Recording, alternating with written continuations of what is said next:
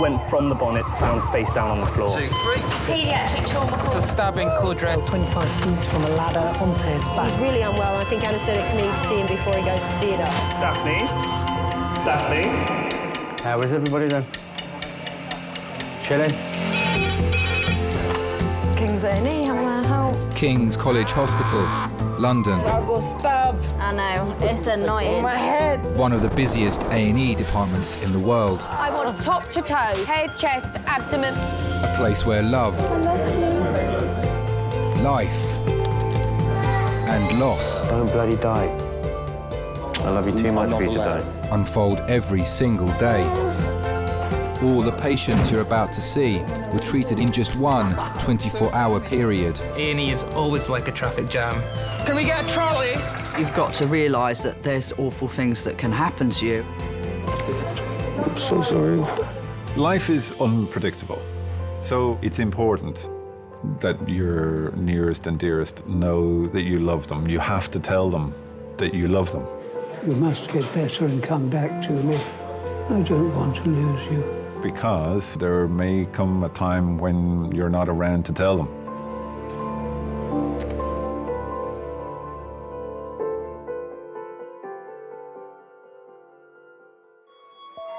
Can I get a porter to recess, thank you?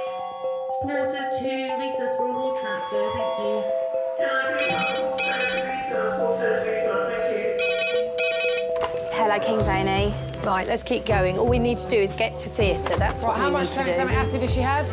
It's in orange. Bad, yeah. Really bad. Did you see it? There was a big hole in my hand, mate.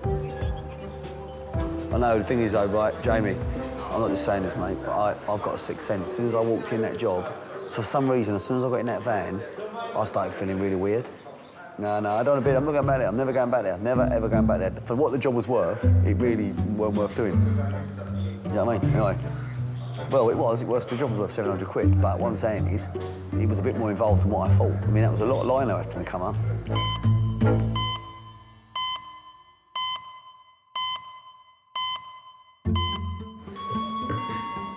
Housekeeper to recess, thank you. Top to toe? I want top Everything. to toe, so head, chest, abdomen, pelvis, and a CT angio. Today, King's A&E will treat 406 patients. Oh gosh, we've had 5 new patients in the last half an hour. Leading the trauma team is consultant Liz. As an individual, when you look at an emergency department that is cram-packed full, hot, busy, noisy, it's overwhelming. Pedestrian versus van, she's got upper and lower limb injuries. She said, I do not want any blood, so there's no point getting the blood because she doesn't want it. It's almost, I guess, like an overview of a battle scene. Oh, hello, this way, sir. But we do have to slow down at times.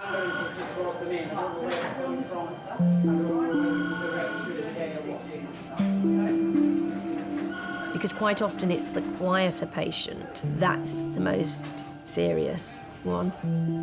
Those sort of things require a real degree of loving care and patience, and it's then that I truly value my nursing staff. I'm just going to pull the curtain for a second, just swap. My name's Anna, by the way. I'm one of the nurses. My name's Clement. Hello, Clement. Nice to meet you. 85-year-old Peggy has been brought in by ambulance after a fall at home. Hello. My name's Anna. I'm one of the nurses. Hello. What's your name? I'm called Peggy. Peggy. Hello, Peggy. It's her second serious fall in 2 months. My name's Muriel. OK. I just found out 5 minutes ago. But she likes to be called Peggy. Fine. And is that your husband, Clement, out there? Yes. When we have elderly patients who come in, probably not used to the pace of A&E, it might be scary atmosphere for them with the noise, the people, the movement. So I think that's when I try to make them feel a little bit safer. No way, darling. You stay nice and relaxed for me, OK? Well done. Oh, sorry. And I'm just going to pull you... I'm going to slide you across. Just keep your arms across your chest there. Well done. Okay, ready? Ready, steady, slide. Oh, there we go. Lovely. That's all right. Where does it hurt? Everywhere. Everywhere. It's sometimes exactly what you need, rather than everyone around them and lots of things happening. You need to slow it down, maybe just have you and them, try and make a bit of a connection with them. Peggy comes from home. Yeah. Lives with hubby, has carers 3 times a day. Okay. Dementia, Alzheimer's. Right. Hypertension was released from here on the 19th of March after having a similar episode where she collapsed. Okay. She fractured her left hip. Witnessed by the husband again today, using the Zimmer frame, got to the bathroom door. Same thing. Same collapsed. thing. Found her in the hallway. She's complaining of right knee pain. Sorry. Oh, swollen knee. Okay. So then we did the ECG. Okay, with 12 lead, which shows left bundle branch. Peggy was very self-sufficient until she fell and broke her leg. She still used to do the cooking, the laundry, all these things. Obviously, I was concerned, but not unduly worried because, okay, you know, in 6 weeks she'd be okay again. Peggy, Yes. the doctor will come and have a chat with you and you'll probably go for an X-ray or they'll do an X-ray of your knee here. So we need to see what's happening with your knee. All right. Thanks so much. Thank you. When she came home, she didn't seem to enjoy any food and drink. It wasn't like her. About 5 days later, she fell over again, so they took her straight away down to King's.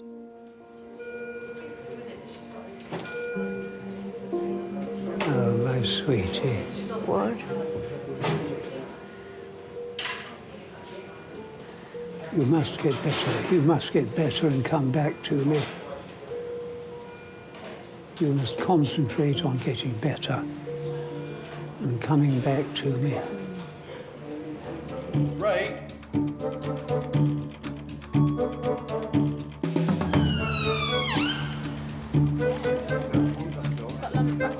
Yeah, exactly, and she's just gone over a trolley. It's all right, sir. It's fine. You're okay.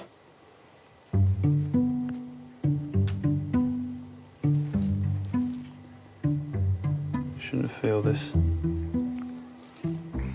Oh, okay, you did. A little bit, yeah. Could Dr. Matthew Edwards please contact minors? I can't, because I'm in here. I thought that was you. Yeah. Right then? Do you enjoy your job then?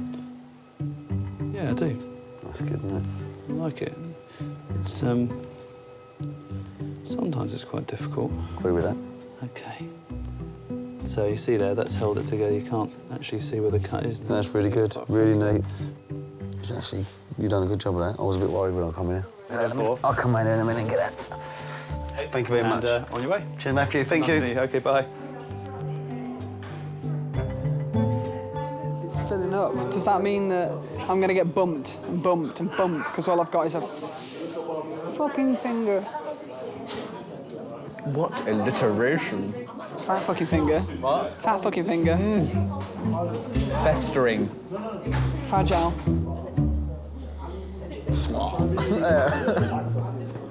Trying to think of more. It's your turn. I'm trying to think. Your shit.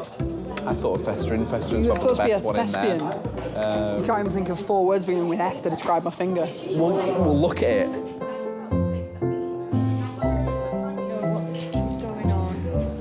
So I'm just going to wire you up. Darling, the ambulance man gave me this as a memento. Oh, is that a souvenir? As a souvenir. 85-year-old Peggy is waiting for her knee to be examined. Medics also want to find out if there's a more serious reason behind her fall. Is my husband still here? So how long have you two been married for? 58 years. 58 years. Yes. Marvellous. For better or for worse. Absolutely. And we're still waiting for the better. And how did you meet? At a friend's 21st birthday party. Okay. Yes. Those days sound so romantic.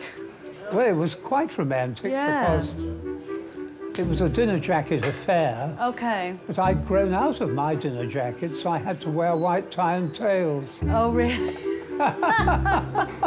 Just like the youth of today do when they go out courting. Well, that made her think. The girl who was throwing the party said, "Oh, Peggy, there's a chap here I'd like you to meet." And I just knew. I don't know what it was about her. I just fell for her straight away. And can you remember what Peggy was wearing? Well, she was wearing a black dress, I know that. Okay. Looking very glamorous. Hand-me-down.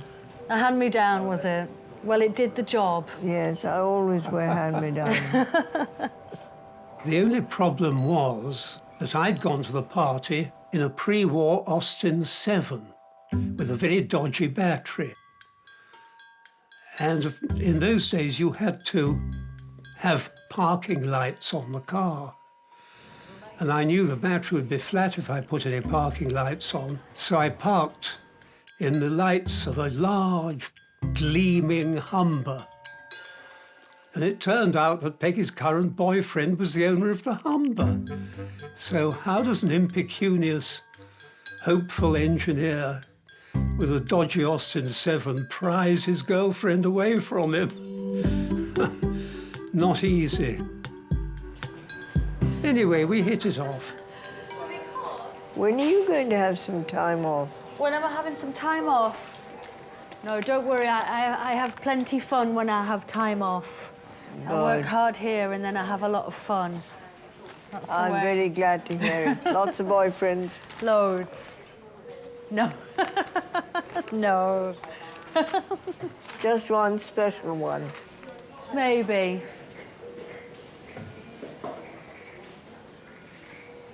I'll sit down just here. Can you remember how you proposed to Peggy? Yes, it was something of an accident. My mother's parents were staying with my parents. They all knew her. And the conversation somehow got round to rings. My mother's engagement ring originally belonged to my father's mother. It was one of a set of 4. It was a set of diamonds, rubies, emeralds, and sapphires. So I said to Peggy, "Well, what sort of ring do you like?" And Mother leapt to her feet and said, "Oh, Clement, I'm so glad." And my father said, "I'll open the last bottle of 1927 port." And I thought, what are they talking about? You see, have they gone raving mad? And of course, then the penny dropped. And I saw Peggy smiling away and I said, "Ah, ha, ha, no. Yes, that's it." And somehow that is how we got engaged.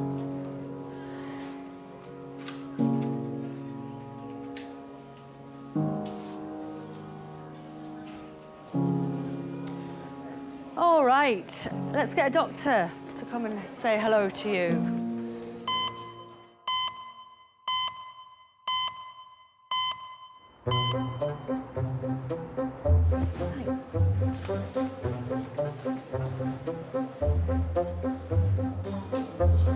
One man. Go on, sorry. I don't know what I was going to say. One man, Probably one man, two governors. Yeah, but about I what? don't know what I was going to say. But it was good. 25-year-old Ben has come to King's with a swollen finger. He's here with his younger brother James, who's come down to London for a drama school audition. No, me and James are chalk and cheese, really. We get on brilliantly, but we are quite different. I'm into sport, and he's not. He's quite forthcoming, quite theatrical, and I'm certainly not that. All right. I realised I did that. Staring over my shoulder. Who do you reckon's the funniest out of you and Ben? Well, I don't like to blow my own trumpet, but no, I'll go with me. He doesn't like to be late or doesn't like to leave things to last minute. I think that's the opposite to me, so we're a good balance. He's a lazy pain in the ass. He doesn't really do what he needs to do sometimes. He needs a kick up the backside to get him moving, but he's 19. He's going to be like that, isn't he? Good addition to my stay here. What, visiting King's College Hospital A&E department? Because your brother's got a gammy finger. Shows. A&E. Hospital. Brilliant.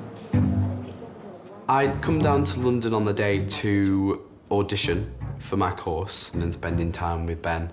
And then we decided we'd go watch a show in the evening. So we went to see One Man, Two Guvnors. I couldn't really clap in the show, and when I got out, my hand had swollen past my wrist.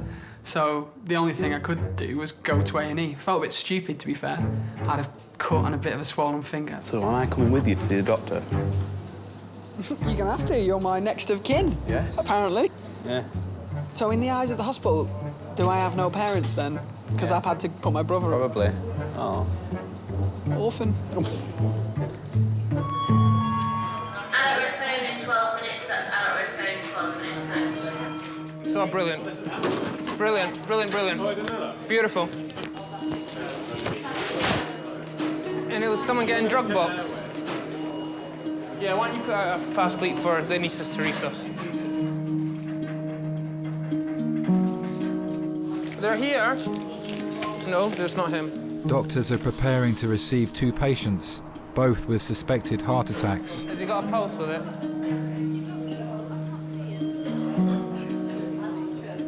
75-year-old Bob has a history of heart disease and has already had a triple bypass. Doctors are concerned his heart could stop at any time. Can I have 2 A&E doctors to resus, please?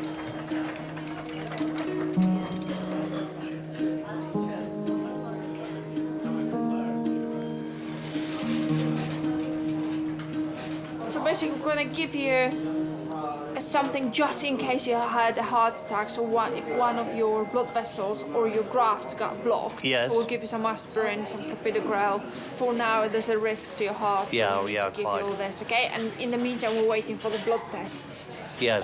To find out whether you had a heart attack or not. Okay. Right, as a cardiology doctor should be coming shortly. Thanks.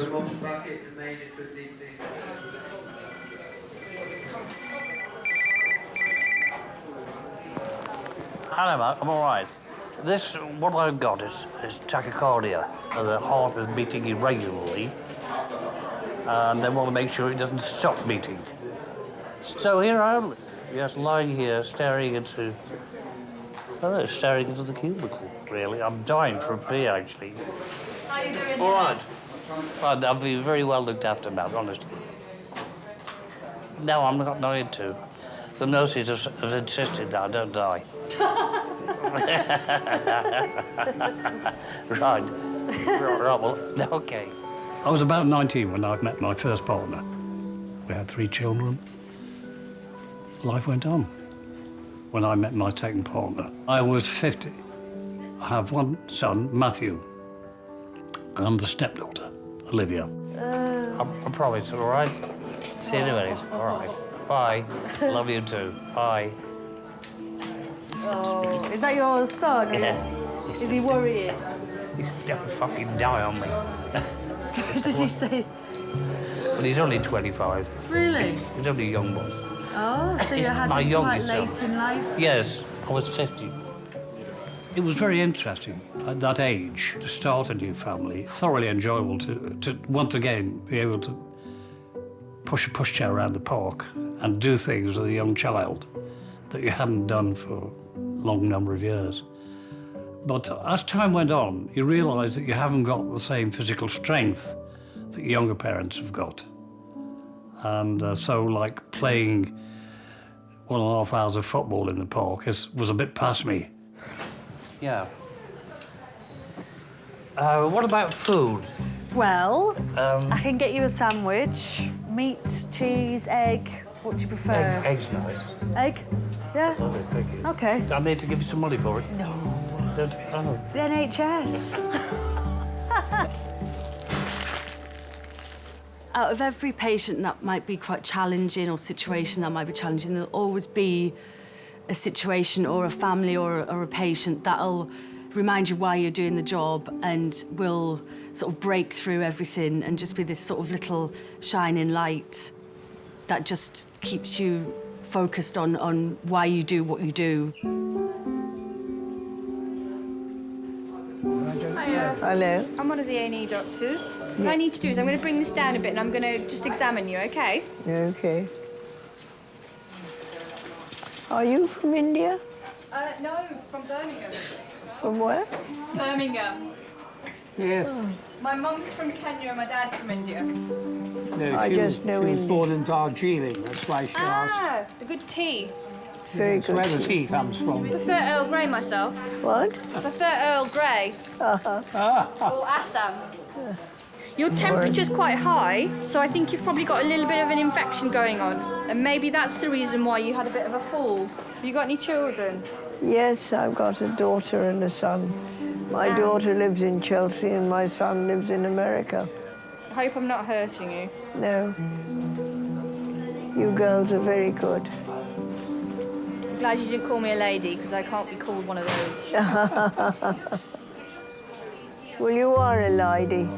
I don't feel like a lady. You don't feel like a I lady? don't feel like a lady. She has a lovely personality. She's always been very artistic.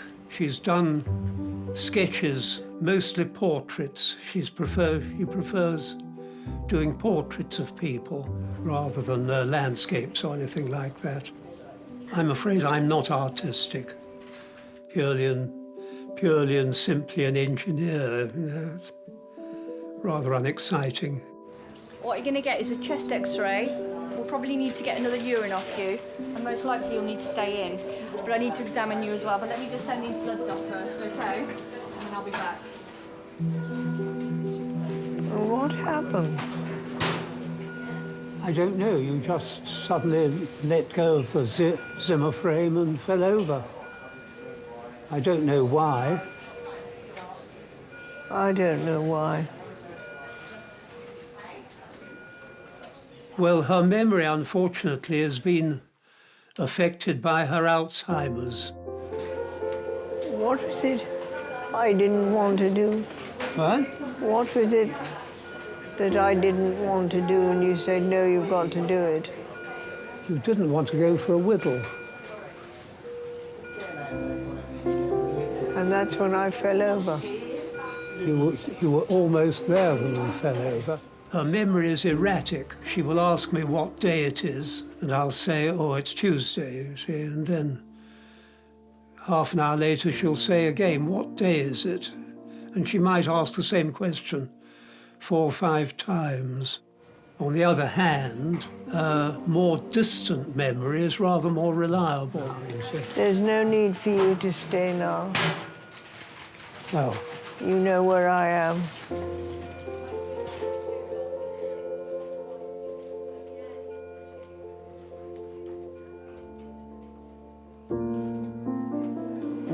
When I was at schools in Shillong, we had earthquake drill rather than fire drill. I know it is a progressive illness that can be slowed down but cannot be cured. You better go home, darling.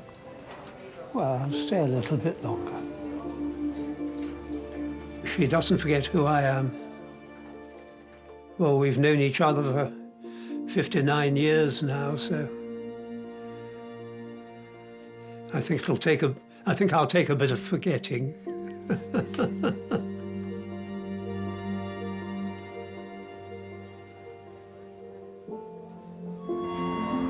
Could we hope Porter to read us to take the patient around to your CT?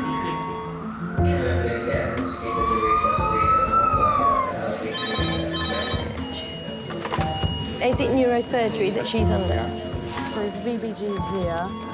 Porter to recess for a ward transfer, thank you. How is everybody then? Chilling? Chilling? Happy and laughing. Ben? Ben. I'm calling we, aren't I? Okay. Hello. Please come through. My name is Dr. Kuzmin. I'm one of the doctors here. Please come through.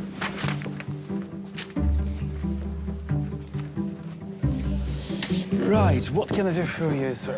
Well, I have a cut or something on my finger, and now it's pretty badly infected. Don't know whether it's a cut, a bite, an ingrowing hair that's got infected, but today it's just got really swollen. Is it hurting? It's hurting, but it's hurting because it's swollen, I think. I can't really move it, my fingers too much. Are you allergic to anything, sir? Nothing medical, no. You're not allergic to penicillins? No. No. Do you take any regular medications? No. No. You're asthmatic? No. Diabetic? No. Epilepsy? No. History of jaundice? No. Nothing like that? Nothing. Your family history, remarkable for anything? No? Mom, dad? No. No. No, pretty standard, really. Good. So, one of the way of dealing with this would be to refer you to plastic surgeons, okay? And obviously starting you on antibiotics, because what you've got at the moment, it looks like cellulitis, okay? Which is the inflammation to the next layer under your skin, okay? Because it is your hand, and it can cause contracture, meaning that you won't be able to flex your fingers, and that's already happening away. Okay? This is more serious, and it requires more people to get involved. Right, okay. Okay? Yeah. Good. Give me a sec. All right.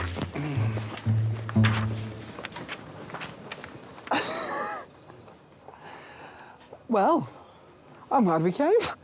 Plastic surgeon. They're gonna whip me finger off. Oh, God.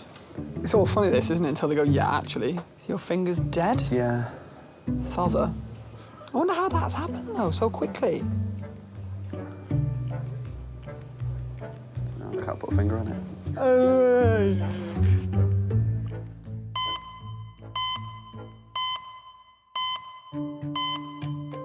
Was this? I delegated that because I felt there were 3 doctors in there, but I've given Adult blue light, 4 minutes. Adult blue light, 4 minutes.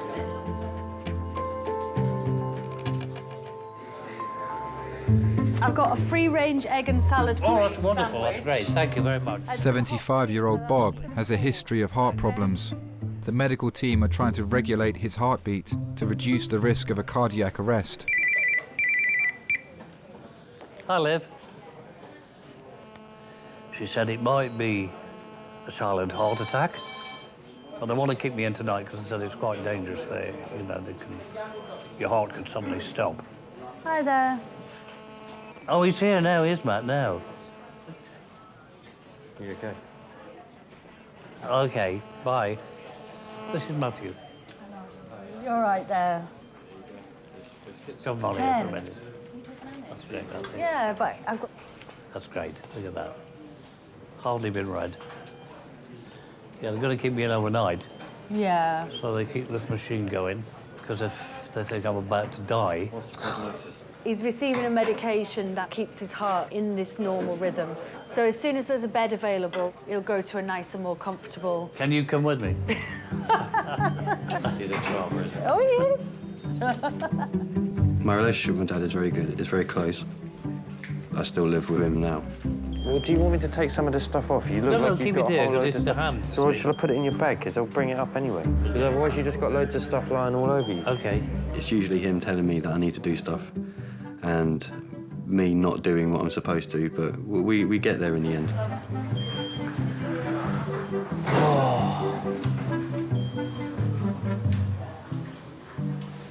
Seem to be enjoying your sandwich.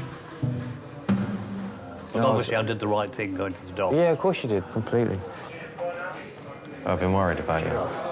You're in good hands. I've always been well looked after here. Yeah, but of course, Dad, I'm going to worry about you, aren't you? You're my dad. Of course you are. Why is your thing beeping? Somebody will come.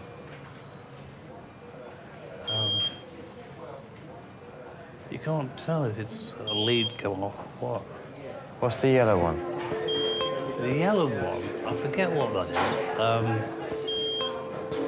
The blue one is the amount of oxygen in your blood, in percent. And the top one is your pulse, 78, 77. Is that good? Yeah, it's normal. When you go to school, everyone else's parents are in their 40s or maybe in their 50s. But when your dad is in his 60s, you often have comments from people, oh, is that your granddad? Oh, your granddad's picking you up, or your dad's old enough to be your granddad. And I think from quite a young age, I was very, very nervous about my parents passing away. So I think in a sense, I've kind of prepared myself. Sorry, I don't mean to be worrying you. I think I'm worrying more than you are. I've been told about this sleeping thing. Don't worry about it. No, okay. Is it all right, yeah? It was worrying him more than it's worried me. Yeah. Don't worry, it's just it's finished. That's why it's sleeping. So Oh, right. Someone is going to come to sort Thank it you out. very much, thank you. Top man. He was very efficient, wasn't he? He came in, snip, snap. It was hard, but it's been very good having older parents because they have much more life experience. So there's a lot more that they can teach you from a young age. I love you, Dad. Love you too, Sparrow. You're a good guy, you know. I'll keep trying. You don't have to try, you're already there. Just wish I was more like you, that's all.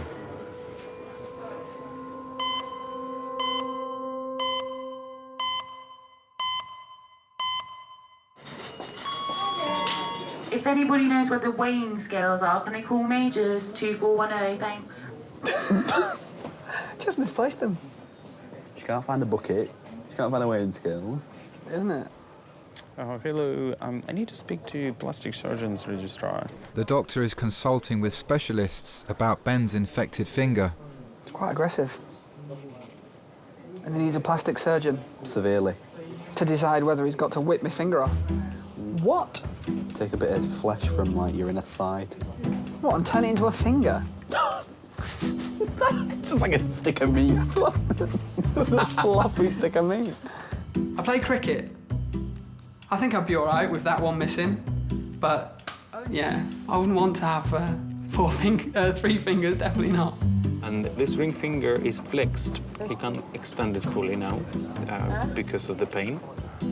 I'm supposed to be going out on Thursday night. But you're not doing that. I'm not going to do that when I've just had my finger amputated. Antibiotics as well. Oh, I'm still going Can out. Porter bring a trolley to Majors Trolley? 247, please? Bucket. Weighing scales. Weighing scales. So he came back.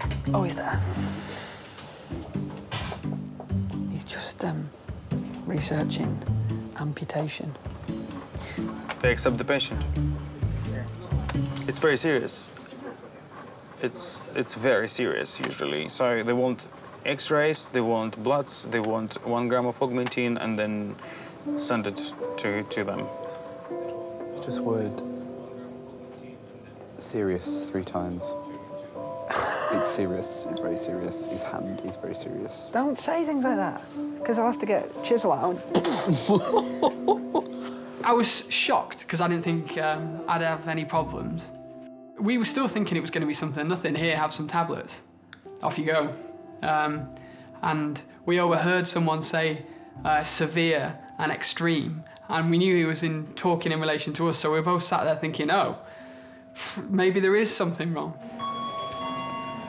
Can I please have a Porter to resource, thank you. Yeah, that's what sounds like Theme Hospital when they make those announcements. Ding, ding.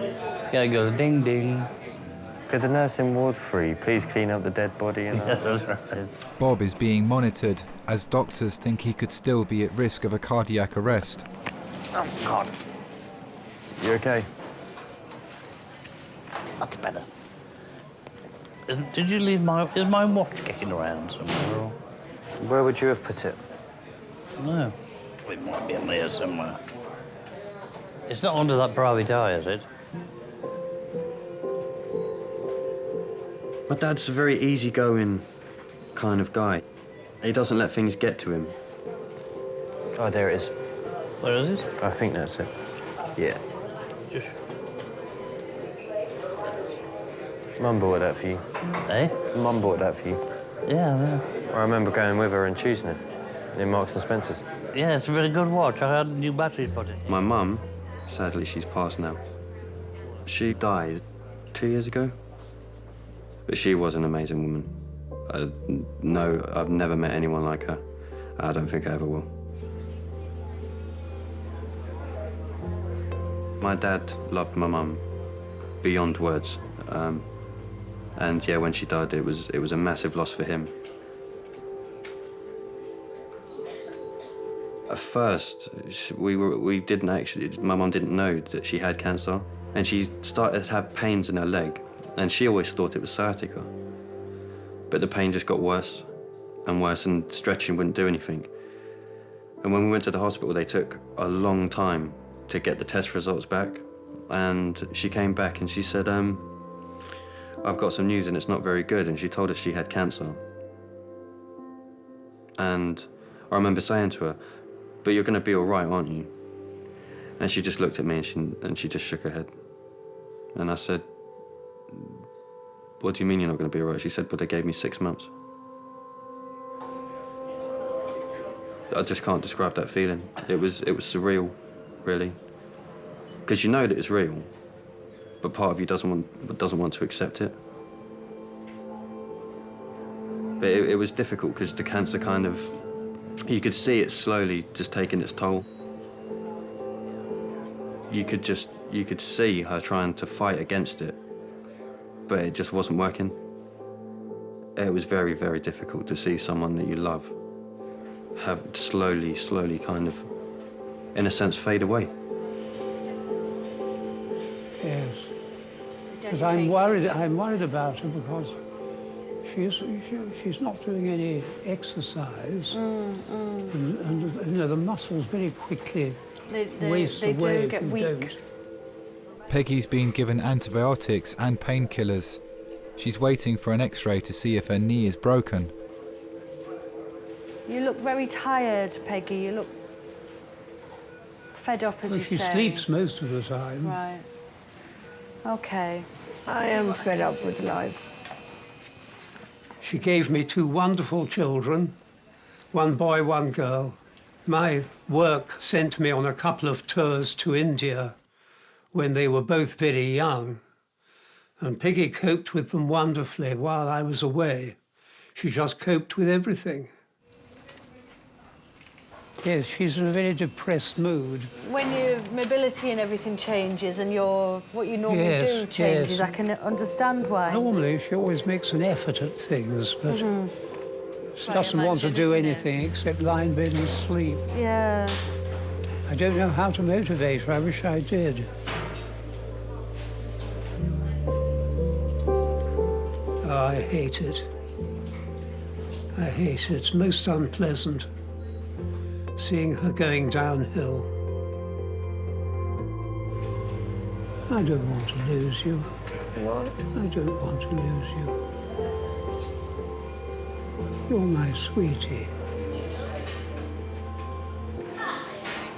In through my nose and out through my mouth. Helps the pain. Good. To breathe in through your nose and out through your mouth. I simply have to face up to the fact that she is going to deteriorate. And all I can do is hold hands. I know it sounds ridiculous, but somehow it's very comforting.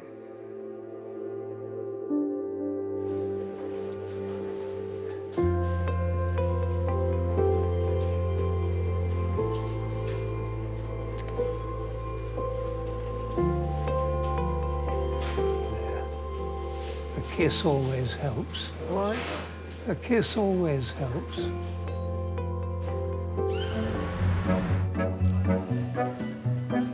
Clean. Well, Wow. that's That's ridiculous. I honestly thought that it would be straightforward. And I've got to go and see a plastic surgeon tomorrow morning. Yeah. I've just got to go to a hospital and say, hi, I need a plastic surgeon. Are you tired? You getting I'm tired? getting a bit tired, yes. Go home, darling. Huh? You can go home if you want to. Basically, I think Peggy might be staying in. Yes. Under the medical team, potentially. Right. People are often thrown into the role of a carer without knowing if they are capable of doing it. And it's amazing how people do take on that role with such genuine feeling. Nothing much is going to happen now, is it? Nothing much, no. No, it's all happened. Yeah. That person wasn't always like that. The life before, there's a life within, and you have to maintain that dignity for them. I'm going to take you to X-ray, Peggy. Yes. So if you want to go home now, because I'm going to take Peggy to X-ray. Then I can say bye-bye, my sweetie, and see you tomorrow. All right. Nalaki, nalaki. Nalaki, nalaki. That's Tamil. Tamil. Is it? Yes. Means Is that tomorrow. your little... Oh. She knows a few words, mostly Hindi she speaks. Right. I speak Hindi. Borchikani Hindustani. Tikai. Tikai. Tikai. Lovely to meet you. Yes, and you, yes. Okay. And thank you for all you're doing for her. It's a pleasure. It's marvellous. Safe, safe journey home. Thank you. Yeah.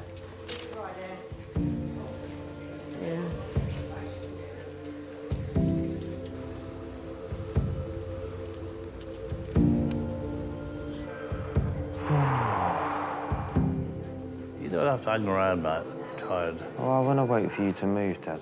Bob's waiting to be taken to the specialist cardiac unit for further tests. I said I don't really want to go and leave you because it's a bit lonely here. Lonely? Yeah, if there's no one sitting with you, then you just sat here by yourself. I'm very happy in my own skin, you know. I know you are, but... I've got my private eye. Read that. In a lot of ways, Matthew was very much like me, but there's an undercurrent which is very strong, which is like his mum. Oh, Dad, I think I might shoot. I'm not running away, it's just I'm tired, I'm gonna... Yeah, go on, man. You go. I think he's very conscious of my age, and it is something he should think about. None of us are immortal. Parents are not there forever. There's no escape from it. How are you feeling? All right, I just want to lie down and go to sleep. I do think about what would happen to him when I go, and it's not really a mission, but I'd feel very happy if I could get him to be really independent and on his feet, and conscious of the fact that, you know, I won't be kicking around forever, and feel that he could cope with that and not fall apart. Listen, please ring me. It doesn't matter how small it is. Yeah, I will. If you just want some company or you Yeah, just want someone sure, to come I and will, see mate. you, ring me. I will, I'll keep I my will, phone by my definitely, bed. honestly, I promise. That's all right. I know you hate fusses.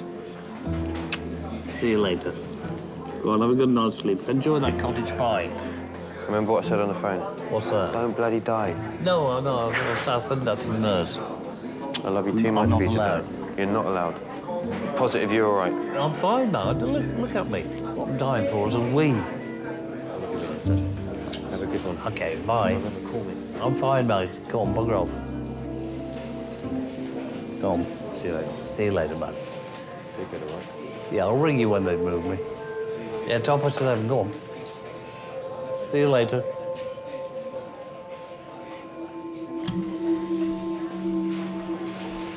See you later.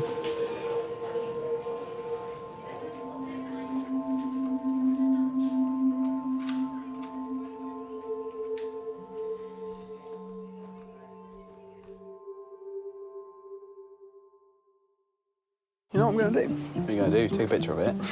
Oh, yes. It was 2 operations.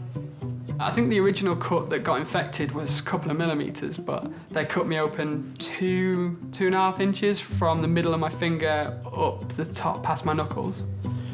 Instagram, hashtag cut it off.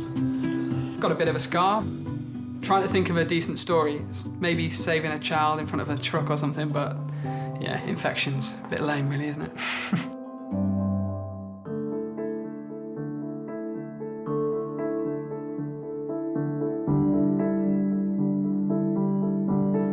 Should I get an attack of arrhythmia and worse still, a cardiac arrest, it gives you a shock of 800 volts across the heart. Fortunately, so far, it hasn't kicked off. I know that because the surgeon said, if it does kick off, you'll know it. It's like being kicked in the chest by a horse.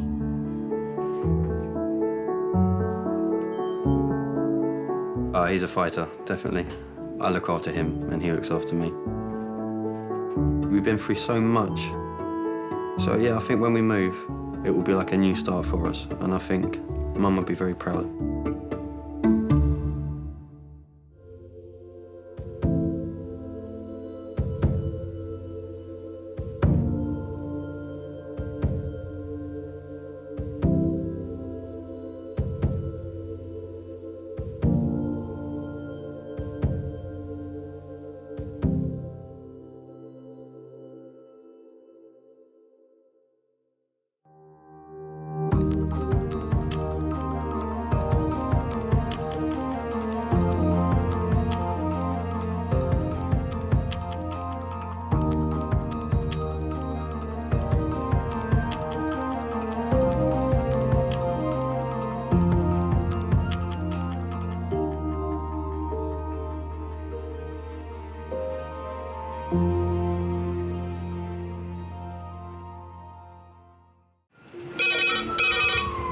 Went from the bonnet, found face down on the floor. 2, 3. Pediatric trauma. It's a stabbing quadrant. 25 feet from a ladder onto his back. He's really unwell. I think anaesthetics need to see him before he goes to theatre.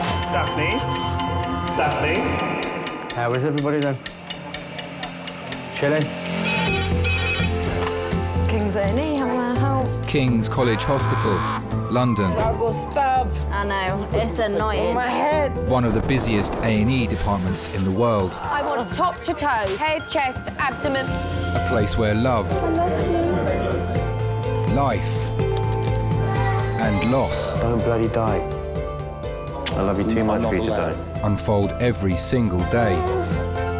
All the patients you're about to see were treated in just one 24-hour period. A&E is always like a traffic jam. Can we get a trolley? You've got to realise that there's awful things that can happen to you.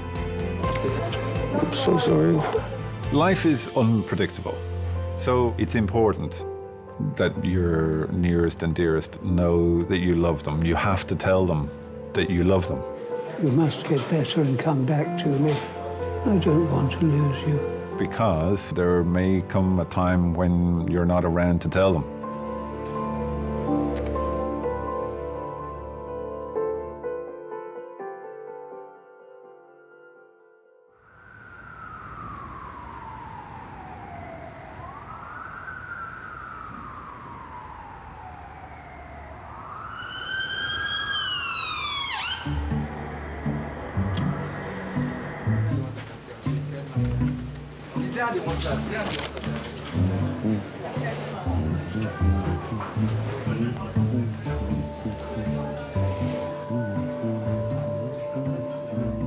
He is having IV fluids for sobering up. This man's absolutely hammered. Naomi stuck a line in him and he pulled it out. And he then threw himself on the floor in the cubicle. I like that name, Lopez. It's a great name. Or Jesus, I love the name Jesus. Yeah, Jesus, that's a great name, because it's spelled Jesus, but it's pronounced Jesus. A is still having his fluids and waiting on sobering up. He'll be here till this time tomorrow. The new man gone into 15 who's drunk, who's fallen over and hit his head. It's Saturday night, darling, and I'm afraid the drunk head injuries come in on a Saturday night.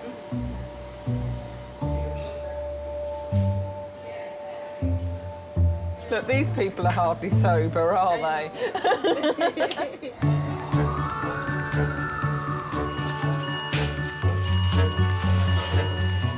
2 minutes.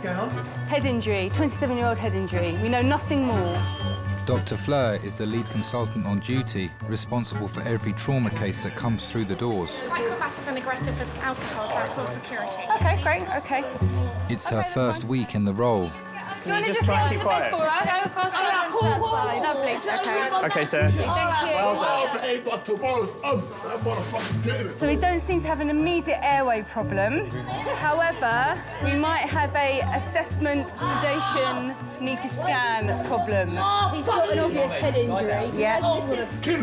Yeah. Matt, do you want to just take the role of just trying to calm him down? If you'd asked me a couple of years ago if I wanted a consultant job at King's, I probably would have been too daunted to think that that was an option. Have you been drinking? Yeah. What have you been drinking? Jack Daniels. How much? A lot. What, since this morning or all night? All night long. Oh, okay. All night. Welcome to the world of trauma. Yep. Yeah. That's all you have. I've never been really searching for that trauma, adrenaline kind of medicine, but I've been totally surprised how much I've really loved it since I've been here. Okay. All right, sweetheart. Okay. We've got a trachea deviated to the left-hand side or right-sided chest wound. I don't think I'd use the word exciting. Exciting kind of implies that it's something that you're looking forward to. I wouldn't describe it like that. His friend looked a bit... Bit what? Youth. Youth? Youth. I don't even know. You're talking different language to what I understand. What do you mean? Hoodie, you know, or... But that is... they are our people. They are our people. They are our people, aren't they? Hoodie, a little bit edgy, dodgy. Street. Street, yeah, street. Yeah, absolutely. It's not for me, I'm not here. Hello, King's A&E. We also have a lot of other patients there who are elderly, who have children. So it's a very challenging environment.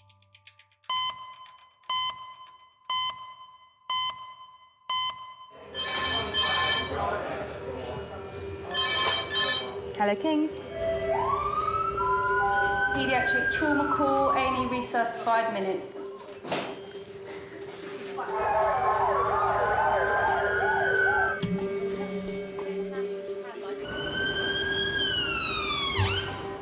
Paramedics have been called to a flat where a 12-year-old girl has fallen down a flight of stairs. 8-year-old that's fallen down some stairs, C-spine immobilised. Can you not both go? Because I can't do all the lifting on my own, because I'm not very strong. I'm 6 months pregnant. You're kidding me. Thank you. You're kidding me. Why didn't you tell me? It'll be fine. It'll be fine.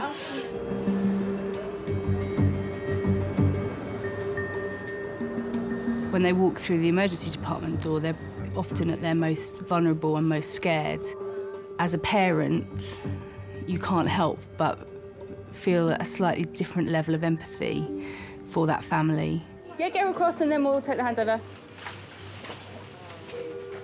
Right, this is 12-year-old Grace. Grace fell down 8 to 9 wooden stairs. She's gone down on her back. Mum heard her hit the deck. She was grey and sweaty and hyperventilating. So when we got there, she was crouched over, complaining of back pain all the way down and C-spine tenderness all the way down. Okay. Okay, Grace, we're just going to check you out first, okay? We've got a pulse of 94. We're just waiting for a blood pressure.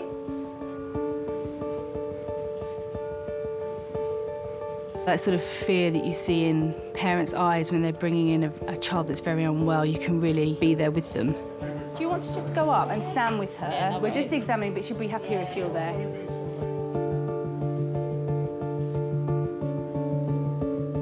The way she fell and, you know, and how she did look, her face was grey and I've never seen her look like that. We felt the pelvis. Just feel gently around the pelvis.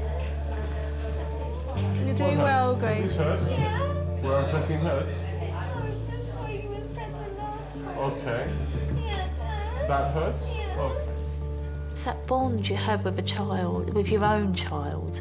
You know, it's you don't have to think about it.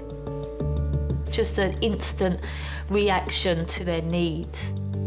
You just know instantly that that's your child and you would do anything in your power to protect her. But we need to do a log roll and examine the C-spine and the rest of the spine as well.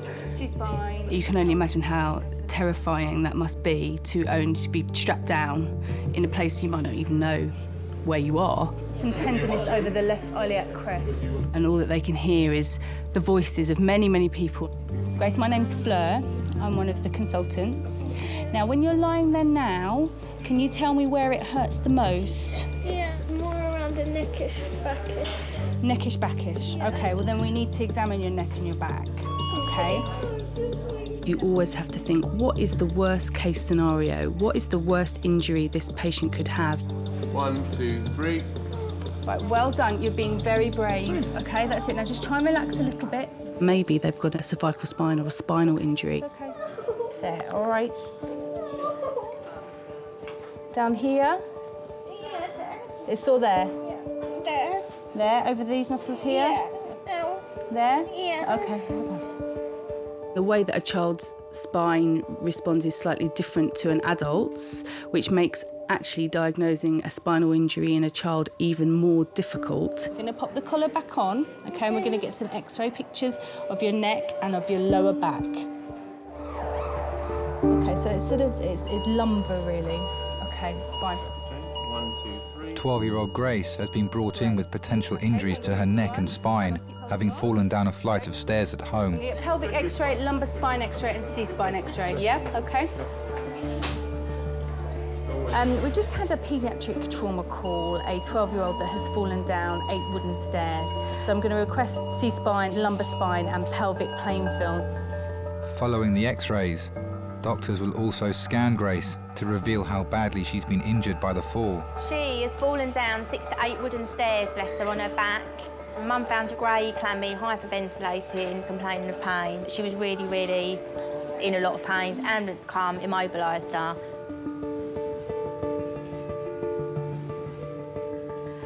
She wants to be a singer. She sings from the minute she gets up to the minute she goes to bed.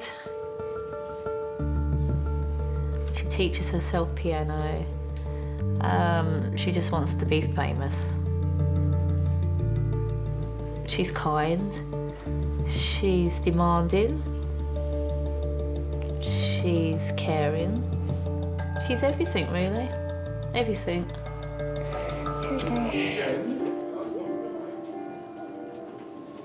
I would jump in front of a train for Grace if it meant that it would stop her getting hurt.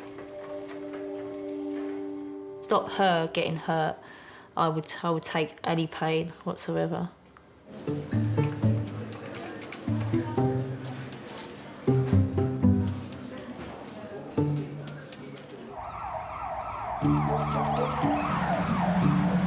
Swing your legs around for me, Sam. Stay nice and still, darling. Stay nice and still, OK? It'll be fine. All right, it's just going to sting for a minute. Crazy night in A&E starts with seeing ambulances parked all down the ambulance bay, walking into the waiting area and seeing it absolutely rammed. You just know that that's the start and it's not going to stop. Hey, police, why you here? Why you here? I'm gonna... This is my business. You know, you have people coming over that are very unwell, you have people that are drunk, on drugs, and then people that are upset or extremely worried about their loved one.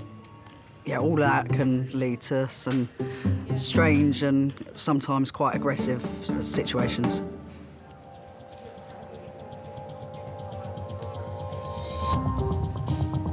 I mean, what are the police doing tonight? Are they bringing everything off the street? Seriously, look. Hello. You all right? What's wrong with this charming man? Police have escorted a man into King's A&E.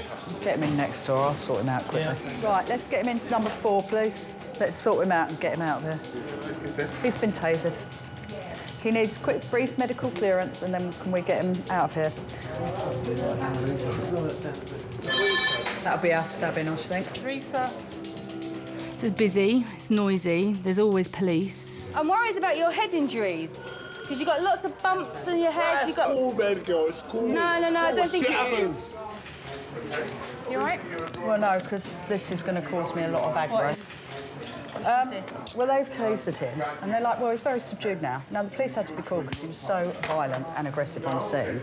They've tased him, and of course he's subdued now, but that means they want to leave.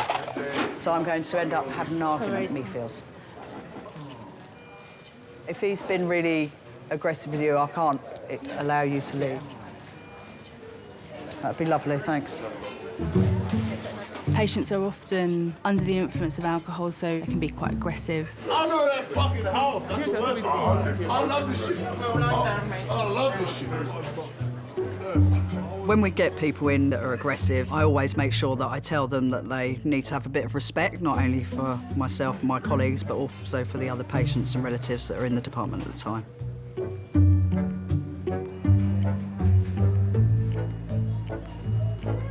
Dexter. Sarah and Andy have brought in their 10-month-old son, Dexter. He's been vomiting and has a fever. This is Andy. Hi. This is Dad. I'm Rebecca. What's brought you here today? What's been happening? This morning he woke up with a temperature of 100. I gave him some Calpol, and he had his breakfast fine, but then he had a 3-hour sleep, which is unusual. Okay. And then when he woke up, he then started to cry. His teeth were chattering. He looked hot. I took him out of the high chair, and then he just went like this, and he was completely on the spot. I couldn't rouse him. Sorry, I'm trying to be as speedy as I can because we're absolutely rammed now. I've been here a few times in my youth. This is when it all gets crazy. His heart rate is a little bit high for his age. So he got little spots there. See here as well. Just here. We'll see if we've got space. Can we pop Dexter, 9 months old, to try and capture urine? We check his blood sugar and give him electrolyte.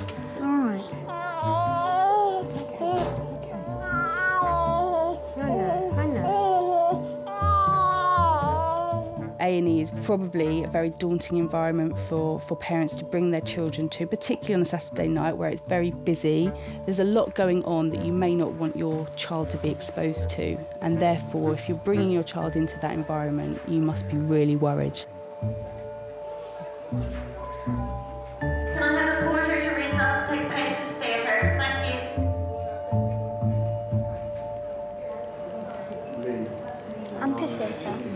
No, to resuscitate a patient in theatre. They died. Someone who stopped breathing. You need to get someone in to get them breathing again. Yep. Can I cancel the porter to resuscitate you? It's either few or he's dead. It's one or the other, isn't it?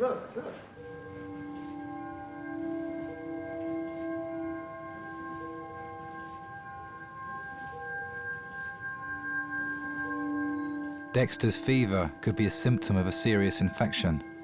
He's given fluids while doctors carry out a series of tests. It's so difficult because you're kind of like, I'm watching him, his teeth chattering, and I'm thinking, so when the paramedics arrived, I had him wrapped up in his green blanket, so his green blanket was covered in bomb. So the paramedics goes, right, Mum, come on, strip him off, all the way down to his nappy. Come on, Mum. And I was like, but his teeth were chattering. And he's like, that's just a reflex in babies.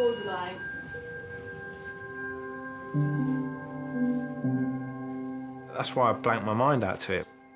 There's no point worrying about that worst case scenario. You know, just be optimistic, just think it's going to be okay, and if it's not okay, then you deal with it.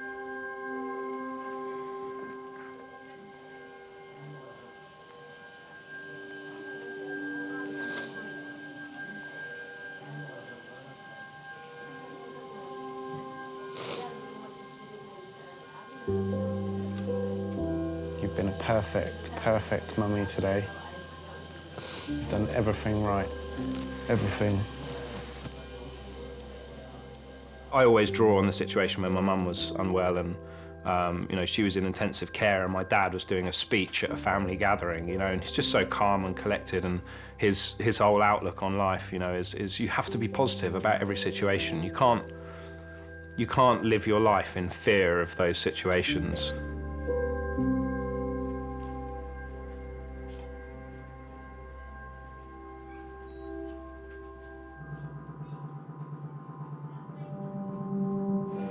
Grace has sustained potentially serious injuries to her neck and spine after falling down the stairs at home. Doctors are taking her for a CT scan to assess the extent of the damage. 1, 2, 3, move.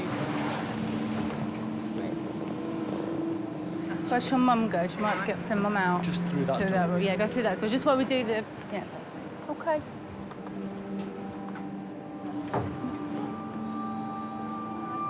I think my mum, she was a lot calmer than I was. She was fun. She was fun. You know, there wouldn't be anything she wouldn't do. She was just a character.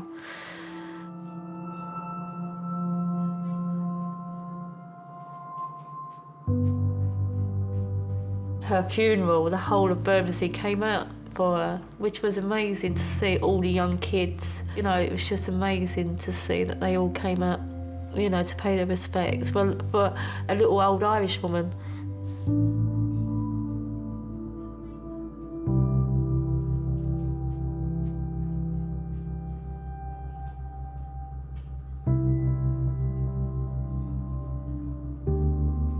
It's not fair on her, you know, because I haven't got my mum now. She lost 2 nannies in the same week, so, you know, she's had it hard. Because I am a single parent and she hasn't got her nans, and, you know, and other people have got their nans, other kids have, and I just think she's lost out on that as well.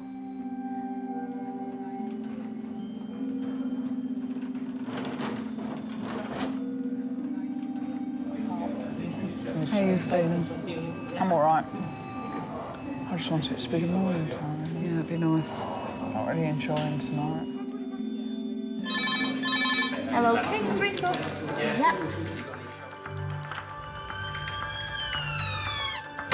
4 from 3 floors, 10 minutes. We're going to have to take... 5, right? No, there's someone in 5. 6, sorry. 4. I wager he'll need a bed one way or another. But what bed, I don't know. Has that gentleman over there got a bed in ASU? Do you know? On shift to oversee the hospital tonight is Gordon, King's clinical site manager. A lot of people, you know, they say, oh, who are you? We tell them, oh, I'm the clinical site manager, and say, what do you do? And I basically say, I do all the jobs nobody else wants to do. Oh, yes, you've got a bed for Oh, that's yes. all right then. You might be coming in, it might be a nice day, it might be calm. There's actually beds in the trust to put patients in. That is the perfect scenario. But then you come in first thing in the morning, there's still 12 patients to be placed from ED, another 12 in AAU, and you know, you're starting from minus 24 beds, so you know you've got a hell of a day coming ahead of you. But you get on. Gives you a buzz. You know, I enjoy coming to work. Yes, I'm older now and I'm a little bit slower maybe, but I think because of my experience, I don't have to run around so much. Oh, I know, don't start. Sorry. You've got bloodshot eye, darling. Have I? Yeah, really bad. Check your blood pressure. Look at my eye. Somebody says I've got bloodshot eye. I need to get my blood pressure checked. You want me to check it? Yeah, can you? Just to see. I've known Gordon since I've been here, which is about over 11 years. You know, the first thing I'll always see when I say Gordon, I say, do we have any beds? And he would say to me, you are joking. Gordon's having his blood pressure measured, as it may be the cause of his bloodshot eye. You have high blood pressure? No, we don't.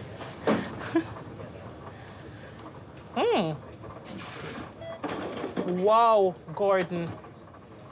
No way. That's a little bit worrying, isn't it? Show me. That is high. You think of sustained high blood pressure, all the damage it can cause to various organs within your system. So it's quite worrying because he has other things. Not feeling well, headaches, you're wondering what's happening here. That's high, Gordon. Now what do I do? I'm 6 months pregnant, and I stupidly thought, oh, you know, I'll get a little bit of sleep. On Saturday night? Be fine. I'll get a little bit of sleep.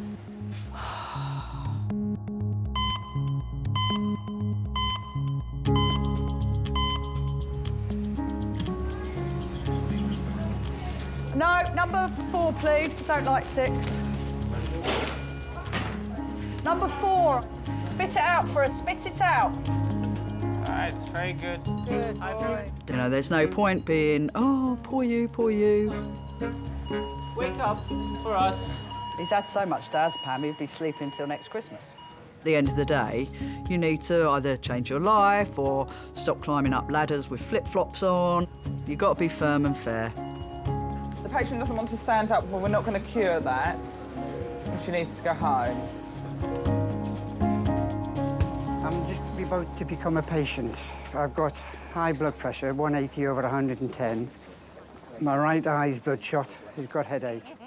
After a colleague noticed his eye was bloodshot, hospital site manager Gordon has been taken off his shift with dangerously high blood pressure.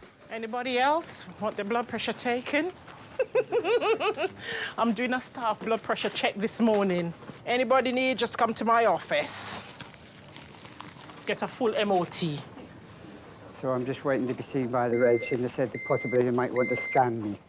As medical professionals, I think we tend to carry on. And we carry on sometimes if we're invincible. I'm sorry about this. I care all day, and that's what I do. My job is caring, but we never stop to say, do we ourselves need that care? Number 4, Gordon, this is what it has to come to for me to see your chest. Into number 4, please. Gordon's blood pressure is so high that he requires immediate medical attention. Look after you, and then we'll let you look after the hospital afterwards. Sharp scratch. His symptoms could be a marker for a more serious underlying disease, and he'll need further tests to establish what the cause is. I think we're reluctant as medical professionals to seek medical help.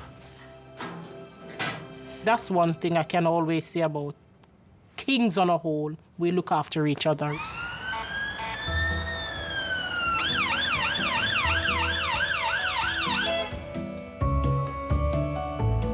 He had 15 milligrams of IV diazepam and 5 milligrams of PR. Is this the dislocated shoulder? I did ask for them to just wait. Gynae came in wanting to cause chaos and hurt others. He's going home now.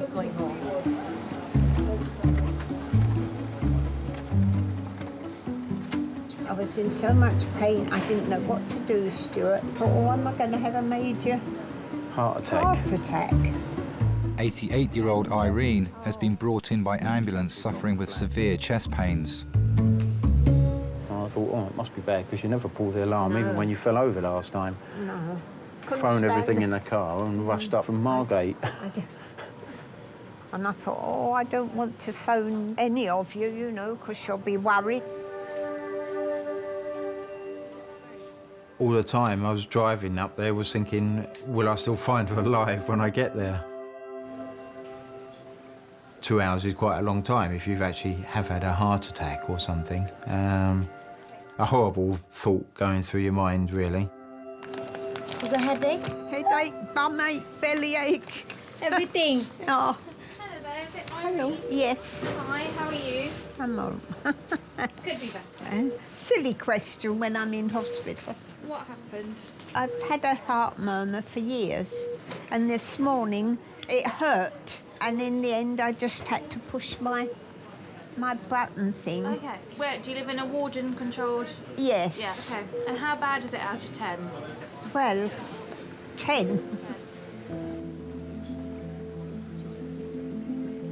I love elderly patients. I just think the stories they can tell, and they've got so much balls, and, you know, they've got a bit more backbone. And what medical problems do you have? None really. I'm quite a healthy person. I've got a cyst in my stomach. Okay. 2 hip replacements, a knee replacement, this shoulder, and I should have this shoulder and this knee done, but it's not the operation, because it's that wretched anaesthetic. It makes you so daft. Yeah. My son says, you're dafter than usual, Mother. My mother's always the last one really to say that she's ill. She'll always say she's okay, even when she's not. What, are you taking any regular medications? It's in there, my Diagnostic box. Is it this? Yeah, that's what I take. And when we think she's unwell, and we ask that, we call the doctor really, because she won't call the doctor to come and visit. So we call the doctor, but even when he comes in and asks, you know, how are you? She's like, oh, I'm fine. So you never quite get to the bottom of it. So I think we need to do some blood tests as Yes. well, just to have a look that there's nothing else going on. Yeah. And also do an X-ray of your chest. Can I report to recess, please? That's reported to recess. You know, I always say that we think we plan our lives, but we don't really. They're all planned out for us from the day we're born. Describe Les. Well, he was just a very nice, caring man. I hardly saw him. We got engaged and off he went to Canada to learn to be a flyer. I was 15 and he was 19.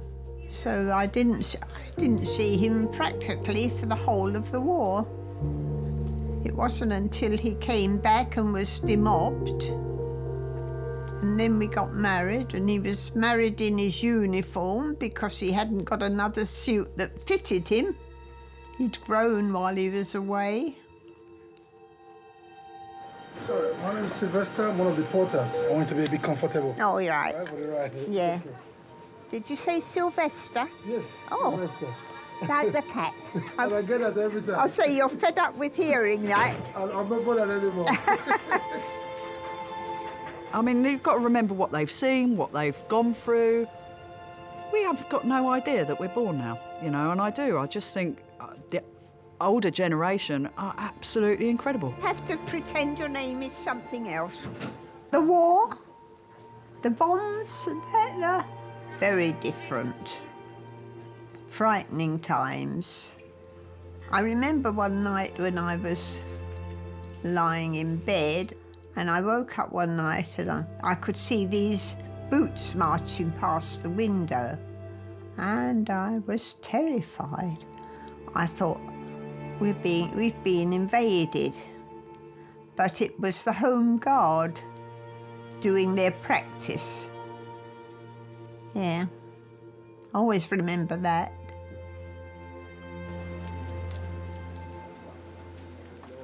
He's got a stable pelvis, but he needs skin traction. He needs to be consented, but he needs to stay here until he's awake. Yeah. You know, and I need to assess. Recess keys. There's some in the cupboard. No, I haven't got them at the moment. Who's got the keys? Anna, keys. That's it, that really. Can I please have a porter with a wheelchair to Major's Cubicle 8? Thank you. Grace was brought into King's earlier in the evening with suspected spinal injuries, having fallen down a flight of stairs at home. I feel really sick. You've got to remember, yeah, you came down and you've knocked yourself, yeah? So it was really scary in that X-ray thing. Have you ever been in one of them? No. It was really scary. You just panic too much, yeah?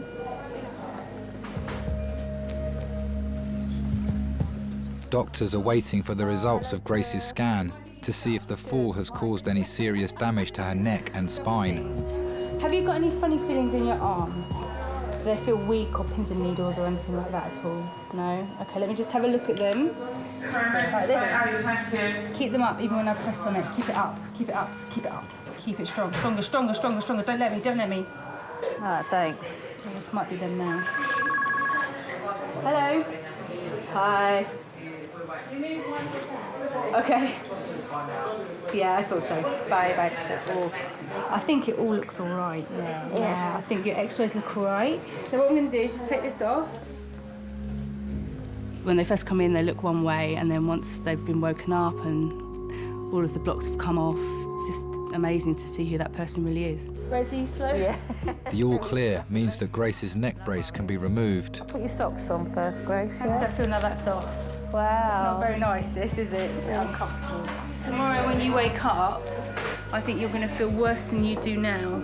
Okay, because all that bruising where you've taken, everywhere's taken a bit of a bang. Okay. All that bruising is going to come out. Yeah, no worries. Shall I sit you up just a little bit? Okay. Yeah? But Dr. Fleur will keep her under observation to ensure that she is safe to go home. Do that if everything is okay. Then Yeah, that's fine. go home. All right, lovely. Thank you. Thanks.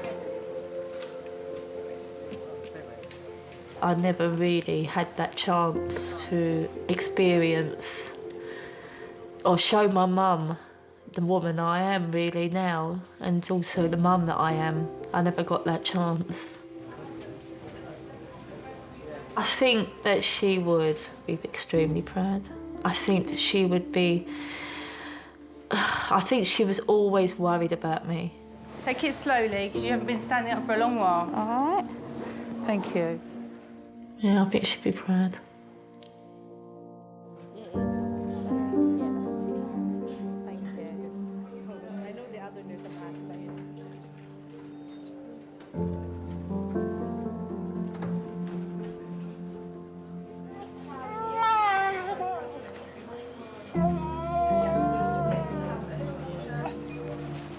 I know you're probably not thinking of yourself at all, but will you get him in a snuggle and I shall feed you a double-decker so you've got some energy, all right?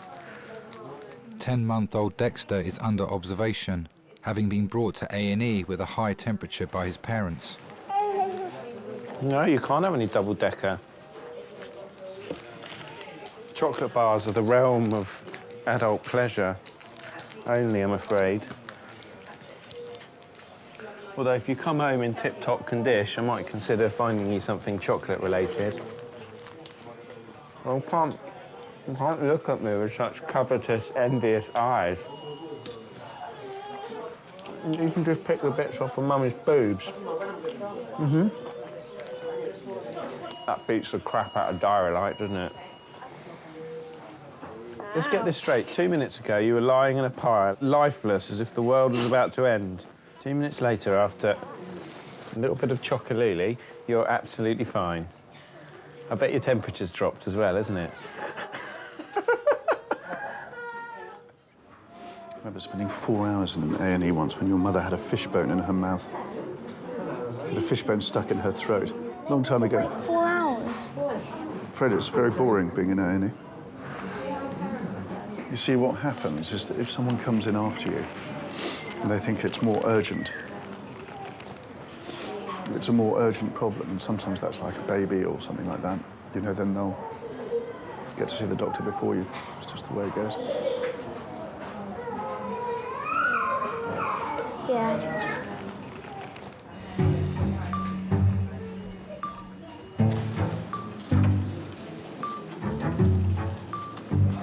Haribos. Haribos? Yeah. Haribos? Hands on the other.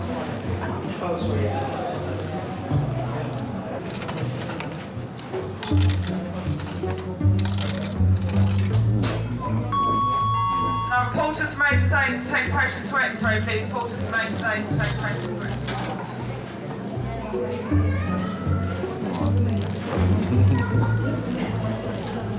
What, entertain yourself? Can I have a housekeeper to resource to top up? You're off, boy. Yes. Look at him. Oh, wow. You're smiling as well. He had a 40-degree fever, and he had a bit of double-decker, and then he livened up a bit, and then another bit, and then another bit, and then suddenly said, you need to get a stack of double-deckers in here, and then your waiting list would be down in no time at all. Oh, wow. Chocolate is the universal medicine.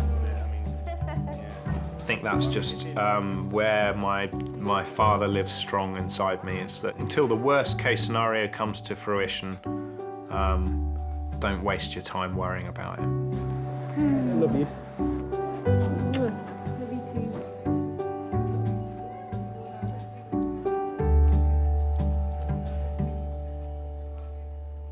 Very high blood pressure, 180 over 110. I've got a headache and I've got a bloodshot eye. I said you didn't have you got a headache. So we're just waiting for the blood results. Doctors have ordered tests to find the cause of Gordon's dangerously high blood pressure. It's just you don't think about these things. No. You know, you just plod along and... You have to be fair, you haven't really been well for a couple of days, you're breathing and stuff Yeah. as well. I've just been tired. He was admitted earlier into A&E whilst working his weekend shift. Got to remember, you know, I'm not a spring chicken anymore. I'm the oldest in the team now. So it takes its toll. Maybe it tells you you can do this job up to a certain time, and it's like sell-by date. And I think maybe it's trying to tell me I'm coming to my sell-by date.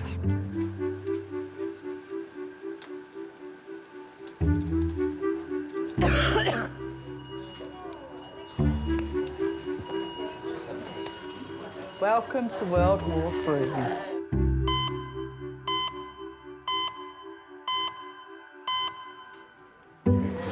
That's been the theme of our night. Punching and kicking nurses is the theme of the evening. I'm not walking on your nice floor, OK? We kind of survived. Oh.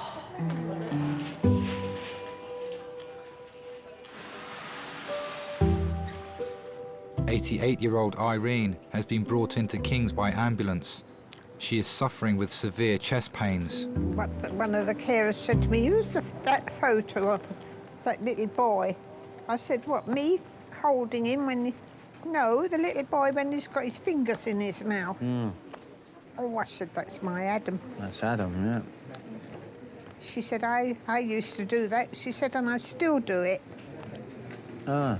Oh, dear. I don't think he does it anymore. No. Not like you when you were a baby. Yeah, thank you. Don't want to Your go green rabbit that Auntie May made you. Yeah. You'd had one ear up your nose. You don't ever stop being a mum. You always worry if something has happened to them. Not much to There's, yeah. Yeah, big babies. Because they are big men. I think they've all got a 46-inch chest. Okay, your heart tracing is actually fairly normal. Like that, No, that's... Which is good. Okay? Yeah. So probably move you into one of our areas that's a bit more comfortable than being on here, Oh, okay? right. While we wait for those test results to come back. Okay. And if they're all normal, I think you can go home. Oh, good. Okay. Makes you realise that, you know, your parents are getting older and they actually need a bit more care and attention now than they did. You always get used to them just being there and being sort of someone you can call on and ask to do something, and all of a sudden that's not possible anymore. And it happens to us all in the end. It's just, you know, you see it, you know, I suppose you get a view of mortality, don't you, really?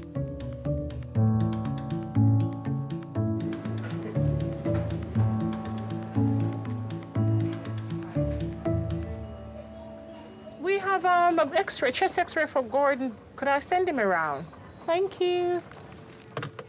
I think a lot of times nurses and even doctors, they don't think about their own health. And that was true with me. I never thought about my health. I thought, no, I never get ill. You have the pleasure of taking Gordon to X-ray, please. Right. I had a chest X-ray, and it came back and there was something showing on my left lung, which they didn't know what it was, but it shouldn't have been there. So they referred me to the King's Chest Clinic.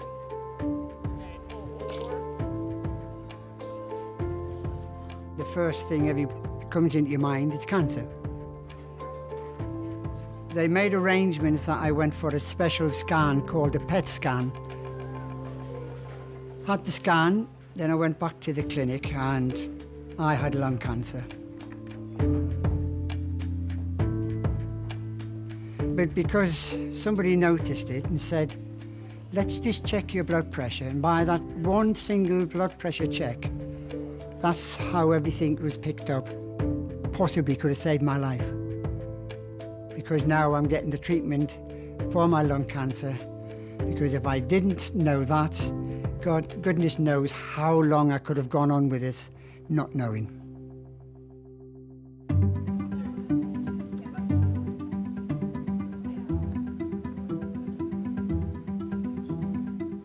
never give life up until there's no other answer. So I will be fighting this all the way. And I know at the end of the day, I'll come out triumphant. I've got 4 beautiful grandchildren. I want to see at least one of them get married. So that's at least another 10, 15 years down the line. So that's my first goal. And the rest, well, it'll be a bonus.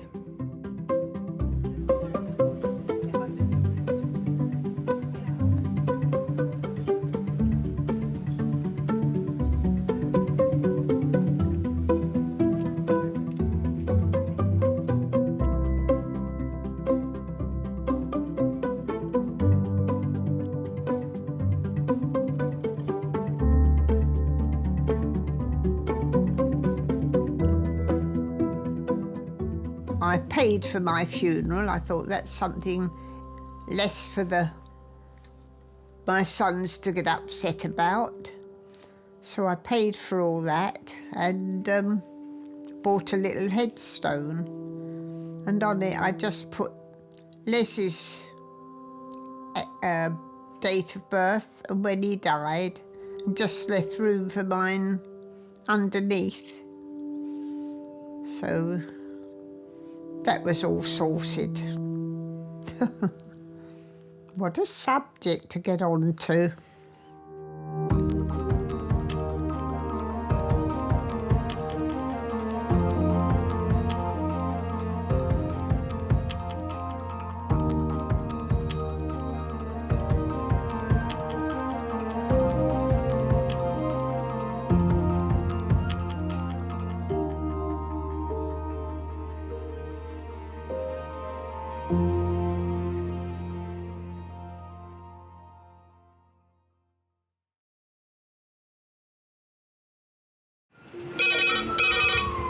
Went from the bonnet, found face down on the floor. 2, 3.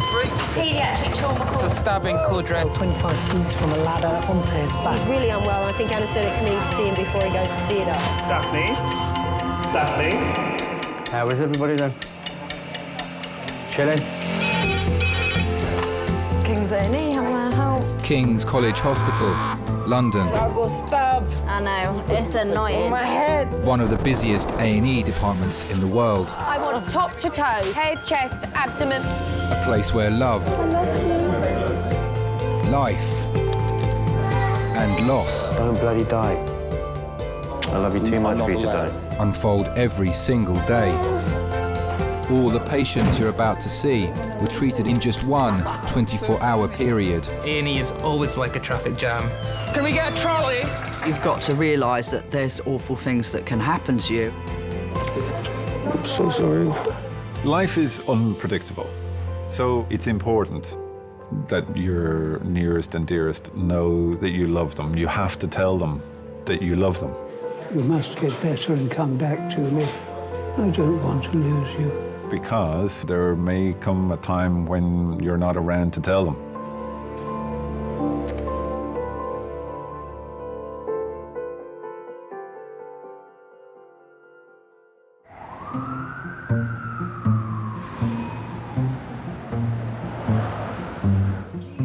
Have we got plans for everybody? Yes. Tristan, you mustn't do that. Just looking. Touch things, please. How you doing, Liddy? Hey, you. How you doing? All right, thanks. Are you out of it on that Entonox? Yeah, I'm doing well. All these tattoos you've got. I know. You're obsessed with flowers. No, I'm obsessed with Michael Jackson. Let me see. These are 3 of them are what he autographed on me. He autographed them? Yeah, so like this is the first one, this is the second one, and this is the third one. Oh my gosh. Oh my God. Oh. So like you went to see him and you got him to sign his arm and then you didn't wash it off and then you went to a tattoo artist. Wow. Well, the second one. I think whenever you walk into an A&E department with an injury, it's really important to have someone there for you that you either love or someone that you have a relationship with or someone that, you know, you share a room with or have spent some time with. Makes the whole situation a hell of a lot easier. All right, love. Well, I'll see you later. I'll come and check on you before I go home, because I'll give you another little moment. Oh! You are really good at that. I've got 2 left feet, darling. I couldn't dance to save me life, I tell you. I can't even do the moonwalk. I think everybody needs someone. It's unfortunately not everybody has somebody. And that's where we are. You know, we fill that little space where no one else is.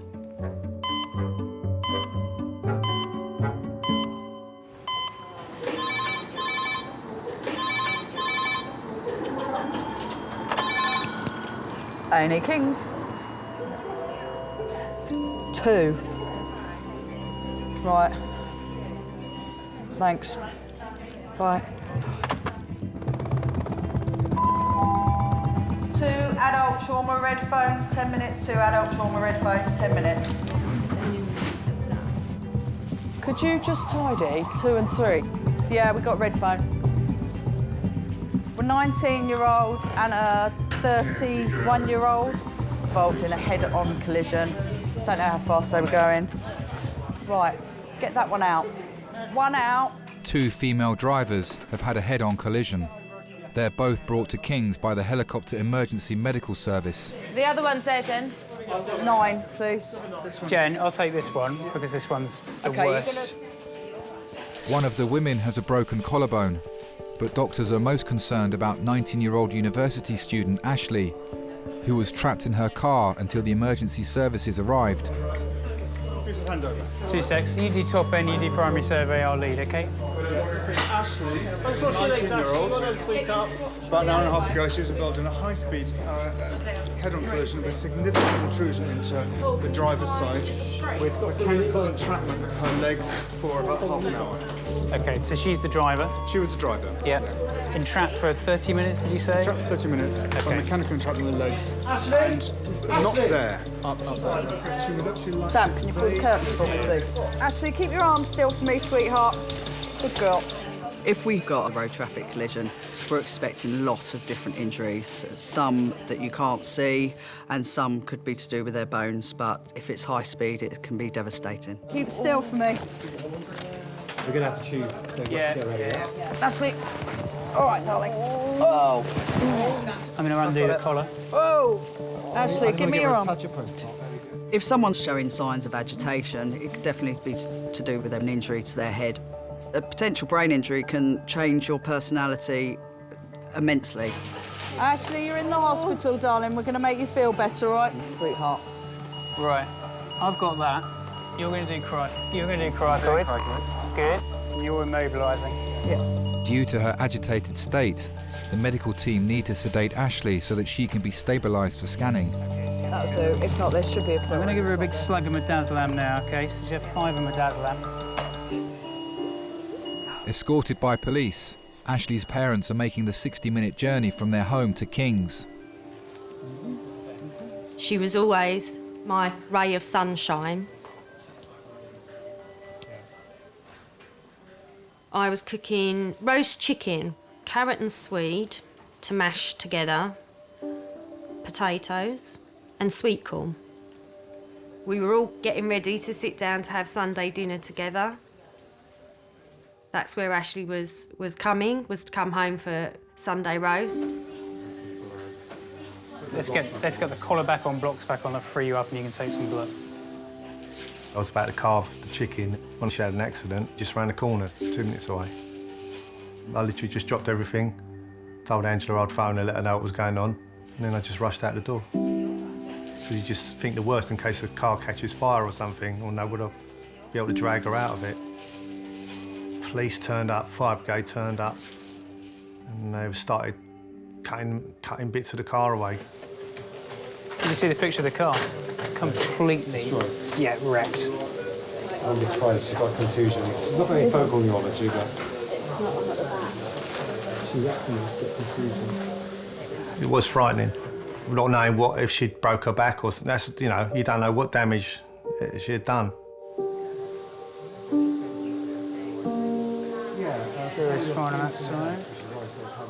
She was a fantastic child. She used to like astronomy. My dad actually bought her a telescope so that she could look at the night sky with him. As Ashley was growing up, I didn't have to persuade her to do her homework. She was very conscientious. She's always loved animals. She's been pulled towards being a vet.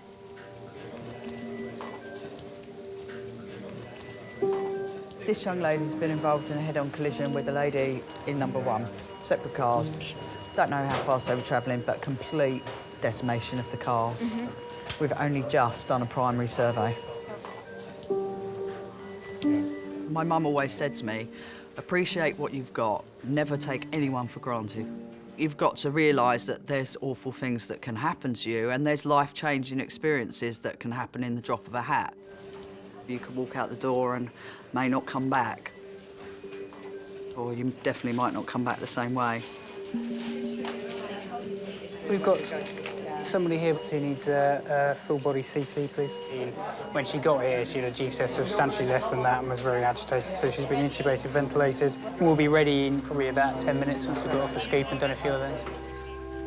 With no obvious external injuries, the doctor's main concern now is possible damage to Ashley's brain. I had a quick chat to the family, just told them that we were going to CT. We don't know anything. We've had to tube her because she was very confused when she came in. And I said we'd come and tell her as soon as we come back from the scan.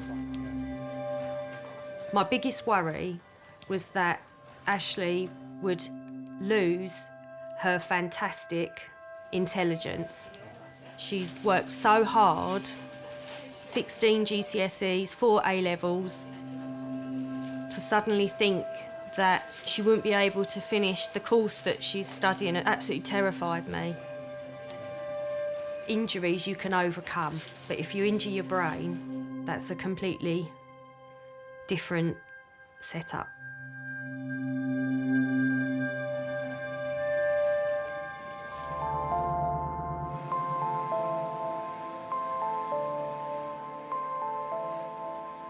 Veterinary student Ashley is having a CT scan to find out if there's any life-changing injury to her brain after her head-on collision with another car 2 hours ago.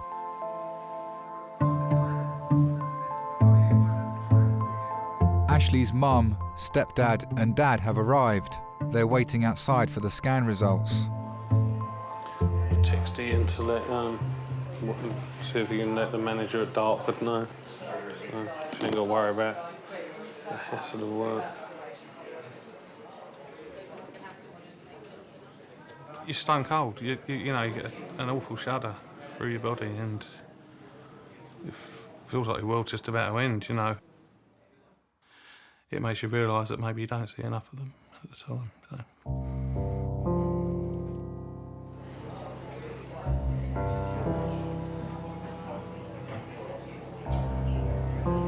Ashley was 7 when we split. She was quite angry, I think, that her father and I couldn't work things out.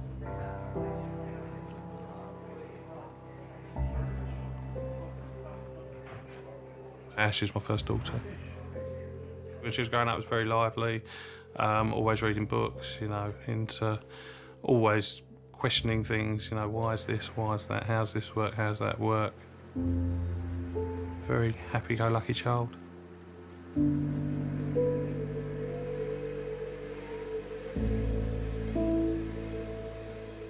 I still saw them quite a lot after we initially split up. But as our lives have gone separate ways, the contact's obviously got less. It's hard. You're going to wake her up soon? And I'm going to wake her up in ED. No, wake her up in sleep time, otherwise you'll just be in the same situation you were in before.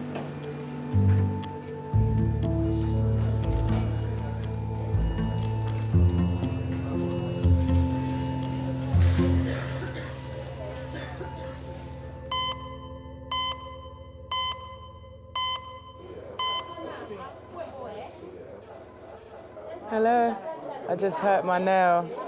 You know what? I don't know what happened, but I knocked my hand the other day. When I woke up this morning, it was proper swollen and hurting and stuff, so I think something's wrong. I come A&E, innit?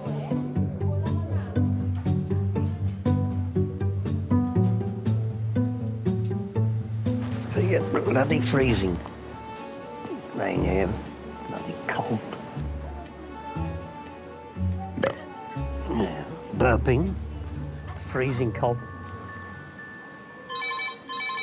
Hello, King's Amy. Popped up for a minute. What's her name? Fell out of a tree. Fell out of a tree, yeah. Yeah, and we'll call Kate.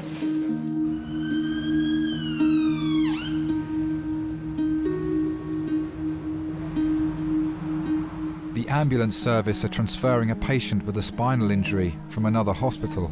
Oh, hello. It's a trauma consultant. Your spinal injury patient's just arrived in recess. While her son was spending the weekend with his dad, 38-year-old shop assistant Stacey was at a party when she fell from a tree. Guys, are we ready? Yeah. This is 38-year-old Stacey, who at 8 o'clock this morning fell approximately 5 feet from a tree onto her head. She was taken by ambulance to the Prue, where it's discovered she had a C, 7, 8, 9 and 10 fracture. They've cleared her pelvis, but she has got a loss of sensation and movement to her lower limbs. Stacey, there's like a lollipop, so you wipe it around your mouth and have a bit of So stuff what on it, were right? you doing up a tree at 8 o'clock in the morning?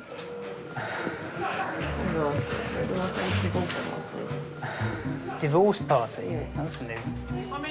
I've had a very quick look at the images, the pictures they've sent over from Bromley, and it does look like you've got some damage to your back there. We're going to re-CT the whole spine, chest, abdomen, pelvis. She's the absolutely crazy one. I'm the boring one. If it's going to happen, it'll happen to Stacey. I saw her the night that she was going to the party. I went round to her house. She was going to go, and then she wasn't going to go. And then I said, you're sitting here on your own. I'm going home. Go to the party. She said, but I've got work the next day because she had work on the Sunday. I said, yeah, it would be sensible, have a couple of drinks, come home at 11. No. It was an all-night party. And the accident happened in the morning. Her friend Laura and ex-boyfriend John followed Stacey to King's when she was transferred. Who's next of kin for Stacey? You or me? Who's your next of kin? Who wants to be it? Take your pick. Me or John? You can both be if you want. Yeah. I think they was all taking it in turns to see who could climb the highest. And of course, Stacey went the highest. Stacey looked all glamorous as well before she went. She was going on about how nice that dress was last night. Any more? Whose dress? What? She was going on about how nice that dress was last night. It was. It ain't anymore. Did you lend it? No, thank God. Cut it off, didn't they? Yeah, it was her dress. Was it a new one she bought? No. She's had it ages. Oh, where can I afford to buy dresses? I've bought you so many over the last 3 years. No idea where she gets her positiveness from. I really don't know. I've never been like that, so I don't understand it. Do you want any more? 1, 1, 1, 1, 2. 2 times, and then next 3 times. Oh my gosh, I like it. 4 times. Oh! Let's start again. Oh, okay. I really want to kind of eventually move out of London, be closer to my mum and dad. And they're only an hour and 20 minutes away, but they ain't getting any younger. And especially when you have kids, you kind of realise how important it really is. Do you know what I mean? Hi. She's got Michael Jackson's signature tattooed on her, signed by the man himself. Look, look. Look. You mad? No, she loves him. And he loves me too. And he loves her. Looked into my eyes and said it on more than one occasion. Oh, do you know what? I have to say. Did he? Once. There was this time. Oh, wait, listen, you didn't go all the way, did you? He was a very sexy man. Well, I know, of course he was. Sexy. You do that too well. You've got to give people a lot of time and give them your attention and your love. Because even unconsciously, just to be touched or to be spoken to, it definitely settles them. I do believe that even if someone is unconscious, they have a tube down their throat, breathing for them, and a relative or a loved one comes in and holds their hand, their heart rate goes down. Even, you know, people that don't respond, they definitely respond well to touch. Mum and Dad, do you want to come through? Bless her. You can talk to her, I do. Can I touch her? Yeah, Is that all right? Yeah, Ashley. Although her CT scan shows no obvious internal injuries, Ashley is still under sedation, and doctors will wait until she is woken up in intensive care tomorrow before confirming the results. All sorts of thoughts go through your mind. You want to be able to take any pain away that they may be suffering. You love them so much that if you could swap places, you would. We've got some pyjamas for her. I don't know whether they can. I know she can't put them on at the moment. Not at the moment. What's going to happen is that you're just waiting for a bed to be ready on ITU. She's so tall, isn't she? Well, I hope she takes after me in a lot of ways. That would be nice. PlayStation, Xbox, computer games and things like that she definitely gets from me. The brains she definitely gets from my mum.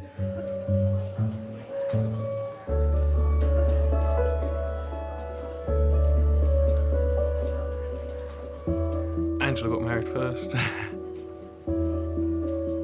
She settled down with Paul before I settled down. You all right? I'm the evil stepdad. So, no, we've got 4 kids. I hate them all the same. I'm close to all my kids. So, just a dad, really. It's all caution.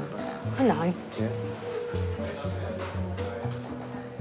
It takes a lot of getting used to, especially if your kids think they've got you to themselves and then all of a sudden you bring someone else in.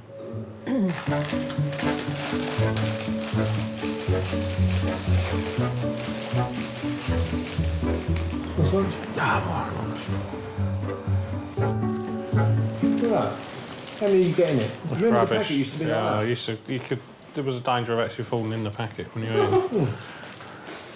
They were 7.5p as well, weren't they? They used to be like 3/4 of that, on the top.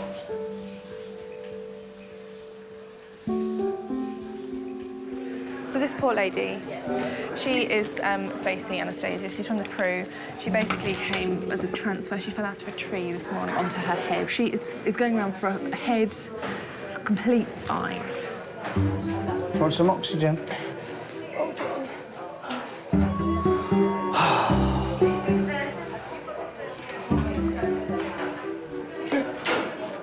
I don't know what to do. Hey? I don't know why she split up with John, really. It's a shame, because they are such a good couple.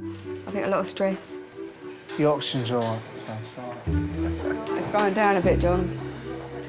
What would it do if you put it on? Oh, that's better. Yes, it didn't go up at all. They two were very close, but both very hot-headed.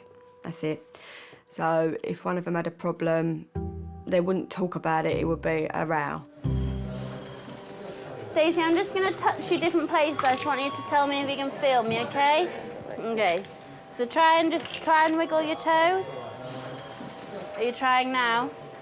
Can you hear me all right with those blocks on? So shout as loud as you can if you can feel me touching. Listen to the nurse, Stace. Do you feel me touching? No. And here?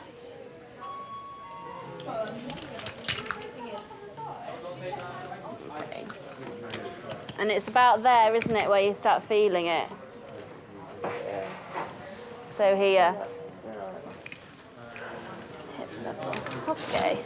All right, perfect.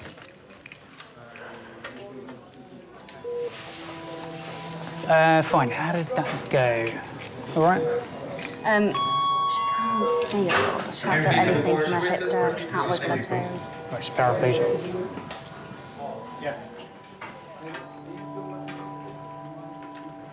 I think she just thought she was going to be okay. I don't think she realised the damage she'd done. All right, sweetheart. Let's get you round. No. We need to just go around and scan. She really didn't realise she'd broken her back. I didn't either, until the doctor came round and started sticking pins in her feet. And that's when I realised she couldn't even feel them. She couldn't feel her feet at all. That's when I really did panic, because she didn't even know they were doing it. Stacey is being taken to the CT scan to find out how serious the injuries are to her spine and neck. Can we please have 2 members of staff to Golden Jubilee CT for Rockwell? Thank you. We all do silly things. We've all been drunk. We've all climbed trees, but it's only 2% or something that fall out of them and end up in A&E. Can we try and rearrange this collar? Yeah, let's do that now, actually. I think that things in life are unfair, and I think if you think about why it's happened to one person, why it's not happened to another person, you'll go absolutely crazy. Sometimes rubbish just happens to certain people. You're right. Your back's hurting, is it?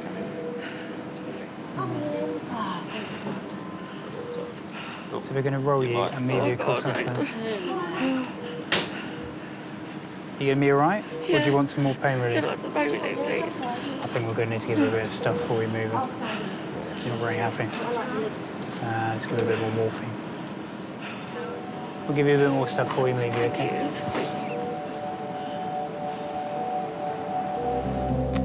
Oh, Beyonce's baby, they showed a picture of the baby. Papa looks like JC, nothing like Beyonce. The shape, face, the lips, the eyes, everything. It's the spit of JC. How long have you all known each other for? Forever? Yeah. Stacey is waiting for the results of her CT scan, which will show the severity of her injuries. I'm a crisis friend. When anything happens. Are you prone to accidents, Stacey? Or anything, to be fair. Not even accident, anything. Yeah. I've known Stacey for 15 years. We see each other every day because we've got horses at the same stables, so we see each other every day, go up there and have a natter. We kind of got together when her mum died. She nursed her mum, but she was very together. You don't see her cry very often. She's very, very brave.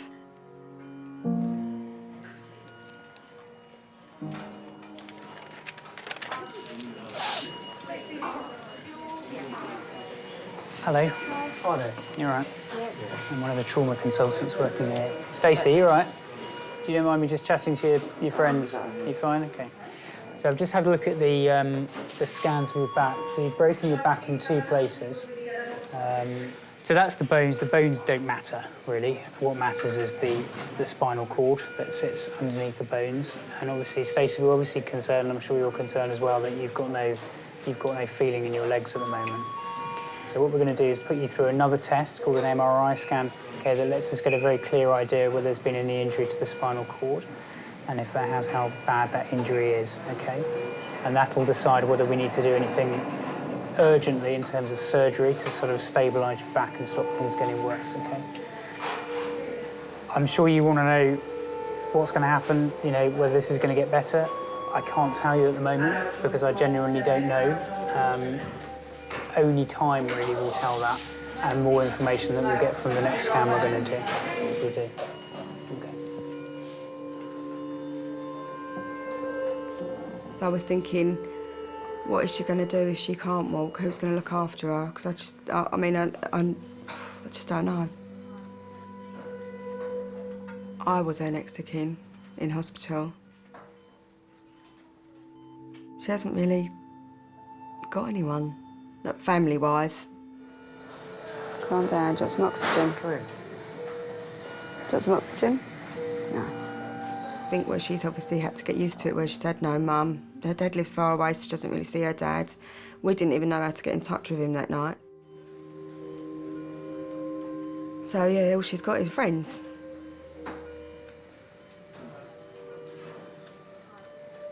I knew that I was responsible. It was scary.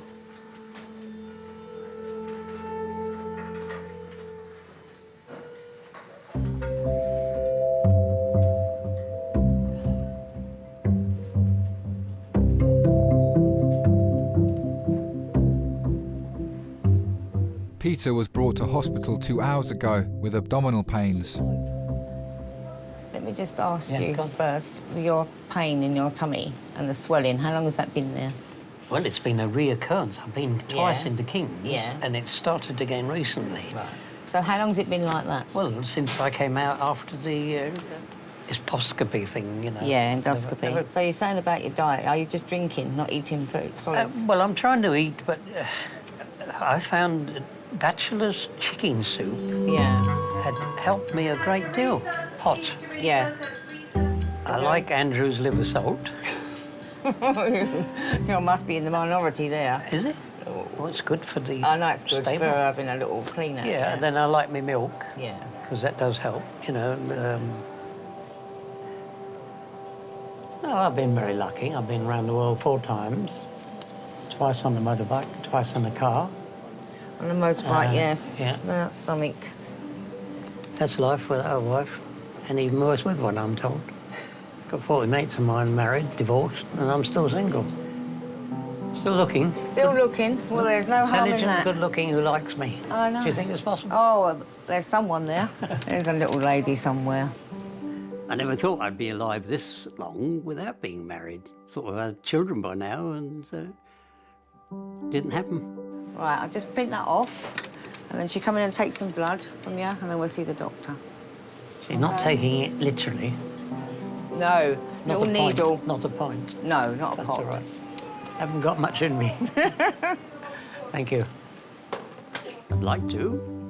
A lot of people say, I wish I could marry you instead of that rotter. I say, well, you shouldn't have married him, you should have married me. And if you to have a drink, you want some tea or something? If it's possible. Yeah, you have sugar. 2. 2 sugars. Thank you. Oh, dear. I never got close enough to anybody that was similar, you know. Like, I'm easygoing. I don't drink, I don't smoke. I don't gamble. Well, I'm horse racing and things like that, the usual. Nothing expensive. There's no sugar, I'm afraid. I might need to go and whip some from somewhere. No sugar? No, I've got... It doesn't matter. I'll get some anyway. Don't worry, don't just go out. That's fine, don't worry.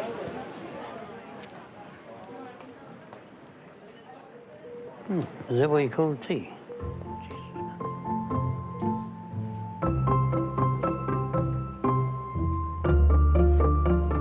Ooh, it tastes horrible. No sugar.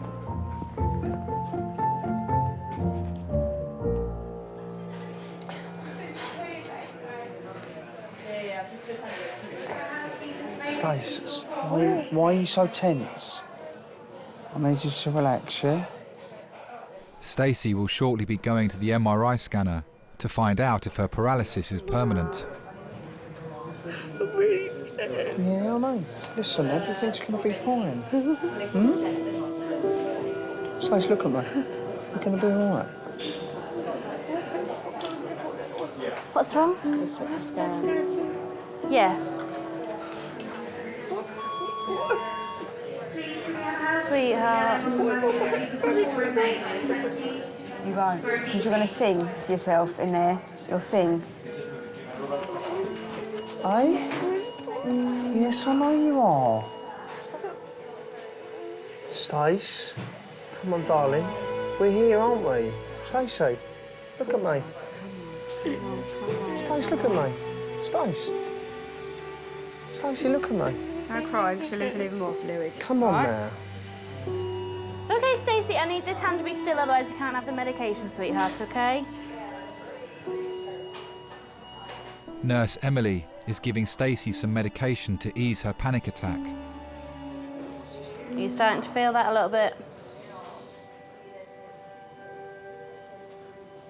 Yeah? You okay, Stacey? Wow, that's amazing.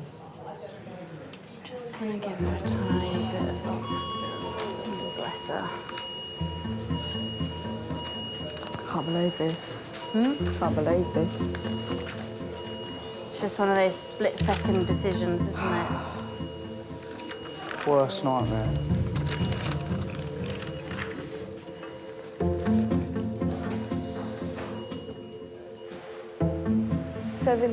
Over 70 over the hill, what do older people contribute? Both Nelson Mandela and Winston Churchill were over 70 years old when they were eminent leaders of their countries. Ageism is everywhere and can be so insulting. Before it used to be over 60. Yeah, but there were leaders over 70, but they weren't doing any manual work. I saw one on tonight, there was this man over 100 and he was still working in the office. Over 100 and still working, bloody hell, and there's people like youngsters that can't even be bothered to find a job. They should be ashamed, really. Yeah, but that's the generation, isn't it? What is the new generation going to be like? It makes you think, innit? Hello. Hello. I'm Amanda. I'm one of the technicians. Just pop your arm straight so I can take the blood and pop in the tube, Hello, OK? Amanda. Hello. Am I going to be dead or alive when I finish? I was born in 35, right near the war. We lived in Austria. Mother was studying the doctor in Heidelberg, right? And I lived with her uncle and aunt. The Germans came in 39, as you know, and walked in. I mean, not necessarily declared war, but the Gestapo just came in, you know, and boom.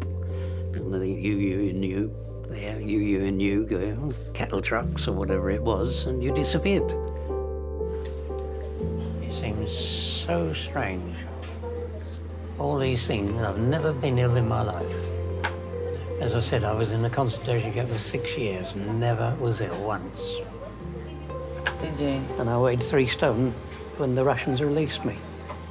I had blonde hair, blue eyes, spoke German, Russian, Polish. Mother was Polish. Well, you've still got the blue eyes. Yeah, they're still there somewhere. A little bit lighter, shall we say. There aren't any next of kin. I'm the only one left. Mother died. My father apparently had been killed just before the end of the war, so I never saw him again. So really, I'm on my own.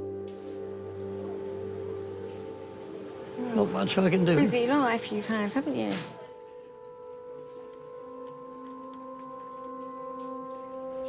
I'll get something. Do you want a pillow? We haven't got pillows, but I can do your blanket at the back of your head. No, it's all right. I'm you quite sure? comfortable. Yeah, thank you. Thanks for your help. All right.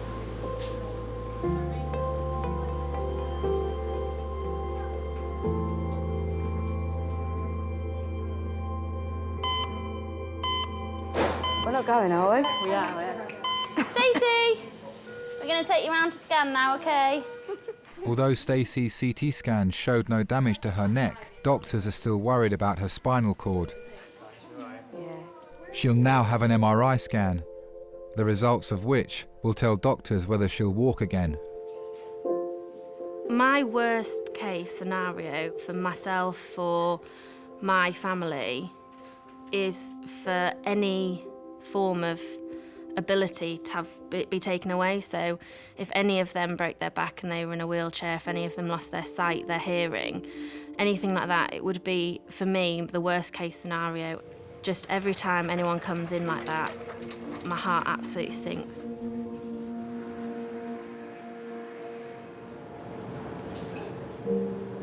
Responsive. Hello. Hi, my name's Michelle. I'm one of the radiographers. We have to do a quick MRI scan for you today. The MRI scanner is very noisy.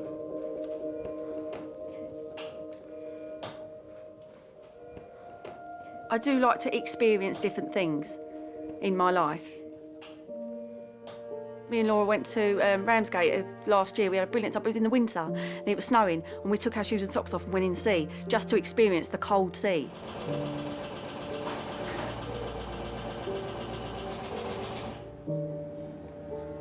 You have to have an exhilarating life, you know, and just go for everything. I mean, you know, because that is what makes your life.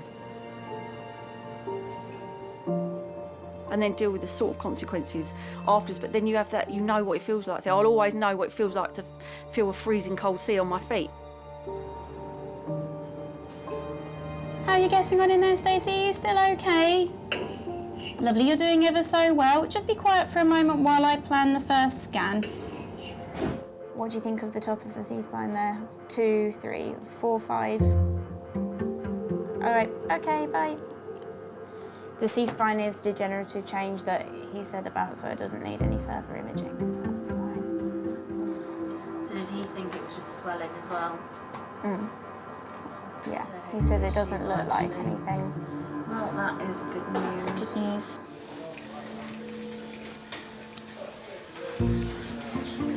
She had a nice little nap. Okay, thank you. Cheers, thank you very much. Stacey's back from her MRI scan.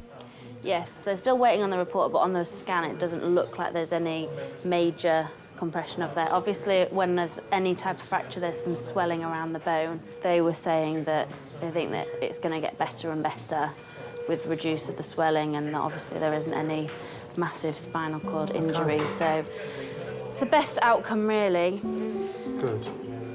So you're a very lucky lady. Very lucky, very lucky. Okay? You always will them to get feeling back. Thanks for everything. No worries. When they say, I can feel that now, all of a sudden you get these butterflies in your stomach. You think, oh my God, this is amazing. This may not end up to be the awful story. On the in that side, John. Scratch. Don't watch it to the back. Or if I do this, could you just itch the bottom of my back? No, fucking sit still. Don't be so stupid. Don't be such an idiot. So scratchy. John, can you itch my leg again, please? Please, love, just this one. Please. Why is everything so hard for you, just to scratch my leg? Because you want us to itch you constantly for an hour. I'm really itching. Just itch it. Yeah, there. Just scratch it really hard. Can you do 2 hands? No. Please, John. Please, I fucking can't do anything. Is the morphine making her itch? Yeah. Really, really scratchy. Driving us crazy. She's coming back to normal. I don't like normal, Stacey. Stacey, moving your back. Shut up. No, you shut up. No, I'll tell you what, you're fucking taking a piss. You are, you're being stupid. Taking a piss, I'm itching. Don't talk to me like that. I'm itching, I don't really understand. I miss them not being together. I think Stacey secretly does love him. She's gonna kill me for this. I don't think you realise that it's fucking... Your back is broken and they're telling you to lay still and you're arching your back. John, if you was in my position, I've been through enough today. I don't need you having a go at me. No, we didn't work with a couple. It was just too much arguing. But, you know, there's always someone out there for everyone.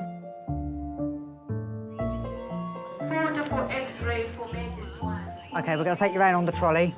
And if you don't mind, they're going to transfer you onto their trolley when you get round there, OK? I have to be realistic. If somebody came along, I mean, I've had offers from younger people, right?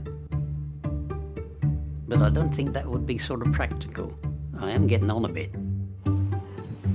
What about my stuff? Have you got anything valuable in there? Of course I have. OK, take it all with you, OK?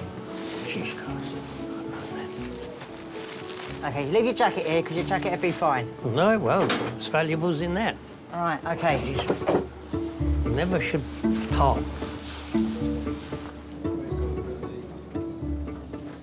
How lucky was that? What? You. Thank God for that. No, I'm concentrating on getting better. Can you believe I broke your back? In 2 places. Mental, isn't it? Yeah. Thanks for coming down, Don. And you know I'll come down, eh? I'm gonna let you go through this on your own, am I?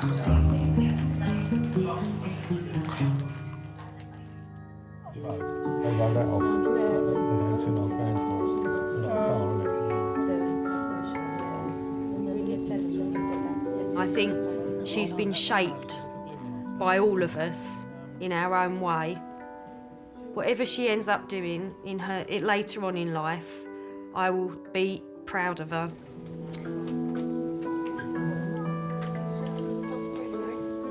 I see her not as much as I'd like to. I'd like to see her more. And I suppose that's down to me to make the time and the effort to make sure we see each other. I am very, very lucky. I mean, family's the world to me.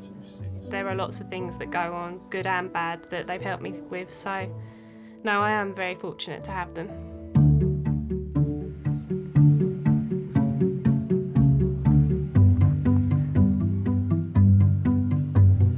She does make a nice cup of tea, but she never likes putting sugar in it. Never lonely. Got plenty of things to do. I'm an uncle to about 20 kids, unofficially.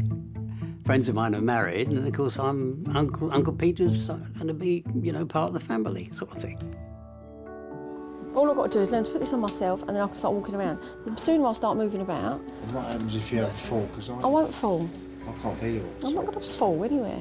I'll have helpers and stuff, but once I'm steady on my legs, I'm going to be fine. There's no point in me staying in the hospital. I've got to get strong and up and out. I think I'm lucky because my luckiness counteracts my unluckiness. So all the unlucky things that happen to me do seem to counteract themselves with a bit of luck. So I seem to manage to get out of them somehow.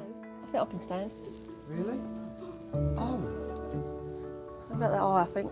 Yeah, sit back down then. Don't Look. do it. Can you feel your feet? Yeah. Riding horses for so many years and falling off, like, you know, you put your body out of sorts.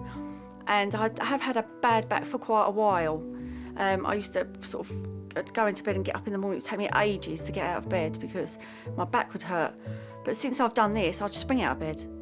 So I think it's probably realigned my spine. I don't know, but I don't have a backache anymore.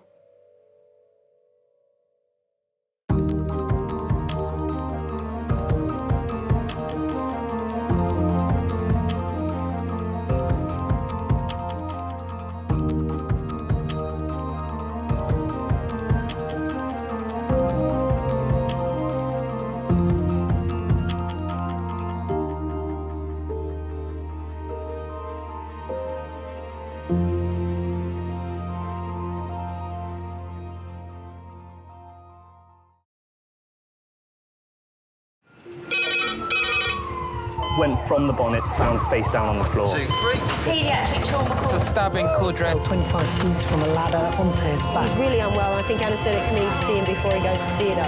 Daphne? Daphne? How is everybody then? Chilling? King's A&E, how may I help? King's College Hospital, London. I got stabbed. I know, it's annoying. My head. One of the busiest A&E departments in the world. I want top to toe, head, chest, abdomen. A place where love, life, and loss. Don't bloody die. I love you too much for you to die. Unfold every single day. All the patients you're about to see were treated in just one 24-hour period. A&E is always like a traffic jam. Can we get a trolley?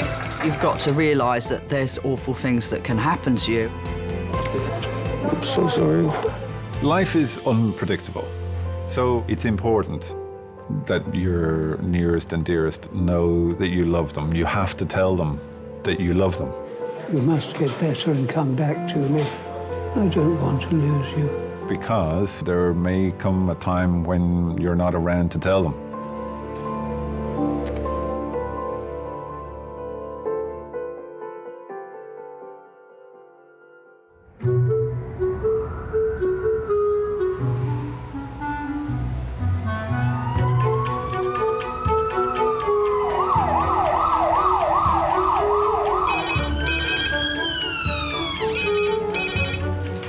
Hello, King's A&E. Quite busy for a Thursday morning. Adult red bone, 7 minutes. Adult red bone, 7 minutes. I am at the moment. Becky's just on her lunch. I'm on call from now. I've worked at King's now for 3 years. I've been working at Guy's and St Thomas's after I qualified. I'd been on a ward there, and I had the chance to go to Afghanistan with the TA. I spent 3 months in Afghanistan, and while I was there, I just realised I needed a little bit more excitement than what an NHS ward can give. So I ended up as an ED nurse. Turn this beer around, please, Graham. And then you see you're monitoring and had some recent obs done next door. Yeah. What makes King's unique is where it is in London. Monitoring obs and risk factors. I don't know if any other A&E has the same mix of people, and the mix of people you see changes what's expected of you. But at King's, you always have to be ready for anything. You can always assume that it's going to be a busy day. You can never predict what's going to happen, really. Also on shift is consultant Jackie, who'll be the major trauma lead today. I'm just going to nick to the loo really quickly. I don't think that's acceptable, Jackie. Well, it'll be less acceptable if I don't go. OK, you from prison. We're going number 1. Jesus is full. How awful this time of morning. So just fly back. We're just going to make sure you're OK. Just take this one off so I can do a few tests. No biting, come on, hello. Right, I've just been punched and bitten by this guy. So I need some cuffs on. If you've got cuffs, I want them on him now. Can you take the leg and this gentleman's going to put these cuffs on him? Please let me fucking over. Hang on, relax. He's bitten me and punched me. No. Relax.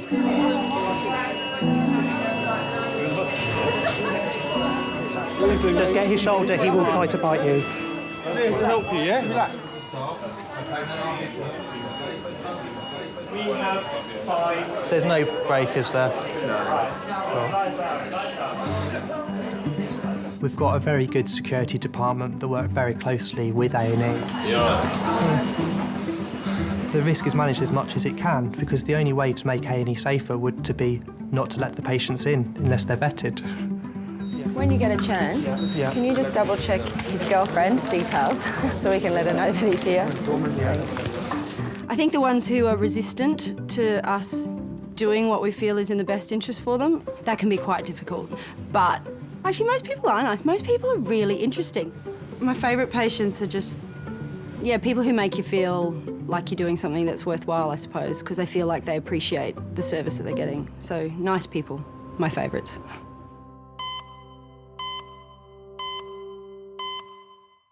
Do you want a cup of tea? No, I'm all right.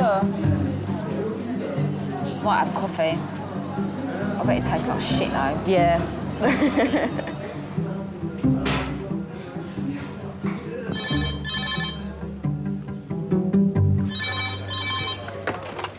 Hello, King's Recess. Lovely. Lovely, thank you. Bye.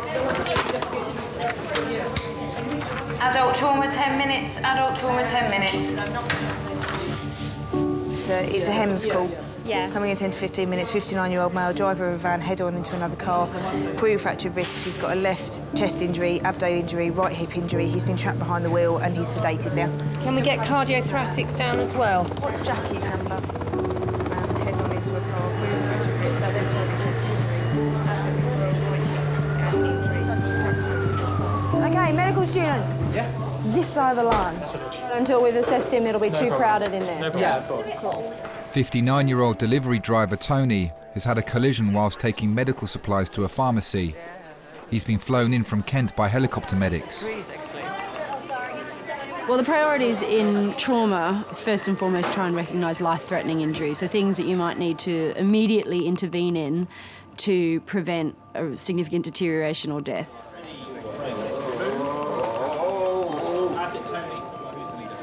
This is Tony Arch. He's a 59-year-old driver of a van who went head-on into a small hatchback. He was trapped by compression of the steering wheel on his chest and the dashboard on his legs. He has an abrasion on the top of his head. He's got a left-sided chest injury with tenderness down the left side of his chest. But he's got tenderness across his abdomen, and he has an injury to his right leg, possibly at the hip or the knee, in that sort of fixed flexion deformity. He's been sedated. He's had ketamine and midazolam. Okay. And had to be cut out of to be cut out and all been good. He's just been complaining of persistent pain in his right leg, can't get comfortable, and he can't feel his right leg as well. Thank you very much. That's him. We'll get out your way. Okay. Airway? Airway's patent. He has left axilla tenderness. Oh, fucking hell. Okay, Tony. Oh. Scratch coming, Tony. People die in car accidents every day. It was high speed, it was a lot of damage to the car, you know, from head to toe. For someone who sits in a car and drives for a living, there's a chance that he may not recover. Where's all your pain? At the bottom. At the bottom? In your leg? Oh. Oh. Can you ask him just to wriggle his right toes if he can? Yeah. Tony, can you wiggle the toes on your right foot? This one? Your other right. Oh. Can you feel me touching on both sides? Can you feel us touching your feet, yeah? Wiggle your toes for me again. Wiggle your toes again for me. What about on the right side?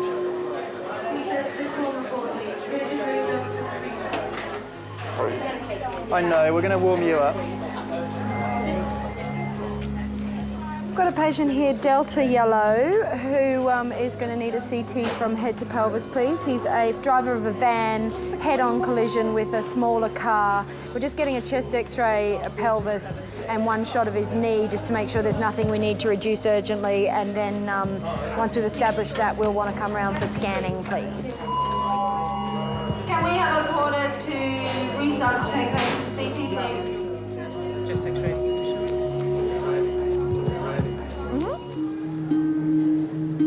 Delivery driver Tony was airlifted to King's 30 minutes ago. Doctors are worried that he could have internal injuries and may be paralysed.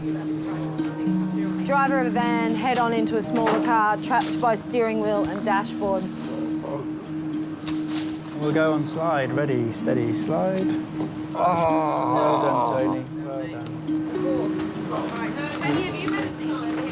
done. All right, listen. Yeah. Okay, Tony. We're going to do this scan of your brain, all right? Yeah. And I need you to keep your head dead still, because we don't know you don't have a broken neck at this point, all right? Okay. Okay. It won't be long. Tony's wife Trudy, daughter Tracy and dad Jack have arrived and are waiting for news. We met when we were 17 and then we got married when we were 19. He goes at 4 o'clock in the morning to work, so we don't get time to have breakfast together or anything. But I always manage to shout down to him to be careful or to drive carefully. Not that that helped him. We was indoors. Trudy rang me. He says that Tony's been in an accident. He's all right, but he's been airlifted to King's College, and I thought myself, well, he ain't all right if they've airlifted him. But I don't say nothing. I keep my thoughts to myself, like, you know.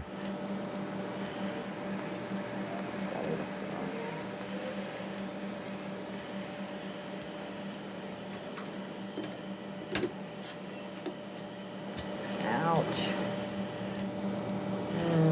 Fracture dislocated. Where? Yeah. Yeah, it's coming up into the acetabulum. I think it's posteriorly dislocated. So that's the socket there. It's empty. Yeah. No, it's definitely fracture dislocation. The spine, belly looks okay. Spine looks okay. It's in a billion pieces. Yeah, shattered.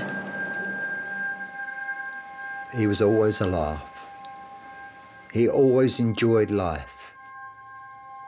I can remember I took him to football when he was a young lad. He played for the Boys Brigade, and he scored the first 4 goals. And I will say the rest of the team was useless. and there was an old man there with a dog, and he's shouting out, "Give it to the big number 9. Here, put it in the back of the net." So I said, turned around and I said to him, "That's my son."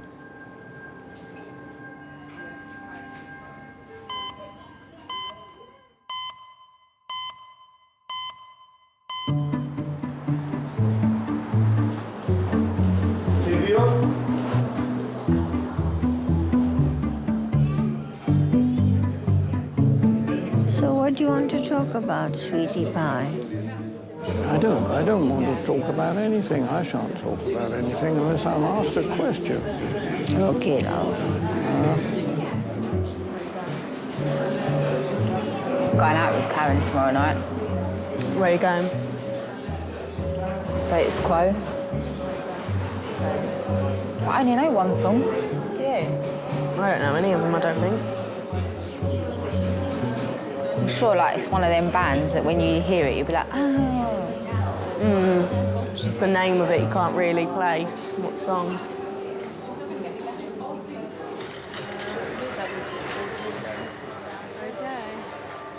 The CT has shown that Tony's right hip has been broken and dislocated and his knee joint shattered. Although his spine is not damaged, doctors are concerned that Tony is unable to move his right leg, so may have suffered major nerve damage. The sciatic nerve supplies basically the vast majority of muscles and things in the back of your leg. It's got a huge impact on the way your leg functions, normal walking, standing, all of those sorts of things. So if he ended up with so much pressure on the nerve for such a long period of time that the nerve died, then he would end up with significant impairment of his function at the end of that, because a big portion of his leg just wouldn't work properly. Hi. Are you? Oh, hi. I'm Jackie. I'm the trauma consultant. How are you? The orthopedic team have been called to prepare him for an emergency operation to reduce the risk of permanent damage to his right leg. Have you seen the CT scan already? Is that Yeah, we saw them. We saw them as they came through, and it does look like the acetabulum's involved. Yeah, he's presumably got some sciatic nerve neurology as well. You can't move. No. And then if I get his family in, is that all right? You finished talking to him? Do you want to come in?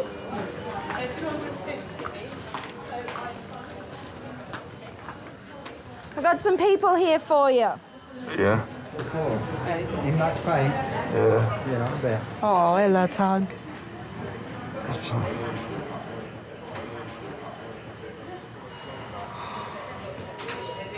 Where am I?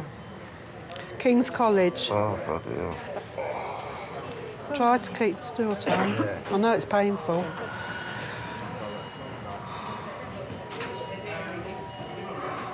Of course, he is the provider for the family. He's always been driving, and so I don't really know what else he could do. It does bleed and hurt, doesn't it?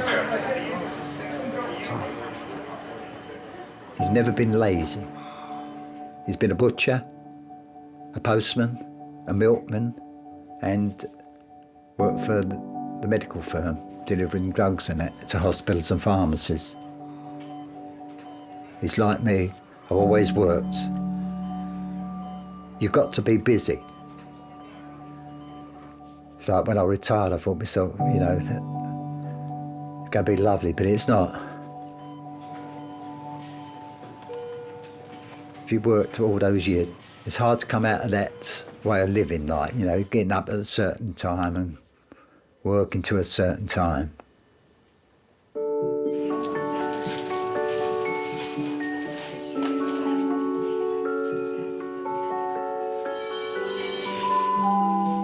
Please can I have a porter to resus? That's a porter to resus. 85-year-old Eric has come to King's with an ongoing stomach complaint.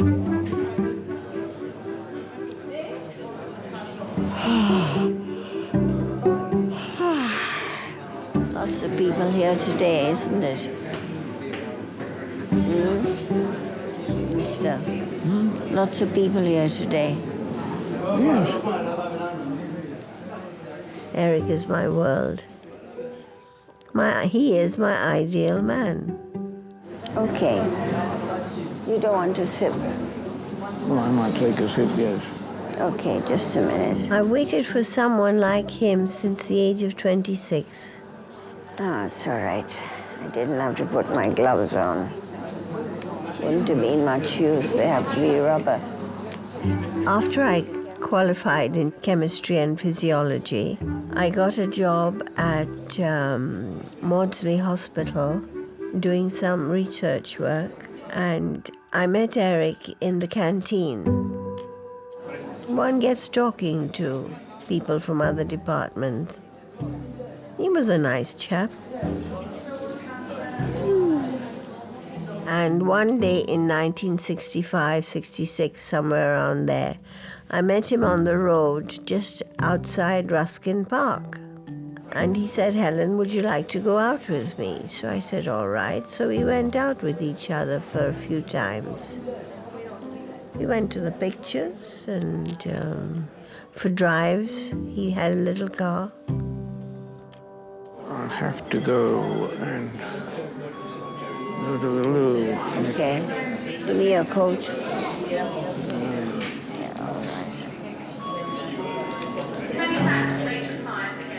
I would have married him straight away, but he wanted to live together to see how we got on with each other. Well, Auntie and Uncle who brought me up were very strict, and I didn't feel comfortable about that side of it, so we parted.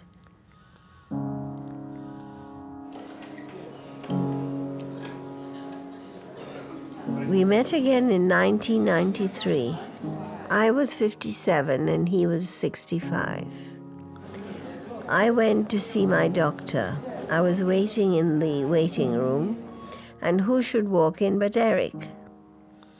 He had the same doctor, it appeared. I didn't know he lived so near me either. And this time we took to each other, no, not like a house on fire, but you know what I mean. By the way, when you went just now, did you go number 2? No. Oh, you didn't? Okay. I did a really good horse part. You what? I did a really good horse part.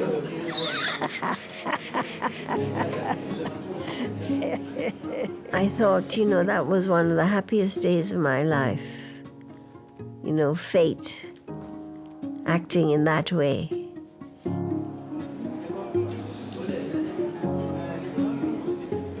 And we've been happy ever since. We've been together for 20 years, a little more than that, and we love each other. If we'd have had a son, I would have liked him to be something like Eric. What is it that you like in a man? Goodness. He must be a moral person. He doesn't have to be handsome, just a nice, simple person with goodness in his heart. That's all.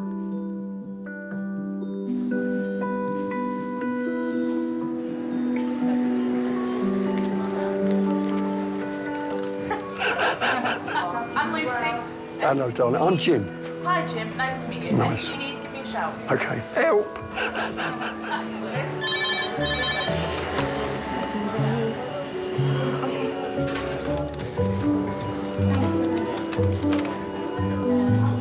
Adult trauma, 50 minutes. That's adult trauma, 50 minutes. I've got no fear of hospitals. That's fantastic. That's good to not have fear. And I'm usually quite fit. But at the moment... The breathing's just stopping you, is it? Slowing you down a bit. 79-year-old Jim has been brought in by ambulance with breathing difficulties. Have you got what other medical problems do you have, Jim? Well, I had a sigmoid cancer when I was 71. I was upright and on my feet the second day. My surgeon reckoned I was Mr. Indestructible. Yeah. So I am a man that recovers quite quickly. Yeah. And I am reasonably strong for an old man. Done lots of jobs. Anything physical. If I did anything, if I was digging, I'd dig down until we got to Australia.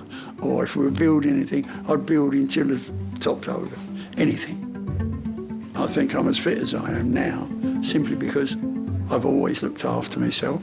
Yeah. I still train with a Spinal bar, which is an 80-pound spring. And I still do a bit of training for the martial arts. I haven't retired in the sense of I'm still physically doing things. Gardening, cooking, shopping, making beds, all the general duties of an housewife. Because a housewife's work is never done, so I've been told. Well, all your observations are fine. Your blood pressure's not, your heart rate's a little bit raised. But if you've been struggling with the breathing, and I've just done a heart trace, and I'll just quickly whip off another one, actually. Okay. Lovely. I feel a bit of a fraud at the moment. Oh, don't be silly. You're not a fraud. What we'll probably do is get a chest X-ray. I can order that now, just to make sure that you haven't got any infection down there. I'll check your temperature as well. All right? And if you do get in any discomfort, like I say, I'm Laura, so give me a shout, and we can sort that out. Yeah. All right. Pop this under your tongue. I'll get you a gown as well. I'll get you a gown to cover yourself up, or you'll have all the ladies passing out. I don't think so. Hey, I saw a lot younger, look a lot worse. Sorry,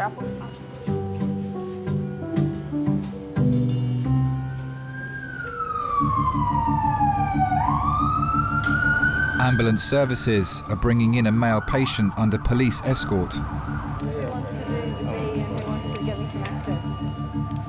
He's been arrested following a high-speed car chase. Driver, no seatbelt, ended up on the passenger's lap. Complaining of C-spine pain, lower lumbar pain, and he's got a laceration with the right side of his pelvis and crude pelvic injuries. He's got pelvic splint on. I like to think I approach patients in custody in the same way as I approach the same person who's not in custody. Just because you're under arrest doesn't mean you did it, for starters. And the reality is that it's actually not for me to judge what they may or may not have done. Our job is to look after the sort of physical and emotional well-being of the person that's in front of us. Oh, hi, is that the radiology registrar? I've just got another trauma patient here. He was the driver of a car being chased by police. He was unrestrained. He's got a wound across the right lower quadrant, complaining of some back and neck pain. Have we had a chance to get his girlfriend's details? They're on the phone, which is in his pocket, which is at scene, but we've got his mum's details and they're just letting her... You're sorting that out, brilliant. Because of the type of accident you've had, it's very important that we just treat it as though you could have an injury to your neck until we get the images. As soon as we know that there's no damage, we can get you sat up and a little bit more comfortable, OK? Yeah. It's King's College Hospital in London. Got a change? You want to change? Change of life. Yeah, cheers, mate, yeah? Thanks a lot, yeah? Sweetie pie. Right, the cold drinks ain't working. Oh, let's be hot drink then. I'll just get a packet of crisps or something. I don't really want to drink. You don't? No. Yeah, she can. Which way? This one? Okay.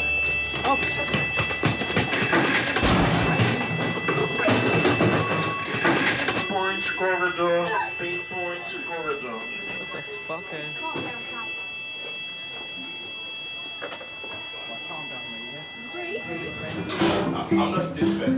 How are you? I am fine, young lady. Thank you. One of the nurses, okay? And I am Jim. What happened today, Jim? You ladies have got me here and I want to go home. You're making me feel bad, Jim. I worry over my wife. She's on her own, or she would be. She's not on her own at the moment because my son will drive down from the coast to be with her. She's such a lovely lady. Yeah, 5. Jesus. None of them are called Jesus. How long are you married? 60 years next year, Oh, my God. so it's a little bit long. She was 14 when I first met her.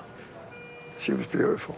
I can't believe you've been married nearly 60 years. Yeah, she was possibly worrying about me. So if you could bring her, I'd be well pleased. And you Just tell her I'm all right. Thank you. Honestly. And you've been well looked after? Yes. Tell her I'm chatting all the ladies. She knows that anyway. And tell her I'm raring to go. He says he's raring to go. She says you're to behave yourself. Yeah, she always does. I met her, she was 14, I was 15. When we were courting, I'd walk her home and pick flowers from her. And yes, I used to nick them out of gardens, but really, I didn't nick loads of flowers, a few daffodils when they were in season, roses, but I always pruned them. I never just pulled them out the ground. Well, years ago, I got pulled up. I was coming home from school, and my mum was quite poorly at the time, and I nicked a rose out of a garden near the school I was at, and I got down the road, the police pulled me and took me back to the house. And the bloke come out and he says, what's the rose for? So I said, well, because my mum's ill.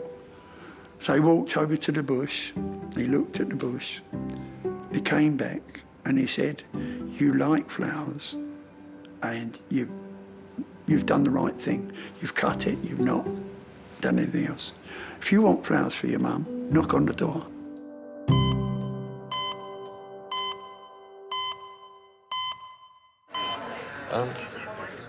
The patient in custody has been surrounded by police and security. He was RTC, he was evading, didn't stop for the police chase, 40 miles an hour, rolled his car. Tell me my other patient tried to do a runner. I missed it too, I just heard about it. Apparently he stole the shoes from the guy next door and then tried to bolt. Fool. Can I leave you to get him back into resus while we... I'm going to speak to him. Police are waiting for backup to escort the patient to a secure bay for treatment. He's in handcuffs at the moment. Yeah. They want him to stay there. So even with this many security, they'd rather him on the floor here than in a cubicle. When we get a patient through who is either agitated, confused, aggressive towards staff, it's not unknown for us to have 5 security guards, a couple of nurses, a couple of doctors, all dealing with that situation. And while we're doing that, it leaves no staff to look after the other patients. So even with the security here, can we put him on a trolley, still handcuffed, and take him back? Until we get extra police officers. Right. I have to go back to resus because I'm trying to deal with something much more serious. Will you come and get me if there's a problem?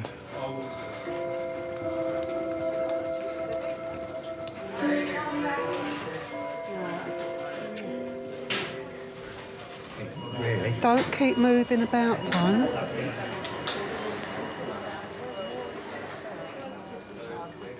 Tony is about to undergo the first of many major operations to restructure his shattered right leg. Tony, so I think what's going to happen, one of the doctors needs to do a bit more, do a little procedure down here. So what we can do, we can give you some more of the morphine for now to help with the discomfort you're in. It will also mean that when she comes to do the procedure, it's going to be less uncomfortable for you. Are you happy if we do that? Yeah, carry on. Let me go get that ready and then I'll come back, OK? It'll be one moment. Just as well, Eileen never come down at the moment, see him like that. Yeah. That's right. It's horrible, isn't it? Seeing them like it. All right. They were little, all they want is their mum. I know, it's horrible seeing them like it. I bet all he wants is his mum, you know, don't care how old you are. Ring Nan, shall I go out and ring Nan? I'll pop out there, yeah? All right, you come on this side. Well, my wife wouldn't want to go to King's because our youngest son died there. She didn't want to go there after Dean died. You know, too many memories. And it upsets her to think of it. Because I don't think she's ever accepted Dean's death, you know. Not like me. Hello, Nan, it's Tracy. Hello. Right, he's awake. He's in quite a lot of pain at the moment. Yeah. No, not yet, because he's going to need another operation after this. He's all wrapped up. I'm saying it looks like he needs his mum. Yeah, I know.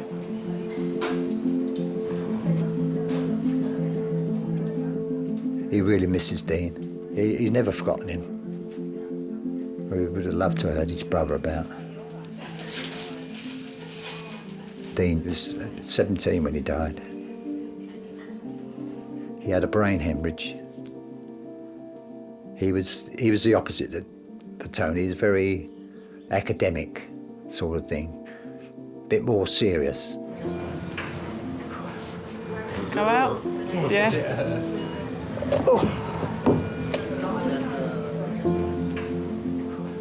He hung on for about a week in intensive care. Then he died. Tony sat with me. We stayed there. We didn't come home at all. We stayed there all night long as well, for about a week. So I don't think I could have got through it without my eldest son being with me. As I say, my wife couldn't be there, so I'd have been by myself. Can't explain to people how you feel. You know, you're not really on this planet. Because you don't ever expect for your children to go before you. So your mind's never sort of prepared for it, is it? Well, mine wasn't, and the wife wasn't. Well, I'm not one of those people who go to seances and that, but I'm sure he came and spoke to me once. I can remember it vividly. I was in my bedroom. I'm sure I heard a voice say to me, "Dad," and I might have been dreaming it, "Don't worry, I'm all right." And since then, I'm not really worried about it. You know, I miss him, but I think it's just something that came. Sorry? It started out such a nice day. I know. You didn't quite expect that, did you?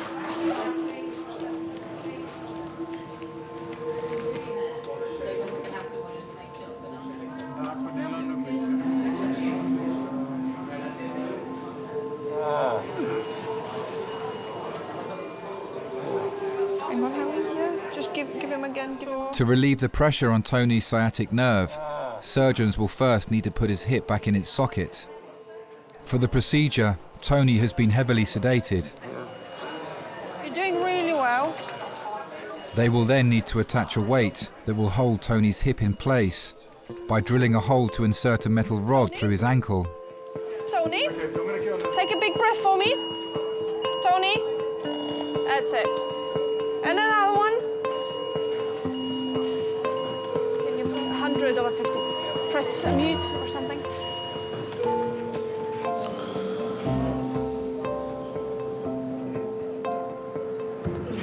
Don't look like there's anyone that's got anything urgent, no? No. Well, no one looks really in here, do they? No one looks bad, do they? Nothing obvious, really. No. Oh, Laura, you are a card. Yes, she is. You're a card. You are a card. Jim's waiting for the results of his chest X-ray and blood tests. Not a tart, just a card. Yes, Jim. I heard him say it. How did you call me a tart? No, he said you called me a tart. Did you want a taxi or what? I'm being threatened over here. Jim, I would just like to alert you to something. I can't see it, I've got no glove. Yes, you can. Jim. Your choice of treatment. Stop abuse of the end. I wouldn't abuse you people. Think you're beautiful, all of you. Dear, yes. And in fact, if anyone did, I'd be the first to help. Oh, Jim, you're a good one. I don't cheat, I don't rob. I always keep my word. I'm friendly with anybody that would be friendly. I treat women with respect, men with respect. And when they don't, then there's an opposition. I don't drink as much now. I used to drink a lot. If I drink, sometimes I get into a fight. But I haven't had to lose it since I was 71. Really? Yeah, silly boy got a little bit silly. So I just, boom, knocked him on his bum. Best form of defence is hit him. Straight away. I've been brought up like.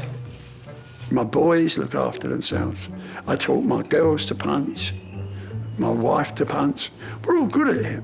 Now, it's my 80th birthday in May, so... Are you having a do?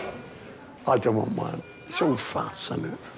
Oh, I don't know, you know, you get presents. That's a fairly good incentive. I've got a family I love, a wife I love. Well, what more can you ask for, I suppose? I'm not worried about money. I haven't got any, but don't worry about it. Family first, last, second, anywhere you like. My family are what it's all about. Without them, I'd be lost. With his leg now in traction, Tony's ready to be taken to theatre, where he'll have the first of several operations. Uh-oh. Hello. Is that through the ankle? She said they've put a bar in there. Through the ankle? No. Looks like it's through. Oh, yeah, it is, isn't it? It's a good on to your mother. She'll be up tomorrow. Yeah, so look. Nice. You don't like coming here. Yeah, but she'll be up tomorrow. She will. Don't worry about it anymore. Oh, all right. All right? Yeah. Hang in. Hang in there. Oh, you want us to go? You sure? All right, then. All right, see you later.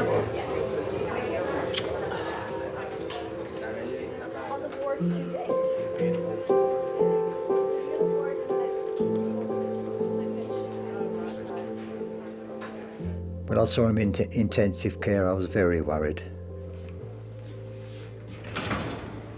When we went in to see him, because he looked absolutely shocking. I mean, he had so many tubes coming out, it was unbelievable.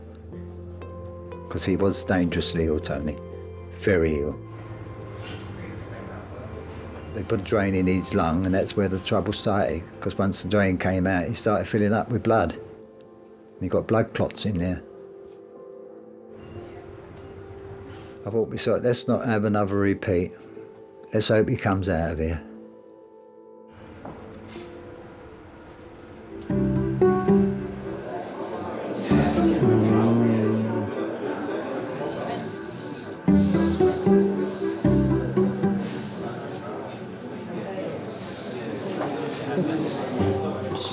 Fucking hell. That's why you don't go to sleep, you mug. What? What? Don't go to sleep. You're falling off the chair. Just stay awake. Do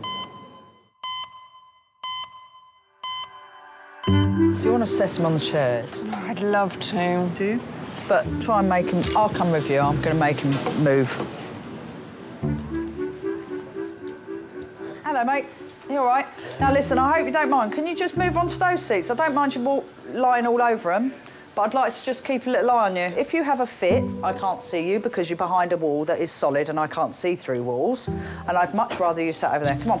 It's my chair. So, excuse me, it's not your chair, it's hospital property. I will get you a cubicle and then you will have to move. So please, in the interim, can you just move over there? Why? Because I've asked you to. Why can't I sit in this chair? Because I would rather keep an eye on you, sir. Come on, you can lie all over those chairs. Thank you. This one? I would like you to sit over there, please. No, give me that tone of voice. Well, then do as you're told, would you? Thank you. Don't be. Thank you very much. That's it, a minute. Wait and see. Just sit there. That's not very nice. You don't even know me. Doesn't like me. Never mind. Verbal aggression, we probably have every day, more than once in a shift.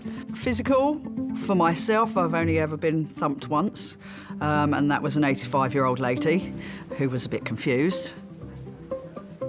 I put her cardigan on and she went wallop and knocked me straight on my arse.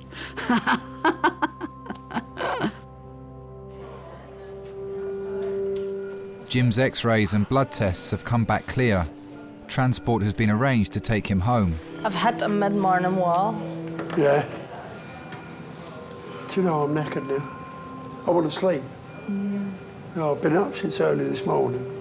We need to get some sleep. We've been up 22 hours. Yeah. But it's good for you. Is to have work it off sometimes. That ain't my driver, is it? Yeah, it is. Is it? You my driver? Shall I give them... Listen, girls. I love you all. Lovely to meet you. You're beautiful. And all Nice of to you. meet you. Pleasure, Thanks, Jim. darling. You take care. All the best, all right? Nice to meet you. Get home safe. Look after that wife of yours. Bye, doll. Bye, Jim. Bye, Jim. Oh, I like Jim. What are we going to do now, man? I wanted Jim to stay. Should have kicked out the horrible ones and keep Jim. They're all right, though, in here. There's someone kicking out front being racist. If Jim sees her... He's very ethical. It's very ethical. I like Jim. I thought he was going to be a hugger. I got a proper squeeze. I did a big kiss and a squeeze. I was like, oh. Me too. Happy time. Oh, Jim's made our night nicer. He has. Got a little cheeky kiss.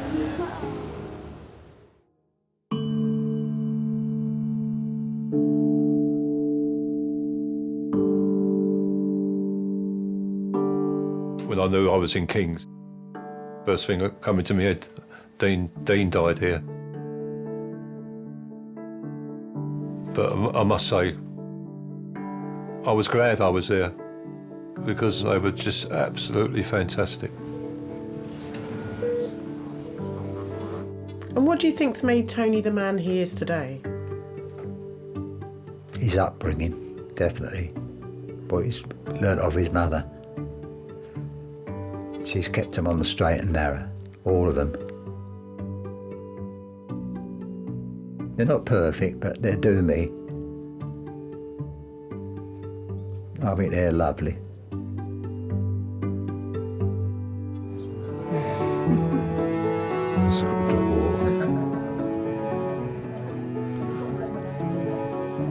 I must admit, I do get bored because I can't leave the house because I can't walk on my right leg. I just get so excited if I've got a visitor coming. If I know that I've got someone coming on a certain day, I sit there looking out the window until they turn up. And I'm not very happy if they don't turn up.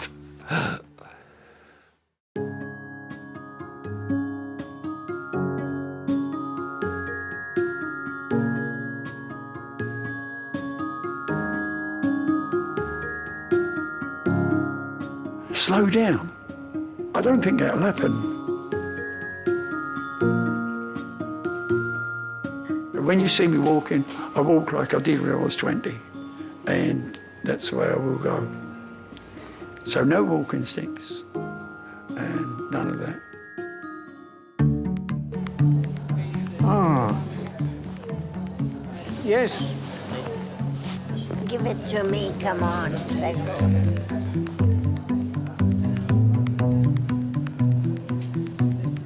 I like everybody to be as happy as Eric and I are. I love you. Yeah, I love you too, you Rich.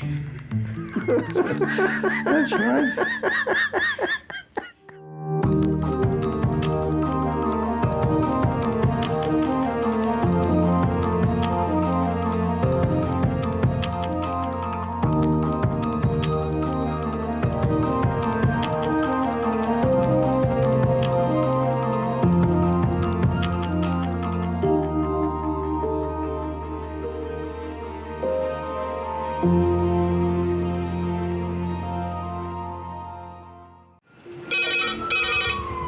Went from the bonnet, found face down on the floor. Pediatric trauma. It's a stabbing quadrant. 25 feet from a ladder onto his back. He's really unwell. I think anaesthetics need to see him before he goes to theatre. Daphne?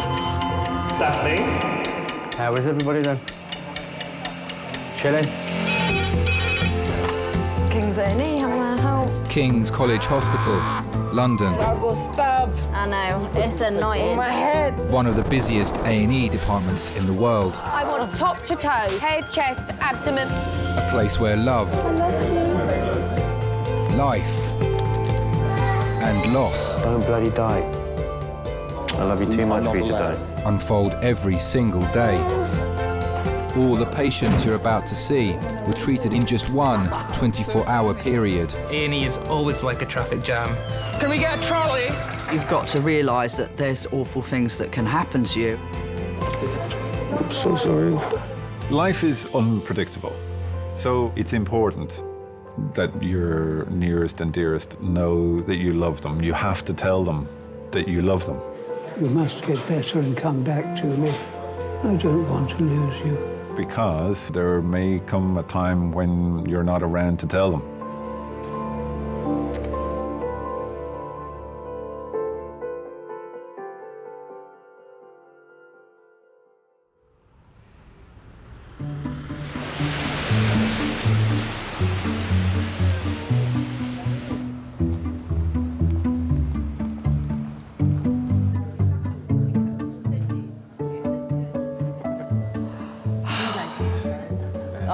I have actually got a week off coming up. I can't tell you how excited I am. I'm going to be out here for a whole 10 days. Oh, my preference is always a night shift. I like my nights. I've been a night owl since the day I was born. I've never been good at getting up in the morning, and I never went to go to bed at night. Even as a kid, my mum said I used to just stand at the top of the stairs and scream. No, no smoking. My body is a temple.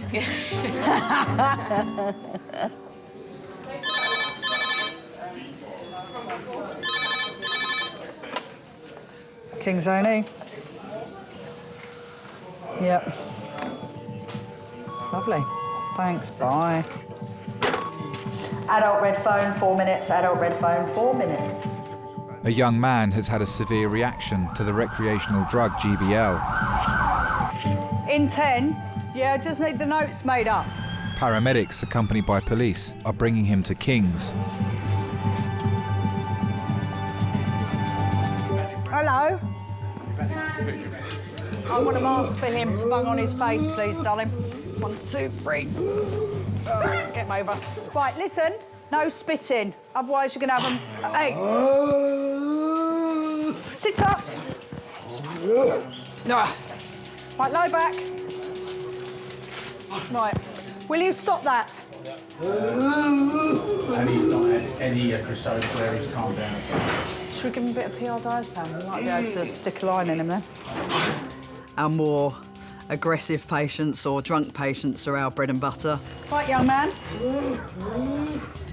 What's that for? To calm you down, mate, so I can do my job. You've got to treat them with a bit of tough love. You have to. Oh. Really? Look what you did to me. Spitting.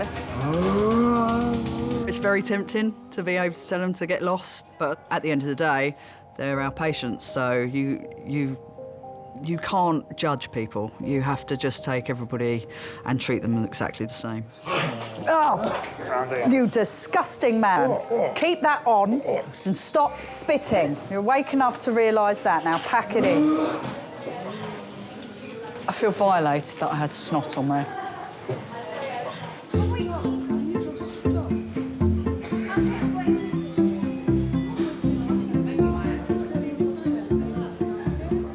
Yeah, I've got 6 people in front of me, man. Oh, Lord of mercy. I know, but it's long, man. And guess where I'm sitting? Right next to the chocolate machine. Tell me some Shakespeare. Some Shakespeare? What do you know? Macbeth. Macbeth, do you? Go on, run through Macbeth for me, quickly. I haven't done that in ages. What do you mean you've done it? School. Really? Done Macbeth? Yeah. The wicked bit of Shakespeare. Excellent. Oh, pardon me. You're big. How long do they reckon we're going to be here, then? I mean, these people here were here when we come in, weren't they? No, I bet you've got to see a doctor or something. Yeah.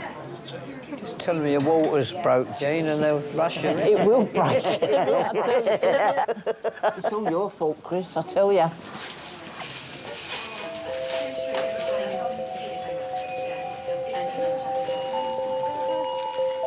Give me one. All right. Secure this line before we lose it.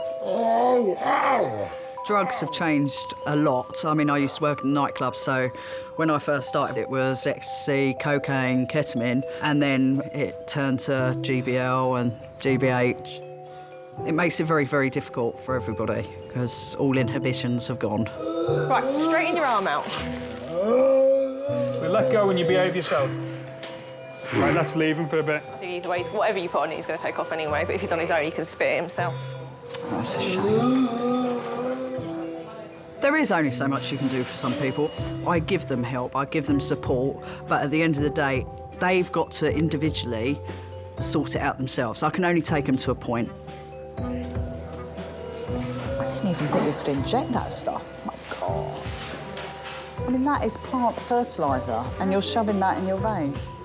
I mean, you know, it comes to something when you're jacking up heroin with brick dust, but orchid feeder? My good Lord.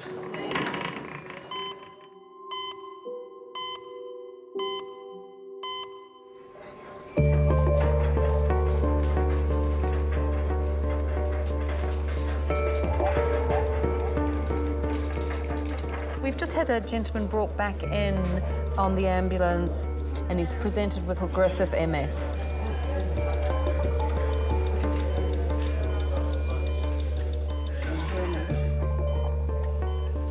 "31-year-old Mark has advanced multiple sclerosis that over the last 6 months has impaired his speech and damaged his sight. He has developed a severe fever at home and been rushed to King's by his mum, Juliana.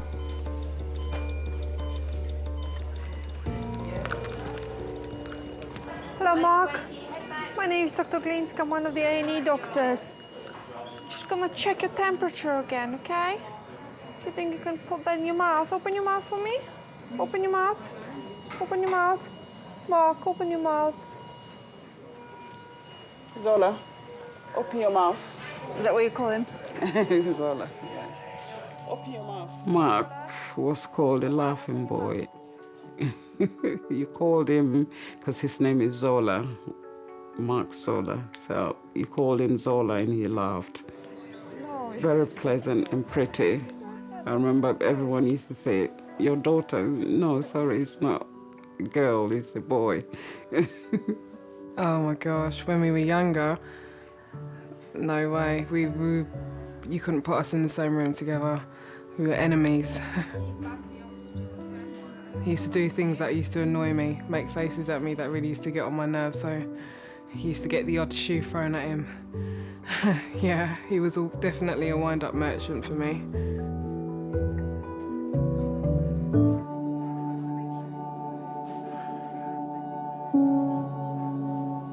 There are 3 types of MS and he's got the 3rd one, the aggressive one. It's a horrible disease. It just destroys you. It cripples you.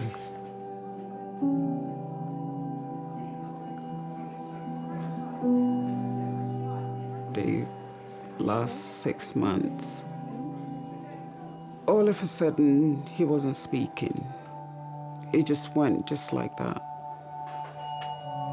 And now it's like every 2 weeks, something different. I don't know what's going to happen next.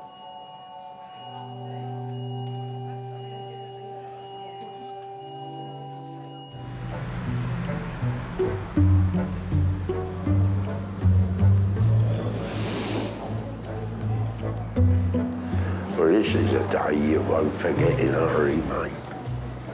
I certainly won't tell, not now. Saturday night, it's terrible in here. Oh, I should imagine it's worse than this. Drunks and all that, fights, and I wouldn't say to. 65-year-old Christine was playing bingo when she fell off her chair and hit her head. All right, yeah. Her 83-year-old friend Joan, with whom she lives in South London, has brought her to King's. Their close friend Jean is also there to support them. Walk slowly, take your time, no rush at all. I play bingo 1, 2, 3, 4, 5, 6, 7, 8. 8 times a week. Tuesday and Thursday downstairs, and then Monday and Friday. I love my bingo, yeah. Yeah, I'd go anywhere for bingo. And Wednesday, yeah, nearly every day. I'm a bingo addict. Careful, Mala. Yeah, you're very... Put your straight. I will sit you up. It's only a little club down there. On a Tuesday, where a lot of them's left or they've died, you get about 14 down there now. Gets them out that want to come out for an hour. Doctor will come and see you, my dear, okay? Not much else in life when you're getting old, so you're glad of the bingo, like, you know. It starts at 7 o'clock. Joan gives us a little sing-song and a few jokes, and we finish there about 8:45.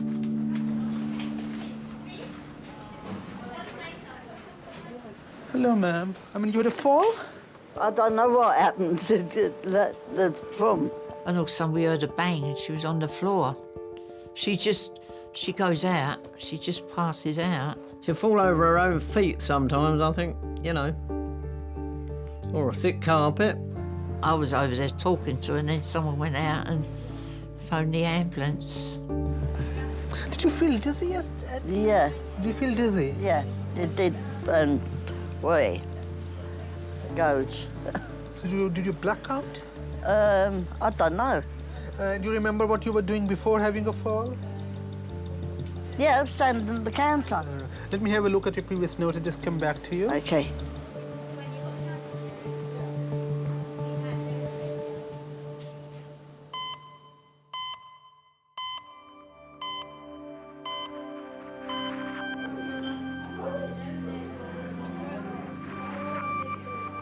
Mark's dad, Lorian, and his sister, Evelyn, have arrived in resus.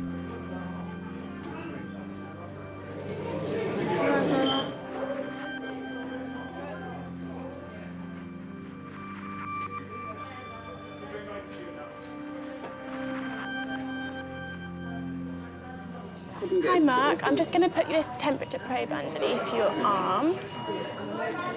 The doctors are running tests to discover the cause of Mark's fever. With his body already weak from his advanced MS, any infection could prove very serious. How long have you had MS for? Oh, about 11 years. 11 years? Really? That's really young. So he was 20 when he was diagnosed. Someone hit him on the back of his head, and that's all. So it was trauma-related? Oh, my gosh. Did it get progressively worse, or was it... Yeah, progressive and got worse. Apparently, he was hit on the head, and he thought nothing of it. And then he said he started getting weakness in his leg. And then he just woke up one day, couldn't walk, couldn't see. We were in and out of hospital for about a year before they said to us it was MS.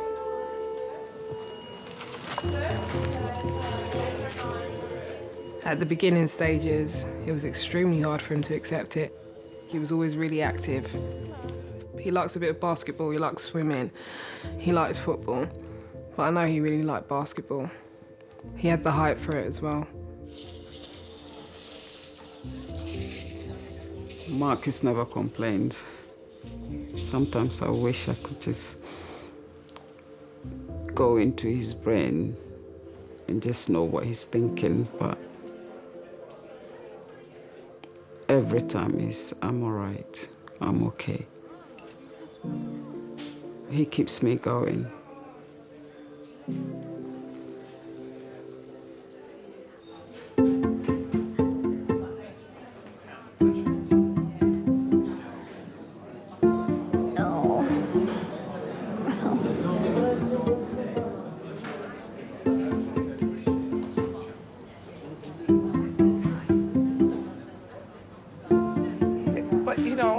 You should have emptied up the place when I turned up, you see. You should have... Yeah, please, just get rid of everybody, even the people in the wheelchair. The chicken tenders and some buttermilk biscuits. I want to eat, and I don't even think I'm that hungry. I am hungry. My stomach is rumbling.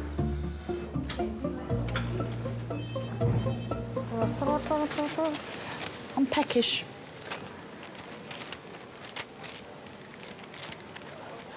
Boom, boom, boom, boom, boom. Knock, knock. What are you coming in for, sweetheart? because I had a bang on the head again. Did you? Yeah, she falls. That's it? Yeah. Get her a cup of tea, darling. How'd you take it? Strong, like your men? Strong, yeah. Sweet at all? I had brandy in my tea, please. What sandwiches have you got? You've got a sandwich. I'll see if there's any left. I was born in Deptford and then I moved to Abbeywood. I had a pub, the British Queen, and I moved round the corner. There you go, ladies. Share them between yourselves, Yeah, all right? we'll share them. We'll All share right? them. Yeah. Do you want a chicken, bit fun? No, I don't know. Don't right there. Shut up.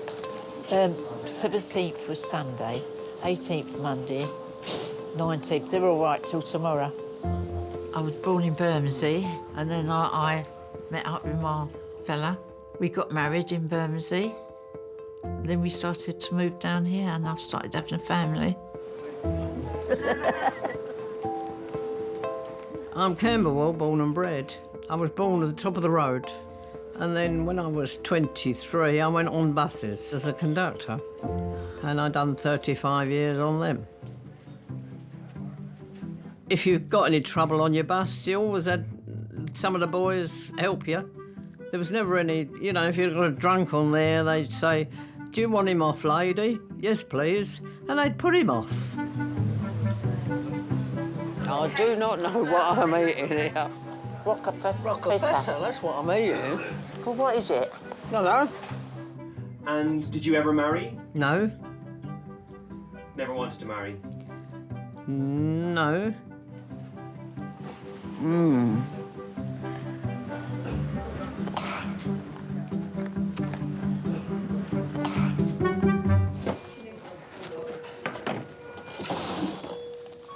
Hello. Oh, do you want us to go out? No, it's fine. How are you feeling now? Which part of your head is sore and hurting? Yeah, there. Okay. Oh. I had a stroke when I was 29. I couldn't walk, I couldn't talk. They couldn't do nothing for me. But now I've got better, and then I'm going gradually getting worse. Have you opened it yet? Wait a minute. Here. You rely on your friendship.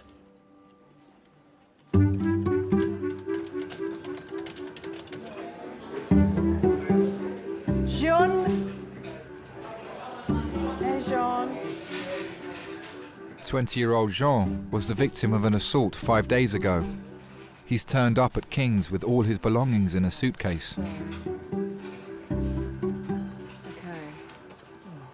So I briefly know you were assaulted on Wednesday. Yeah, Wednesday night. So just on the street, around an attack. Yeah, you didn't know them? I don't know them. It was around my area.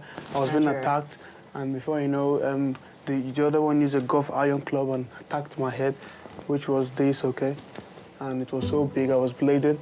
I'm a nurse, and you know, I wanted to look after people since I was as young as I can remember. Playing with my dolls, my tiny tears. I think I'm a good listener, so that helps. You have no family or friends? What I about? don't have any. You have no one? I'm just alone. What sort of help do you want? If you know, a place for me to spend the night, and if they could remove this thing, because the doctor says that after 5 days I should go. Take those out, that's no problem. Can you take your hat off and so I can sit properly? Okay, that's fine. He's an unhappy soul. Unhappy soul, wanting help. I'm feeling pain around. No, I know, there's a big bruise there still, so you will feel... He did tell me that he'd fled from his life and he was very scared. He was homeless. And you have to believe what patients tell you.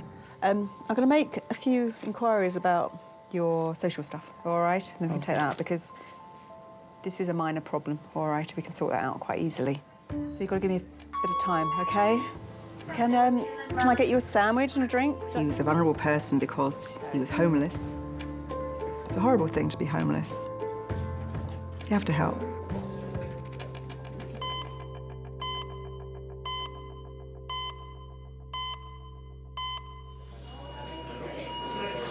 Are you in pain? Is it hurt? My mum, she's his full-time carer. There's been a few times when he sacked her.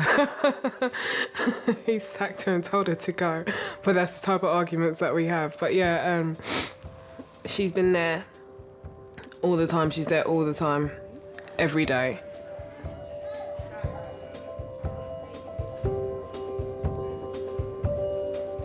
I grew up in Ghana. I came here when I was about 20. So I spent more of my life here than back in Ghana, really. Try and spit it out. Okay? Try hard. I didn't have a good or pleasant childhood. My mum and dad divorced, and my dad didn't want my mum to take me away. So I kept being passed from auntie to auntie. So because of that, all I said was, you know, I'll never let my kids go anywhere. I'll always be with my kids.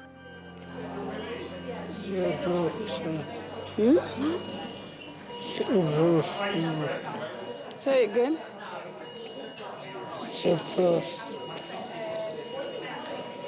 You're in hospital. You know that. That's good. At least you're trying to talk.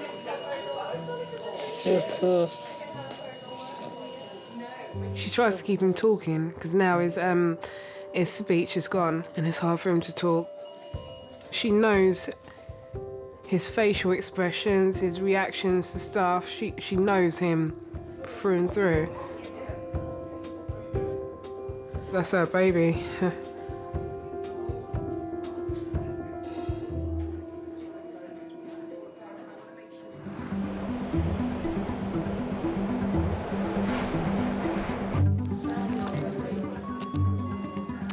Don't go too far, just in case you might go in. Right, who was in front of that? Can you see anybody that was? I can't. So hurry up. Oh, he's just driving me mad. That's why I'm getting up so late. Yeah, it's just toss and turn, arm in the air, just couldn't find a comfortable way of sleeping. And then he eats and sleeps all day. So it's like I got to feed him and then make him sleep. Yep, 1 minute. She's just here, I'll just get her. Sorry. Gemma? Gemma? Oh, killer. Sometimes I just want to give him one little kick. And then he said had big fluffy eyes and a big fur in his big head. Oh, Lord. I said, me not getting no more pets after this little ass.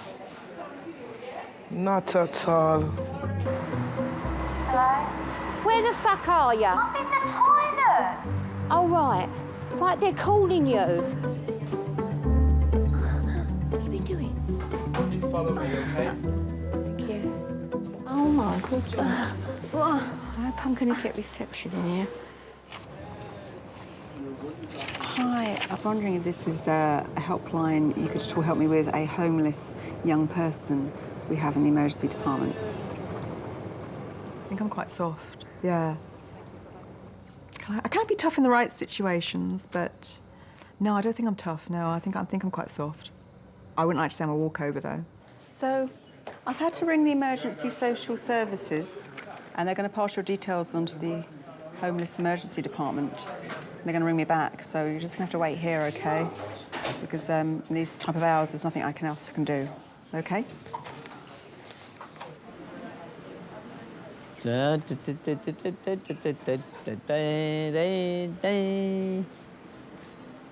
Want me to sing to you? No. Oh, that's all right then. Take that as a no. It's over an hour since Christine arrived in Majors, and the doctors are still trying to find out why she collapsed. They've just requested a urine sample. What you got to do? Got to have a pedal? Yeah. Yeah, you better see to her and I'll go stand outside. How can I see to her? What's she Well, I got to don't do? know what you got to do. I can't touch her. That's new, isn't it? All this. Yes. You haven't got to do it round her back. It's the front. They want a sample. Now what? Oh, crap. Oh, my God, the performance of her in there. You're right. She's trying to get a water specimen in it or something. That's what it's got to be put into, but you could go into that, hasn't it? How's it going in there, Chris? I can't do that. Yeah, she can't do it. Oh, God, there.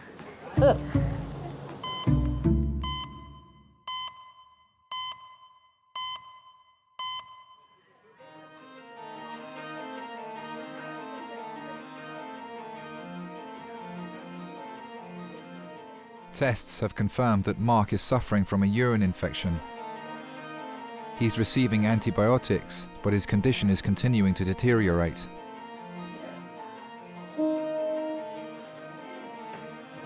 That poor lady. His mum. It's absolutely heartbreaking.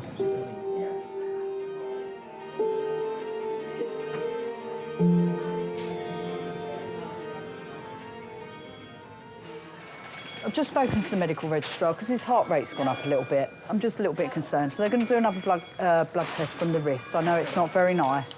I just want to make sure that he's oxygenating appropriately and make sure the fact that he is suffering with an infection, it's not making him worse. OK? I just want to make sure that we're giving him the right treatment. All right? Thanks very much. When we went in, we just thought, OK, urine infection, he was going to be treated, antibiotics. That's fine. Even when they said his heart rate was high, I still didn't think it was that bad. I just thought, okay, it's probably working overtime to get him through this infection.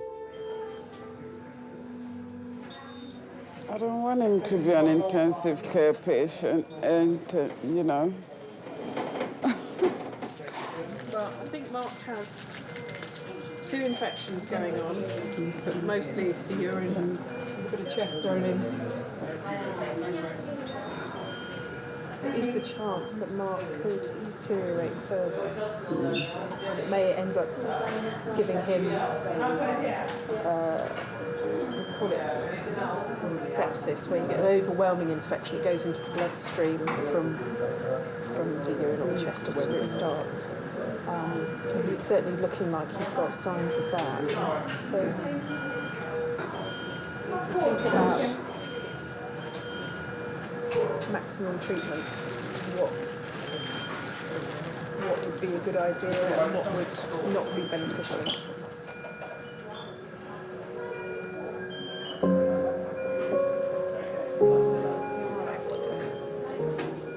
I always knew he was a strong boy and a fighter. He has fought it for, 11 years, but I didn't know it was that serious.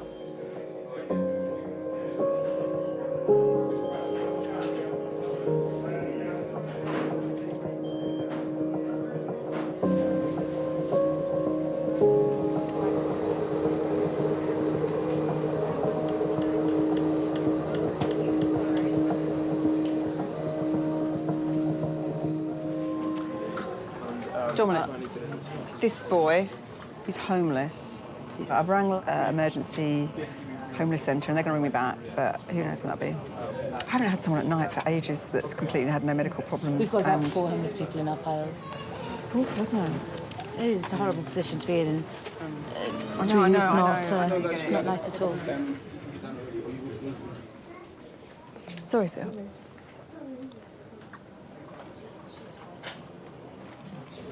You just come with me. I'll just take these stitches out.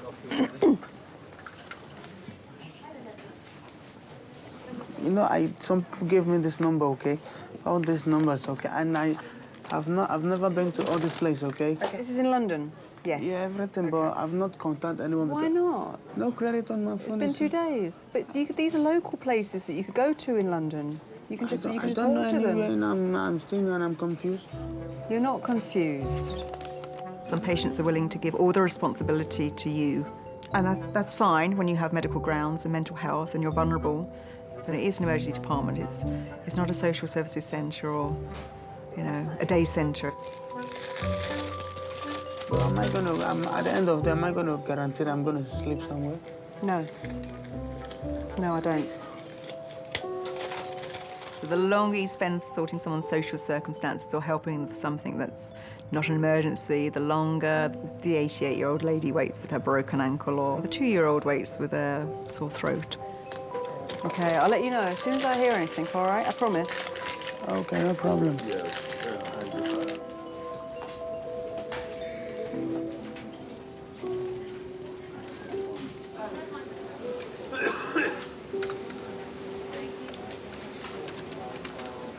What did you fall on, Chris? What did you trip on? Didn't trip on nothing. She just went down, hit her face or her head on Eileen's chair. Yeah. She's got to be a bit more careful because she can't keep going through life, keep hitting her head like that. You know what I reckon they'll end up giving her to put on an helmet, a crash helmet. That'd be an idea, Chris. Yeah, what, the little boys? Wear a crash helmet. The children, when they keep banging their heads, they put a crash helmet on their heads. They do, Chelsea goalkeeper. Yeah. Christine, she used to come to one of the bingo clubs. We all got friendly. Then her husband wasn't very good, and she sort of left him, and she came to me. And she's been here ever since. I'm trying to get rid of her, but I can't. Oh, we have arguments, but we get over them. No. She's all right. We just jog along and do what we want to do. Oh, dear. When you yawn, what a big mouth you got. I can't help it. Joan was worried, yeah, would have been together for so many years. Don't know how long, but they look after one another. Don't breathe like that, because they'll keep you here. The results of Christine's tests have come back. Will she be able to come home tonight? I think she will be admitted here. Oh, no. What for? She had a very nasty infection of the urine. That's the reason she had a collapse. So we need to investigate it further and treat her with antibiotics. Otherwise, she will go home and will have another collapse. She's very lethargic because of it.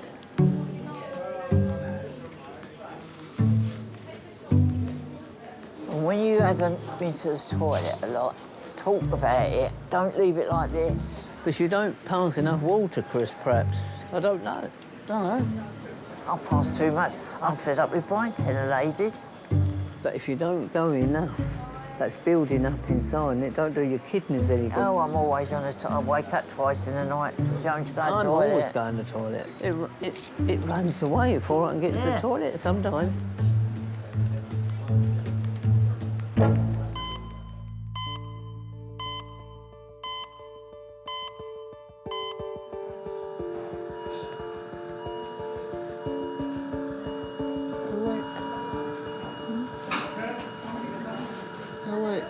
Wake up, Zola. Too much sleeping. Stay awake for a little. Mark is continuing to deteriorate and is at increasing risk of blood poisoning and organ failure. Given the seriousness of his condition, the medical staff must have some difficult conversations. If Mark's kidneys play up and stop working, then I don't think we should put him on a dialysis machine. It's very invasive. I'm hoping a bit of antibiotic and a bit of fluid is going to work, but he seems quite weak. But you're on all the right stuff now.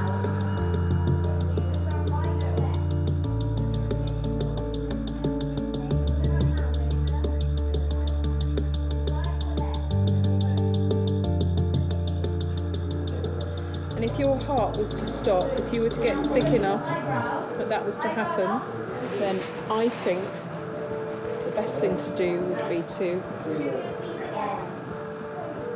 just let you go. Now, I'm not saying you anything close to that at the moment, because you've got a nice, strong heart. But if that was to happen, I think things would have got really bad. So I don't think us doing chest compressions is going to help. Okay. I just fell into pieces. I was crying, but I don't know if I was crying for me or Mark, and I thought if he was hearing what was going on, how would he be feeling right now? You know, is he thinking that he's going to die? And it was frightening. It was frightening. Don't give up. You're going to come out of this, okay? It's all a urine infection. You hear me? You hear me? You hear me, Z? I'm not prepared to lose you. You fight this. You can hear me. As a mum, you never, ever consider outliving your offspring, ever. To then have a do not resuscitate form discussed with you and why it would be beneficial for your offspring not to be resuscitated is something that I can't comprehend. I don't know what I'd be able to do in that situation. Don't even think about it. Don't even think about giving up. You'll be all right, okay? Yes? Blink. Come on, it's just me and you here. Blink twice. You can hear me. Blink twice. Again, blink again. Blink again for me.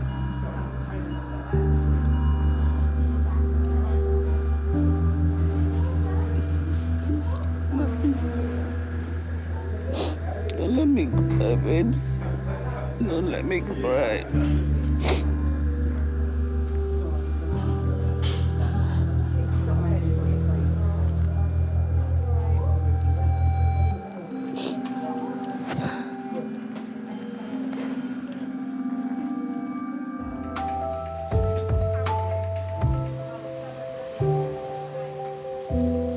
It's a lot of bleeding time wasted here, isn't it? Look, I've been here so long, my skin's all falling off my fingers. So, if you've got to come up here, fetch your bed. Yeah, I'll fetch your camp bed. Pack lunch. Change your clothes in. A primer stove. Make yourself a cup. Round table that you can sit on. Your own toilet roll. We'll always be friends. After my husband died, I wouldn't go over to bingo, and then they said to me once, come up and have a cup of tea, and they come down and have a cup of tea, and yeah, I've been friends with them ever since. So I'm never on my own. It's good. You got your phone? Where is it? Tell her then. Yeah. Oh, you got. Yeah. Tell mate. See you later. See you tomorrow. Friendship is very important to me. Ring me in the morning, all right? Without fail. Yeah. Yeah, it gets more important as you get older. All my family's gone anyway. I've only got one sister alive, and she's 90. Friends sometimes are better than family. Do you reckon we'll sleep tonight? Well, I hope I will.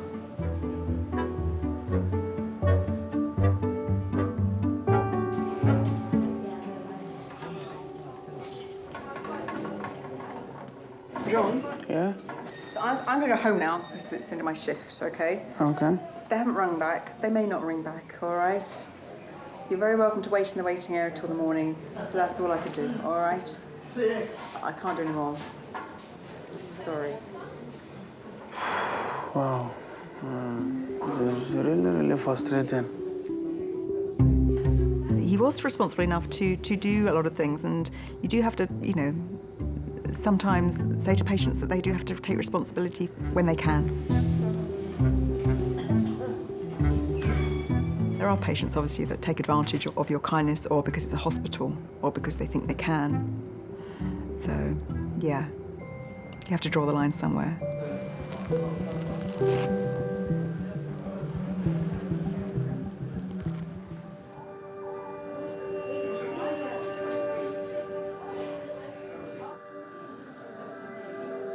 Mark is being moved to a high dependency bed where doctors can continue to monitor his condition. Is there anything I can get for you, my lovely? No? Is there any family going to come up and be with you? Yeah.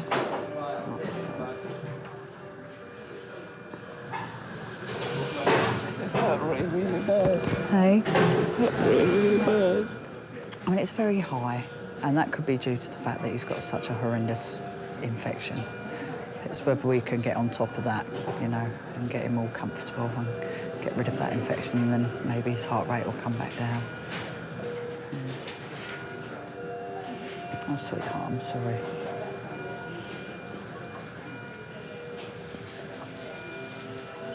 I'll get you up to the ward shortly, all right, my sweet? Yeah.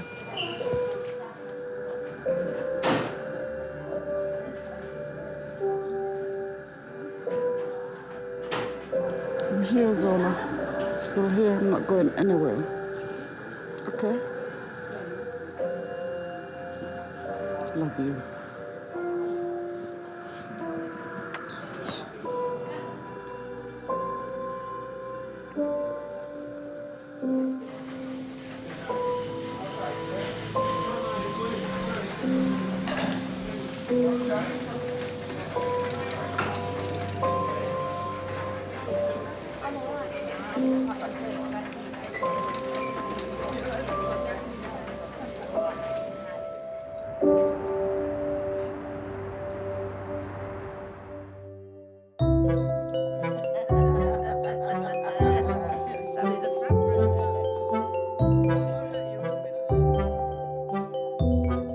When I came out of hospital, the next day, I didn't go straight home. I went to bingo.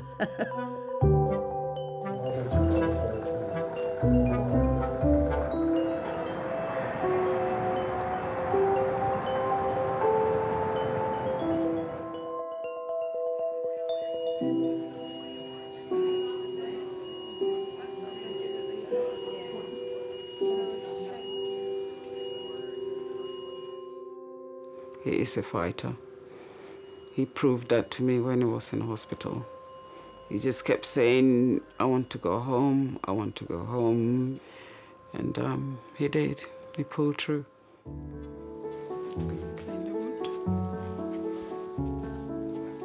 What keeps me going every time is seeing Mark, you know, well and talking to me. You can have a conversation with him now. Love you, babes. Love you too. Yeah. As his mom, however bad he is, as long as I'm strong and healthy enough to take care of him, I'll be there for him. I've got a tattoo of him on my arm. It's a nice tattoo. It's just his face, and it's meant to be God's hands holding him. She's going through a midlife crisis, and that's the reason why she got it. Anytime we go anywhere that he can't come with us, I know he's with us, he's with me.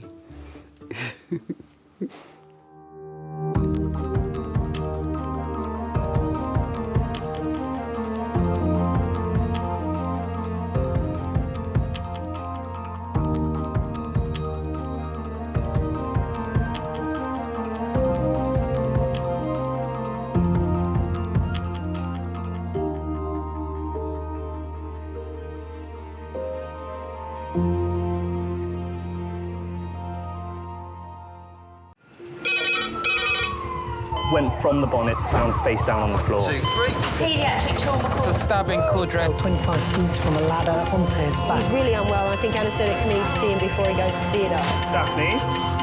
Daphne? How is everybody then? Chilling? King King's A&E, how may I help? King's College Hospital, London. I got stabbed. I know, it's annoying. My head. One of the busiest A&E departments in the world. I want top to toe, head, chest, abdomen. A place where love, life, and loss. Don't bloody die. I love you too much for you to die. Unfold every single day. All the patients you're about to see were treated in just one 24-hour period. A&E is always like a traffic jam. Can we get a trolley? You've got to realise that there's awful things that can happen to you. I'm so sorry. Life is unpredictable, so it's important that your nearest and dearest know that you love them. You have to tell them that you love them. You must get better and come back to me. I don't want to lose you. Because there may come a time when you're not around to tell them.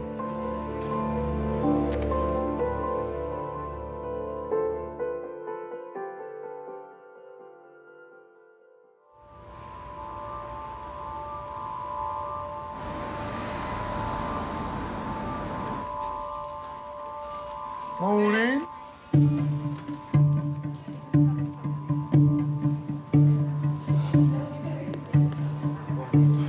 Thank God you weren't seriously hurt. Well, to think of it, if I was moving forward, that would have been the side of the van. If I'd actually pulled out straight away after that van had come round, that would have seriously hurt.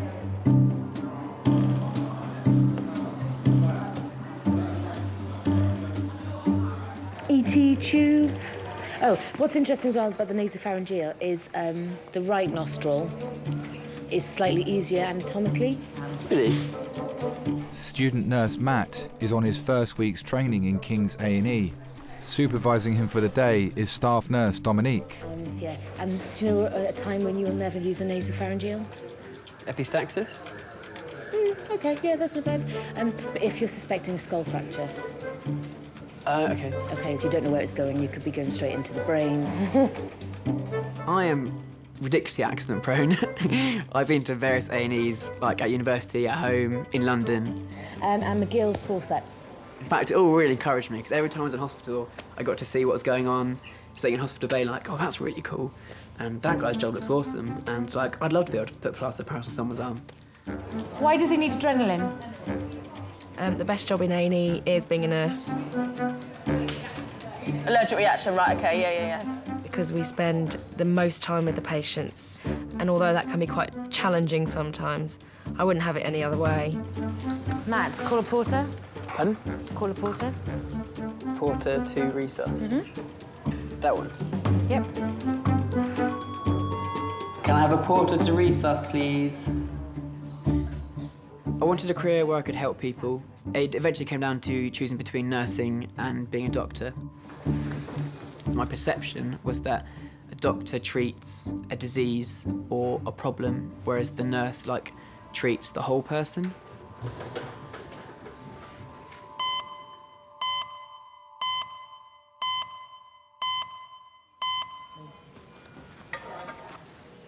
Okay. Hello, King's A&E. Yep.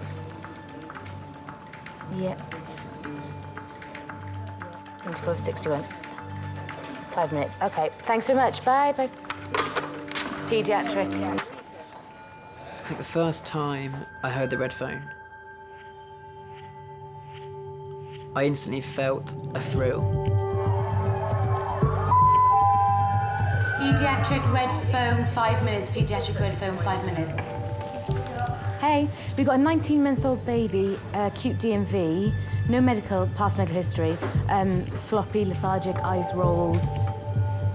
It really hammered home how real it was that I was in an A&E department, and that in an ambulance coming, screaming to King's now, as someone that needs the team's care, otherwise they might die, and that I'm now part of this team. Are you able to just phone 1881? Yeah. Just ask them to bring a culture bottle round to resus. Yeah, 1881. Baby Zane has had diarrhea and has been vomiting throughout the night.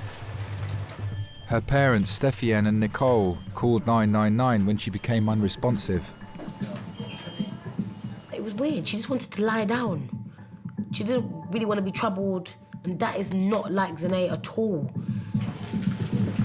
I started panicking because I don't like hospitals. And because she's so young and she can't actually say, Mummy, this is what's hurting me, or Mum, this is what's wrong, it's more scary because I don't actually know what's wrong with her. Basically, from last night, Zanae's just experienced acute diarrhea and vomiting with a heavy episode this morning.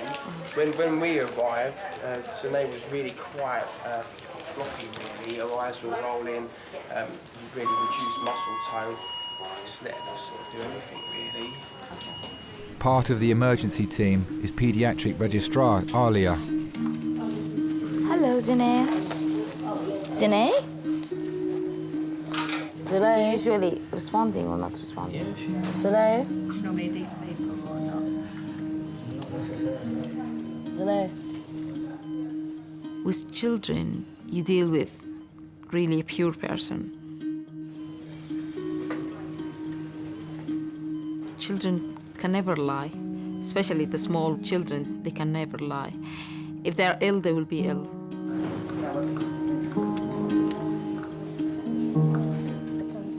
For her to be 1.5 years and being quiet will make us very tense that this child is not okay.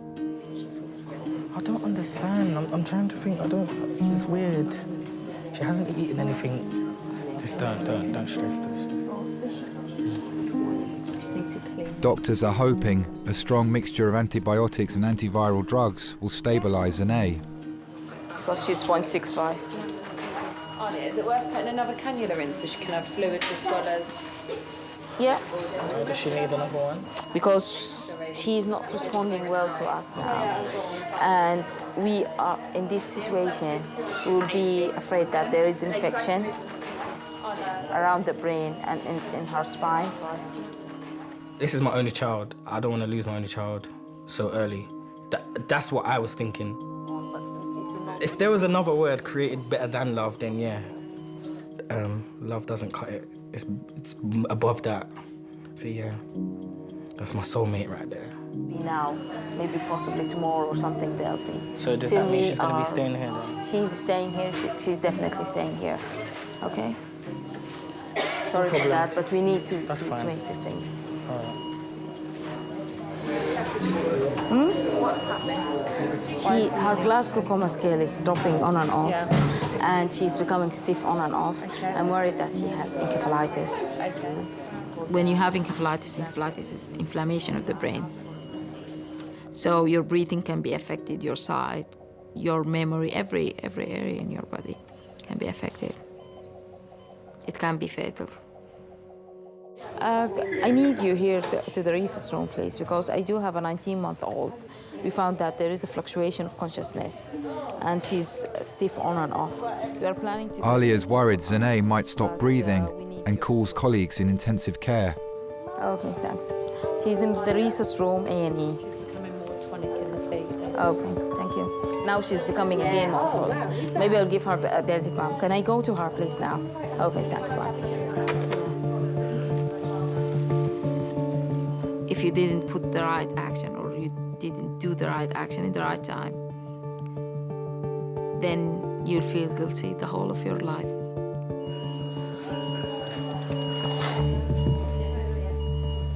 Mom's phone, she's still not answering.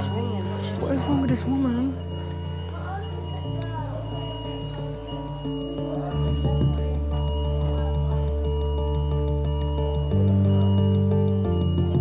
Needles, wires, tubes. Just this little girl in a big bed. It's all random, isn't it? I just don't understand, like, where this come from.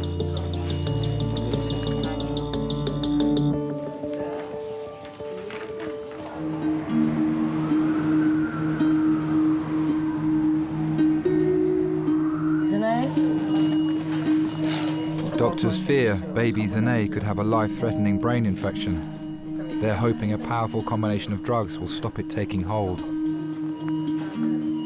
What really struck me was how quiet that child was, and the staff were really concentrating all the way through. So I took that as a sign that the child was really quite ill.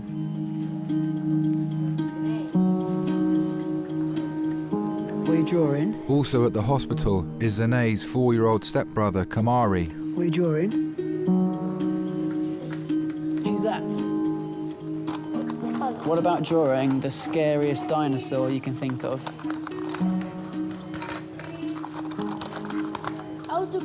Oh, right, yes.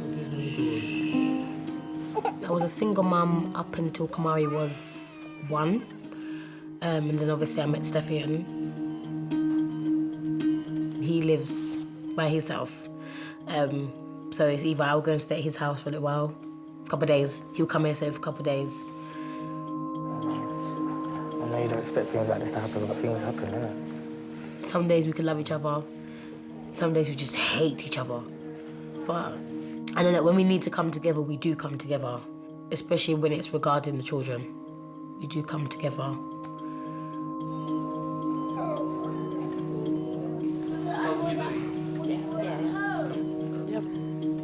Dr. Alia is sending Zane for a scan to look for signs of damage to her brain.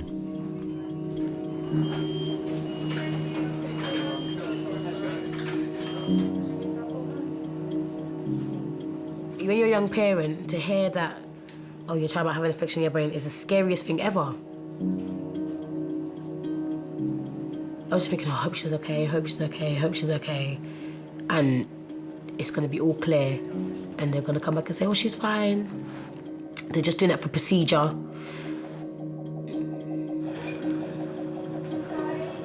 We have kids. The love is unconditional.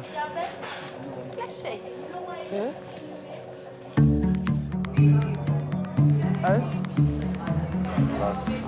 It's funny, actually. It's like when I turned up there, she was like, oh, I've done you a cup of tea already. I was like, blind, though. She went, there's a pork chop there as well. I went, pork chop? Pork chop with 2 roast potatoes and a bit of bread. I was like, Nan, you are a diamond. And then I went, oh, one sec, and ran into the van, and what it was, Rachel had cooked like a curry like the night before. She used whole grain rice. All right. Yeah, it's pretty good for you. Who? No, not us. You know what? It's everyone getting seen but us.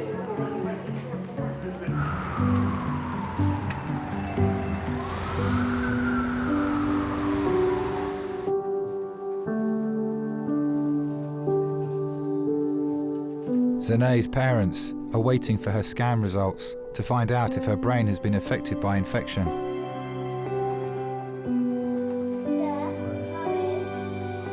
It's probably one of them, you know, like them the infection that just spread, that people just catch or something. You alright? What's Mum saying? Panicking, innit? What's she saying?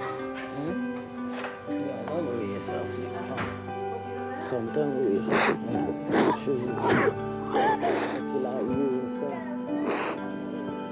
It's not easy to see a parent crying because their child is ill. You are dealing with people who are worried, who are afraid, and they don't know what to do. Right? Okay. It's not an easy thing. No. Especially when they will ask you, so what is the chance for my child to live? No.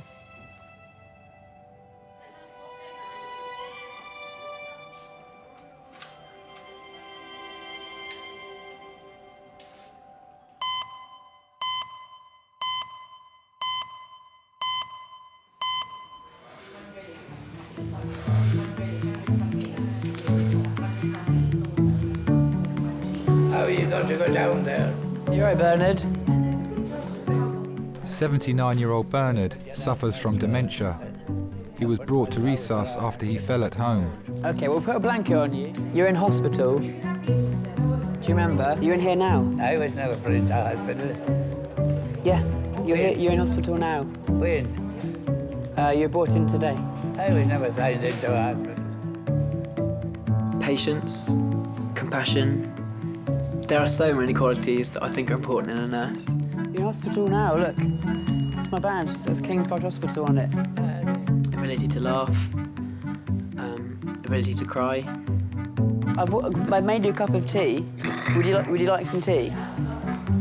Yeah. Yeah? OK. Okay. Nice and careful, because it's quite hot. All right. Okay? Yeah. You got it?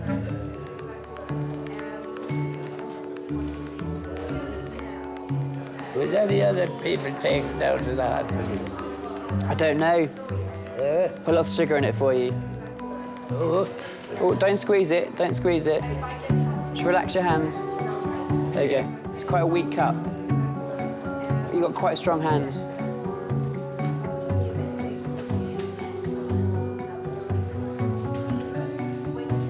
I won't drink any more now. Okay.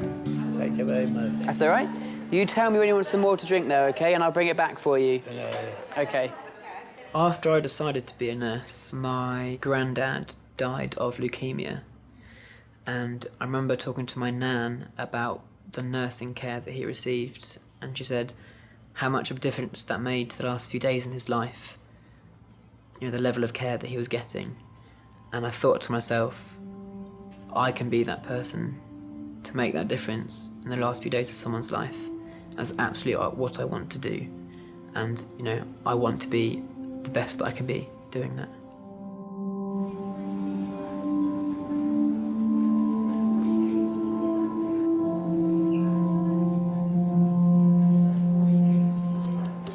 You all right?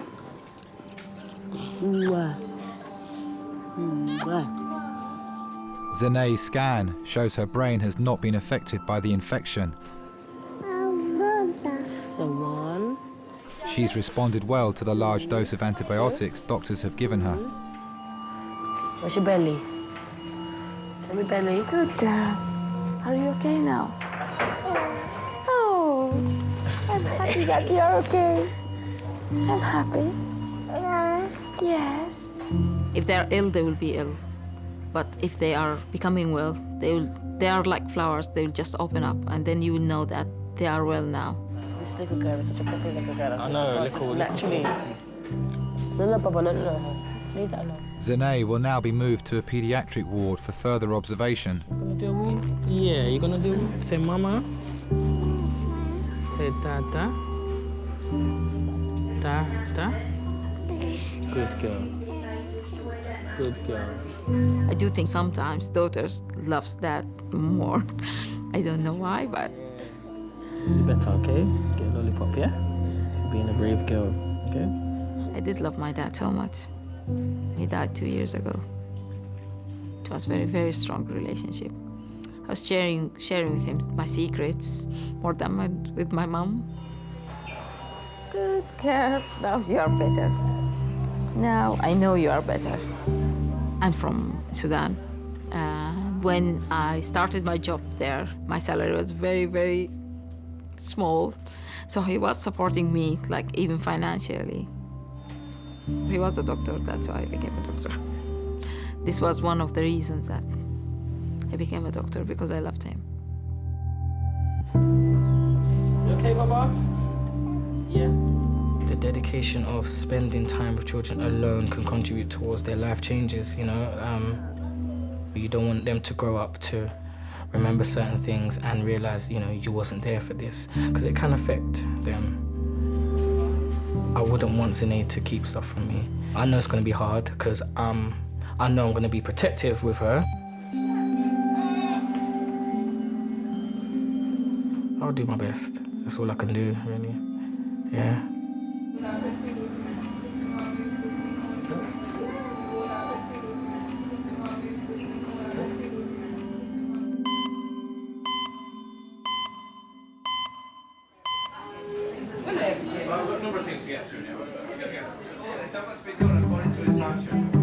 What's going on down there? Can you see?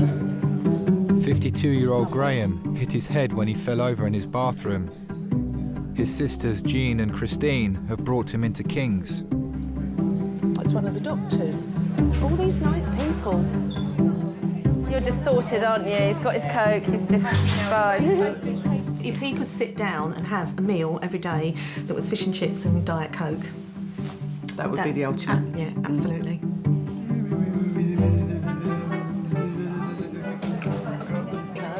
Oh, that's your favourite, isn't it? You'll end up doing a big burp. I'm the eldest, and Jean, middle one, and Graham came along when we were 8 and 6. Mum had worked out for herself that there was something not quite right. When she told us, we were sat down, I could still see her sat around her legs and Graham, his little cot by the side, and she said, God's given us Graham because he's special and he wants us as a special family to care for him. Oh, at least you brightened up. Do you feel a bit more bright now? Yes. Yeah, that's the thing. He was gorgeous.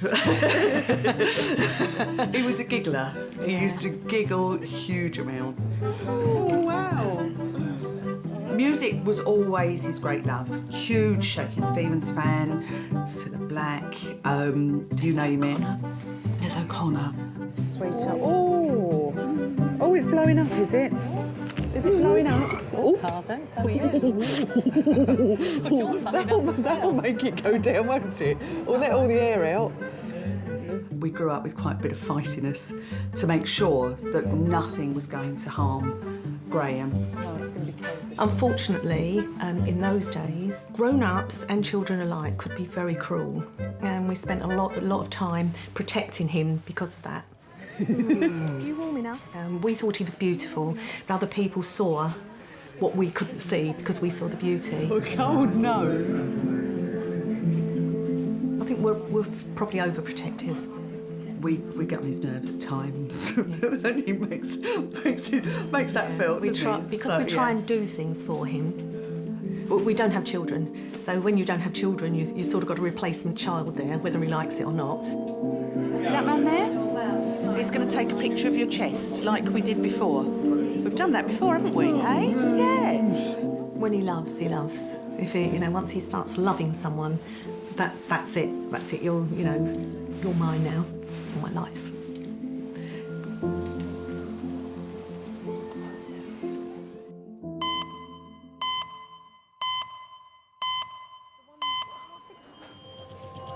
Swollen. A little bit. He's maintaining his airway, but he is swollen. Hello, King's A&E. Don't like the sound of that. Yep, all right. Head injury. 20. Lovely, thank you. Bye. 20 minutes? Yeah. Trauma red phone, 20 minutes. Trauma red phone, 20 minutes. Christine and her husband Dave were down from Yorkshire when Christine collapsed unconscious at her sister's house. Everything was fine. We'd been having a laugh and joke. We'd had a really good night. Christine just says, I'm just going to the toilet. All of a sudden, we heard such a bang from the bathroom. And of course, you're a bang, so me and my brother-in-law both jumped up. Goes in, Christine's laid on the bathroom floor. Sparkle.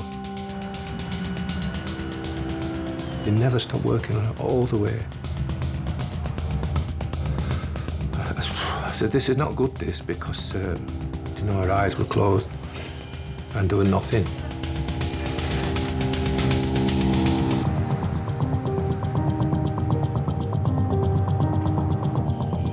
Trauma. 61-year-old Christine has arrived in resus after collapsing unconscious at her sister's house. Let's take some C-spine precautions as well for the time being. Robiel, an emergency consultant, will be leading the trauma team. I think patients who come in unconscious for whatever reason is incredibly difficult. And you have to, suppose, be a detective at that time to try and figure out what's going on. Every second counts for that patient and you're treating it on that basis. Yeah, go for it. Right, this is Christine down from Yorkshire. Went to the toilet and they heard her collapse in the bathroom. When they got there, she was unconscious. They put her on the toilet. She has 2 haematomas to the side of her face up there, which you can see. She's got a history of TIAs in the past. She's on clopidogrel and a statin. Okay, anything else? Is she breathing by herself? Minimal, okay. So does she respond to pain at all? No, she's pretty unresponsive, isn't it? So she's GCS 3. Christine? Christine? Doctors have been made aware that Christine had a stroke 10 years ago. this patient had previous lots of strokes, then that would be, you know, high on our suspicious lists of what may have happened. We can take them to the CT scan and looking specifically for a stroke. And you have to use all of your hospital resources as to figure out as to why they're unconscious.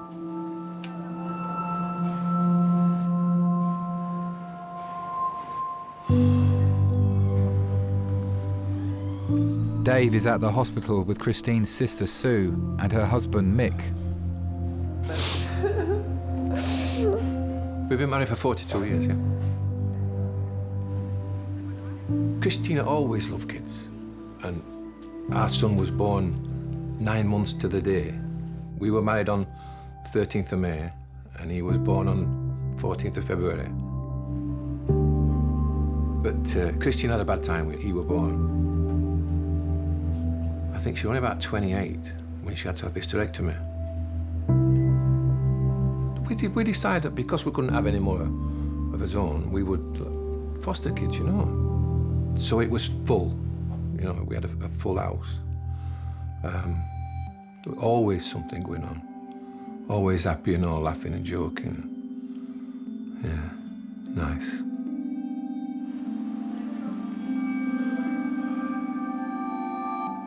Yeah, but you know, none of us know what happened tonight. We just don't know. You know, she just, you know, whatever. I don't know. She just passed out or whatever. I never pray. I never, you know. But when she was like that, I did pray to God, you know, for her to get better, you know.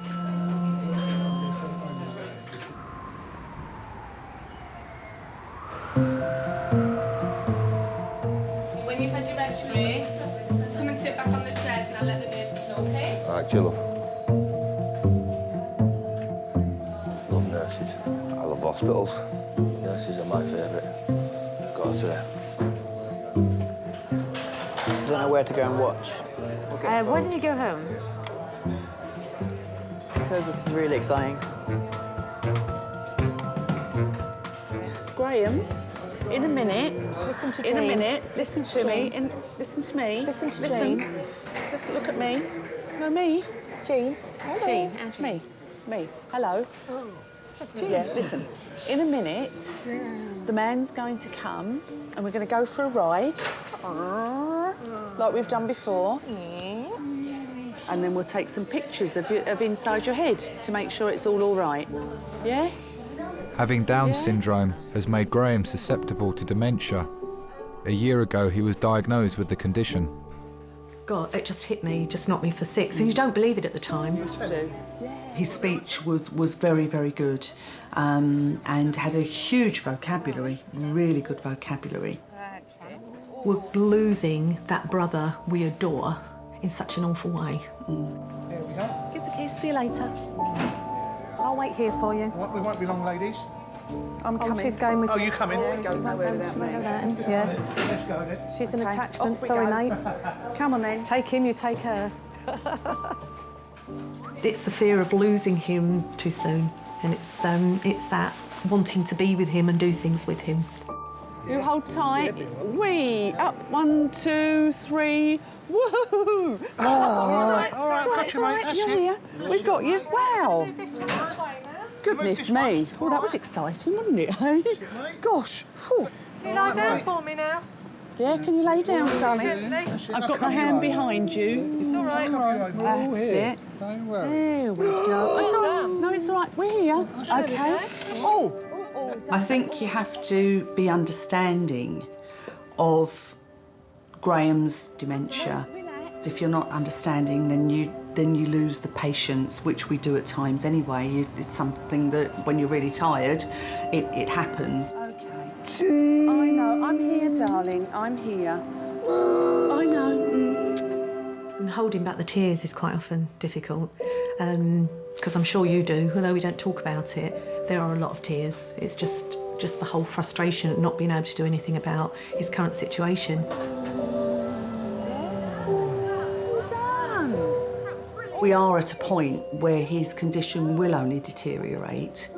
When you love somebody, it's not necessarily the happiest of experiences, because it is the worry that comes with that, because you've got a concern about that person all the time. Now, Chris is going to clean your head. Oh, look. Oh, it's like being in the barber's. Graham's scan is clear, but his wound needs dressing before he can go home. Chris is just going to put some glue on your head to stop it from hurting. He's just going to give it a clean, wish-wash, wish-wash. Going to give it a clean. And a lot of people say, oh, you're so good to him. But why wouldn't you be? All right, darling, nearly done. Nearly finished. Nearly finished. Come on. Squeeze my hand. Squeeze my hand. Just snuggle up to me like this, so Chris can squeeze my hand. Hold very still. Squeeze very, very still. All we're doing is what comes natural to anybody who loves someone. You do it with your partner, you do it with your child. Is it done? It's finished. Yeah, done. Finished now. Yeah, you say thank you. Thank you. Thank you. Thank you very much. I get far more back from him than I give. Haven't the ladies been lovely? And the chaps? The chaps have been good as well. Even Chris. Even Chris. Is it stiff? Yeah. It will be a bit stiff, darling. What's stiff? The glue. Oh, yeah. The glue, it tightens up, doesn't it? Is your head feeling better?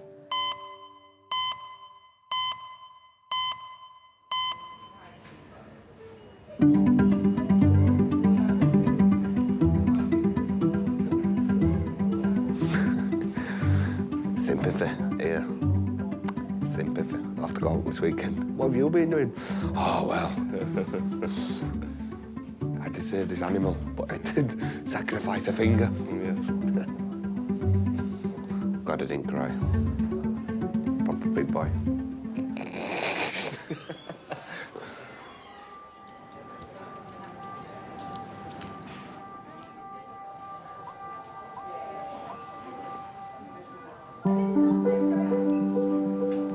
Christine collapsed unconscious earlier this evening.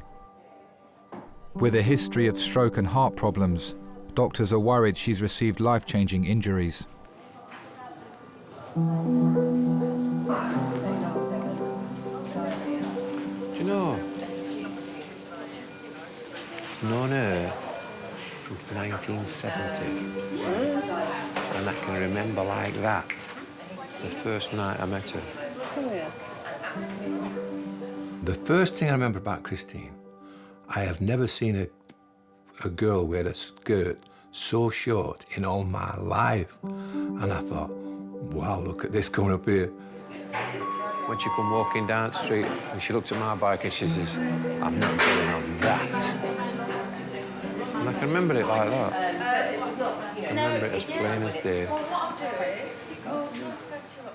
I thought she's never going to go with me because I just thought she was too good looking to go with me. And I think I loved her from that very first moment. Oh.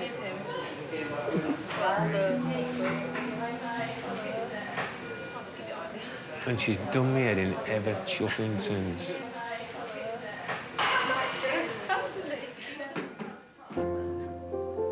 We don't always get on. You know, we have some real proper rows, you know. Oh, man, she punched me in the face. You know, people look at me and they think, she's a right hard bastard, him. But I'm not. I'm not.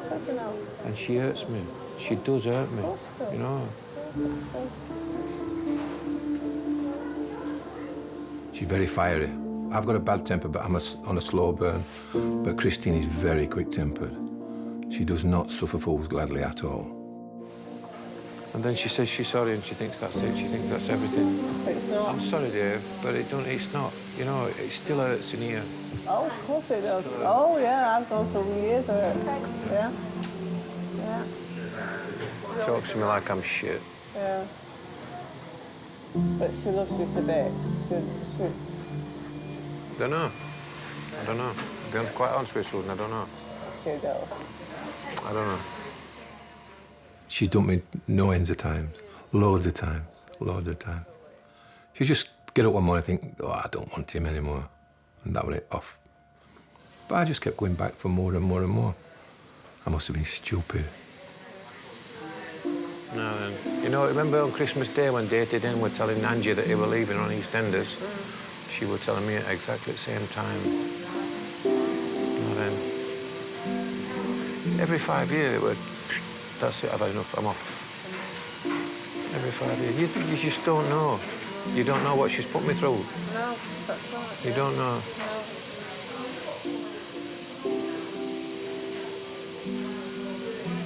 But on the other hand, I wouldn't know what I'd do. I wouldn't know what I'd do without her. And I know, Susan, I know I haven't been best husband in the world. I know I haven't. But I've always loved her. Always. I had an affair. I had an affair 23 years ago.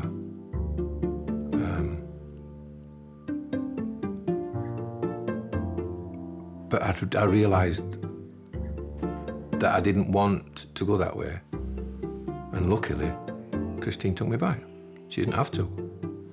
She didn't have to, but luckily she did. That's when she punched me in the face. You can't blame her, can you? Yeah. Can't blame her for that. If it were easy, everybody could do it. There would be no divorces. No, it's nice hard work. Anybody will tell you that. When we're going to get results of this chuffing scan, then, or what? Don't know. No skull fracture. Christine's scans show there's no bleed on her brain, but until she wakes up, doctors can't rule out any permanent damage. There are times when we don't know what's going on with the patient at all, and this is why they need to come in for further observation and investigation. The family members, the relatives, the friends, they are an extension of the patient. Knowing that one of their dear ones is unconscious and not knowing what's going wrong with them, I wouldn't want anybody to go through that kind of experience.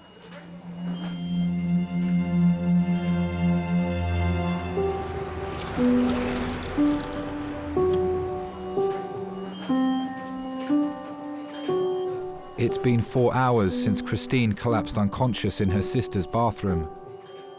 Doctors are still waiting for her to wake up to see if she's suffered any life-changing injury to her brain.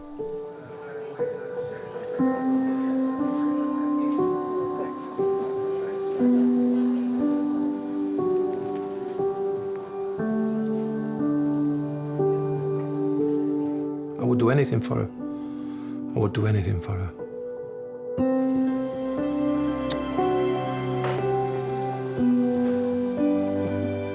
So would any man, any man who's got any, I don't know, any strength about him. If he could take the pain himself, he would do. And if he wouldn't, then he's just not a man.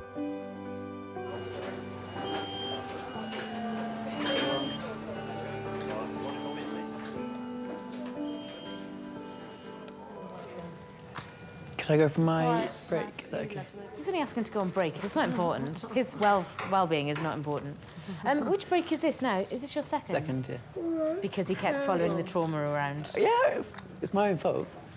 Right. This is far too Go, exciting. and will you take like 40 minutes, please? Fuck off!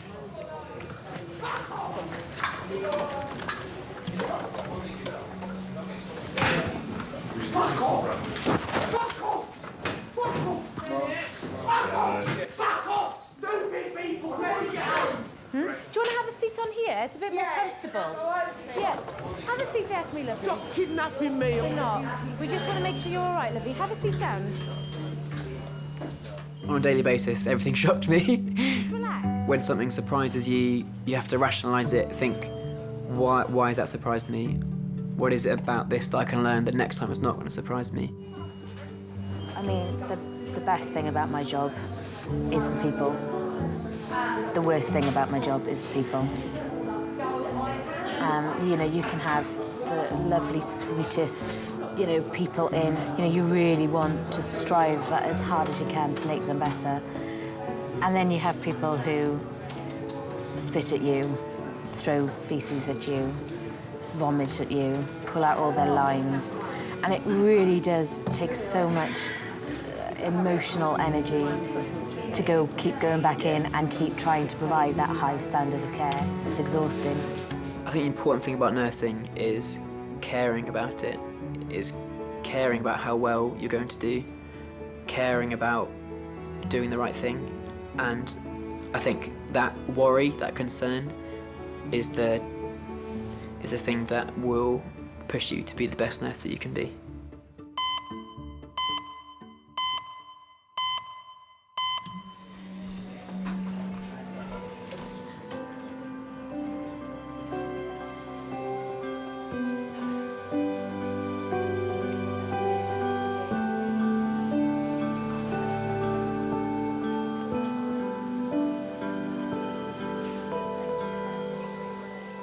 Hello, sweetheart.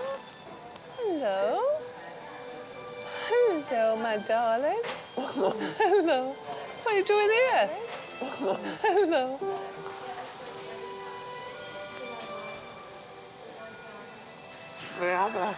Where are you? In the hospital. What are you doing here? Because you've had a bloody fall. What happened then? I don't know. Did you just black out? Did you faint? I don't know. Coming back from best, I don't know.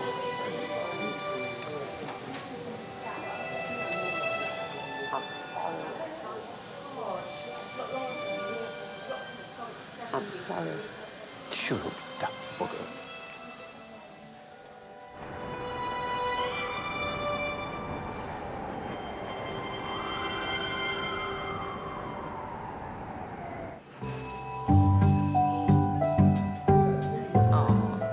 So pleased she's okay, though. She seems to be fine. With the history we got, we thought she'd had a big bleed. Yeah. It was quite a worry. Yeah. And she tells me now she had a fall about a fortnight ago. There we go. Mm. So it might be that the blood pressure drops when she stands up and then she collapses. It's possible. Like a head rush, you know? Yeah, like a head rush, that kind of thing. Yeah. Oh, you've had ups and downs, yeah. It won't be a proper marriage if we didn't have ups and downs. So, no, take the rough with the smooth, and I've got more smooth than I have rough. You'll be coming out tomorrow, and I'll take you home tomorrow. And there's no point staying down here if you're just going to spoil Susan and Mick's week. I don't think a lot of people now tend to fight for what they've got. You know what I mean? They think, oh, well, it's so easy to have a divorce, that's it. I mean, I'll say, oh, I'll divorce you tomorrow, but I won't, really. I love him. No. If you have to sacrifice, then you do. It's just what you do. Just what you have to do. Huh? I don't love you, though. I know you do. I've heard it all before. Some people can say, oh, I love this, I love that. But I can't because it's just, we just click. They're just something. Do you know what I mean? Press it. Press the button then. There you go. You like oranges, don't you? Yeah?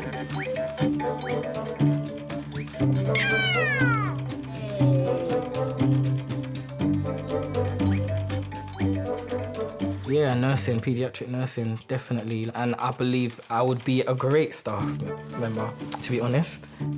Yay!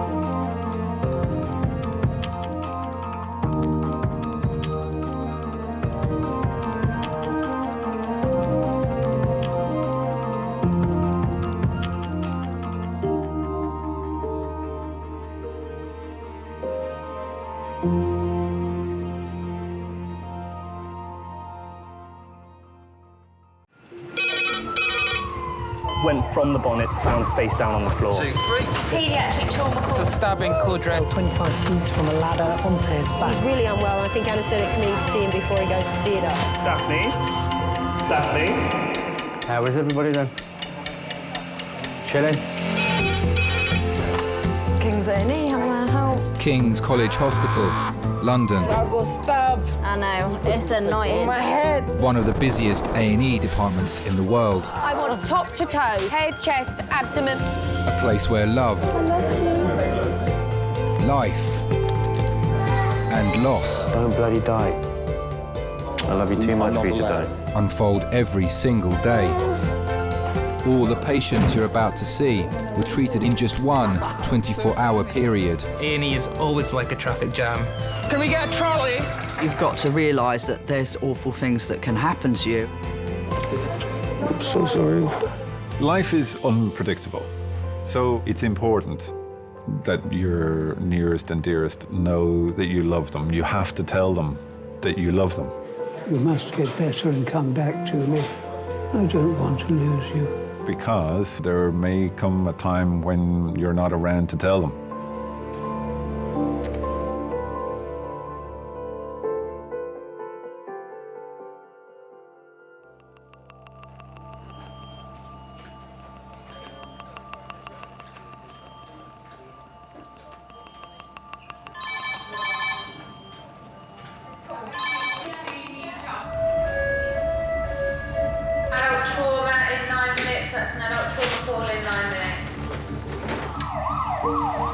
A traffic accident has taken place, and paramedics are on their way to King's with casualties. What are we getting? Which one are we getting, the pedestrian or the motorcyclist? The first to arrive is the motorcyclist involved in the collision. Right, so we are getting the motorcyclist, but no doubt we will be getting the pedestrian. There we go, the pedestrian. King's A&E resus sister. So you see, this is your training one, and then you can do the pedestrian. Consultant Ema is in charge of resus today. She's been at King's for 9 years. Yes. Amongst the team are several junior doctors. This is a motorbike who's hit the pedestrian and the tree at the same time. Your ED job is the best job, but also the most stressful job you'll ever do as a junior doctor. The things you learn the best, that stick the best, are the things that you learned in practice. And the books are fine, but it's not until you actually physically do it, the physical memory of doing it, the visual memory of doing it, that's what really makes it stick. It's the first of the 2 traumas. Let's get this one sorted then. Morning. Hang on, guys, hands across. 1, 2, 3. Because the patients don't have a label attached to them as they come in the door, we're starting with a blank canvas. Okay. Right, tell us the story. He's hit a pedestrian and then hit a tree. You start with a patient and a story and your stethoscope in your hands, and you try to work out what's happening. So James, talk to me. Do you see anything abnormal? So there's equal chest expansion, but it's slightly reduced. The trachea is central. There's good air entry all over. Are there any grazes, marks, bruises, anything on his chest wall? Not that I can see, no. And there's a good resonant percussion note throughout as well. Meng, will you request plain film of the pelvis, CT chest? James, you're going to cross-batch him for 4. Claire, you're going to ultrasound him. Yes. Thank you. Having 2 seriously ill or injured patients come through at the same time is demanding, because you want to be able to focus all your energy and all your attention onto the one, but you don't have the luxury of that. So you really have to trust your team.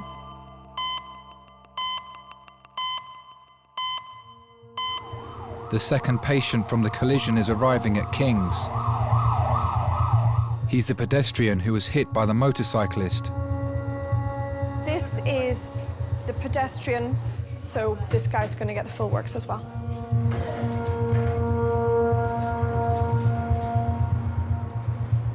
I've got to go because my other one's arrived. Bye. He was witnessed to go head over heels while stationary and standing. Top to toe, he has an isolated laceration to the left side of his mouth. Neck's atraumatic. Chest has bilateral chest expansion with a bilaterally tiered chest.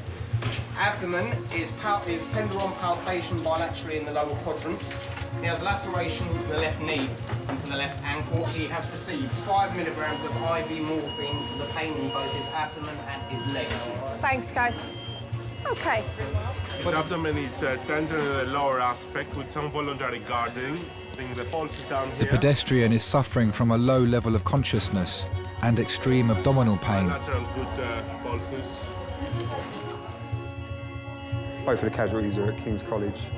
We're struggling to find any ID on the pedestrian at the moment. It doesn't appear to have any belongings with him. I'm just going to ring his wife. You got his details with her? I've got the wife's details. When the accident happened, I was at home and I was getting ready to go out.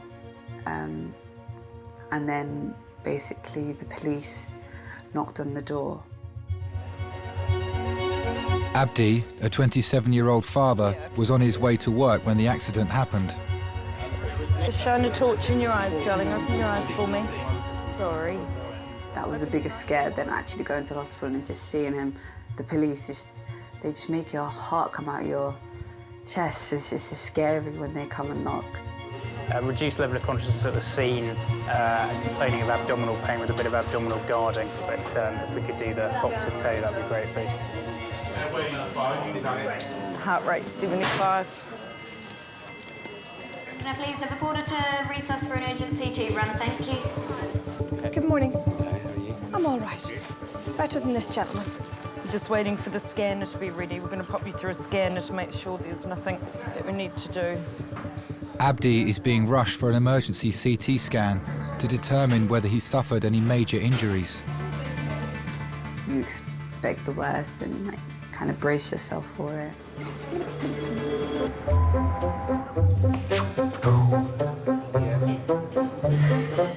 Why is this shut?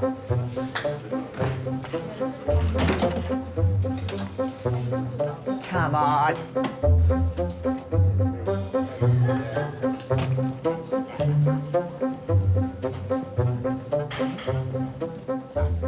$22. Now, where was that?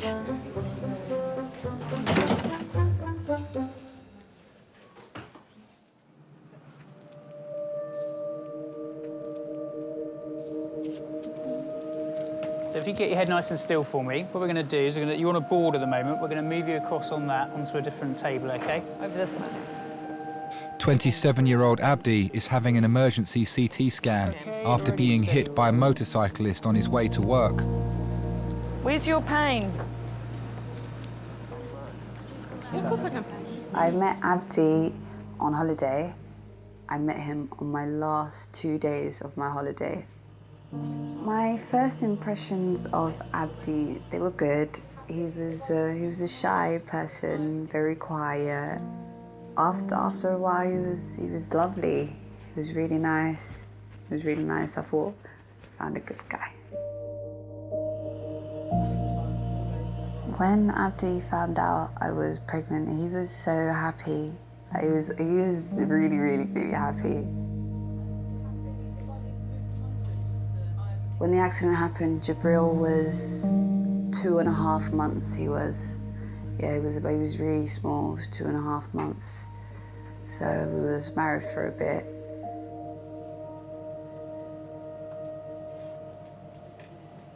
Where he had the accident, quite a few people have had accidents there. It's a really busy road, and you always see like flowers just on a lamppost, and it was scary, especially when they told me where it was.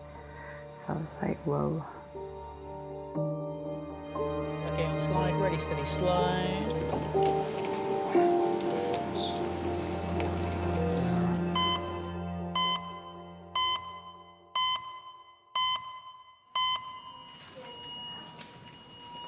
You all right? Hello. Hello. Hi, I'm Laura, one of the nurses. Hiya. Hello, Dan. 25-year-old Sarah has learning difficulties. She's been brought into King's by her grandfather and mother after collapsing whilst out. All right, mate. Oh, Nanny. Nanny can't come in, darling, at the moment, love. All right. Come on, now, it's a good boy. Oh, hello, darling. What's the tears for? Oh, Nanny. Oh. Nan's outside. Well, look, you've got your mummy here. Eh? And you've got your granddad. That's great, isn't it? We went to pick her up from home to go to Orpington, do a bit of shopping. Do you know where you are? Yeah, you are. Casualty. got to Orpington and she could hardly stand. I said, there's something not right here. And I rushed straight down to King's. Should we find out what's made you come to hospital today? Yeah, my legs. Your legs? What happened to your legs? Can't walk properly, could you? Couldn't work properly. No, were you wobbly? Yeah. Wibbly-wobbly on your feet? Yeah. Yeah. Sarah's learning difficulties are the result of an inherited genetic disorder. It all started with the right eye protruding. They put her through a scan and discovered that the tumour was pushing the eye out.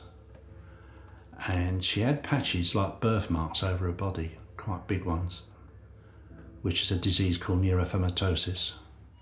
What's she normally like, as in day-to-day, the dribbling a new thing? No, well, I've never seen that before. So that's a new thing, That's a yes? new thing, OK, what's her mobility normally like? Is she mobile? Yeah. She was mobile, but obviously we have to watch with steps because her eyesight's not 100%. Yeah, with the optical. Yeah. And is she normally like, she eats her own food? She started having chemo, and that started shrinking the tumour. There was a build-up of fluid around the brain. And they couldn't operate on her because her brain was still growing.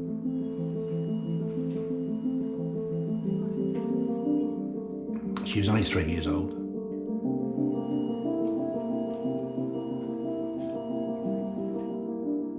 We were devastated. We were absolutely devastated.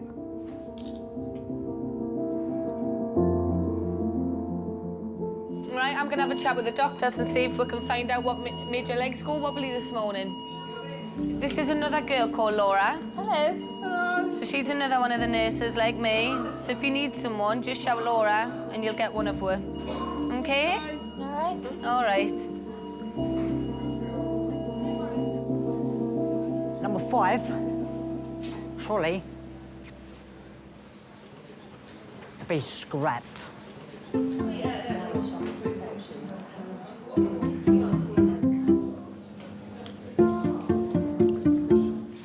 Number 5 trolley, the base. Coming away. Yes, where it's got a strap Yeah, right there. yeah. And the trolley's, it can't get apart. Too old.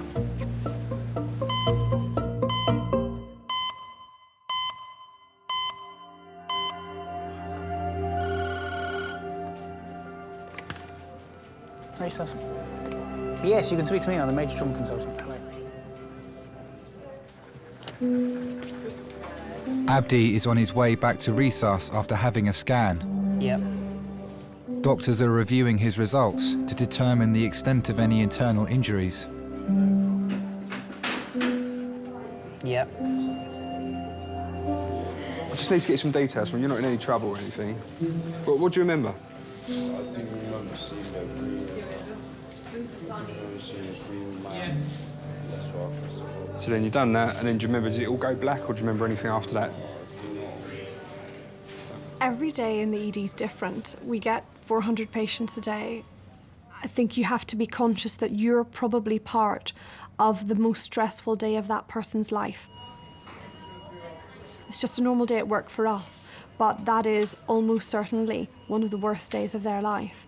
And you have to respect that, and you have to allow them to feel that you really care, because you do. So it doesn't look like there's anything serious going on, OK? Chest is fine, tummy looks fine, everything, all the important stuff looks fine, OK? You're nice and still. Nice and still. Nice and still for the minute. Abdi's scan has come back clear. He'll recover in King's before returning home. And the other way? Is he going to CDU? Yeah, he will. Let me take some of these off. So we're going to move you to our CDU, which is like a little ward off the side of A&E. Just keep an eye on you a bit longer before they send you home. Do you have any children? Yeah, one little baby. They're gorgeous. Boy or girl? A little boy. And what did you call them? Jibber. You warm enough? Yeah. All right. You just have to take care in general, especially when you have children. Just take it easy, because sometimes you feel a bit sick after you've been through something like this. You can't just run across the road, it's dangerous. You might be looking, but you never know, the driver might not be taking as much care as you. So always be very careful. That's what I would say.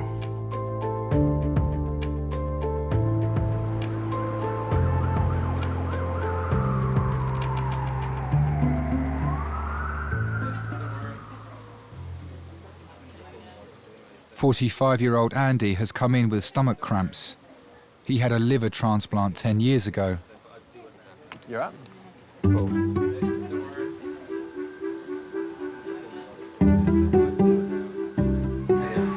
Okay.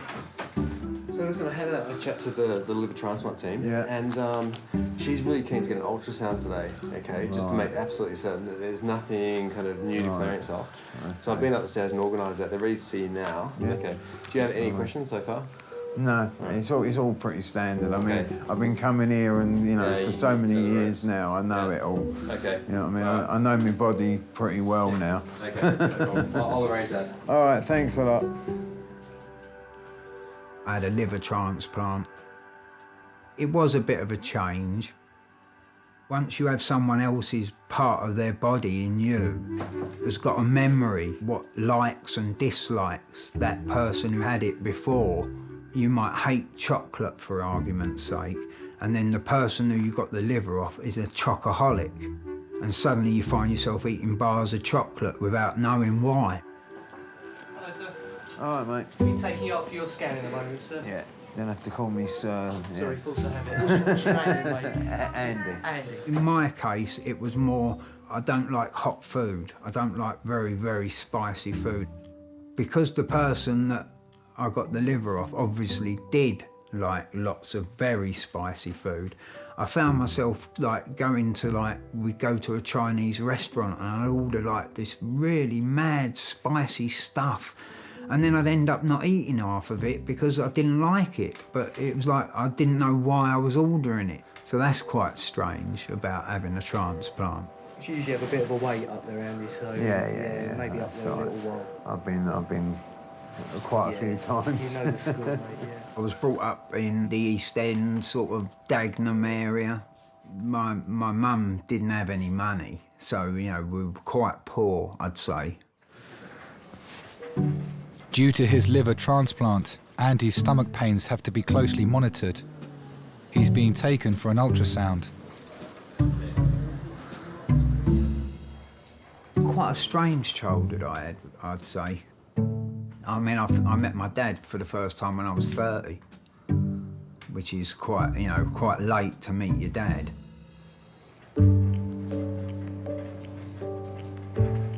You can't miss what you've never had. Like, I mean, I went to a psychologist,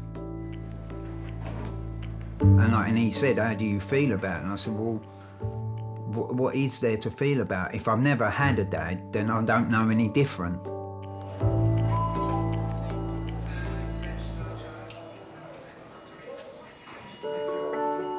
Sarah's genetic condition requires a permanent tube in her head, which drains excess fluid from her brain. I like taking her over the park. She likes going out. I think when I used to take her to football, we used to have dinner out. She used to like that. That is a special light for when we need to look closely at things and it turns on. Shall I show you? Yeah. Yeah, wow. Hey, see, look. Whoa. Wow. It's like a spaceship, isn't it? She likes the football, the first half. Then she wants to go home. But I try to tell her, no, there's the second half. And in the second half, every 10 minutes, is it nearly finished? Is it nearly finished? Oh, dear. And unfortunately, football's an hour and a half. Child are playing.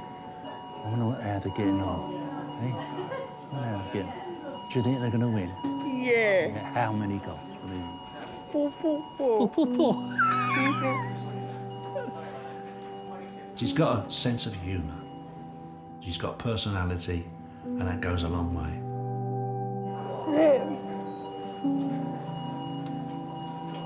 Hey? You okay? Doctors are concerned that Sarah's collapse has been caused by a blockage in the tube in her brain. Yes. You sure you're all right? Yeah.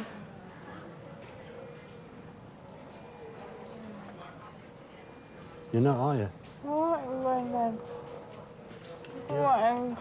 You sure you're okay? Yes, well done. You're not, are you? I want well done. Yeah? If you go in there, Hey? Hang on a bit, love. Sorry, boy, I think something wrong with she's slurring again. You all right, sir? Yes. How's things? All right. No, she's look in the face. Can you do that for me? No. No, it's all right. I'm going to get her in the scanner. We're just going to go to the CT scanner. I'll take all them pictures just inside your head to see what's going on with that shunt. Is that OK? Yep. Yeah? So let's go. Right. All right, then. Sarah's neurological symptoms are getting worse. She's being sent for an urgent CT scan of her head. She was about 7 years old, I think, when her dad died. It was devastating for my daughter. You know, it was really bad. They checked me out, and then they checked my husband out and found out my husband had the same condition as what Sarah had. But he was a very good dad and husband, and I miss him. Even though it's been 17 years, I still miss him, and it's hard. It will always be Sarah that keeps me going. And if I'm a bit low, she's always there for me. Sarah's my life. Without Sarah, nothing.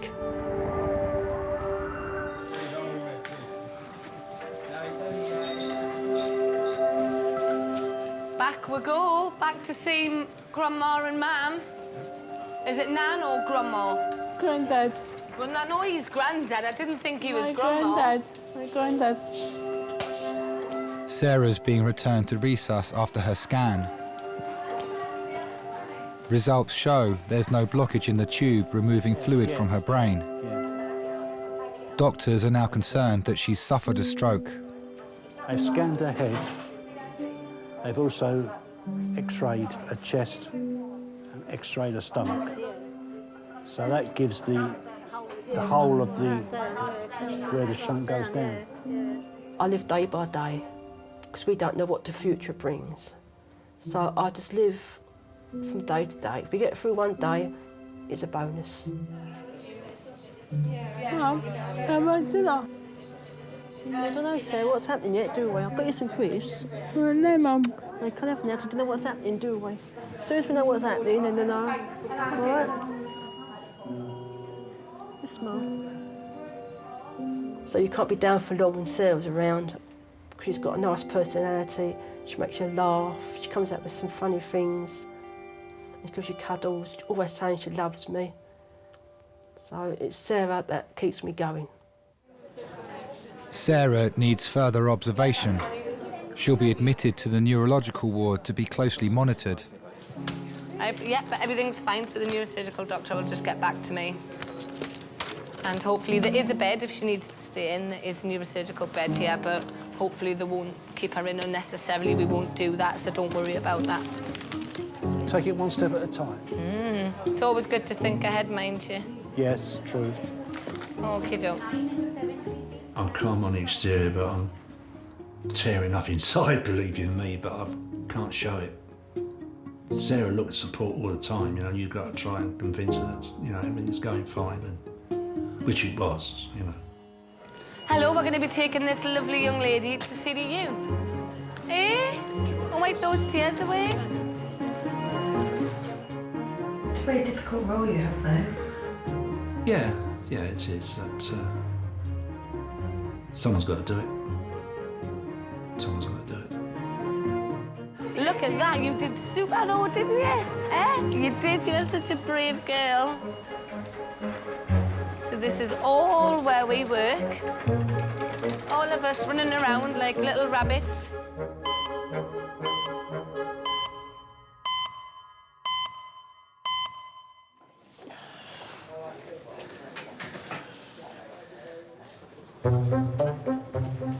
Okay. Yeah, he seems to know where he's going. Andy is back from his ultrasound. Okay, you're going to be put in ADU, okay, mate? Right, what's that? It's just up here.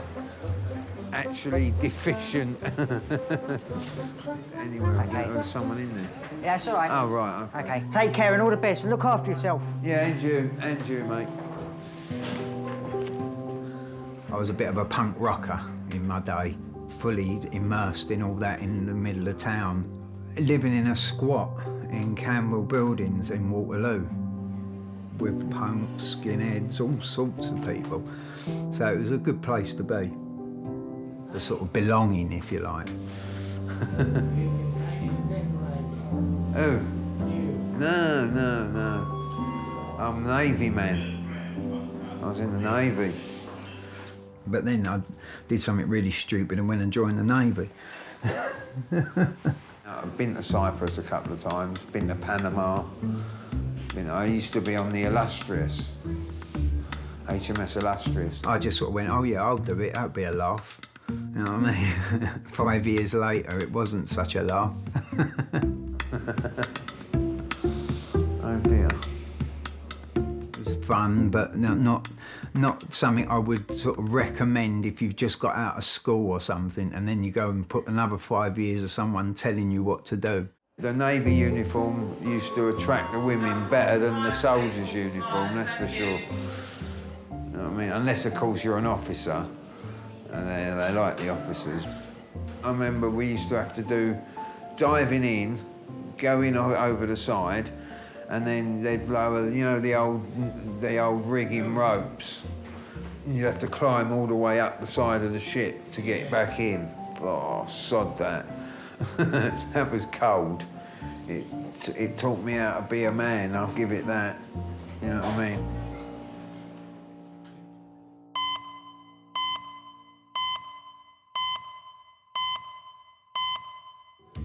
S goes round. That's how Okay. it's So this is a hemorrhagic stroke, you say? Would you put a label on it? Okay. Dr. Sammy has just started her shift. It's her 24th birthday today. People do look at me, and I'm blonde, and I'm young, and I've got a pink set. I don't know why I have a pink stethoscope. It seemed like a really good idea. Kings. Yep. You definitely really need to get stuck in when there's a big trauma. It's really scary, and everyone around you is so calm. 1, 2, 3. Lovely. Okay, thanks very much. Okay, nice and quiet for handover, please. He's been sedated with a total of 200 mics of fentanyl, 7 milligrams of midazolam, and has been stable throughout transfer until 5 minutes ago when he blew a pupil on the right-hand side, but it's blown again. Any questions? That's good, thank you very much. As Sammy is a junior doctor, when a trauma comes in, she's mentored by her seniors. You can't be shy. You can't be, because these are A&E doctors. You need to become one of them, and sometimes it is a case of just getting in there. Okay, from the top, please, guys. Okay, trachea central. And the more you do that, the more respect the consultants have for you, and the more you learn, the better you become. Happy, Sammy? Not happy? Not sure. Okay, Sammy, right wrist is free if that's blown. You can come back to the right wrist. Yeah? Would you be happy putting anything through that line? We'll see. No. Okay, well, it looks a bit blown. I think already, people think I'm a bit strange for loving trauma, because it can be very gory. But in those few minutes that you've got with them, you could save their life.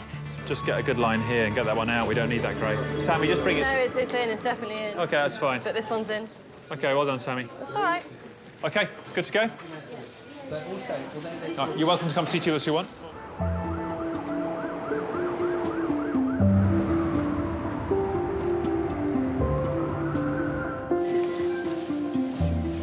Yeah, we're good, thanks. I can't find that bit with the puzzles. Do you know where it is normally? I can't. Because you could sit and have a look at the rest of it, and I can do that then, you see. Bill has been brought to King's by his stepdaughter, Jo. Right, there you go. His leg is swollen and he's having difficulty breathing. When I first met Dad, he came into the family. He liked going to the beach and things like that, and I got on pretty well with him. In those days, I called him Bilko before Mum and Dad married. She said to me on our day of our wedding, she said, I'm not going to call you Bilko anymore. I'm going to call you Dad. And she has, ever since.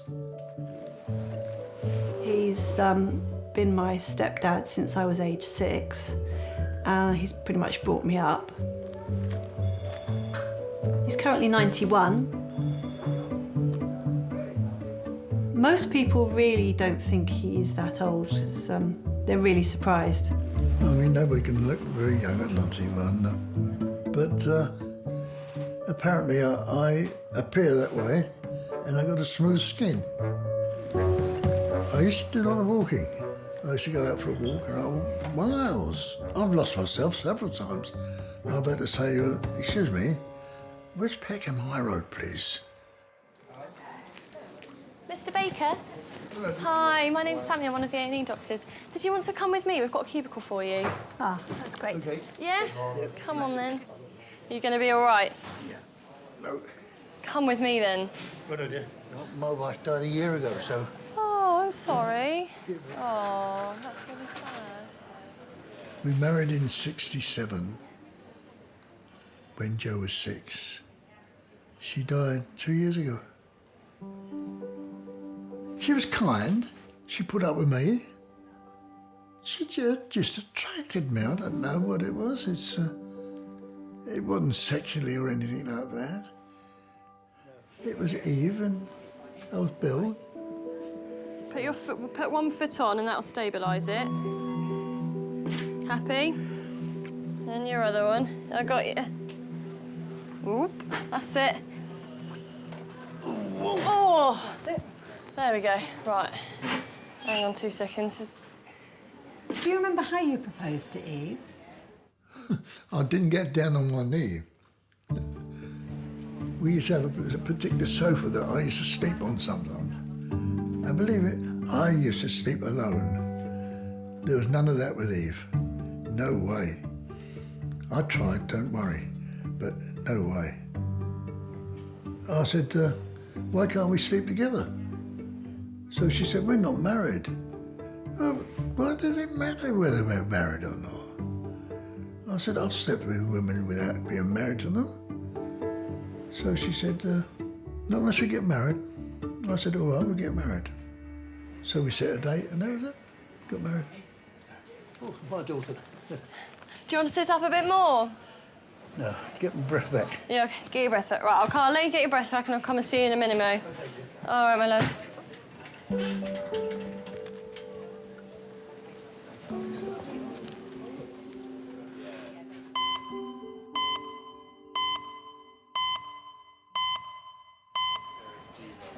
Tim? Yeah. I've got curry. I've got chicken curry and chips for you. Chicken curry and rice for me. So if you want some of mine, use that mat. Right. It's well nice. Want some of this rice? No, I'm all right, baby, thank you. Hope we don't stink this room out with our curry. Here's a no-carb diet out the window.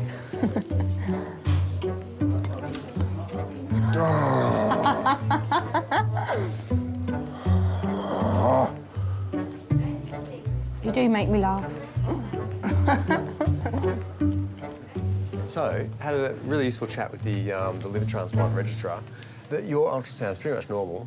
There's a tiny little blood clot in one of the veins there, but she's not concerned about it. Will I get some sort of painkillers now? Why don't I get you a little bit of, the buscapan you want, don't you? Yeah, so why don't possible. why don't we just add that?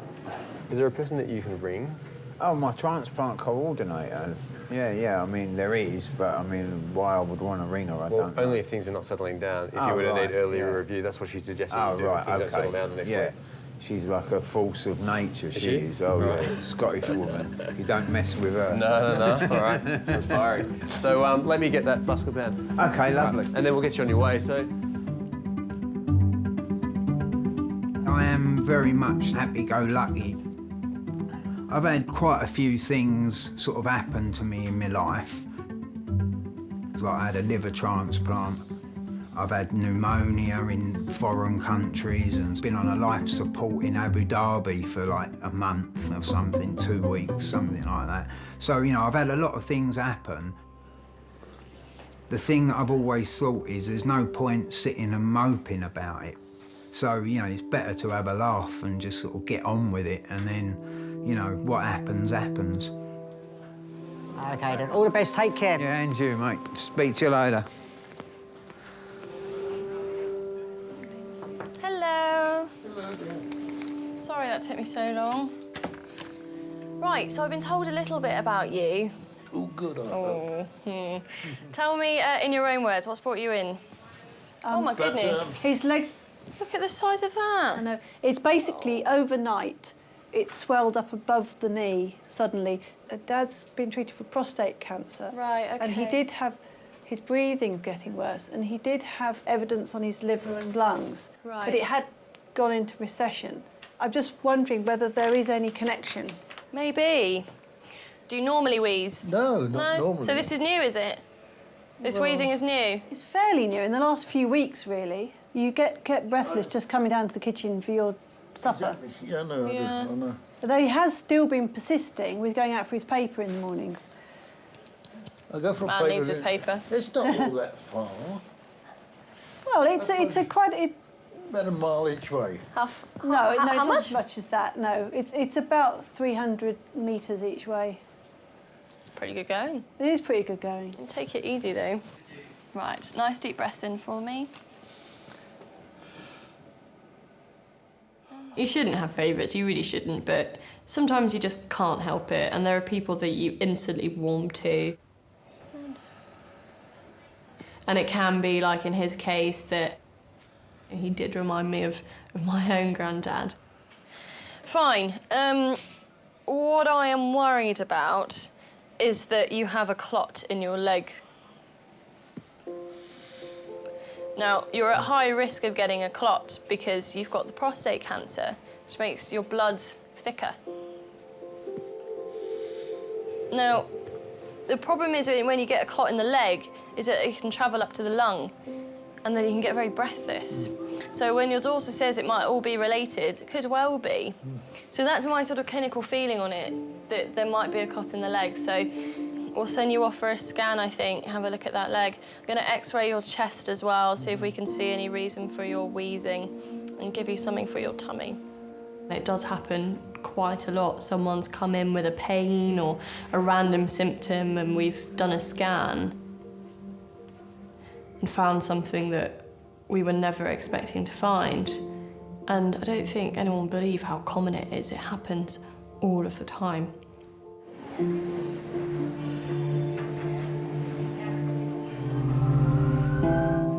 Hello, darling. Hello. Hello. 3-year-old Emily is suffering from stomach pains and a fever. Have you ever had any experience with helping us take blood from children? So essentially you hold it very nice. I might have to walk out of the room. I'll get really upset seeing anyone touching my daughter, so... Absolutely. Doctors suspect she may have appendicitis and want to carry out blood tests. Are you sure you want to be in here for this? Or do you want to stay? She will scream. I don't know, it's not fair on you, though. I'm all right. I'm not coming in. Sorry, I'll get really wound up. I'm really upset about that. I'm really If you sorry. could wait, yeah, where you were before, then we'll sort this out. Not about...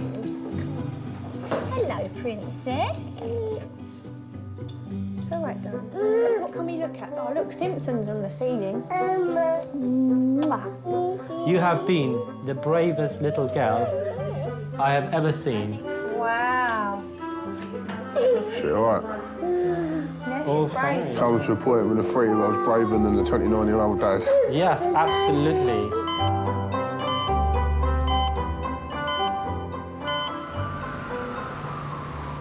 Put that on. It won't go any lower. We had to have a ladder before. But unless you can just about manage it. Oh, that's pretty good.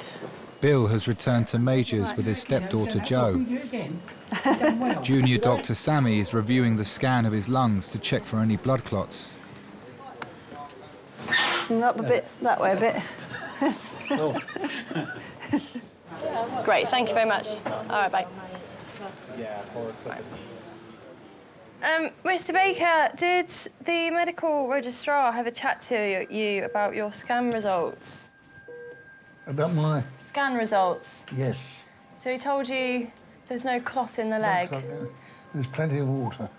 Plenty of water, OK. Gosh, you are still very wheezy, aren't you?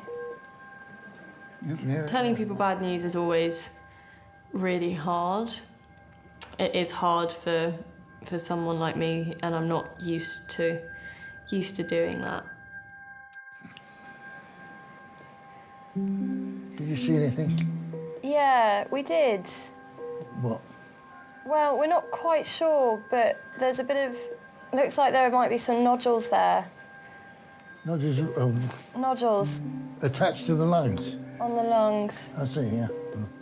At some point, we need to do a CT scan of the chest to see whether it's the cancer and whether it's spread. OK. So, I'm sorry to tell you that news. No, it's all right. Really? Yeah, you get to 91, you couldn't get less, could you? OK. No, don't worry about that. I'm not the worrying sort of. Yeah. How old are you? I'm 24. Cool, I remember when I was 24. Mm. I don't feel 90. My imagination of 90 was wrinkled and can't move type of thing, you know, and I'm not one of those. You don't want to worry for me. You got your life ahead of you. Oh, but I will worry. No, you won't. Do you know what? It's my birthday party tonight, and I'm still going to be worrying. I thought, well, everybody died after about 70. There you are. I've reached them past it. Lovely to meet you. Bye-bye, dear. Bye, my darling. Lovely talking to you. Yeah, you too. It just comes and goes. As you reach 91 or 92, it doesn't worry you too much. It doesn't worry me. I've had a nice life with nice people. Generally, anyway.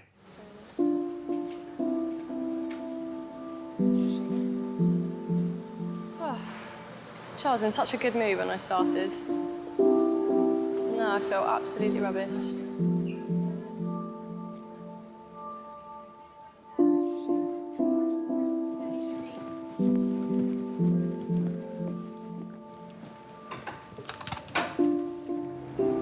So sometimes things, you know, we're all human. We're not robots. And sometimes perhaps we can seem like that. But we do this job because we care about people and we want to look after people. We do this job because we want to help people. So, you know, we do care. And sometimes it can get a little bit too much.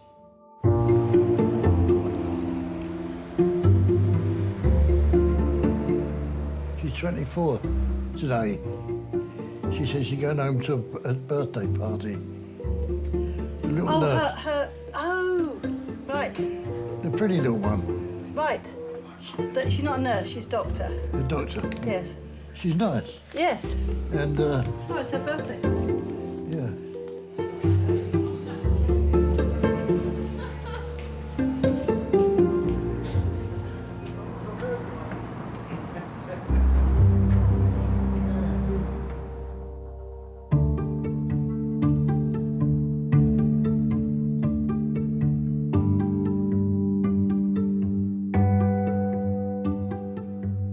Yes, no, I'm very proud of her.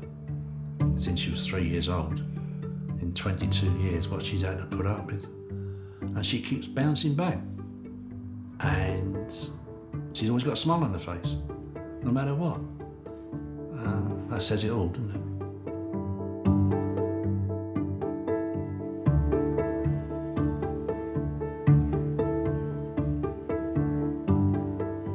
You take the good with the bad. You know, you never get good and only good. For every one good moment, you probably get 3 or 4 bad ones. So, you know, you have to try and make the good ones memorable. That's the way I look at it. At least you can say, I lived. You're only here once, so, you know, go for it. And, like, you know, if it all goes wrong, so so be it, you know, c'est la vie.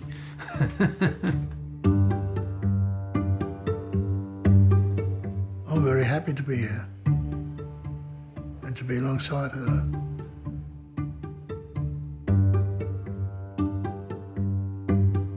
Proudest moment being a father to Joe.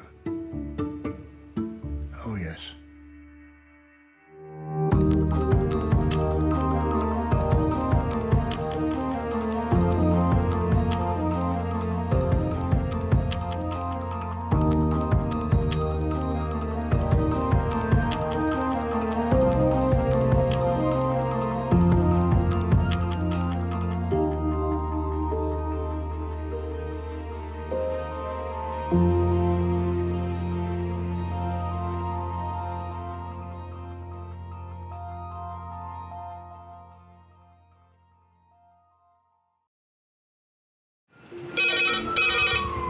Went from the bonnet, found face down on the floor. 2, 3. Pediatric trauma. It's a stabbing quadrant. 25 feet from a ladder onto his back. He's really unwell. I think anaesthetics need to see him before he goes to theatre. Daphne? Daphne? How is everybody then? Chilling? King's A&E, how may I help? King's College Hospital, London. I got stabbed. I know, it's annoying. My head. One of the busiest A&E departments in the world. I want top to toe, head, chest, abdomen. A place where love, life, and loss. Don't bloody die. I love you too much for you to die. Unfold every single day. All the patients you're about to see were treated in just one 24-hour period. A&E is always like a traffic jam. Can we get a trolley? You've got to realise that there's awful things that can happen to you. I'm so sorry. Life is unpredictable, so it's important that your nearest and dearest know that you love them. You have to tell them that you love them. You must get better and come back to me. I don't want to lose you. Because there may come a time when you're not around to tell them.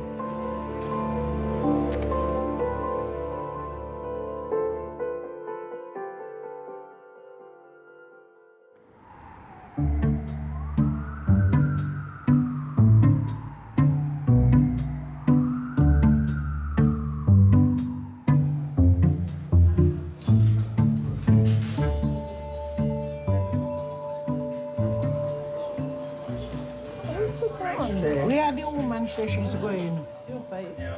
Eh?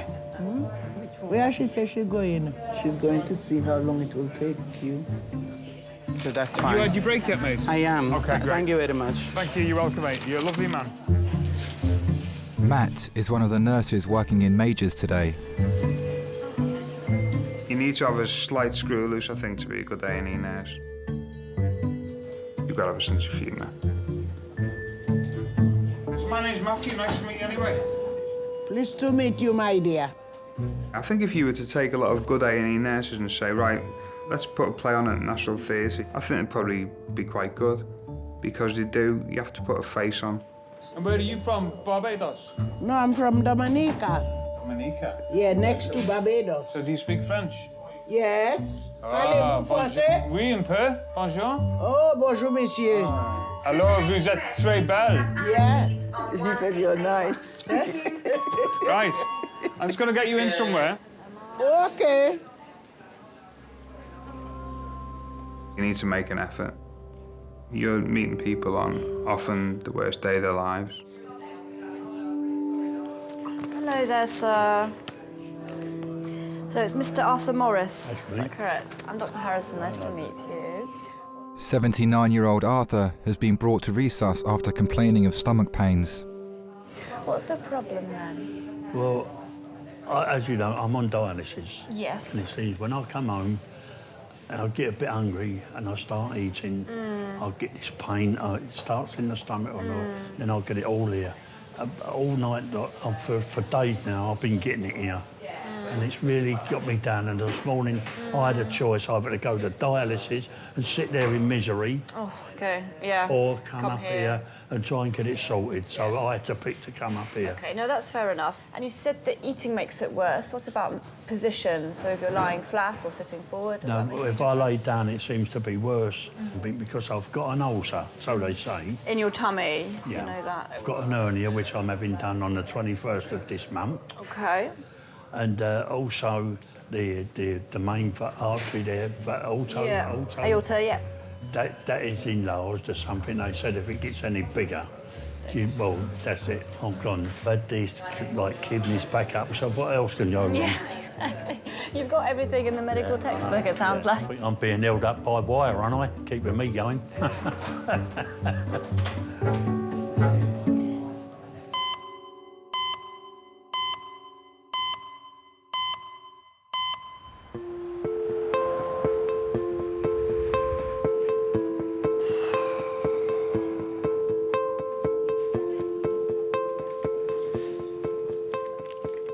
Look, this is what I want in the back garden.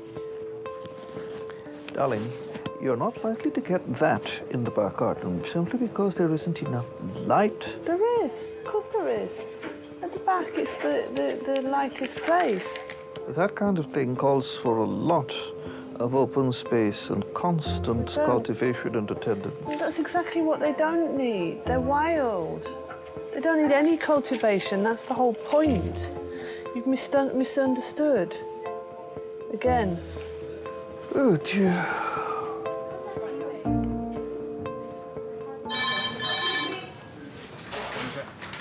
That one. Hello, King's College, Resus, red phone. Yeah?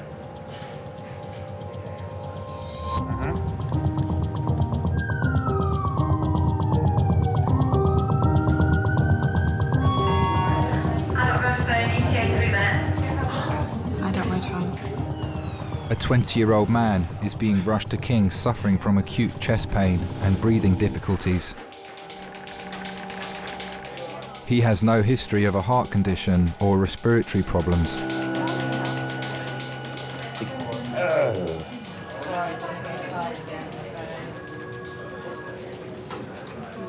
This is Tom. Tom is 20 years old, normally fit and well, smoking about 10 a day. Sat reading, had sudden sharp onset of pain on his left side, so it feels like something's pushing in. Whoa. Giving him 10 milligrams of morphine, but that's normally fit and well.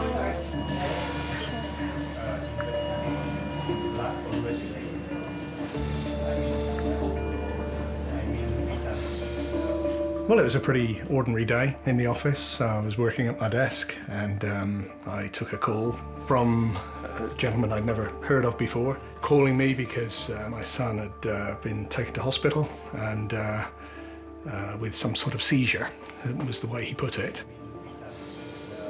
But they weren't sure. He hinted at it could have been a heart attack. That was something that made me pretty nervous. My wife, she lost a nephew in his mid-20s, very handsome lad, you know, almost the same build as Tom, with an undiagnosed heart condition. And that was one of the first things that went through my mind, just thinking, gosh, is this a case of one of these? So what time did it happen? I don't know, roughly about half an hour ago. And what did you have? Just pain, was that? Yeah, it just sort of seeped in out of nowhere, and it just got worse and worse, so. And that's on that left side, is it? You freak out when that sort of happens. You think all sorts of dark thoughts. Obviously, the worst is that he might not make it. It could be something so horrible. And you said, what kind of pain is it? Like a, sort of like a pushing pain. Pushing pain? Into my heart, like. Okay. Like something's forcing. Okay. So I find it all right to breathe out. Yeah. Not in. Okay, it catches when you breathe in, okay. Fair enough. Okay. I thought, well, I might not get to him in time, because I don't know what exactly it is. You just don't know.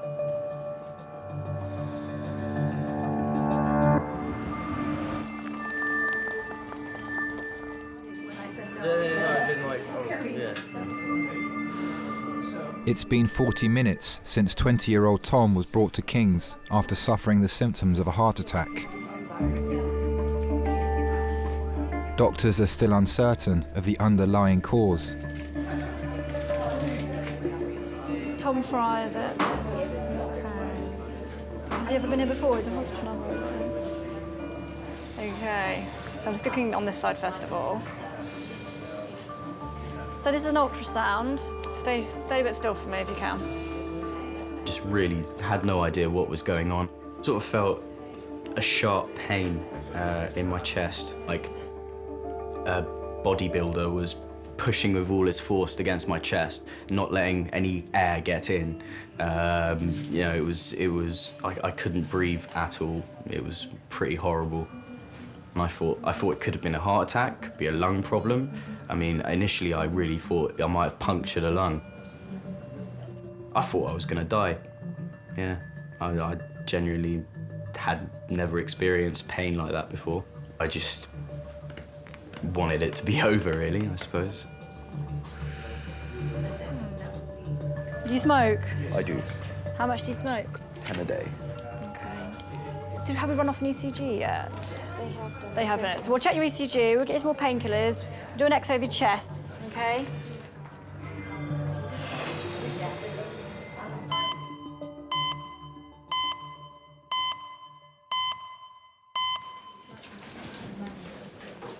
Anastasia, do you want to follow me? You can bring any of your friends if you want. All my gang, We'll all only be a my minute. gang, yes.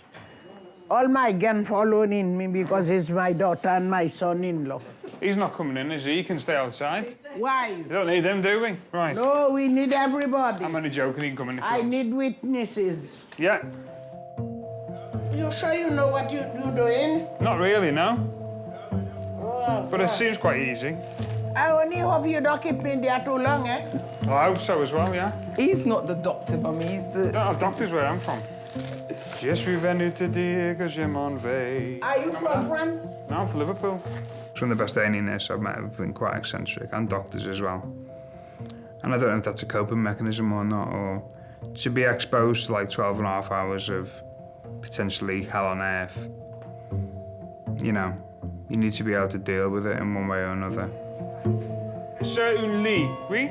Speak English for me. On a bed, you gotta go on a bed. Oh, she's gonna go in the bed? Well, in a room, a comfortable room. Come, let's go in the room.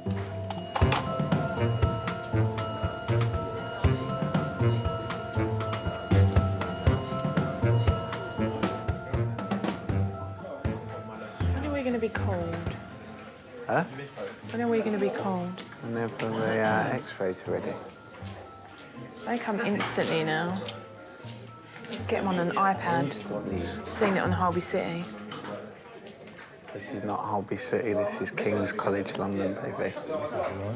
Do you want any painkillers, Arthur? I'm not too bad. If I can do without them, I do, you know what I mean? No point in taking them if I don't have to. 20 minutes after arriving at King's, doctors are trying to work out which of Arthur's underlying health conditions has caused his sudden stomach pain. Here we are, Arthur. Just pop the smear band on. I had one of them when they evacuated me during the war. Did you? Where did you go? Can't think of where was it? Lincoln. Lincoln? Yeah, but when we got there, they was bombing that place, something terrible. So my mum brought us back home. She said, if we're going to die, we might as well die in our own homes in London. Yeah. So that's what she done, she brought us back. During the war, they never had toys or anything like that. It was always, they used to have to make the most of whatever was there. He never ever had anything new. So anything he ever got clothes-wise, and that was handed down by his brothers. So when we used to get something, he used to say, you get it new, I never. I used to have to put cardboard in my shoes and wear belts around the trousers where they were too big. That's what I say, people today, these days, they think they've got it hard, but they ain't. No. They ain't got it hard. You know, see a row of houses one day and they were gone the next. Oh. People you knew, they was gone. Whole families, you know, knew an old family and they was gone the next day. Well, that must have been pretty scary. Yeah, well, he got used to it after a while. Did you? Yeah. That's part of my life. Yeah, when I was growing up, he felt safe knowing he was there. Tall, blonde hair, always had his Crombie coat on, or his suit. Always very particular in how he looked. He used to have American cars, he loved his American cars. So we'd all be going down the caravan with the tops down and the car and the country and western music playing loud while he was driving it. He took us to a safari park once and there was no animals there, so he got in the cage and put the banana in his mouth and tried, like, entertaining us the best way he could.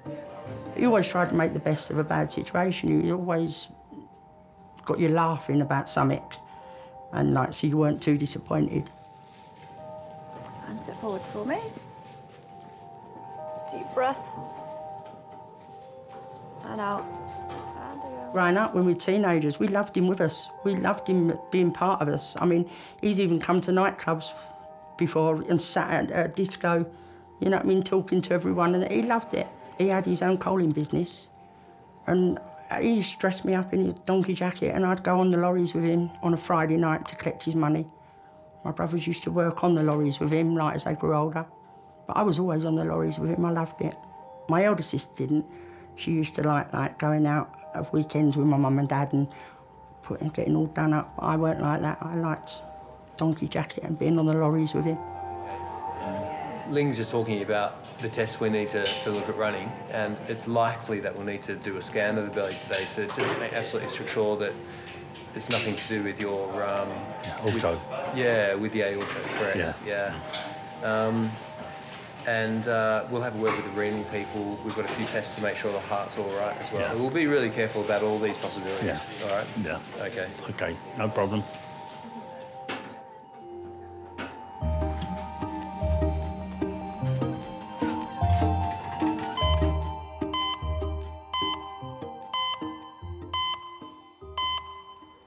Right.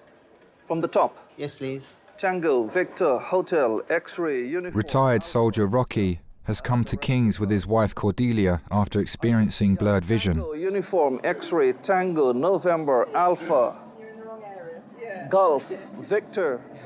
I think you're struggling with that one. Yeah. What is it? Y it's for a Y, Yankee? it's a Y. I'm worried that it could be a detached retina, which could lead to blindness. We are called the odd couple, and I can see why. If there were 100 people in the room and they saw me and Rocky, nobody would put the two of us together. We're like chalk and cheese. We're personality-wise, we're really different. Culture-wise, we're really different. Our outlook on life is really different.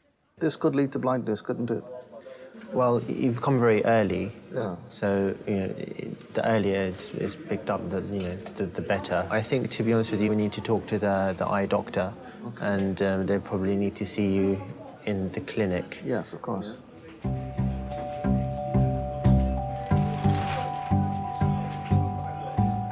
I'm very prone to anxiety.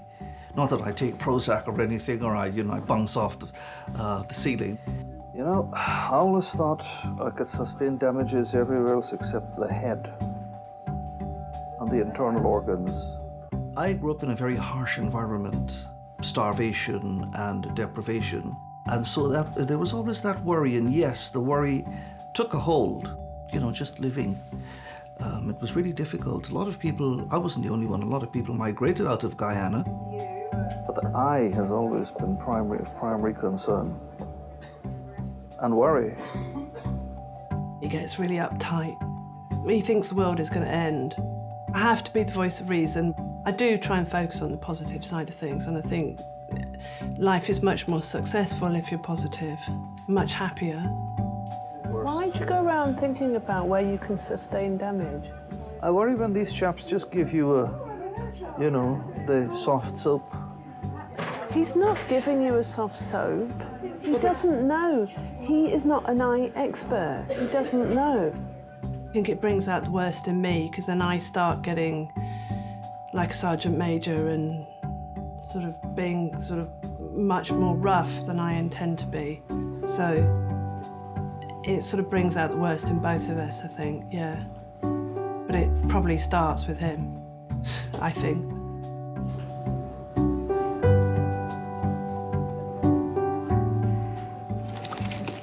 Charlie and Chuck factories taken where Shrek is.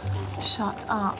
Oh, I've got to go and see that. Yeah, I drove past it last that'd week. be well good. Do you think they have kids as Oompa Loompas? Maybe.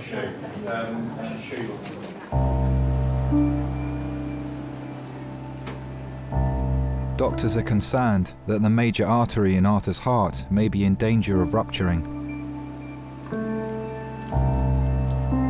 He is having a CT scan to assess the level of swelling. Is your dad the sort of man that copes well with pain? Yeah, he won't ask for help or nothing. He'll put up with things as best he can. He's not one to run to doctors or... I mean, growing up, I didn't even know him to go to a doctor. He used to eat a mouthful of Vic when his chest was bad, and that was it. Where he was a coalman, and he used to get a lot of clogging on his chest, he used to just eat Vic and like steam his chest, and that was it. That was his medication.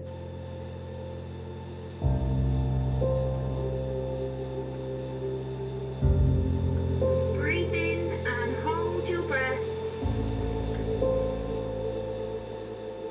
So it was a bit of a shock when he first went in hospital and had the bypass, because we'd never seen him ill before. I didn't like knowing he was in hospital at any time. Right, it's because I knew he didn't like it. He hated it. He liked being at home in his own bed. As far as I can remember, you never heard him moan, and even when we used to hurt ourselves, it was, oh, put a cloth on it, or if we had a splinter, it'd be, oh, make a bread poultice and get it out. You know what I mean? He was never one to fuss over pain. He always just got on with it, and he didn't believe in things like depression and that. He said that was an excuse. Like, he didn't believe on tablets and things like that. He just used to get on with things. Weird, isn't it? He helped everyone out, but he wouldn't ask anyone for anything. Not help with anything. Always got on with it on his own. Stood on his own feet, and very proud man. Very proud man. How are you doing? All right, love, no problem. Good stuff. We're just waiting for the report of the scan, and then the vascular doctors are going to come and have a chat with you as well. So tell you what's wrong. Yeah, whether anything's leaking. Your tummy, it's not hurting you anymore, did you say? No, she gave me about 4 little tablets. Yeah. Then, you know, so... That's improved your pain, has it? Yeah. I mean, it could all be just down to your ulcer, but we need to really rule out all the other things that are going on with you. That's the only one I worry about, is that one. Yeah, the big vessel. Because if that, exactly. you know, and that's why we've done this test. I'll be up there then, wouldn't I? You would. Yeah, I know. You probably wouldn't know too much about it then. No. So.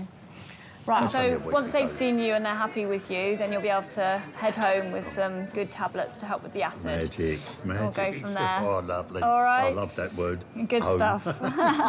Right, I'll come back in a second just to do your ultrasound. Okay, no problem.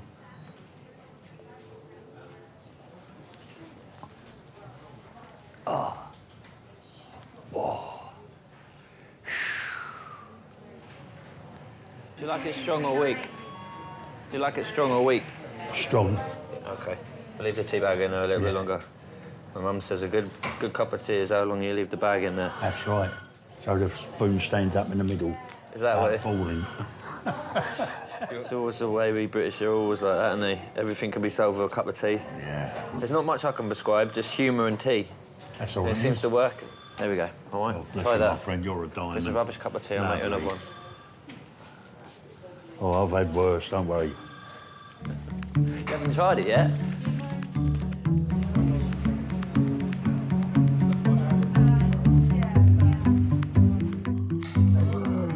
Sleep.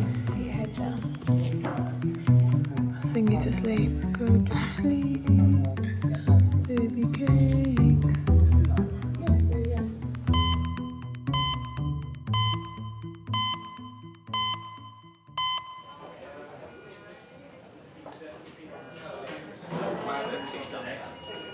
Are you right? That was fucking nasty, man. I thought I was going to die. After collapsing at work, Tom's boss Matt has accompanied him to King's. I've never been in so much pain inside of me. Man, like, whoa, I was fucking scared, man. Yeah, I know you were. just the waiting for infant.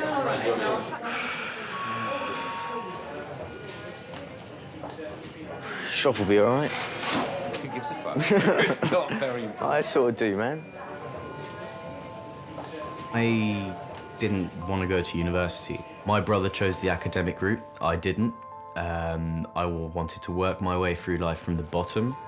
I started working in hospitality, learnt making cocktails and basic sort of, bartending skills. And then eventually that got me into the wine trade. I was quite driven by the idea of getting my own place and job and having my own life. I wanted to be independent. I wanted to prove to myself and to my mum and my dad, who didn't, at the time, believe in me much, I don't think. Oh, my dad's gonna be so over-worried, Yeah. Yeah, it's fine.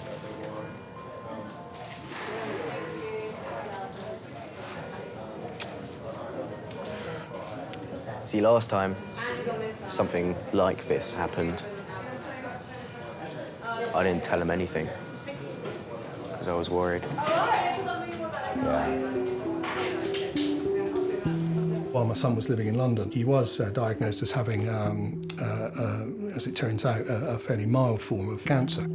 He didn't tell us, of course, and we only found out by discovering letters pushed into drawers at home when we were clearing up. And of course, you freak out. I guess I better go. You can go, man. It's cool. Oh, I don't mind. And sort of confronted him with that. He announced that he'd been treated and it was done and it wasn't a problem and he doesn't want to talk about it, doesn't want to go back there. When they're over 18, you can't ring the doctor and say, I'm his parent, I can do this, I can do that. You can't do anything. I've always kept things that I felt my parents wouldn't like to hear hidden. And I think a lot of younger people would do the same thing. You almost don't want to let them know that you're going through pain because you don't want to hurt them. He took all that on his own, dealt with it. He's very capable in that regard. We didn't even find out about it till a month or two afterwards. And then you look back on that period and think, my goodness, what was he thinking? See you later. You feel robbed as a parent of not being able to know. So you have to sort of respect that in a way and like it or lump it. But at the back of your mind, there's always the, what could it possibly be?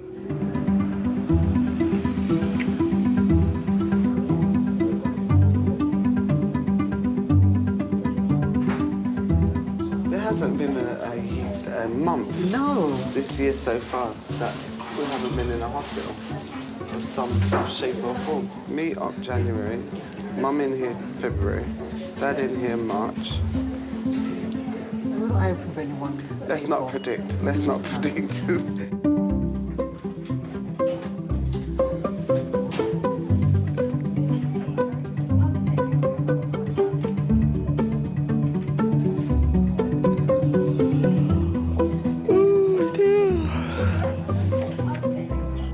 I'm still trying to get in touch with them. But these are just that's a letter and your copy of your notes that you'll need to take to them.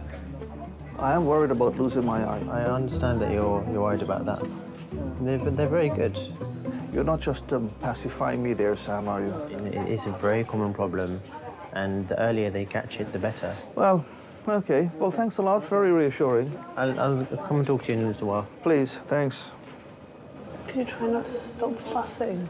Well, look, I'm right back where I started. He doesn't know what the procedure is, and most importantly, he doesn't know the rate of success, so... Yes, but he knows that they're very good. Yes, well, he'll say that, wouldn't he? It is a very common problem. You don't have to go to the worst-case scenario. Tell me how you and Rocky first met. Used to work with Rocky's sister, and one day she appeared with him and he rushed up to me, put on his very formal English voice and picked up my hand and kissed it, and I just thought, what a creep. I took one look at Cordelia, and my head just went where my feet were. I was bowled over. I wasn't struck at all. I didn't think that I had anything in common with him. I didn't think it was anything I was interested in. All I could think of was Cordelia. And I said, you know what? I'm going to marry that girl. Jelly-like fluid seen on fundoscopy and retinal vessels less well defined on the right side. Many thanks. That's it. Buggered. I knew it. I knew it. It would have to be the worst with me. What? What's the worst with you? Well, what's the report saying? It just says that the retinal vessels are less well defined. That means nothing. One would hope that you might have realised that the worst very, very, very, very rarely happens. It's just that some people are a natural magnet for the worst things. No, some people are natural anxiety heads, and you're one of them. Oh dear.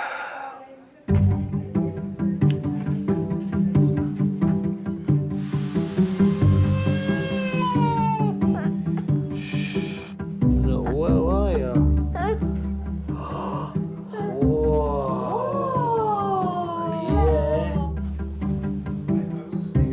Oh, I'm so happy I can breathe. Tom's dad, Bob, has arrived in resus.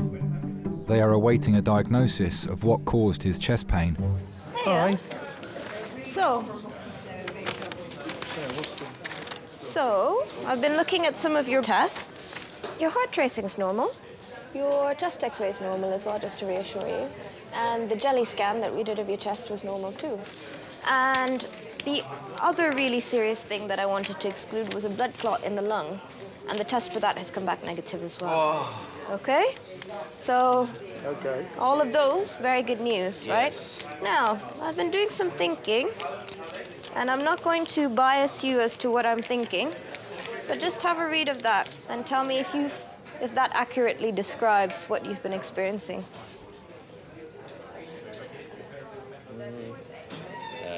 Yeah, the top down to feeling sick, pretty accurate, and then the rest is I've had those before, yeah. Okay. But nothing of the last 4. Okay. Yeah. So, I'll show you what I'm thinking then. I think you might be experiencing panic attacks.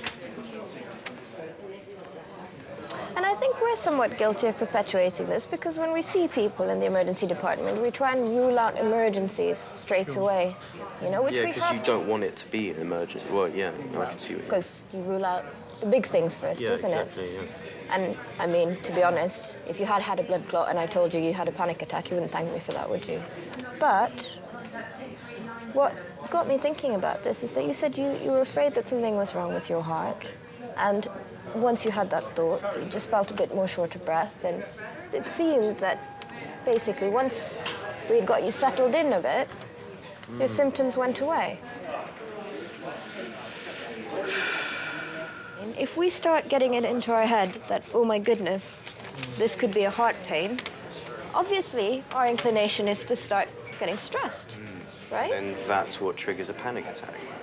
I see. I mean, yeah, this is entirely plausible. Quite stressed lately because you've had 2 flats fall through with his friend. They've been trying to move into a place because they both work. Yeah, we've sorted out how it's You've flat. had 2 falling through. You've had all the thing about getting the guarantees in place, moving, how we're going to make that. You know, you have been quite wound up sometimes.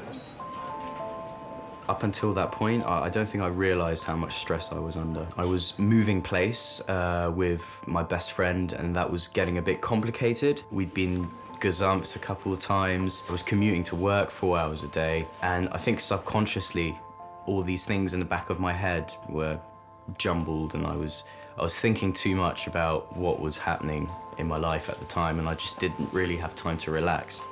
The doctor asked him, "Have you been stressed recently?" And I'm sat there thinking, oh boy, I know you have. You know, I'd made it clear that I didn't want to be a guarantor of a rent deal again. And you think, well, have we, you agonise over it as parents thinking, have you been too harsh? And, you couldn't help feel a certain pang of guilt. So, is there anything, if that is the case, what would be the steps to sort of prevent it from happening again? What triggers a panic attack is the way we attribute symptoms in our body, right? So if you feel a tinge on your chest and you go, oh, that's annoying, I've got a bit of a, you know, muscle pain, then that will most likely not lead you to get stressed. It's how your brain... How you're perceiving it. Yes, I it's see. how your brain That makes a interprets lot the of sense signals for of me, your because body. I do think a lot sometimes over the top about what could be happening to me. So, yeah, that does make a lot of sense. In the world we live in, you know, it may seem as though, you know, I've got a good job, but I still get by the skin of my teeth, you know, and I think that everybody in my situation who's decided to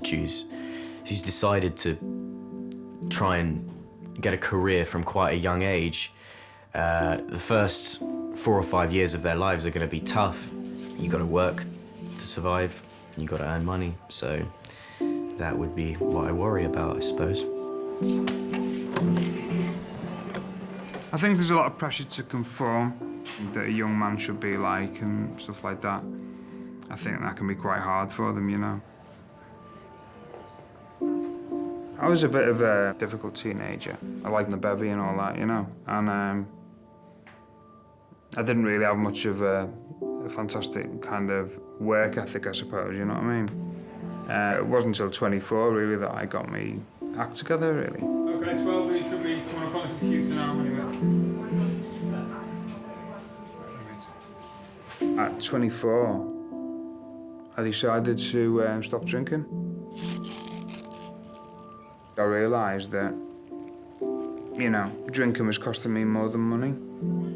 But being a young lad in the north or whatever, it was a very difficult thing to accept. Where I'm from, people drink. I was brought up not to trust people who didn't drink. It's quite funny when these people that you've grown up with and going to the football to watch Everton and all that, suddenly, rather than being in the round, you know what I mean? You're having a Coca-Cola. You know, I'm just some kid from Liverpool who doesn't drink anymore, and I believe that if I hadn't have stopped drinking, I wouldn't have been able to do nursing and all that, you know?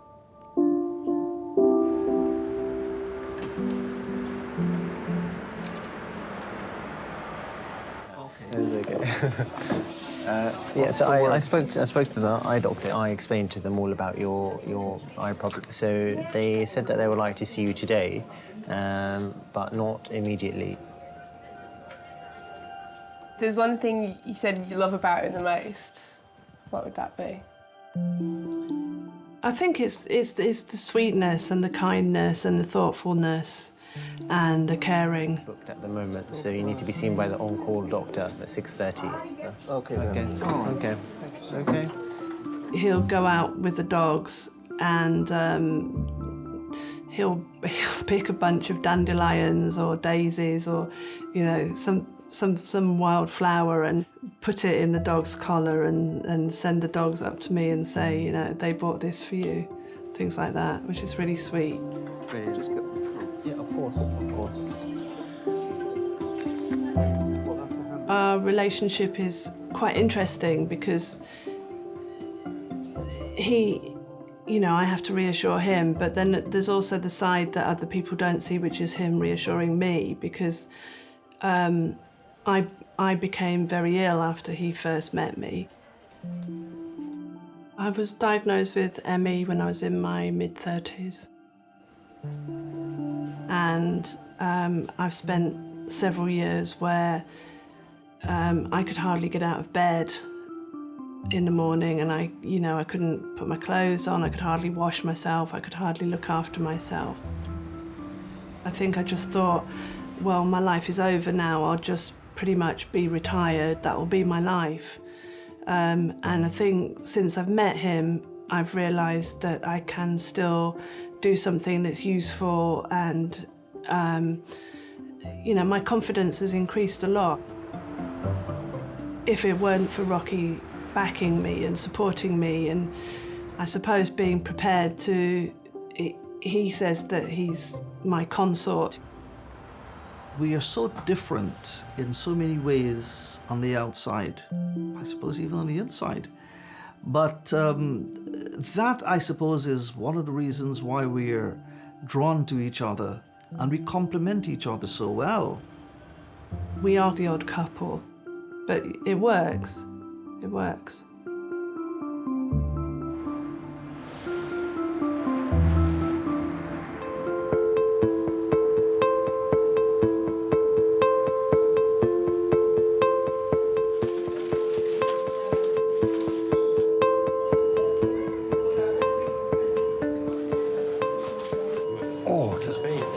That's the only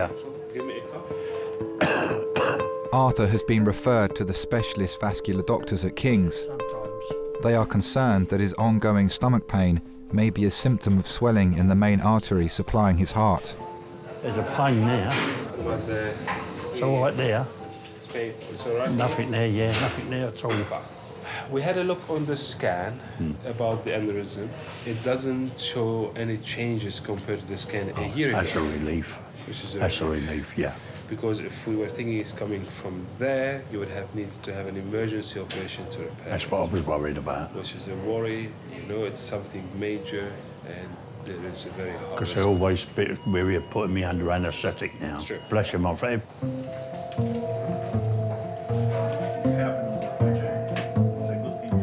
Doctors are satisfied that Tom's chest pain wasn't the result of a heart condition and that he's well enough to leave resus. He does get so involved in it, he throws himself into things. He doesn't like second best. He's already said when he was 17, I want to own my own restaurant at one point, my own nightclub, my own this.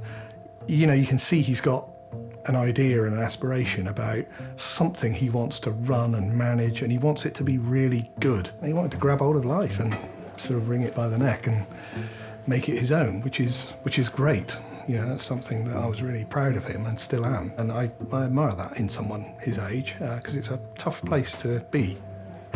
So controlling the stress is quite an interesting thing, and I think it's something you'll just have to learn to deal with as he goes through life. But hopefully it'll keep him out of A&E in future with what he's been told.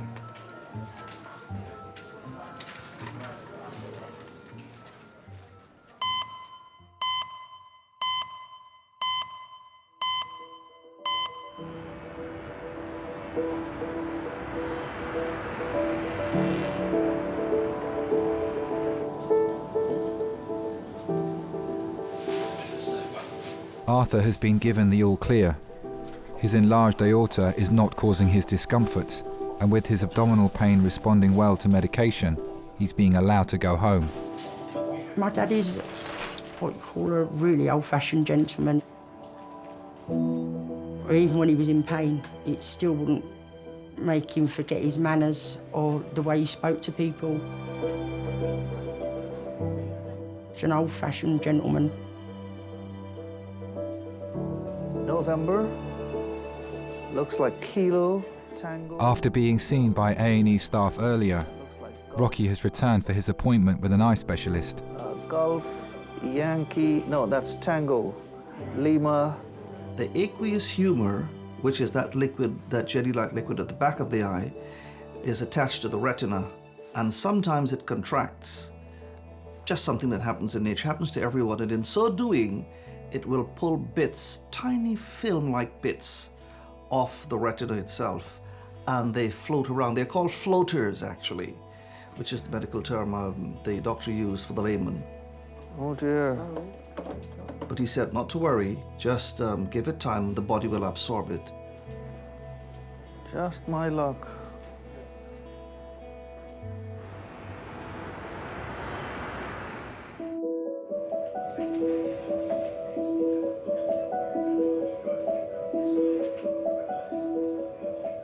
I'm impetuous, and you know, sometimes I can get a little caustic.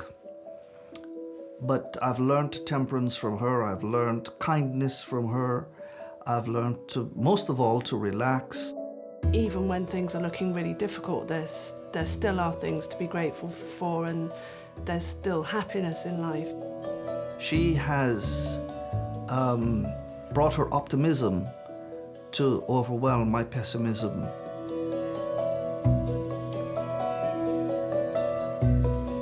I look at the bigger picture and I think it's probably a good thing that this happened to me. It might have been a heart problem, it might have been a lung problem, and you know, you start thinking to yourself, you know, in the future it could be just that. So, you know, I started eating better. I now regularly play tennis. Yeah, I mean, things are put into perspective when you experience something like that.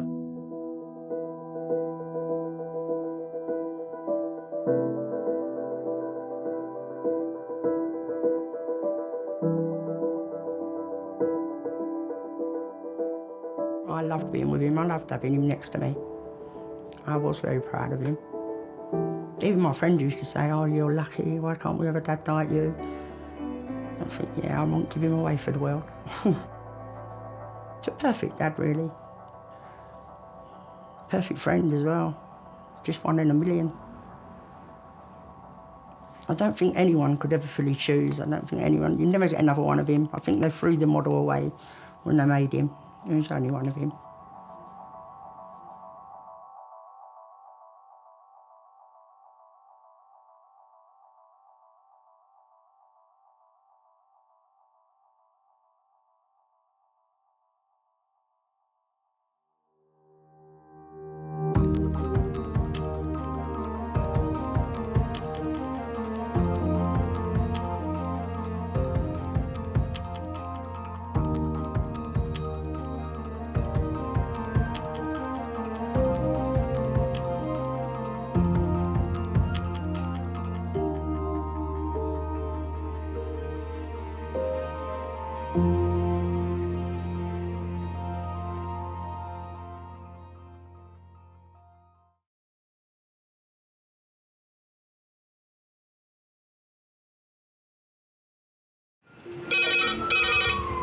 Went from the bonnet, found face down on the floor. 2, 3. Paediatric trauma. It's a stabbing, cord dread. 25 feet from a ladder onto his back. He's really unwell, and I think anaesthetics need to see him before he goes to theatre. Daphne?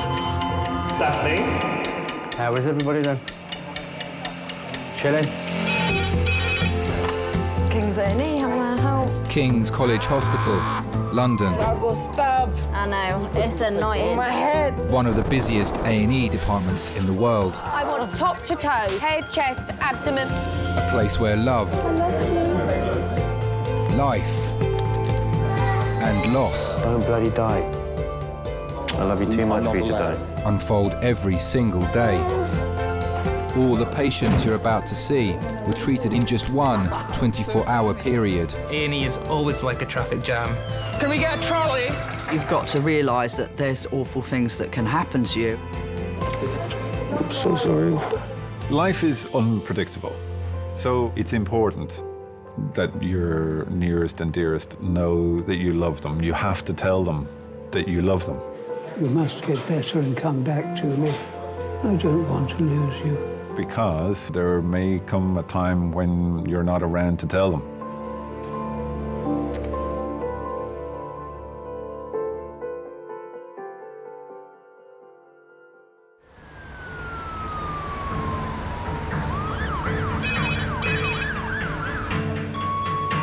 Pediatric, Hems trauma in 10 minutes. That's pediatric, Hems trauma in 10 minutes. Left-sided chest drain in situ, code red. Are we all right Has here? he got a line Managed in? to get bloods off? We've got stats of 99. Can I get someone for the pediatric trauma call? It's a stabbing, cord dread, pericardial tamponade. Any Kings, hello? Now, we've got access in the right arm, I think. If we can get a second one, that'd be fantastic. A&E is always like a traffic jam. Thanks. That's another one. He's unstable. So I would just get his bloods and run with him to CT. And it's always like a traffic jam on the M25 on a Friday afternoon. Firaz is a consultant in charge of resus. We still don't have cardiothoracic reg, do we? Ah, lovely. Today, his department will treat up to 20 patients with life-threatening injuries. Is he seeing anything? Got a kid just pulled out a big shot, literally just arrived at the doors. Really? There's a kiddie being shot outside the door. Can we get a trolley? Trolley, please. I'm quite well known for scurrying around. I think it's the sight of my tiny legs going faster than my body will allow. I got keep coming back. Can you just get them to book in another male trauma as the next one after? No, it's fine. We'll do it as a trauma code. I couldn't imagine being a GP. That's just not me. I need the little adrenaline buzz.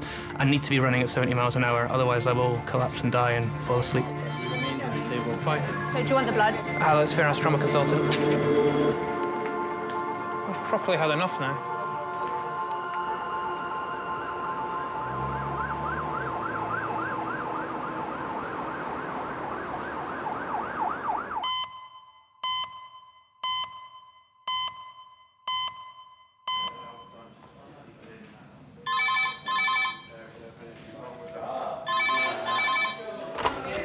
King's A&E. To where? Lower limbs. Okay, thank you. Cheers, bye.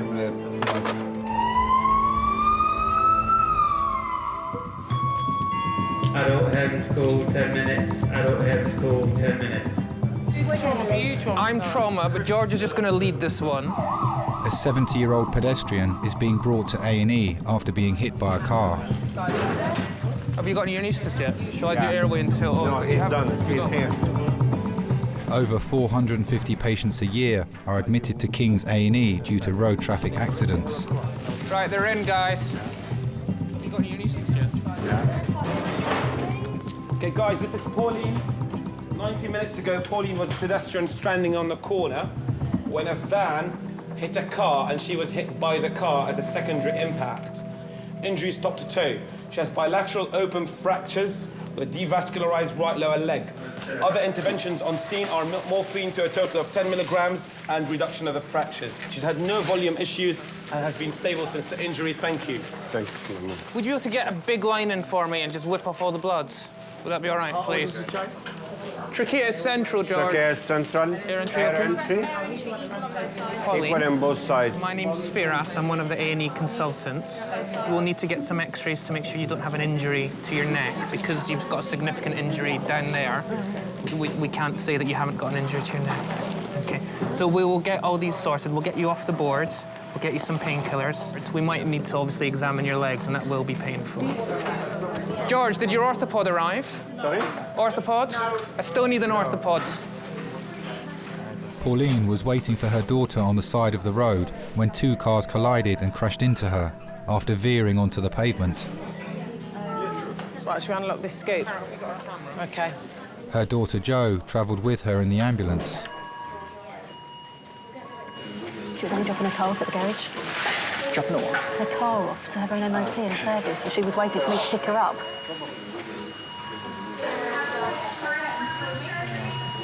She just couldn't get out of the way. I drove around the corner and I could see something had happened in the road. There was a white van and a car, all the airbags out. Mum was laying on the floor alongside the car, awake, and she just said to me, "He's broken both my legs." And I just went into panic mode, I think. It was terrifying. She doesn't seem to be rolling around much. No. She's not got any sort of... I just wonder what sort of neuro there is. She's not got any back pain or anything. Sorry? She is incredibly active. She's much fitter than me, would have put me to shame. She's always been very involved with her different animal charities. Every Friday she would go to the RSPCA and they would deep clean all the kennels and then walk all the dogs. Her dog is a pet for therapy dog. Every Monday she would go to the old people's home and take the dog round. Just cut through the top of it. It's easier to just open it up that way. And... It took everything away in a minute. You know, just because someone can't slow down or isn't paying attention.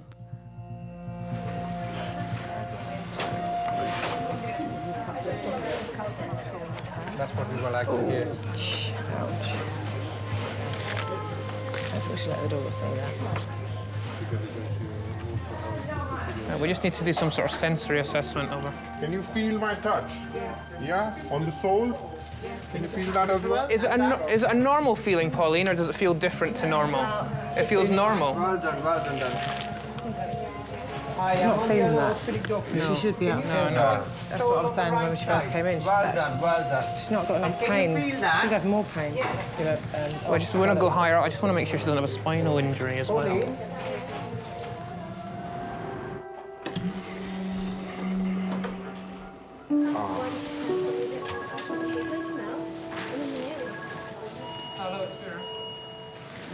Right, that's that one. Let's start taking some down. It's been an hour and a half since Pauline was hit by a car that swerved off the road. She has severe injuries to her legs. So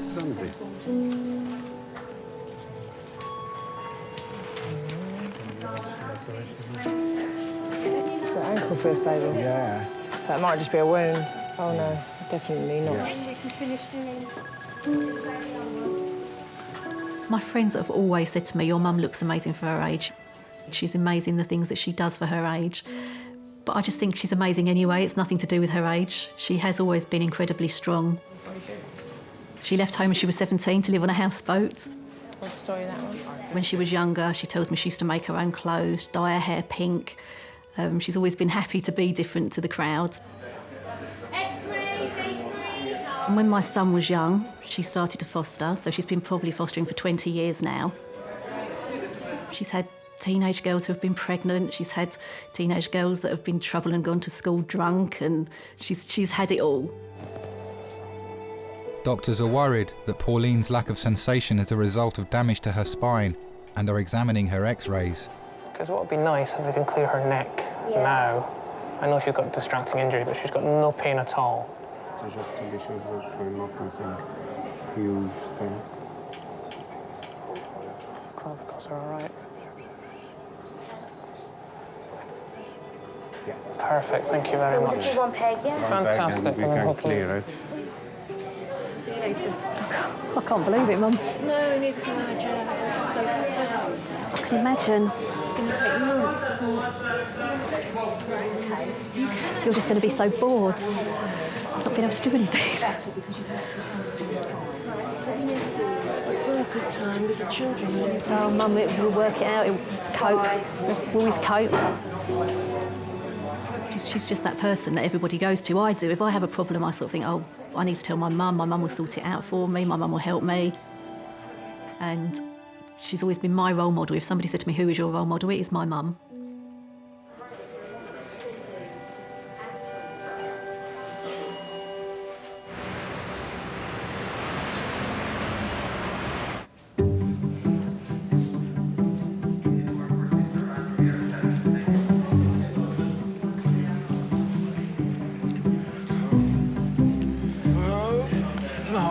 Susie. Stop hyping, they don't even know that much. No, it really does, bro. Stop being a bitch like that. Just handle your business. You should be minding that you shouldn't even be here, to be honest.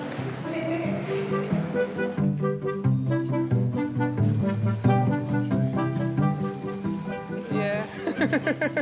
Normally we get to chill out, but it's not been a chill out day. It's not been a chill out day. It's not been a chill out day.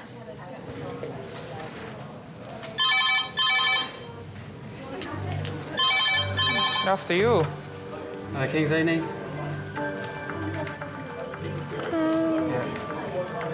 Pediatric trauma. 11-year-old. Thank you. 3 minutes. Pediatric trauma, 3 minutes. Pediatric trauma, What's her 3 first minutes. name? Did you get her first name? An 11-year-old girl has been hit by a car travelling 30 miles an hour at a zebra crossing. Let's have a look at the screen. Left side of the head, you just Matt, are you able to be my bee doctor? Yeah, I'm coming right now. It feels different when children come in. Undoubtedly, ever since I had my own children, it's more emotional than it used to be. I almost straight away am thinking to myself, well, what if that was my child? What would I be doing? What would I be thinking? Because the worst thing for me is identifying life-threatening injuries and having to deal with those and tell the parents at the same time, because that's just not a conversation you want to have. You're on the side of bed.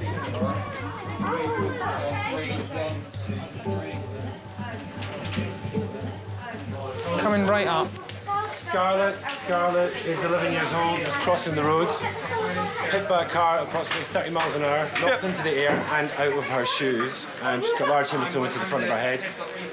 Can't get blood pressure on her. She's very agitated. Can't get a collar on. She has got she's got no recollection of the events. My name's Firas. Are you a doctor? I'm the head doctor looking after you today. Oh, okay. Okay. What happened to you? I think I got run over. Where were you going just now? To the Science Museum. To the Science Museum. Okay.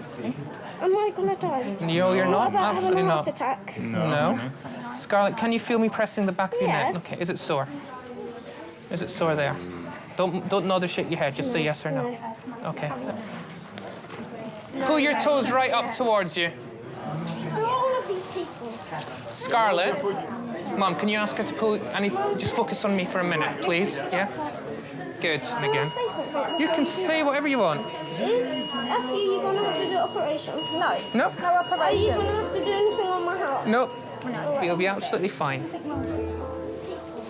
You know, the majority of the child trauma patients, they come in, they're lying flat on their back, they've got the collar and the blocks on, and then you're telling them not to move, and that's just completely unnatural for them. You know, what they want to do is they want to sit up and scream and shout, because that's what any normal person will do when they've been faced with trauma.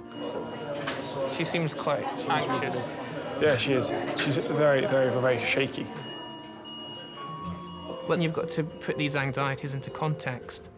Was she anxious because she'd had a bang to her head and was a little bit confused and didn't really have control of what she was saying or doing? Everything's gonna be okay. It is, Scarlett. You're going to be fine. It's fine. We'll just take a picture of your chest, that's all. It did make you think, has she sustained an injury to her head?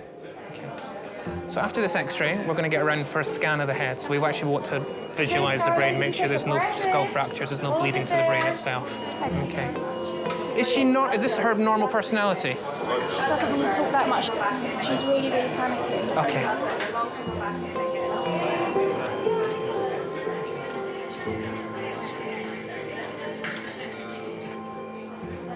Love you so much. I won't die, will I? No.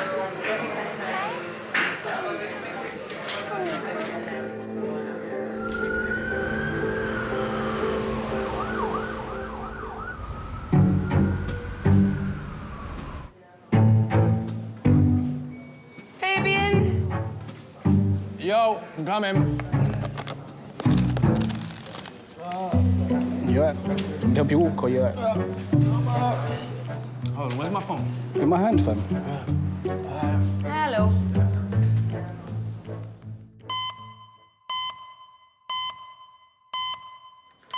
My colleague informs me that you were involved in a low-speed motor vehicle collision. Were you driving or...? Yeah, I was riding on a scooter moped. On a moped, OK. As I'm approaching the roundabout, I've slowed down. I've gone about 40, maybe 50. The bike skidded, and I've just landed sort of on the roundabout, on the actual curb. My whole of my foot, I can't put no pressure on my foot. The pain is excruciating. Do you want to pop your sock off? Are you sure about this, Doc? Why do your feet stink? They're just really hairy.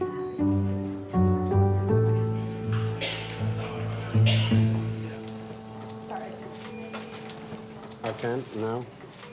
Pauline's X-rays show no damage to her spine, but doctors want a CT scan of her legs. They are concerned she may have sustained multiple fractures. Yeah, if you go in where George is.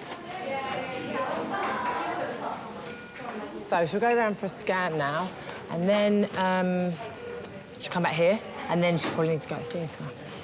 It's crazy. Yeah, the van just pulled in front of the car. He just wasn't looking what he was doing. He just said he couldn't see the car coming. My mum was a single mum for my brother and myself. Worked all day, would then do an evening job as well to sort of manage for us. We never went without anything. Mum worked so hard for us.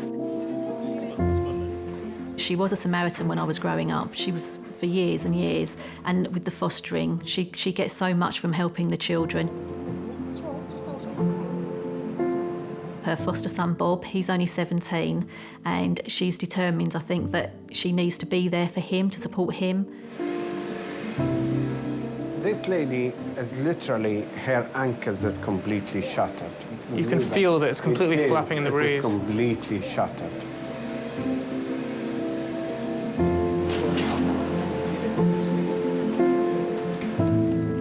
My husband's always saying to me, you know, why does your mum do all these things for everybody else? I don't think he really understands it, but she really enjoys it. She gets an immense amount of pleasure out of it.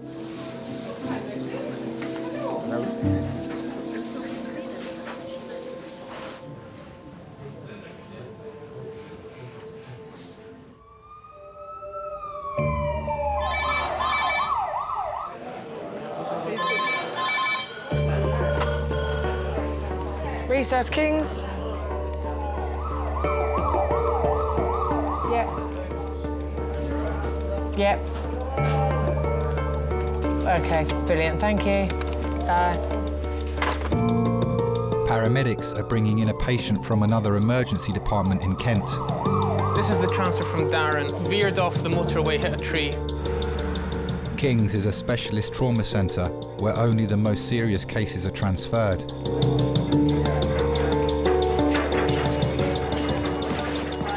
It's not on a scope, no? It's not on a scope. You might want to roll. Is C-spine cleared? C-spine. Okay. Yeah.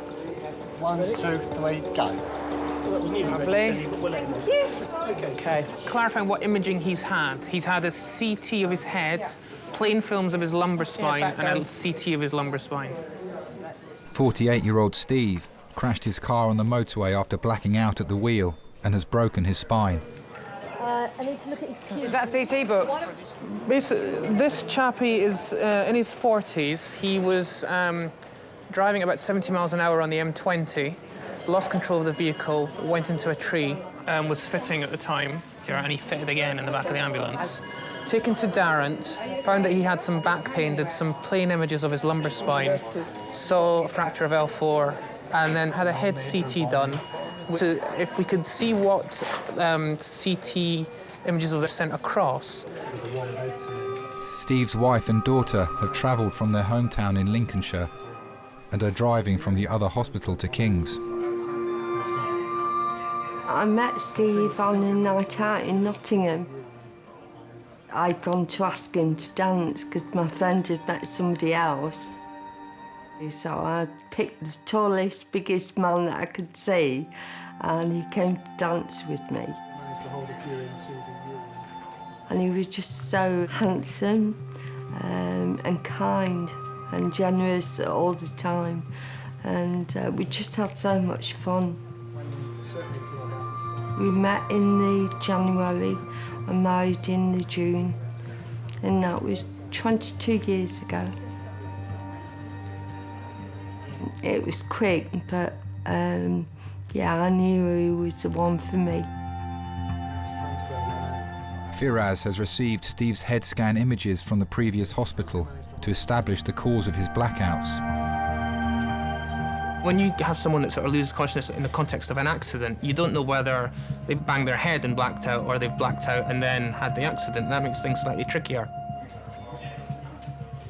Yeah, no, we have had to. I think when certainly for that. And you're thinking, right, has he got a bleed? You don't scan his head thinking, oh, I'm looking for a tumour here. Once we got to the first hospital in Dartford, the doctor came over and said, "Can I talk to you?" And said, "We found a tumour on the left-hand side of his brain and it doesn't look good." I couldn't put into words how devastating that was. Steve, hello. Hello. My name's Firas, I'm one of the consultants here. I spoke to the bosses at Darrant Valley Hospital, which is the hospital you were at before, and they've brought you here because we're the sort of specialist trauma centre. Okay. From what they've said, you've got a couple of fractures to your lower back. Yeah. You've had a couple of fits, haven't you? Yeah. Have they told you why you had those fits? Because I was chilling in the brain. Yeah, okay. Steve's initial scans revealed a previously undiagnosed brain tumour had caused his blackouts. Firaz will need to carry out more scans to identify whether it's cancerous or benign. Okay. And you've never had any fits before? No. You've been suffering from headaches recently? No. Nothing like that? No. Have you got relatives that know that you're here, or do you need us to tell anyone? My wife and daughter's just got to Darwin. It's 10 minutes before the ambulance may over now. Right. No, the family's all been told. Okay.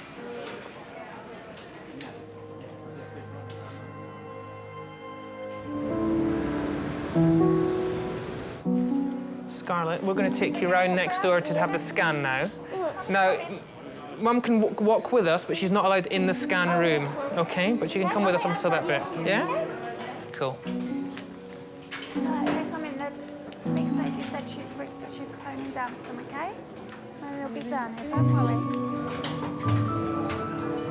Mum? Yes, darling, She's here. I'm here. Not going nowhere. Sorry? You're very brave. Very brave. You don't even need to ask that question. I certainly get stressed at home more than I do here, especially with kids around. Yeah. I'm sure my wife will tell you that I don't rush around at all, and she's always rushing around after me and tidying up after me. Slide. Whoa. Yep. And now we'll take that on board. See, this is more exciting than the Science Museum, isn't it? Yeah. You see, this is science all the way. Yeah. I can imagine that I'm going to be hyperprotective, especially of the two girls. My wife's the opposite. She's very much like, you know, we'll let them jump and do things, and if they fall and hurt themselves, then that's what I did, that's how you learn. So I don't want to mollycoddle them too much, which I suspect will be my nature. See you in a second.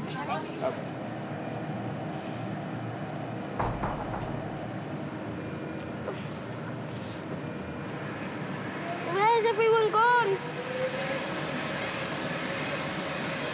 Where's everyone gone? Is she all right? Sorry? Where have you gone? We're just doing the scan. Okay. Scarlett. We're watching you all the time. Okay. There's a window over there. All right. Okay. Yep. We're standing there. I'm looking at you all the time. Okay. And we can talk to you with it. We've got a speaker. We can talk to you. Okay. But we're not allowed to stand in the room at the same time as you. okay. Okay. Because we don't want pictures as well. It's just for you. We don't want to interfere with it. Okay. You've been really brilliant, really brave. Okay. Yeah. Just give us a couple of minutes. I still can't figure out if this is her normal personality or because she's had a bang to the head. Well, it might be that she, this is a bang to the head. My mum says she's more hyper now than she is normally. She's more talkative than she would do. Yeah. But she's lovely. She's very sweet.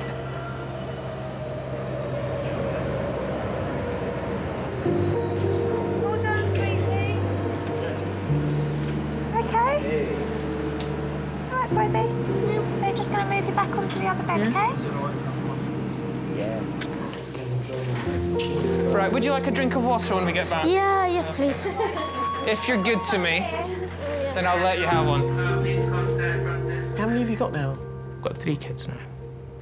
So that's a handful. So when you talk about multitasking, I've had to learn that at home as well, and certainly I'm not so good at that. Give me a resource full of trauma patients over 3 kids at home anytime.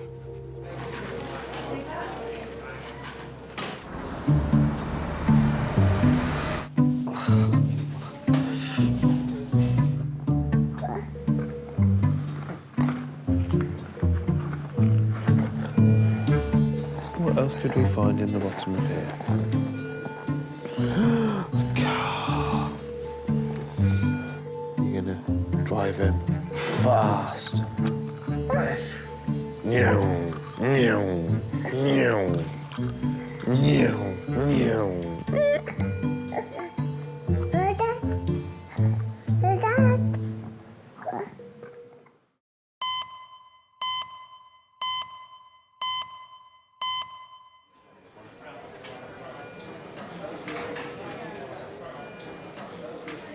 Steve crashed his car on the motorway, going 70 miles an hour. He was transferred to King's from another hospital after they discovered a tumour on his brain.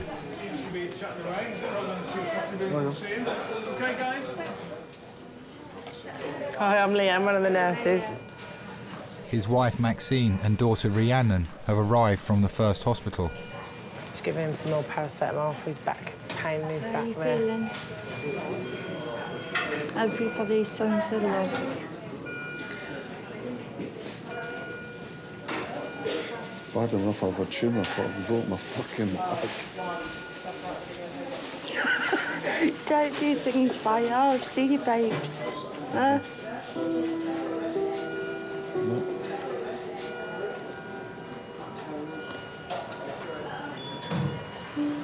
Sorry I scared you. It wasn't intentional. Doesn't matter. No, I know it doesn't, but... Concentrate on you getting better. My dad was in the army. He got sent to various different places, which were like Afghanistan, Iraq, Falklands. When he used to come home from when he was away, he used to take us to the fairs to go on the rides and always sort of went on the biggest ones with me, even when I was little. He used to make me go on, tell me I was being a wuss if I didn't. So that was always the best memories, is when he came back and had been gone for 6 months. Right, Steve, we're just going to do those scans just now and make sure there's nothing else that's been missed, OK? Firaz wants more detailed images of Steve's fractured vertebrae as well as his head, to see if the tumour is growing from brain tissue and if it's likely to be cancerous. They've seen the tumour in his head, but until we've imaged it properly and had a proper look at it, it may or may not need surgery. I can't believe how lucky he is how for this. It's not a mark on him. Apart from his No, nose. and we wouldn't have even known about that if this had happened today, because they wouldn't have had a scan. I said that. So the fact that they scanned his Yeah. head.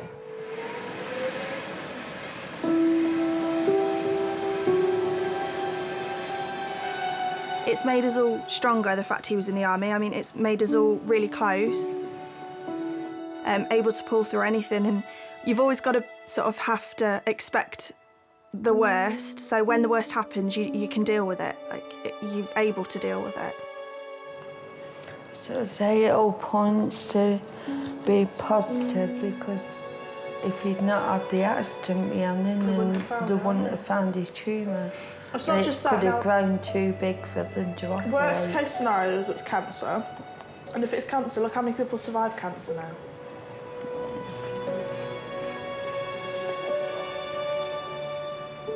He's more than lucky. If he can survive that, I'm not being funny, cancer's nothing, is it? Even if it is cancer. It did make me think, God, what happens if something does happen to my dad?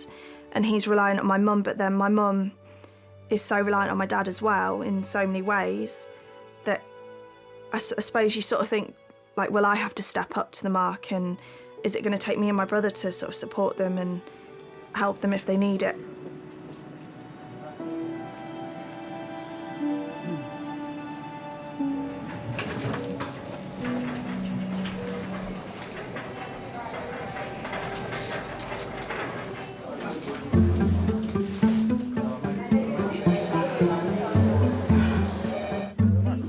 Thank you. How come you're down here? Just because you're down here. You're such a smoothie. Well, no, why are you really down here? Why are you really here?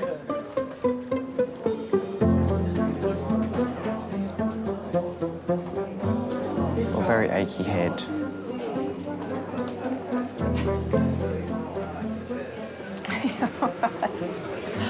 Sorry, I keep laughing.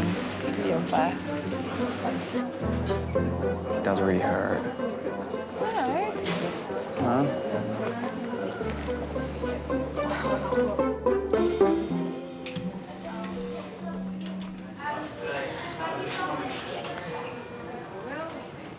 Pauline's legs are fractured in several places. She will need to go to theatre for the first of many surgeries. Her daughter Jo has been joined by her husband Danny and her brother Nick. I mean, they reckon she won't be out of hospital for 2 weeks because what they're saying is she's got to have pins and stuff and then skin grafts on the top because apparently one of them is quite bad, like wound as well. I feel better now you two are here. It's awful. So awful. It's going to drive her mad. Yeah, but the thing is, Joe, it is going to heal up. That's the thing. It's going to heal, won't it? I hope it heals up to be how she's used to it being. It's better than the alternative, isn't it? Oh, God, yeah. No, of course. No, she's going to get better from it. She's going to have to stop doing things for everybody, though, and that's going to be what she struggles with. You know what she's like. She likes doing it all. It's a feeling of being generally quite useless. I suppose we all see ourselves as that person, and I'm not that person anymore. You're right. Nick's here now. Oh, is he? Yeah. Hello, love. You do feel tension, don't you? Wrong place, wrong time. Yeah. Stupid. I was just so cross that two people in cars had literally messed me up. And a big part of me is actually quite still angry about that. I'm just so glad you didn't fall and whack your head on that brick that was behind you. So lucky it was not my internal organs, because it would have killed me. If it had been any higher, you know. Why don't people just slow down a bit? I think everybody's in a hurry to get places. And I know this is going to sound awful, but I actually had to go on a speed awareness course a couple of years ago. And since then, I have been driving very responsibly. Thank you very much for all coming up. Well, what doesn't get done? I've got this horrible thing that I've got an awful lot of ironings. I'll get it all dealt with, Mum, don't worry. That's brilliant. Because I've got a huge amount of ironings. It's fine, we'll get it all dealt with. Yeah. You ring, didn't you? Yeah. Right, we're going to get off. See you later. Bye, lovely. All right, see you soon. So we'll phone tonight and we'll come up in the morning. Lovely. Okay. Yeah. If you want us anything, Bye-bye, lovely. or you remember anything. See you later. Yeah, drive carefully, all of you, please. Yes. No. Okay. See you later. All right then. Bye-bye. Bye, Mum. Bye. I'd like to think that this has made me take more time out to actually not be doing quite so much, because I've spent my life really sort of doing, but perhaps taking more time out to relax and value what I've got more. I think more than anything else. I'm just really lucky.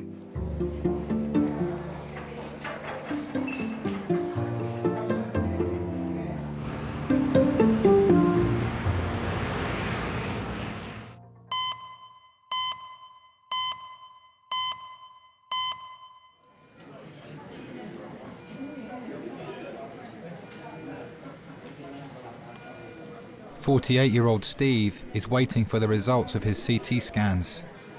Doctors are still trying to diagnose the type of tumour on his brain.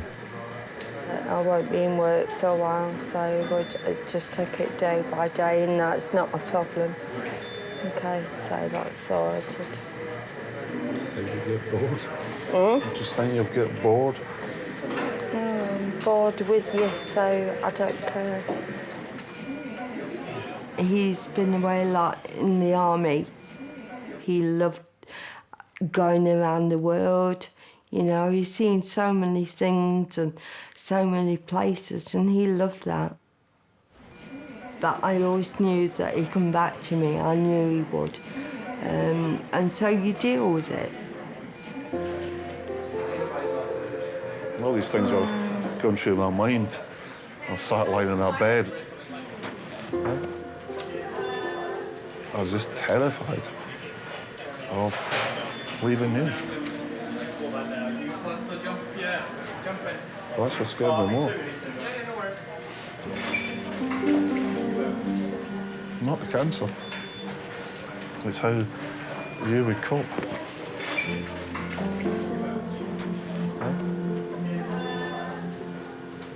His first words when he told me he got a tumour is, how are you going to carry on without me?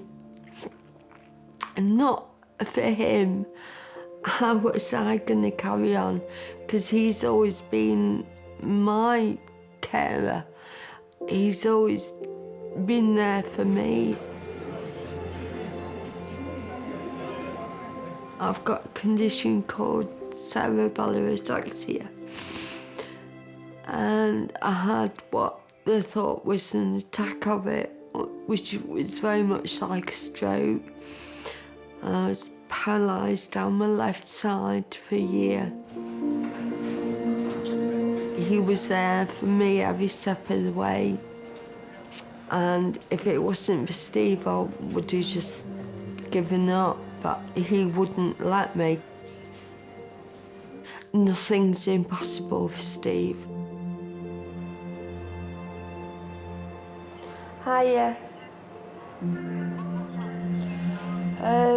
We're at King's now, and he's broken his back. But if it's splinters of it have come off, then they're going to operate. And the same as the tumour. I know. I can't lose him now. Yeah. Okay. Bye.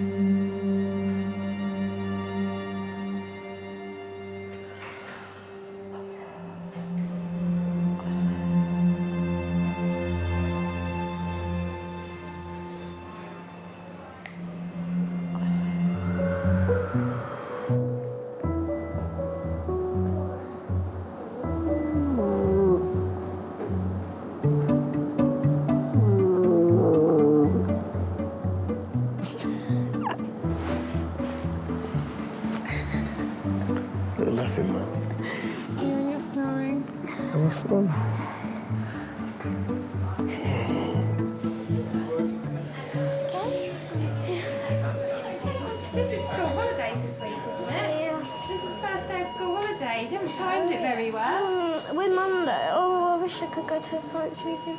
Doctor be able to tell you that. When will I be able to go out? To go out? As in... to go home? You've only just arrived. Don't you like being here? Not really. OK.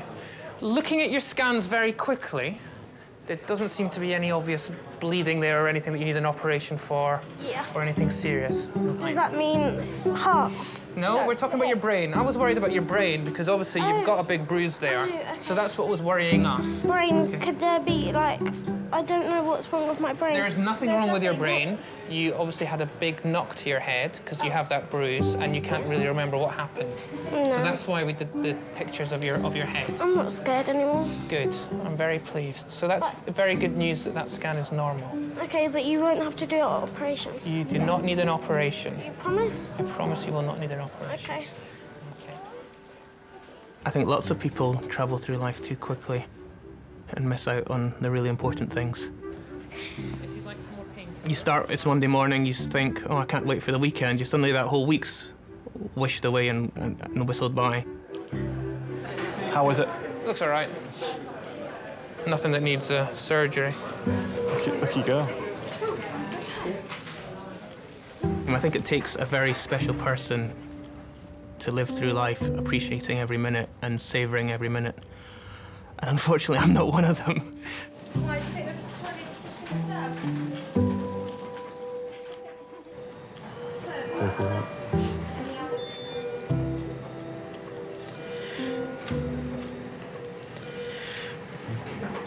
Thank you for today. It's not really a thankful thing, is it? Oh, thank you for being there for your mum. Who's going to be there for me? Yeah, I'm just saying.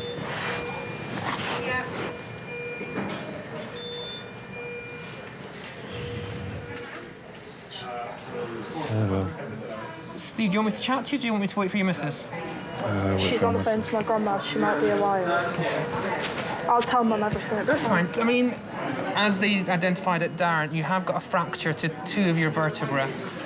and obviously that can damage some nerves. That bit of bone is probably going to need to come out. And then we'll obviously need more information as to what's going on head-wise. Now, just looking at the nature of the type of tumour you've got on the head, it does look like a benign tumour, so it's not one of these that will spread to different parts of your body. Okay.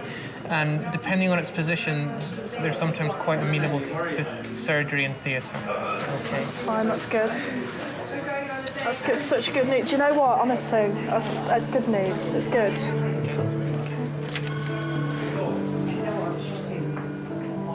I think it's made him think about his whole life and things that are important to him.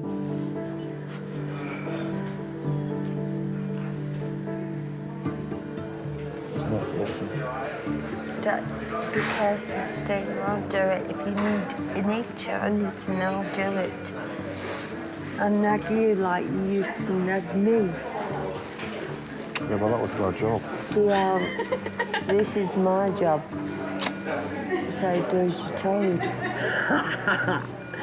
I've got the upper hand now, mate. He always said you've got to lie down at some point. I think that's the hardest thing that Steve's got to cope with, is he does have limitations. He's not Wonder Man, you know. He's my Superman, but he can't do everything. $6 million man. We can rebuild him. He's done so well. So proud of him. Sorry.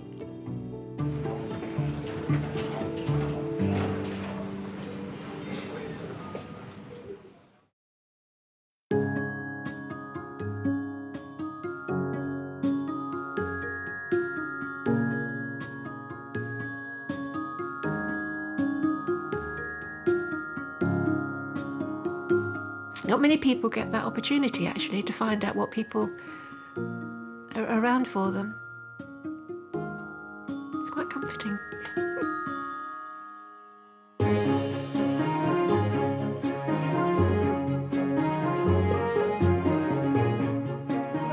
Balloons? Already?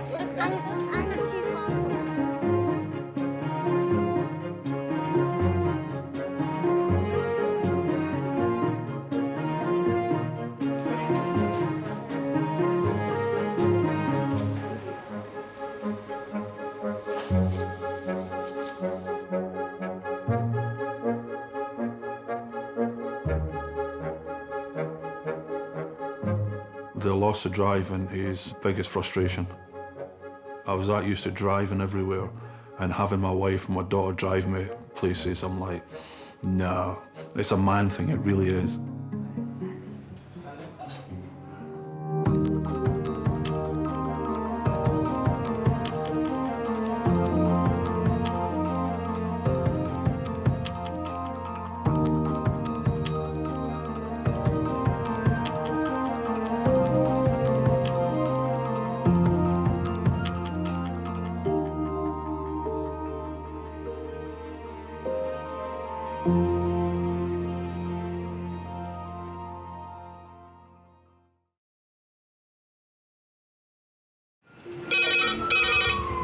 Went from the bonnet, found face down on the floor. 2, 3.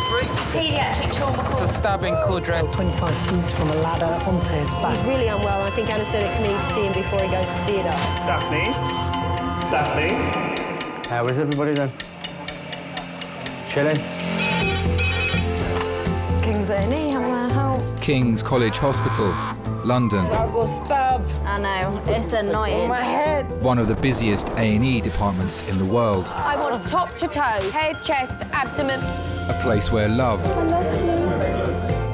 life, and loss. Don't bloody die. I love you too much for you to die. Unfold every single day. All the patients you're about to see were treated in just one 24-hour period. A&E is always like a traffic jam. Can we get a trolley?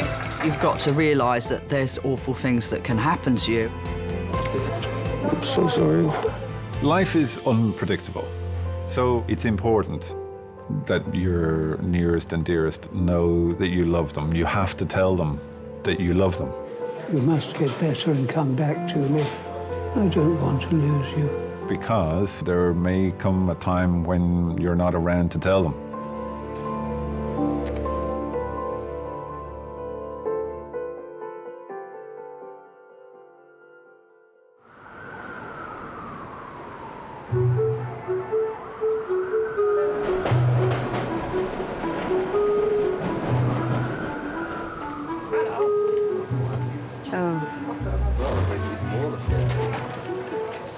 It's horrid. It's not. I don't like Red Nose Day. But it's just another day. I just find it all just a load of famous people crying in Africa, trying to get their profile up. Any famous people. All like Okay, this to I me. It's not saw, Red Nose. what's that little group? Boy band. Boyzone. No, young. 70, Harry. Gosh, He's my age. 17. You're, no. You're going back about 30 years, darling. What's their names? Steps. Are they No. boy band? Yeah, One Direction. But see, someone knows. One Direction. They were in Africa crying. They were One Direction. If you go into Sainsbury's, they're now on a birthday cake. I've heard of Westlife. You raise me up. Anyway, them. There you go.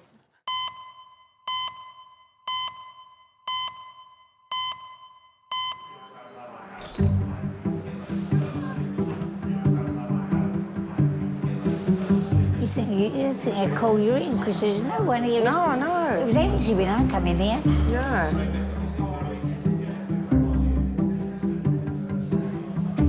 Is that nice and straight? Legs 11. It's not that short, your skirt now, don't worry.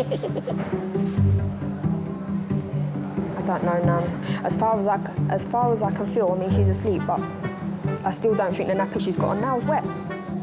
2-year-old Sydney hasn't passed urine for 2 days. Parents Keely and Michael have brought her to King's. That's still not right. As an adult, I can't hold my toilet for that long, and my bladder's trained. All right? All right then, Nan. All right, bye. I was worried just that if she's not going away, why is she not going away? It's not normal.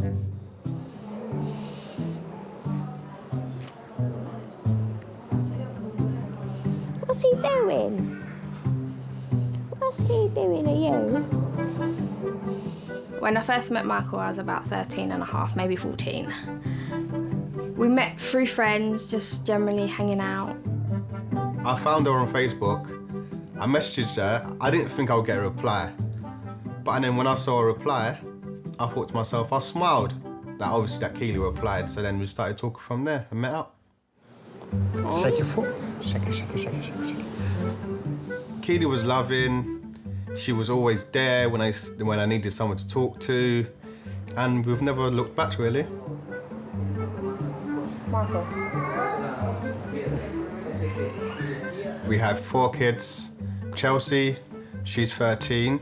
We have Chanel, she's 6. Caden, he's 4. And we have Sydney, and she's 2. Hello? Because I told you have to go to Nan's. No, you can't. And I said take your ass to Nan's, and if I have to tell you again, you're going to be in trouble. Just after my 15th birthday, I fell poorly and I was at my nan's house and she called an ambulance and they took me to King's College with a suspected kidney infection. I was in A&E and they took me upstairs to do a kidney scan and the midwife looked at my mum and said she's having a baby and Chelsea was born 37 minutes later. Yes. Did you have any idea? No, I went to school 2 days before I had Chelsea and did trampolining and played football on the teams at school. So when my mum phoned the school and said, Keely can't come to school today, she's had a baby, my head of year said, are you being for real? She was on my trampoline 2 days ago. And my mum said, yeah, she had a baby. Don't you dare put the phone down on me when I'm speaking to you. Do you understand me? She's 13 now. big pain in the backside. No, don't okay me like you're not listening. Do you understand me? Right, hurry up, she's waiting for you. Stop saying bye. It's not your place to say bye.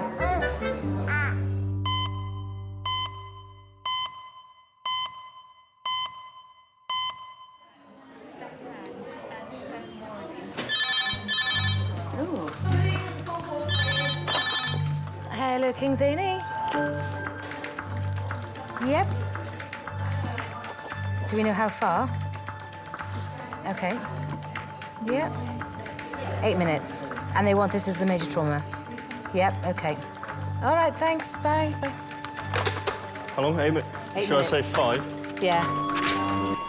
Adult trauma call, A&E resus, ETA 5 minutes. That's adult trauma call, A&E resus, ETA 5 minutes. A 33-year-old man is being rushed to King's with knife wounds. Two stabs. Father of one, Dilson, was stabbed in the head and neck as he was leaving a nightclub in the early hours of the morning. Mr. Dilson normally fit him well, involved in an altercation today, this morning, 2 isolated injuries to the head. Let us hand over, To the sweetheart. back of the head with apparently a butcher knife. The larger injuries to the back of the Sweetheart, head. just let us hand over. Obs-wise, he's been stable, slightly tacky, 110. Okay. The wound to the back of his head is about 3 centimetres long. It's quite deep. It's into the body of the trapezius. As a trauma centre, King's gets quite a number of stabbings. The ambulance service will prioritise bringing stabbings here over somewhere else if they think it's serious enough, because the whole idea of being a trauma centre here at King's is that we have the specialties here in one place to deal with those types of injuries. That's it. So, another one there? Or is that just, yeah, bleach. Wrap that up. Yeah, I think he's had another one there, isn't there? Got another small one there, probably, yeah. And then, just have a look at this one. I think one of the things about stab wounds is until you've assessed them, you don't know how deep the stab wounds are. Until you've looked at them completely over, you don't know if there are any other stab wounds that the ambulance crew might not have seen. Is this stabbing? But that's just the doctor's hand, okay? I don't even know what happened to me, because what I tried to do, I tried to stop the fight. Then what I did, I was bleeding just coming out my head. I didn't know what happened. Less than 1 centimetre right triceps. Well, you're in the right place now, yeah? Don't worry, my love, it's okay. Come on, take some nice deep breaths. If you sit back, like there. Sometimes stabbings and gunshots are the most difficult to deal with because they're so pent up when they come in. I don't need that, man. We're going to get you. Give me that, but I don't need it, man. Their mind is still back where they were assaulted. Then they have one person putting a cannula in, one person assessing them, one person touching their tummy, one person putting a monitor on. And it just puts people into a spin. I don't know who the guy is, because what I was trying to do, I was trying to stop the fight, because... Sweetheart, it's okay. At the end of the day, because I'm a Christian guy. Lift your hand up. Put some pressure on here to stop the bleeding. Some stab wounds can be fatal, particularly if you imagine around the neck. If you manage to stab through one of the blood vessels in your neck and it stops you getting oxygen to your brain, then that can have fairly serious consequences. You can puncture a lung. That can be potentially life-threatening as well.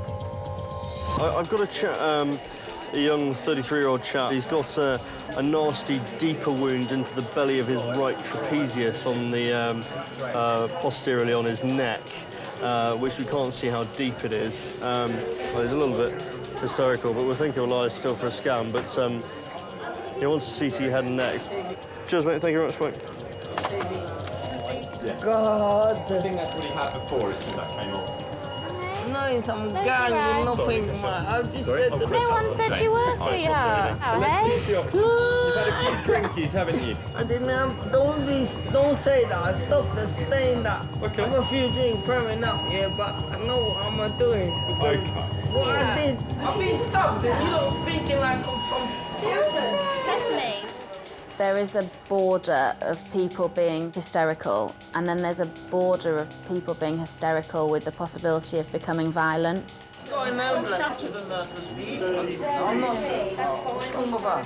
I'm not shouting. Am I shouting? We just need. You do need. I'm not. This is how you shout. You just need to calm it down, though, sweetheart.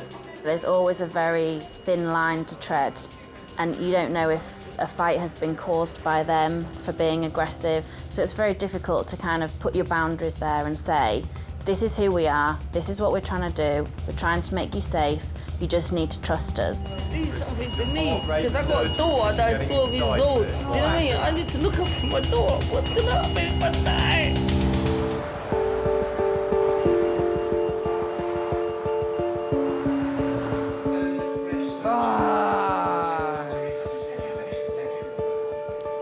It's been 25 minutes since Dilson was brought into King's with a deep knife wound to his neck. You don't know talking sense. You don't just talking rubbish. Do you understand?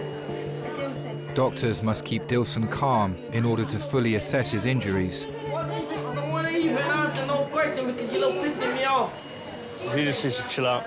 Have we got his morphine?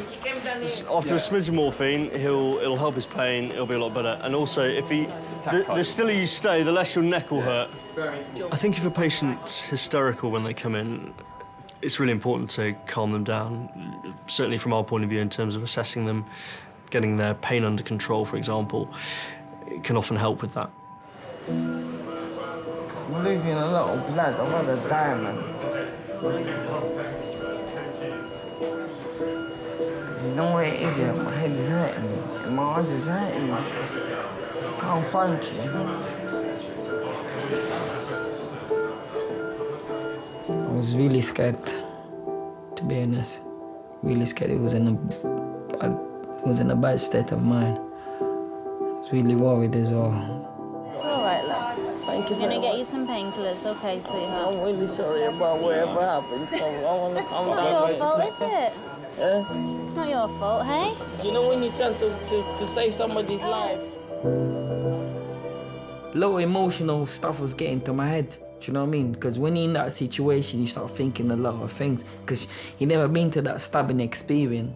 Do you know what I mean? Because I can't believe this happened to me because I'm not ready to come on. Don't worry, sweetheart. Sweetheart, look at me. Here, close your eyes. Let me get that tip. I grew up in London. I was a quiet kid till about I was 21. That's when I started coming out of myself. You know what I mean? So I just used to be at home, doing my work, never been in trouble with no one. We'll drip in your arm, okay? So we can give you some... I'm even scared because I don't know what's going on because it's my first time I've been like that. Calm down, hey? My mom passed away in a car accident. I was about 5 years old. I was really young. It don't make no sense. But it's always the good people have to go. You know what I mean? So, I grew up with my grandmother. She made me to be the man who I am today, so I really appreciate that. Yeah, I'm gonna hold it, don't worry. Thank you very much for your doctors, even the paramedic that coming to pick me up. Thank you very much. I want to see, when I feel better, I want to see all of these. Just to say thank you, because I really appreciate it. I think it is quite nice when people have calmed down because all of a sudden you see actually the real person. Chick, CT are ready, okay? Be looking after me very well, even though I'm a bit whingy. If they trust you enough to have a bit of banter with you, then I think you've done your job. Come on, let's go. I have to come and see you, man. Yeah, you will. Now that Dilson is less agitated, he's being sent for a CT scan. This will show whether he's sustained any serious internal injuries. One of the issues with trauma is that the situation can change. You continually reassess the patient, so until you're happy with one area, you don't move on to the next. I think the hard thing to tell is, even if you look at a wound and say, oh, it looks quite deep, is which direction is it going in? Can't believe I go stab. I know, it's annoying. On my head. It's okay. Fucking hell, that's Hang on. Oh, too far. Too far? Go forward. So go this way. Now lie back. Down. I need to wee as well. Okay, it'll be 2 minutes. I remember the day when I used to go clubbing, never used to be a knife. If anybody step in anybody's shoes, just used to say sorry and that's it. But nowadays, now you step in somebody's shoes, you get a knife or you get a gun in your head. See what I mean? Just times have changed, really. That's why I'm really scared about my daughter. All right. Stay still for us. I got a daughter, her name's Tegan, she's 12. I love her so much, she's my life. She means the world to me. I'll do what I can do to protect her, but it's just little kids, they're trying to prove themselves. They want to be gangsters. And what they're trying to prove a point, what, killing other people's life, what they're gonna prove. Do you know what I mean? They don't value life, they don't care about other people's life. But I value life, I care about other people's life. Do you know what I mean? They don't care.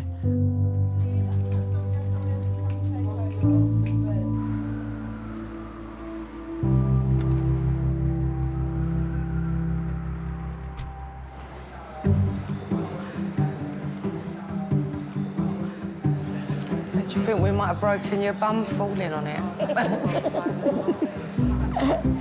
We'll have to get one of them scooter things soon now, won't we?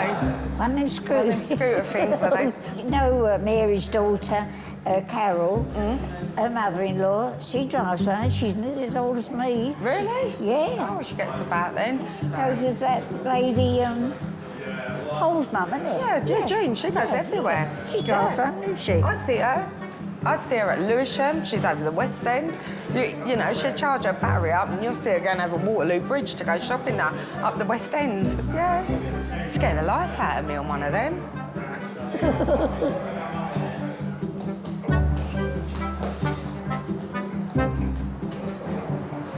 What's the matter? You look really flustered. I was 13 when I became a dad, and I was really shocked. One day, obviously, my mum went out. Me and my brother was watching TV. You saw the dramas, having sex, and we started laughing about it. Ain't that funny that two people having sex, kissing? So I thought, okay, let me try it and see what happens. And then we did. I was scared. So I was like, I closed my eyes and I kissed her, and she said to me, you know. But after that, we started kissing all the time.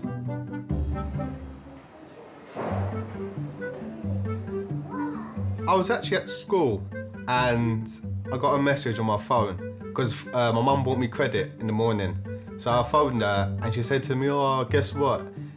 Tasatikiwa, what's the matter? She goes, I just had a baby. And I paused for like 5 seconds. And then I was happy after that. I said to her, I'll come and see you later. And then that's why I went to go see her. I'll eat that bit. You want a bit?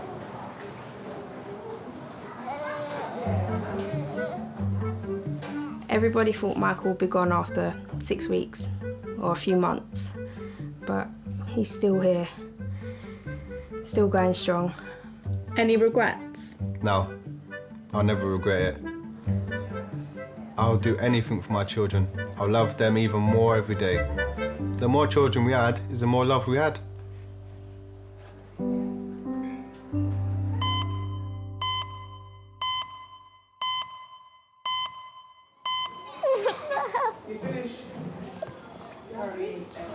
You 39-year-old woman with a red nose on. Going, I missed it at school today. Oh, it's a rabbit. Oh, I want to play with the rabbit.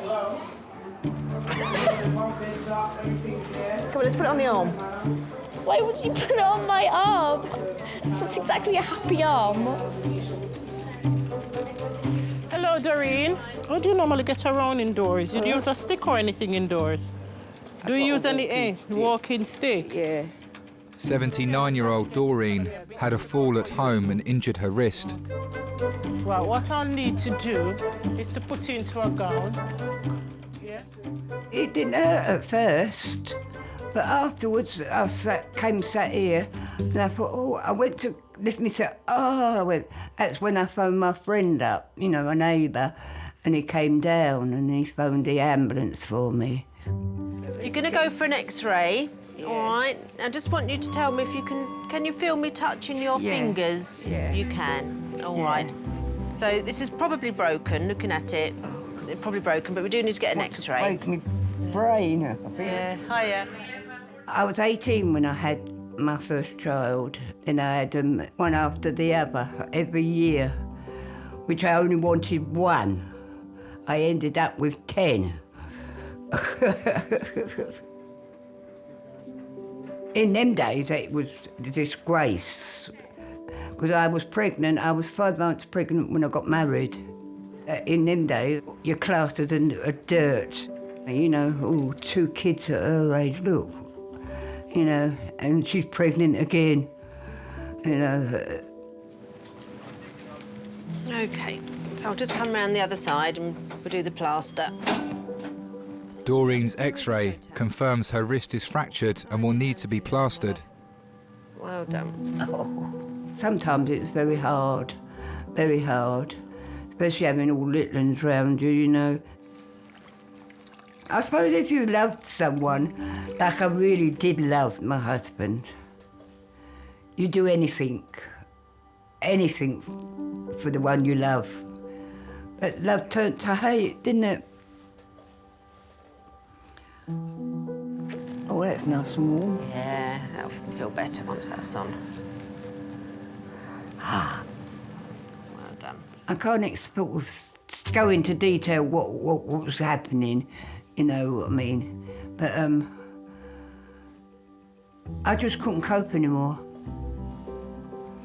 So, like the 4 of my children, they went into care in Dr. Bernardo's home. OK, now this one's a temporary one, and that's to allow for the swelling to come and go. Oh, it was terrible. They was looking up at me and saying, Mummy, why are they taking us away? And I couldn't sort of explain to them why. I do regret it from now, you know. I used to think, why did I let them go? Why? And then I said I couldn't cope. Couldn't cope at all. Do you receive any help from social services at all? No. I think you might have to accept some help for a little while. No, I don't want to. What about getting yourself dressed and washed and everything? Because you're only going to have the one arm. My daughter will come up. Does she know you're here now? No. Do you want us to call her? Yeah. Yeah? Got it somewhere. What's her name? Helen. Helen. OK, I'll give her a call and let her know you're here. Got a phone call from the hospital to say that she's been in there, can I come up? Thinking, oh no, not again, what's she done this time? And she's forever tripping, nearly falling over. Hello, Helen. You're playing football again, earlier. My earliest memory, I was 3 years old. I was taken into Dr. Bernardo's. I remember my mum and dad walking away from me. And I remember it was me and my older sister, Diane. I remember we was hugging up so tight and crying because they was leaving us. I remember calling her and they didn't even turn round. They just carried on walking. And that was my first memory. I can remember that like it was yesterday.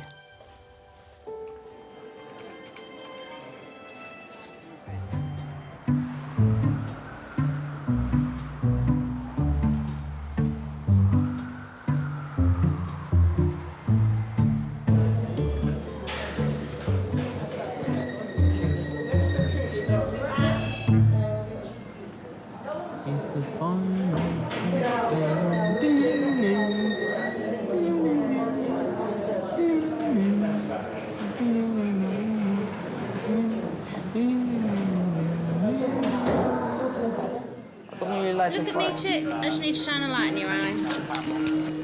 Okay.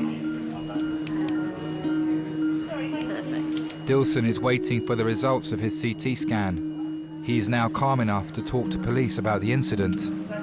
What's your name? I was assassinated, basically.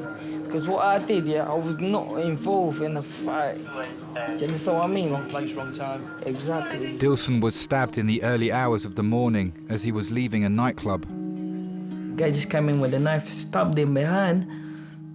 Then he tried to pull the knife again to stab him second time. Then I was in the car thinking, no way. So I had to do something. I said, you know what? If I don't do nothing, he's gonna die there in the front of me. Then it's gonna be something that I will never forget in my life. There's no way I'm gonna leave my friend just fighting in his own, because we came together, so we're gonna have to go down together. That's how it is. While I was trying to stop the fight, yeah, all I see, some guy came in and hit me on my head. And I was thinking, oh, what the fuck? He's trying to stab me in my arm, stab me in my head. I hold the knife in the air, he hold the knife in the air, so we were like fighting. The knife slipped on my arm, and he stabbed me behind on my head. And when I feel that on my head, there's a bit bleeding on my head, and I was feeling more angry, a bit agitated, and I started fighting, going crazy.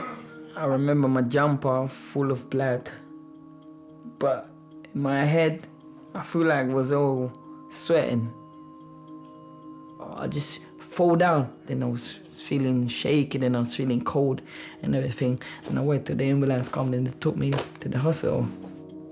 I'm not really a fighting guy because I'm a type of person. I'm going there to have a good time, do you know what I mean?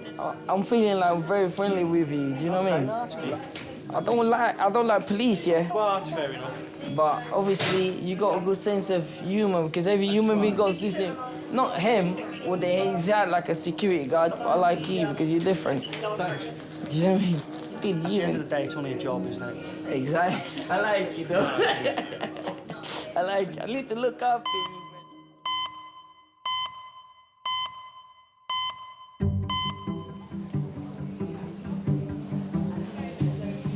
Oh, scratch my back, please. Put your hand in my...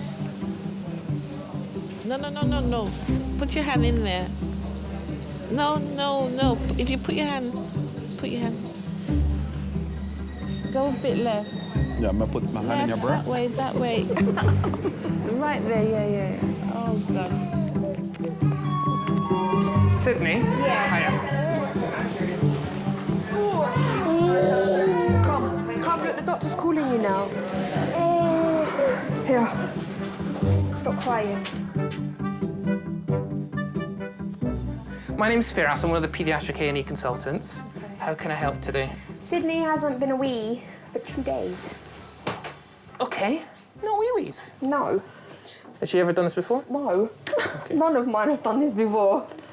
And how many have you 4. got? Wow.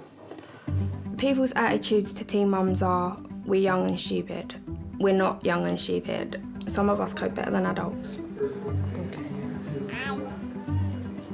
When me and Keely used to walk down the road with a pram, you know, older people used to look, and I say to Keely, oh look, they're looking, and Keely always said to me, don't worry, we're good parents, you know, we smile at them, this is our child, just take it one day at a time and always made the most of it. What are you listening to? Give me my TikTok. What's that?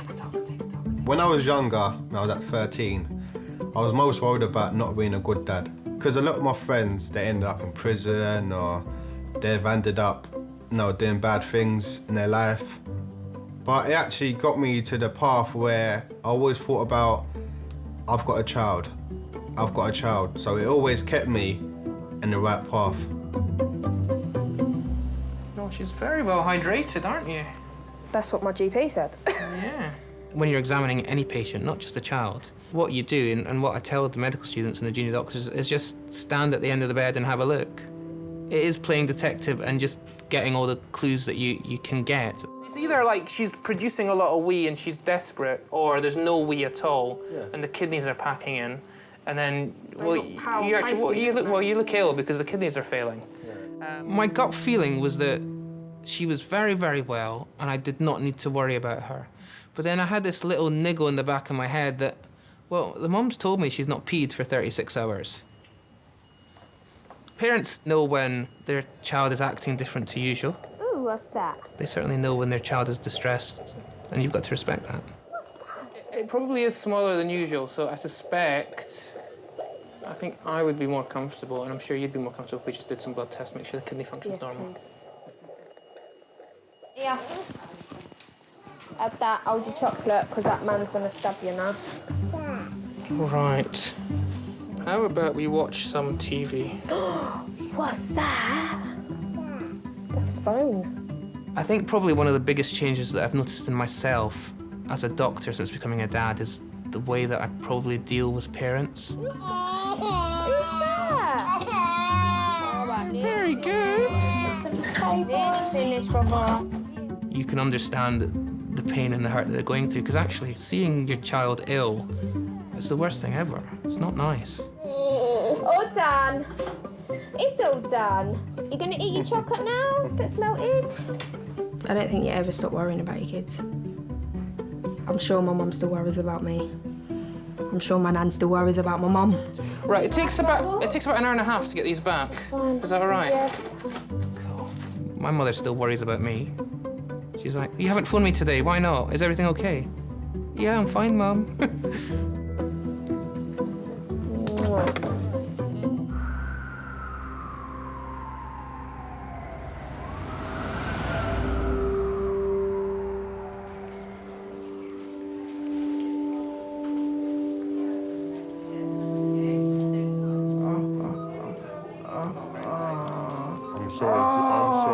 I'm sorry, listen, you're doing really well.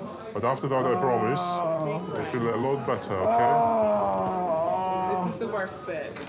Dilson's scans have revealed no serious internal damage, and doctors can now close his wounds. Basically, I'm the miracle now, because I'm alive.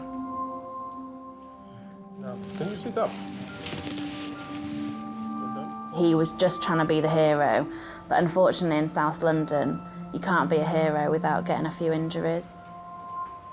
The hero never has weapons, so always goes wrong. Dilson is now being taken to a ward where he'll be kept under observation.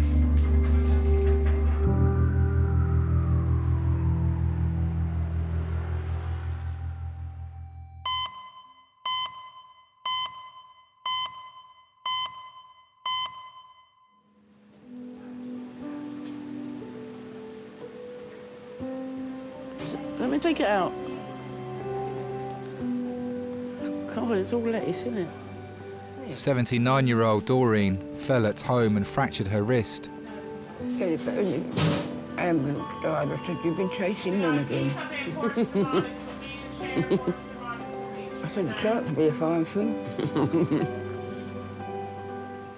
I went into care when I was 3, come out when I was 11.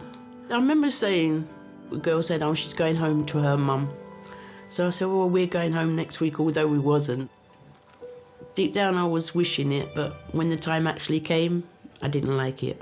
We passed each other and they didn't even know us, and we didn't know them. Yeah. What is this, chicken?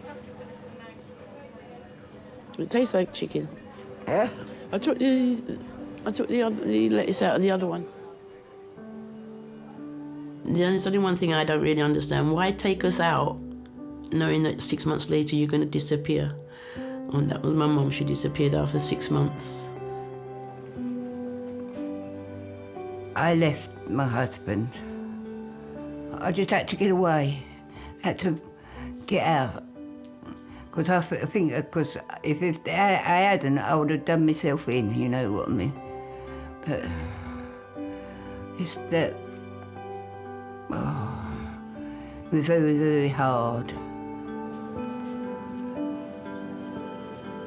She's now, that's the one that phoned you up.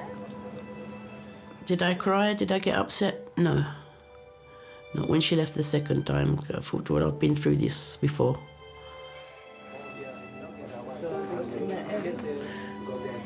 I took the lettuce out of it.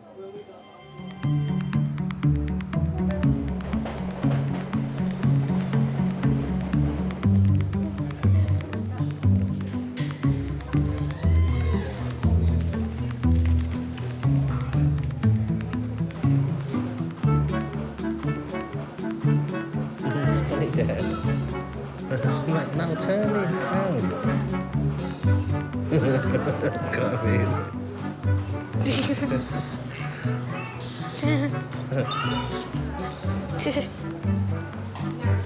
No,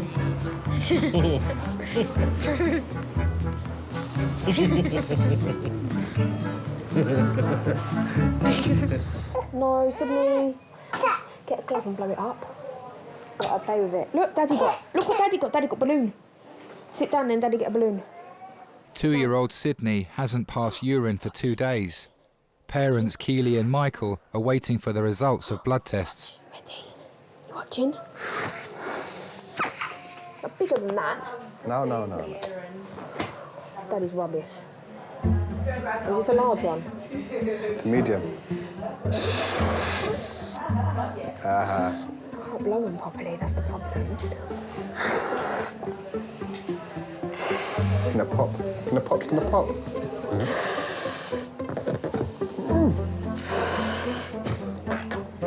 Oh, wait, man, before I need emergency help.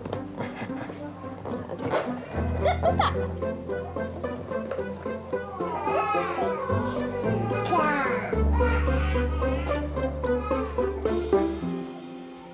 What do you love most about being a dad?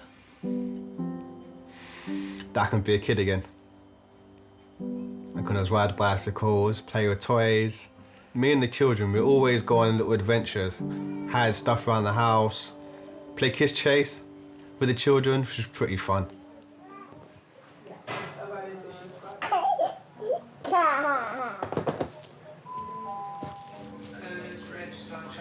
People's going to wonder where we are today. Eh? People are going to wonder where we are today. Oh. I've had to close the shop. I lost touch with my mum. And it wasn't until I was about 25 that I found out, it's just through somebody, I think, I found out where she was working. I was intrigued, what's she doing, what she looked like. So I just turned up there. I was scared. It took me an hour to go in. You know, I remember waiting outside. I thought, well, no, go on, you've got to do it. And I pushed myself in there. And when I saw her, I thought, oh, she looks miserable. My purse, not my purse, I didn't brought my keys and my passport's in that pocket. Your passport? Where you going, on holiday? I didn't recognise her at first, you know. And I said, what do you want, love? So she said, I'm your daughter. And then she asked me, which one are you? Yeah. I said, I'm Helen. I can't sit in this chair, I just sit. I couldn't get over it at first. I kept having to go out and look at her and see if it was her, you know, because I said I had to get back to work, you know, behind the counter. It was only Helen that got in touch, like, found out where I was in Brixton, and she was the only one that used to come to see me. Oh, that's better. Lean up against the back. We've been back together, we've been close for at least 25 to 30 years, that me and Mum was really, like, connected. And I've loved every minute of it because I can say, oh, this is Mum, which I've never had to say Mum before. I think I was even scared to call her Mum when I come out of the children's home, but so now I can call her Mum. Oh, that's better. No, Mum, move over a bit, you're hanging off the end. Oh. Oh.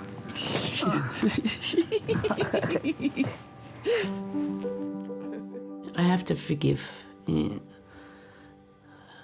I don't know the real reason. And we all make mistakes. And that was her biggest mistake. I don't think since I've been back she's made any mistakes with me. Swivel your bum back. Look, there's my wrist. Swivel your bum back. I can't. Hang on. Well, I don't want to see you, Nunny. That'll do. That'll do. Anything I ask her for, if it's in her power, she'd do it for me. Oh. That's even worse. Even if I need to talk, if I'm upset, I just call her. And she there before I finish even the conversation. She makes me feel better in myself. You right back? Oh, God. I'm getting the first place.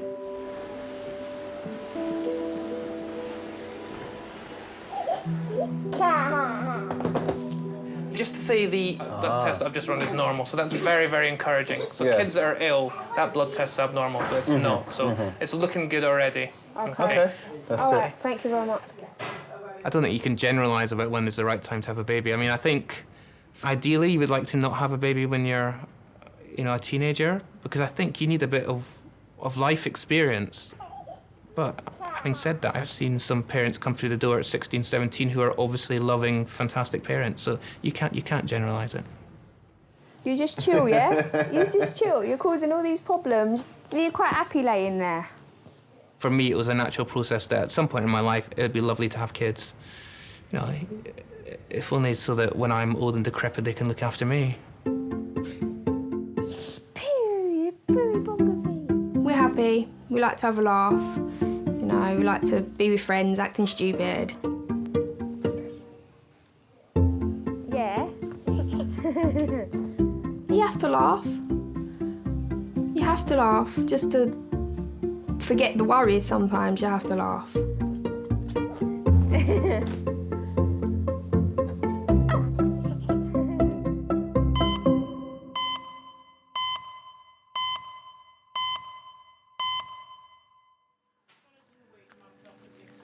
Okay, so that's her appointment for tomorrow morning, 9 o'clock, in the fracture clinic, which is in the Golden Jubilee wing, and that's just a copy of her notes that need to come with her. Okay. All right. The transport's picking me up, innit? Booked transport. Get decent before they come. As they'll be saying, I'm chasing them in again. All right. You take care now. Do you think Helen knows how much you do care about her? I don't think so. She's really gorgeous. I had my keys in my pocket, Ellen. We have our quarrels, admitted. We have our quarrels sometimes. But she's my life. My Helen is my life. I really love my Helen. She was there for me. And she really,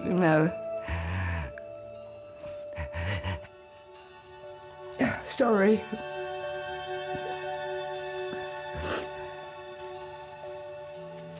I mean, yeah, no, that ain't it. What's the way out? The past is the past. Some of it's really sad. That's why we don't talk about it. We don't talk. We only think of today. What goes on today? What goes on tomorrow?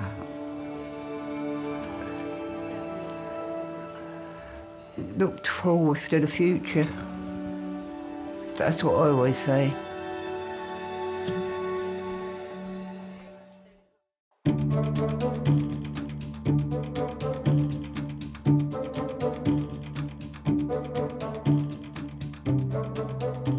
We are definitely not having any more children. We don't need any more.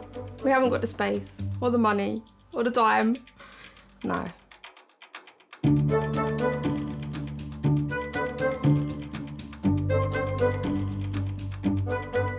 I think if Chelsea was to have a baby, I would go mad. It's not what I want for her. So she says she hates kids anyway. So maybe she won't bother.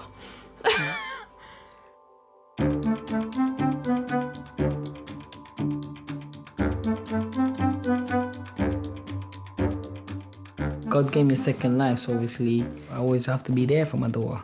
I want my daughter to be proud of me. I got a good dad.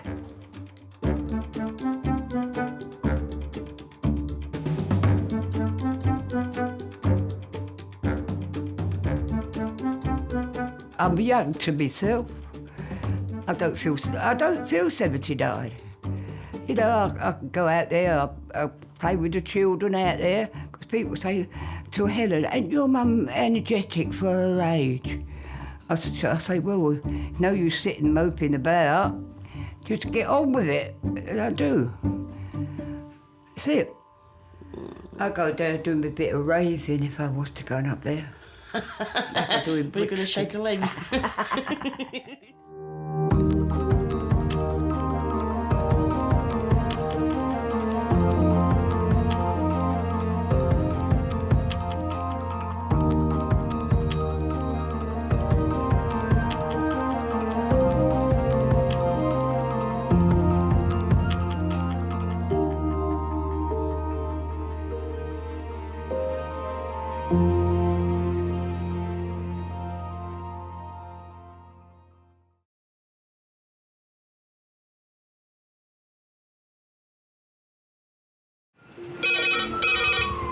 Went from the bonnet, found face down on the floor. 2, 3. Paediatric trauma. It's a stabbing quadrant. 25 feet from a ladder onto his back. He's really unwell. I think anaesthetics need to see him before he goes to theatre. Daphne? Daphne? How is everybody then? Chilling? King's A&E, how may I help? King's College Hospital, London. I got stabbed. I know, it's annoying. My head. One of the busiest A&E departments in the world. I want top to toe, head, chest, abdomen. A place where love, life, and loss. Don't bloody die. I love you too much for you to die. Unfold every single day. All the patients you're about to see were treated in just one 24-hour period. A&E is always like a traffic jam. Can we get a trolley? You've got to realise that there's awful things that can happen to you. I'm so sorry. Life is unpredictable, so it's important that your nearest and dearest know that you love them. You have to tell them that you love them. You must get better and come back to me. I don't want to lose you. Because there may come a time when you're not around to tell them.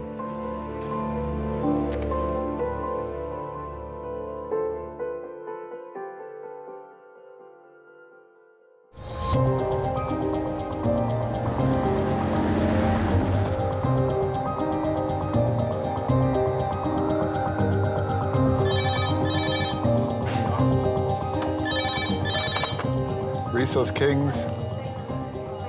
93 car, 107. Great, thank you very much. Pediatric trauma, 15 minutes. Pediatric trauma, 15 minutes. Thank you. Sometimes when the red phone goes off, I will get a churn in my tummy again, without a doubt. And then, whoa, you think, here goes, please God, be nice. A 12-year-old boy is on his way to King's after being hit by a car on his way home from school. I'm happy enough to take this one. Is that all right? OK, splendid. I'll enjoy it. It'll be like one of mine at home. Thank you. When I get that child in after a trauma, actually, the mother has long since left the room, and it's the doctor in me that's taking over. A 12-year-old hit by car, loss of consciousness, I believe. I'm a better mum when I've been at work, and I'm a better doctor when I've been at home.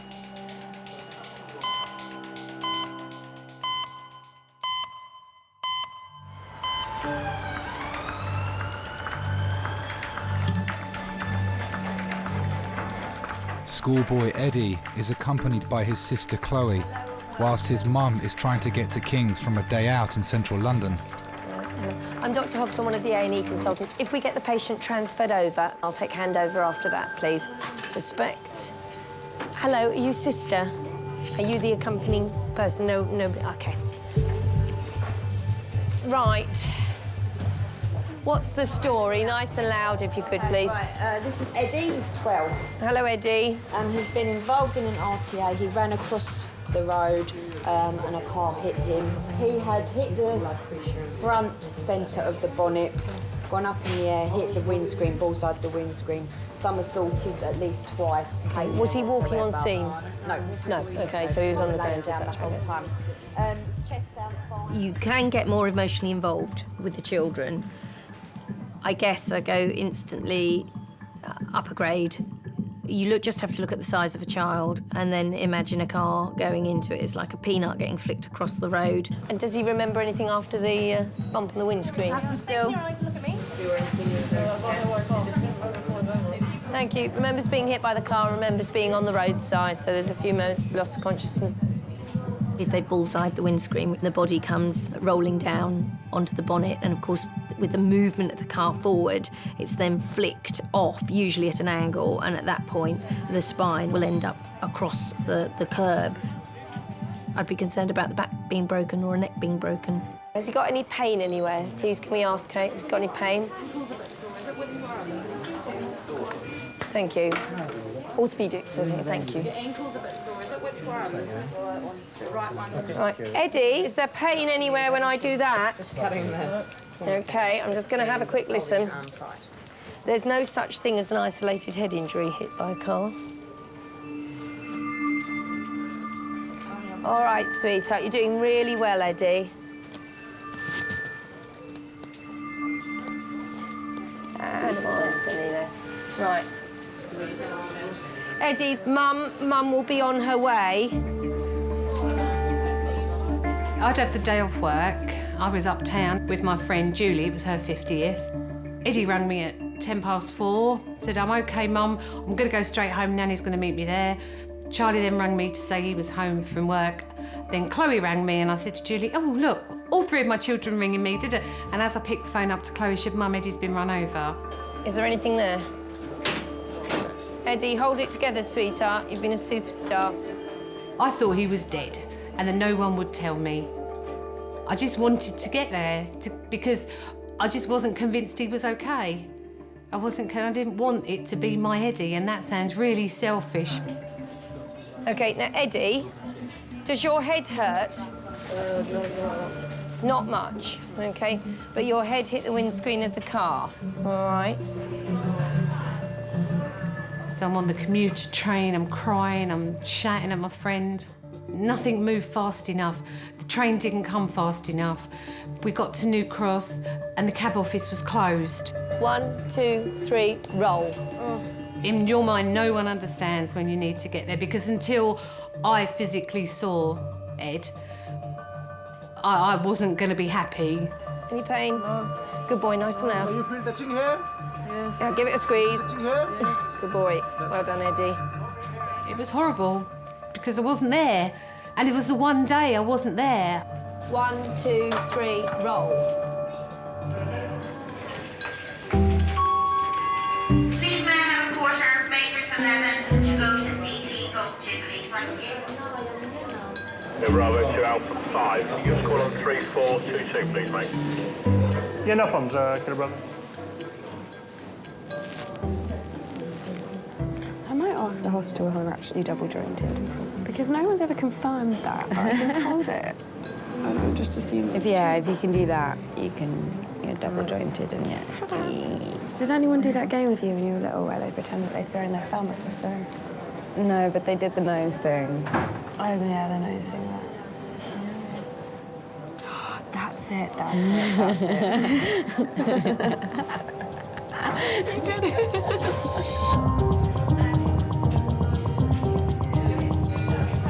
Anna, let's do the chest and the pelvis, then the CT head and neck, then you can go for the CT round to the for the ankle.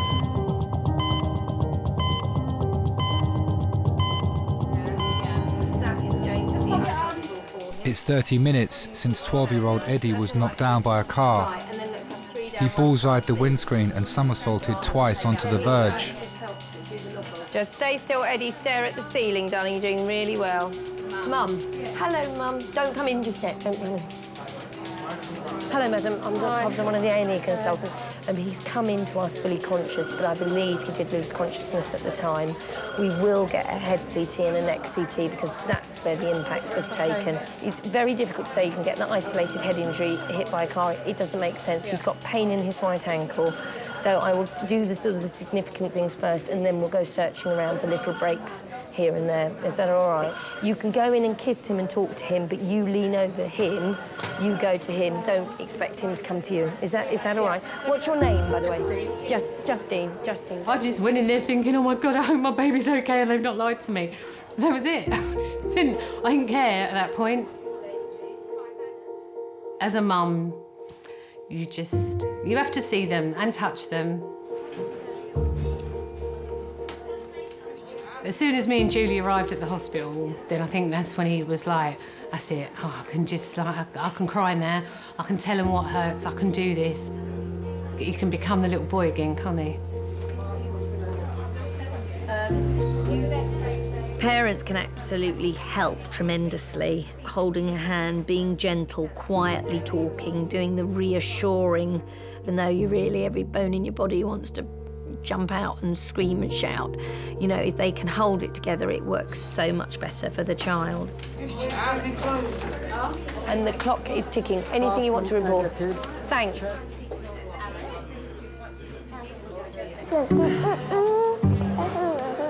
Hello. Ow. It doesn't really hurt, does it? It does. Does this hurt? No. Does this hurt? No. Yeah? Does that hurt? Ow, yeah. So just a quick one, sorry. Can you just secure your bag because someone could easily, while you're busy talking, especially around this area. Amy? Yeah. Yeah, come with me, sweetheart. Okay. My friend's just gone out for a cigarette. Will she be able to find me? She'll have to... 20-year-old university student Amy has come to King's with her friend Helena after coughing up blood. She's also experiencing headaches and chest pain. Right, have you done a urine sample for us? No.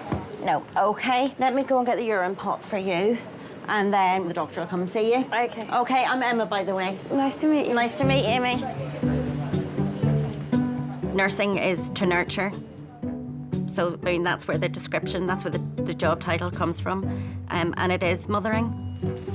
It's tenderness and compassion and gentleness and listening. And it's why I love being a nurse. Well, I thought that I was coughing up blood. And how much blood was there? Maybe like half a cup. What colour was it? Like bright red. Scarlet? Yeah. Okay. Ever happened before? A tiny bit before, like I cough up phlegm and there'd be like a tiny bit, but never anything like that. Been treated for a chest infection recently? No. Felt like you've had a chest infection? Yeah, I have asthma. Okay. I don't have any inhalers at the moment. Right. Alcohol? Have you been drinking alcohol? Yeah. How much alcohol do you drink? Not that much. I don't know. Do you smoke cigarettes as well? I did. I stopped like a week ago. So I think that might be why the lung stuff's happening now. How much will you smoke? I don't know. Okay, sweetheart. Right, you're ready to pee for me now. How do I remember which key? The nursing instinct, because it is an art and not a science, and sometimes you can just feel something's not right. If you haven't got the caring side of it, then you can do all the clinical excellence in the world, but you won't have done your job as a nurse properly. So do you live in a shared house or what? I have a roommate, but he never actually comes back. He only comes back really drunk once a week, so I basically live alone, which is nice. Are you at school or college or uni? It's the first time away from home? Yeah. Did your mother used to pick up your inhalers for you? Yeah. Yes. And she used to get me my repeat prescriptions for everything. And used to nag you about it, and Yeah, and I think I know what might be wrong with you. It's just mummy syndrome. I just need my mummy. That's what you need.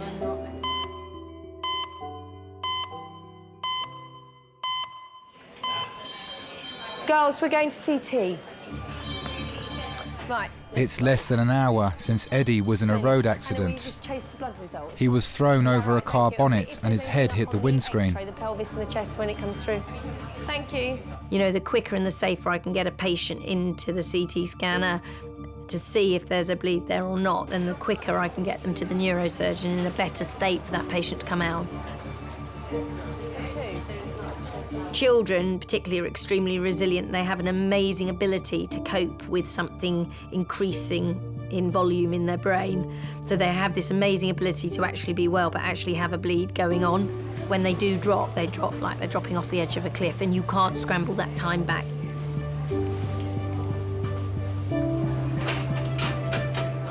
Eddie, we're going to slide you over. All right, darling, I need your nose looking at that ceiling, and I don't want your head wobbled from side to side.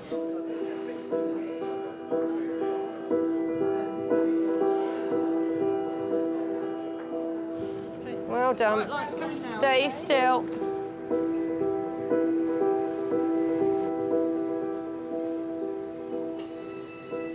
I had Eddie at home in the living room, on a stormy night. Came out with his arm wrapped round his neck, and I named him after my dad.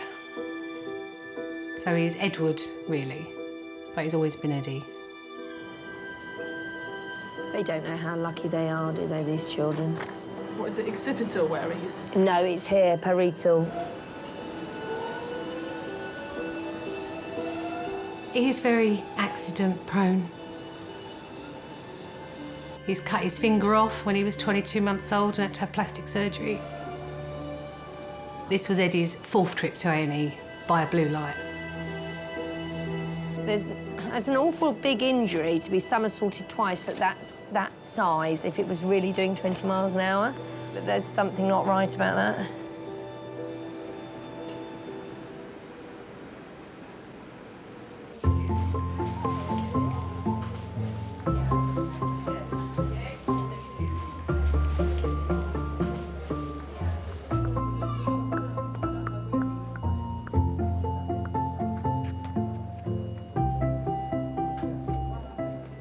It's gone around there somewhere. I think. Hi, David. It's Peter here. I'm okay. I've been better. I've been involved in an accident. Yeah, I'm so embarrassed by this. Really, it's like it's like I don't want people to think I'm a walking, walking accident.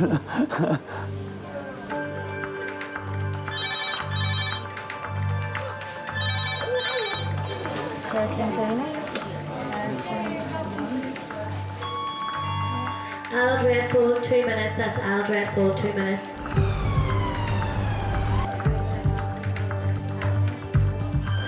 A 64-year-old woman is arriving at King's after suffering respiratory failure at home. She fell while recovering from an operation for cancer. Ready, steady, slide. Well done, Linda. Well done. She's got trachea. Yeah.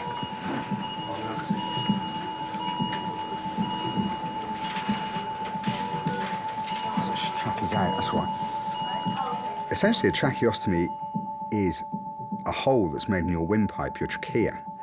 And it's made there to help allow you to breathe, really, and to ventilate. Sorry, Linda. I won't be a second.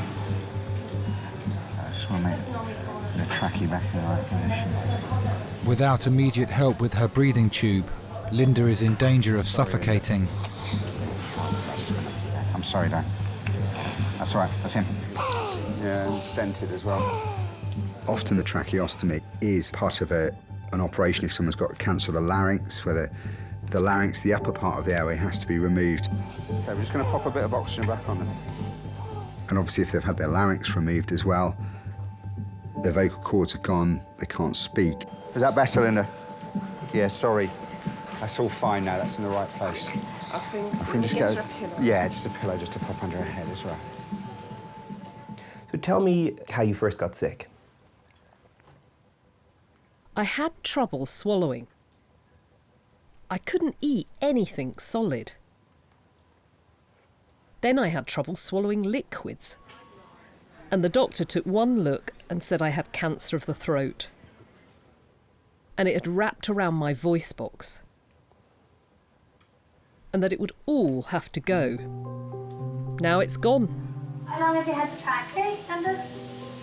3 years? No. 3 weeks? How did that news hit you? Like a shovel round the back of the head. Because I couldn't imagine not being able to talk. Right, your trachea was quite a long way out and very blocked, and I'm sorry I had to push it back in to make off, but hopefully it's helping you breathe now. I know it's not very nice when you have them popped in like that. Okay, is your breathing more comfortable now?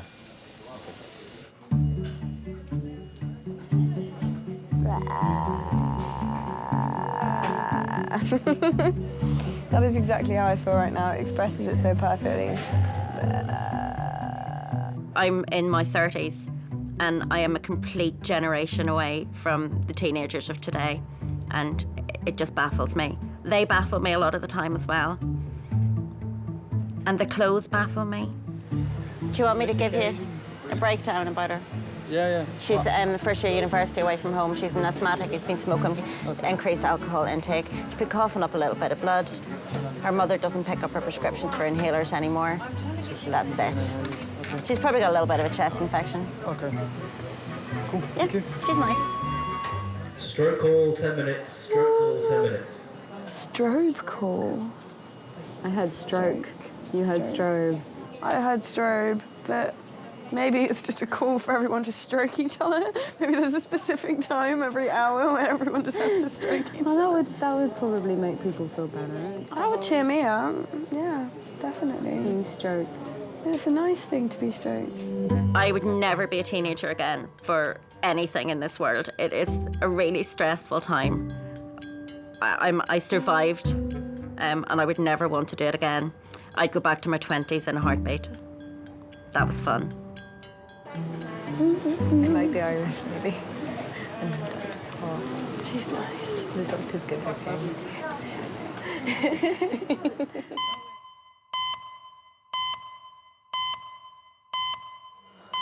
The cut is, oh look. His blazer's cutting everything. Is it? Yep. Don't really care. Eddie's sister Chloe and mum Justine are waiting for Eddie to return from his CT scan. Doctors are concerned that he may have sustained a bleed on the brain after being hit by a car.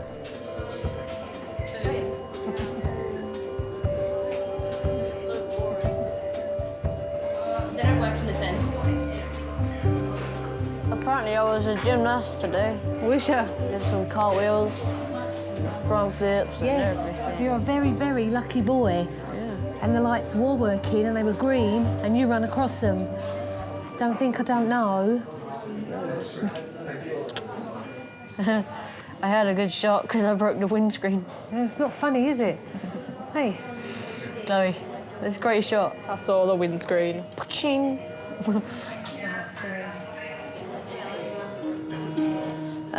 He's got blood in his urine. A small amount, Des, but I think I'm going to earn myself another trip to the CT scanner. You can always ask the radiology guys if they do an ultrasound rather than CT, and just as a young boy who you don't want to Well, radiate. this is the thing, he's already had a CT scan. Yeah. You know when you sit there and think, oh, actually, no, I'll just do his head and neck, and you think, well, he's smelling him. Of course it should be top to But with kids, we should not You be know, rushing to top to don't toe them, totally, that's the I know. thing. Oh my God, I'm Right, making one Eddie, honey, there's good news and there's some not quite so good news. The good news is that the head and the neck, they appear okay. There is a big bruise That's there. the main thing. There is a little bit of blood in the urine. Right. And seeing as he's got a graze on his back, I'm just going to have a look at that. It might well be that we have to go and scan the kidneys. Oh, more scanning. More, yes. I was trying to protect you from the luxury of that, sir. They can make you a bit Eddie's mum Justine is a manager in the paediatrics department of a local hospital. Oh, sorry, sweetie. I know that what you see at first is not always what is, because I thought he's got away with this, he's really lucky, and then at that point when they said he's got blood in his kidneys, I'm thinking he's not. Yes, blocks away, please, and then the hard collar away, please. But I knew it could have meant surgery. It could have meant he'd damaged something inside, he'd split something, he could have been bleeding. All the things you know, but you don't let them penetrate your brain. That's it. Breathe out and say, I'm calm. And I knew that they wouldn't be able to tell me that night that he was okay. To the right. Look over, all the way over, so your ear touches the mattress. Good boy. And smile. Oh, it's also there. Was that on your head that it hurt? Yeah. Sometimes I think there's something not right here, I just haven't found it yet. You know, if a child's been hit by a car, bullseyed the windscreen, bounced off the bonnet and landed awkwardly on the curb, can they truly have nothing wrong with them, or is it just that we haven't found it yet? So it's a road mark, is it? The kidneys just need to get flicked to start producing a little bit of blood in the urine, and it can become quite serious. Can I have that washed off just to see what we're actually up against? I do believe that somewhere along the line you pay for these major traumas. You don't walk out of it scot-free. Eddie, move right forward, please, onto your bottom. So he's got like a scuff mark there, hasn't he?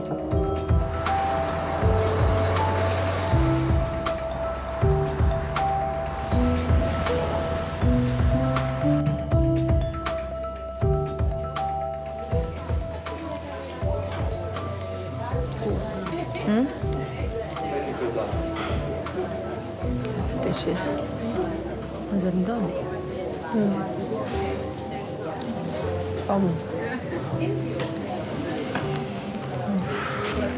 That one is eyebrow.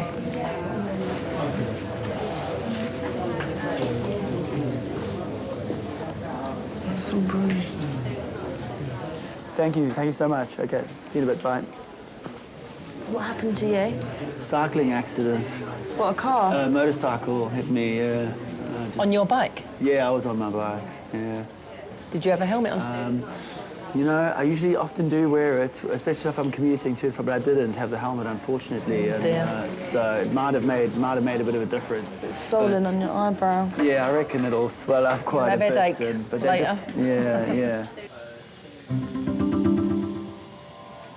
The resus team has replaced Linda's tracheotomy tube after it was dislodged in a fall. Hi, darling. Will you look at me? She's breathing normally again, but she remains in a vulnerable condition. It's only 3 weeks since she had a major operation to remove a cancerous growth, as well as her voice box.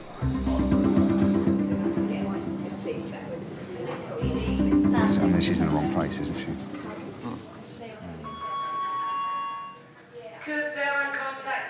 I mean, she's clearly had quite a big neck dissection as well. Well, the thing is that she's got chest infection or something like that.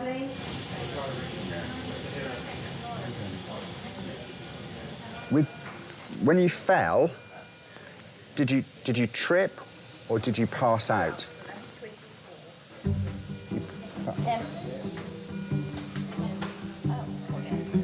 A lot of the nurses are used to people without voice boxes, so they're quite good at lip reading.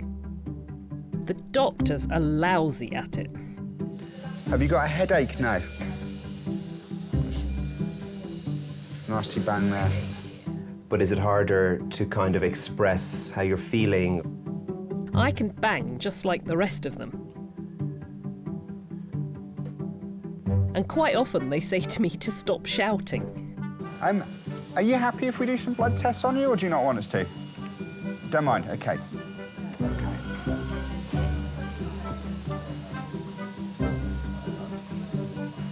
Do you knock on Tuesday?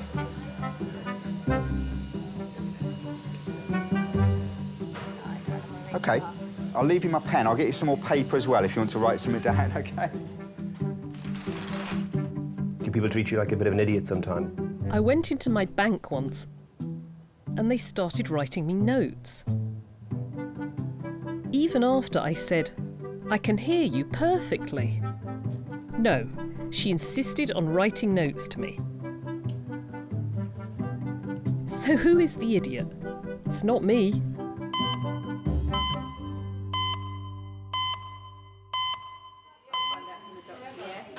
I haven't eaten since like 9 o'clock. Why did you not have lunch? He had a packet of crisps, as he said. Yes. No, they're terrible. They They don't don't always. lie me. It was a big one. They don't always. What, a big packet of crisps? I could not survive on a packet of crisps. What did you have for breakfast? Nothing. I would Probably nothing. Probably ran out the door. Do you have a lot when you get home, though?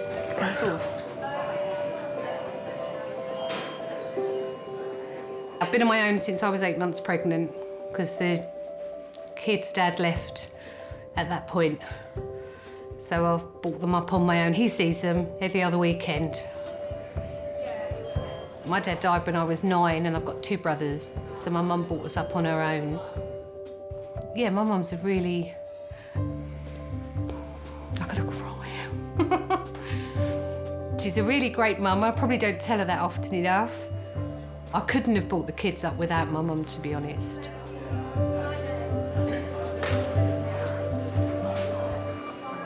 Right, next. Despite his earlier head and neck scan being clear, Liz has decided the blood in Eddie's urine needs further urgent investigation.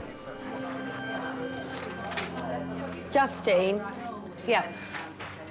He has got some surface marking on his back there from the road, and he's got a little bit of blood in his urine. Yeah. Now, we can sit and wait and watch and look at that, or I can offer him up to the CT scanner. We'll get him through the CT, just check out the outline of his kidney, check all's all right. In truth, that's where I think we should go with this. Yeah, just because he's had a very significant history of injury. He's got some road grazing there, and he's got a small amount of blood in his urine. But I don't want something coming and catching you 2 or 3 months down the line. Being a parent is simply the hardest job out there. The trouble with children is they don't learn by being taught or being told things, they learn by experience. And with that experience is the risk of injury, and so often awful things happen. They're children, and children will do what children do simply because they're children. Thanks, CT. I was trying to be cautious initially just because of the fact he's had them before and he's a child. Eddie is about to have his second CT scan in less than 2 hours.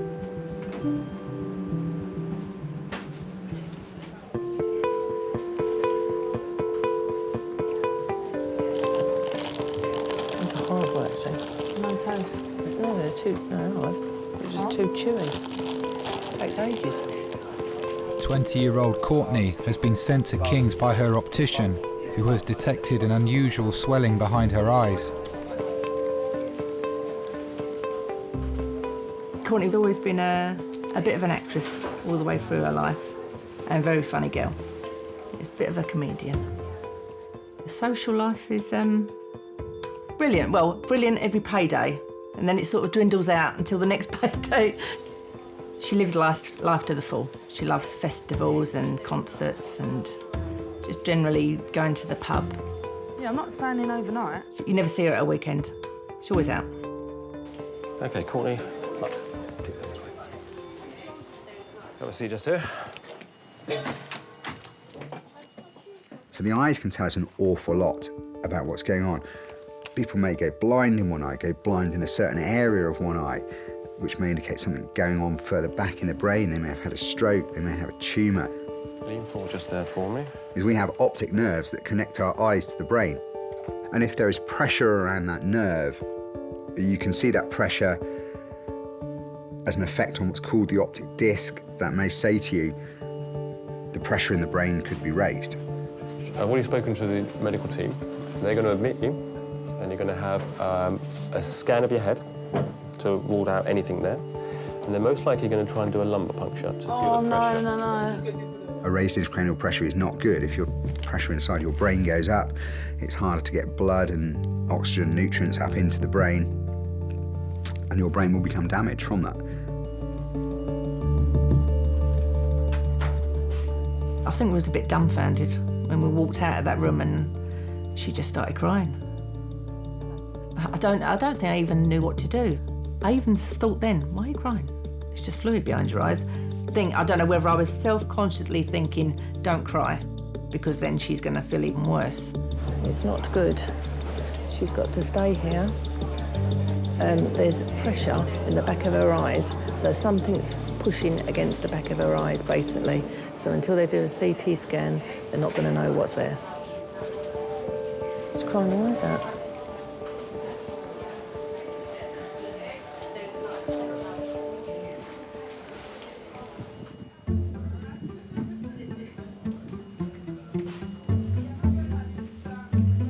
University student Amy is having tests after coughing up blood.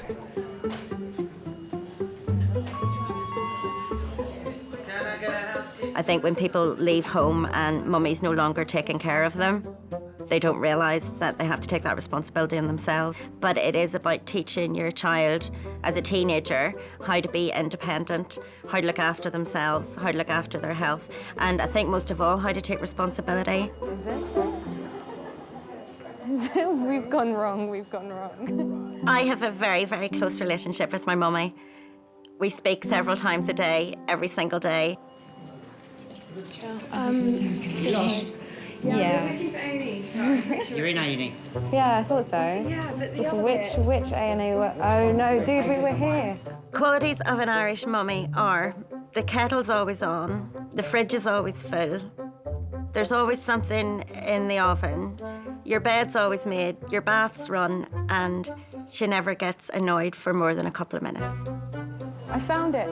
We're here. We're in the right place. I still get the look if I've been particularly naughty at this age. I'll still get the look off her. She doesn't have to say anything, she just looks at me, and that's enough. And can you do the look? Emma? Really?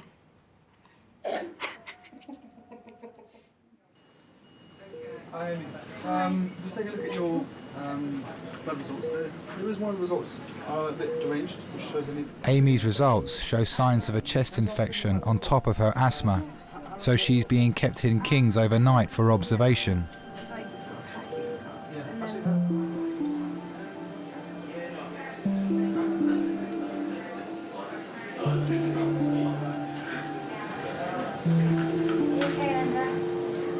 The medical team has come down to examine Linda's tracheotomy tube.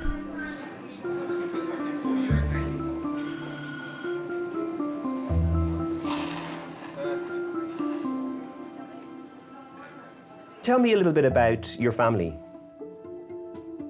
I got married to John in 1982. But then unfortunately he started to drink too much. And he died this time last year. And what did you like to do together? We walked a lot. And we'd go on pub crawls. And have one in each pub. You miss having him around? Oh yes. I didn't think I would, but I miss him terribly. And of course, I got this 2 months after he died.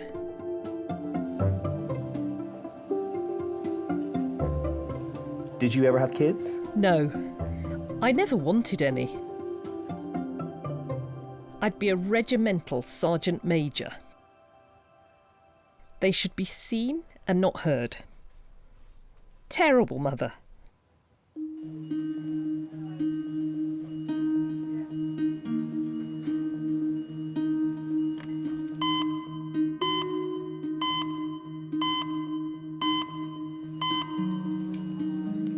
I don't know how long I'm going to be at hospital, but she's going to have majority of the tests tonight. But we don't, because it's so busy here, we don't know. Hold on, let me ask her what she needs. What do you need, Courtney? Oh, I don't know if I've got to stay in or not. You Some have got pyjamas. Right, some pyjamas. Deodorant. Oh, and deodorant. Right, her 2 phone chargers are on the floor. She's got 2 phones. She doesn't know how long she's going to be in here. Mum. Oh, right. 9 o'clock. All right then, I'll see you later. I've got to go. Right. Courtney's having a series of tests to discover what's causing the increased pressure in her brain. This? Yeah. You just think about things that might be going to happen later on. How am I going to cope if she's got cancer? Further down the line, is she going to go? And what's going to be happening to her? I think everyone would think like that. I think I was not showing that at all. I think I was just well, for your child, she's still your child, so you just think of that, really. She's your child, you've got to be strong. If it was something to do with me, I wouldn't cope at all. I'm a bit of a baby, but I think it took over because she was my child. I think you realise what you've got when you think you're going to lose somebody. I think you realise who you've got in your life.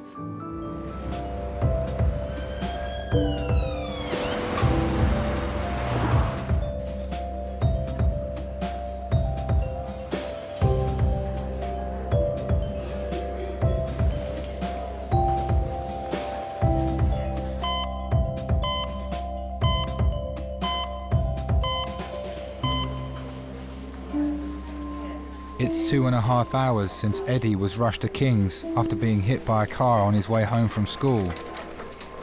He's had a second CT scan after doctors became concerned when blood was found in his urine. Provisionally, that looks okay, Mum. I know the orthopedic doctor's been thinking about worrying about the... She said, I can't pin anything on him at the moment, all right? You know, and it's a really remarkable story that he's had. Unbelievable, so I'm very isn't it? cautious, ladies, if we can say that. I think it's like anything. You don't think it's going to happen to you. Eddie would never have thought it would have happened to him. I'm a lucky lad. You are. Very lucky lad. You want to have learnt your lesson big time. Kids don't. You just don't. You just think, yeah, I'll make that. That's easy. So I want to put him overnight on the ward. It might be in the morning something will crystallise that we need to look at. But we know the main nuts and bullets of everything in there are good. OK. When you're older, you think of the damage it can do. You think of the impact. You think how much it hurt. But when you're a kid, you don't, because you just don't. You don't think it's going to happen, so you don't think of what could happen if it did happen. And that's the difference, isn't it? The difference between growing up and being young. Have you got any questions you want to ask me, Eddie? Can I have a wheelchair? He wants a wheelchair at home. Sweetheart, don't say I that. know, silly. Eddie, there are people out there, children like you get hit by cars who never get out of a wheelchair. You have your arms and your legs. You have your brain. You have your mum. You have everything to be thankful for. Don't ever ask for a wheelchair, sweetheart. Listen, I thought you were going to be a zoologist anyway. That's what you told me. Zoologist? All right, well, let's stick to the plan, shall we?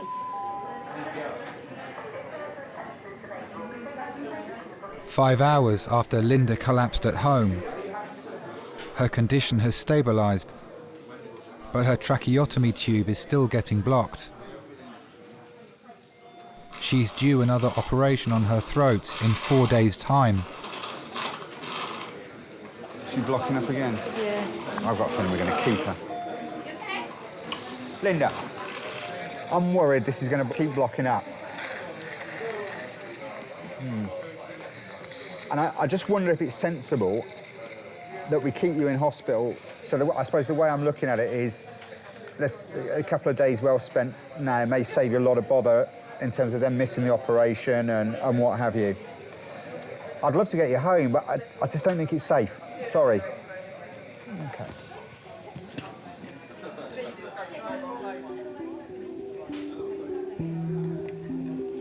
Tell me then a bit about your various careers.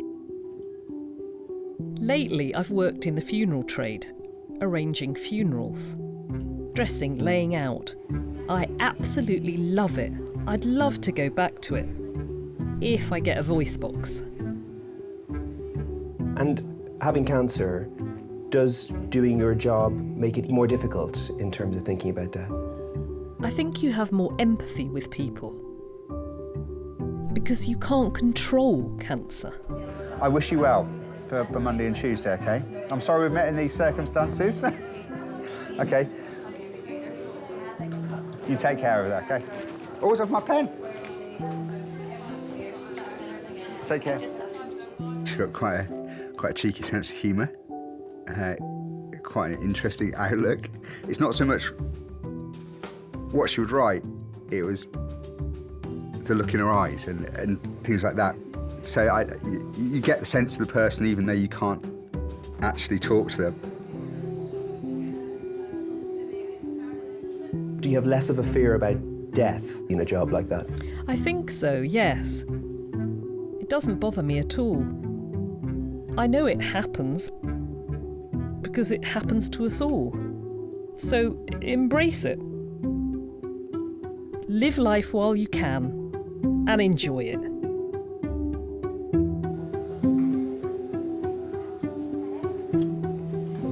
Linda is being transferred to Guy's Hospital, ready for her next operation.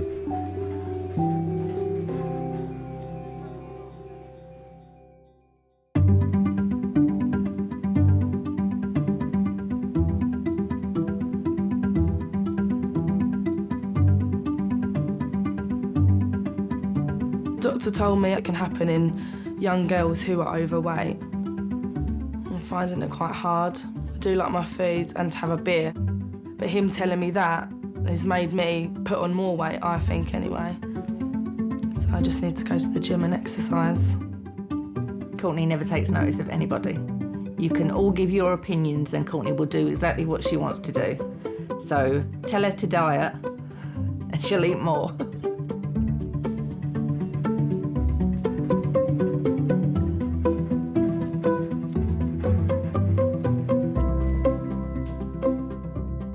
I was in a little bit of trouble with my mum because she didn't want me to get hit by a car. She didn't want anything else to happen to me after that, so she didn't let me out for quite a bit. It's not cool to get on with your mum, but I like to get on with my mum because she's very nice and kind, and she's just very nice.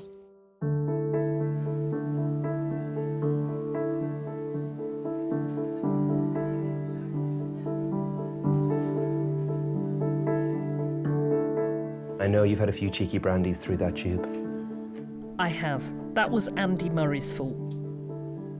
When he won, I started crying my eyes out, and I don't know why. And I thought, I've got to celebrate. So I bought myself a very large brandy and lemonade. Luckily, I had my tube, and I thoroughly enjoyed it.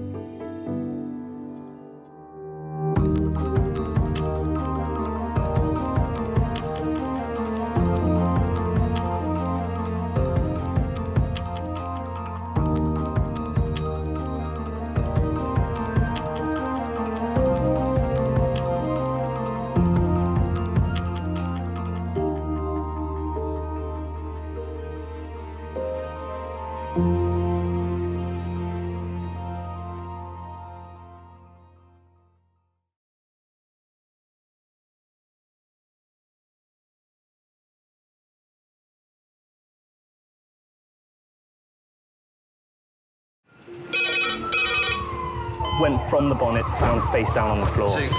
Pediatric trauma. It's a stabbing quadrant. 25 feet from a ladder onto his back. He's really unwell, and I think anaesthetics need to see him before he goes to theatre. Daphne? Daphne? How is everybody then? Chilling? King's A&E, how may I help? King's College Hospital, London. I got stabbed. I know, it's annoying. On my head. One of the busiest A&E departments in the world. I want top to toe, head, chest, abdomen. A place where love, life, and loss. Don't bloody die. I love you too much for you to die. Unfold every single day. All the patients you're about to see were treated in just one 24-hour period. A&E is always like a traffic jam. Can we get a trolley? You've got to realise that there's awful things that can happen to you. I'm so sorry. Life is unpredictable, so it's important that your nearest and dearest know that you love them. You have to tell them that you love them. You must get better and come back to me. I don't want to lose you. Because there may come a time when you're not around to tell them.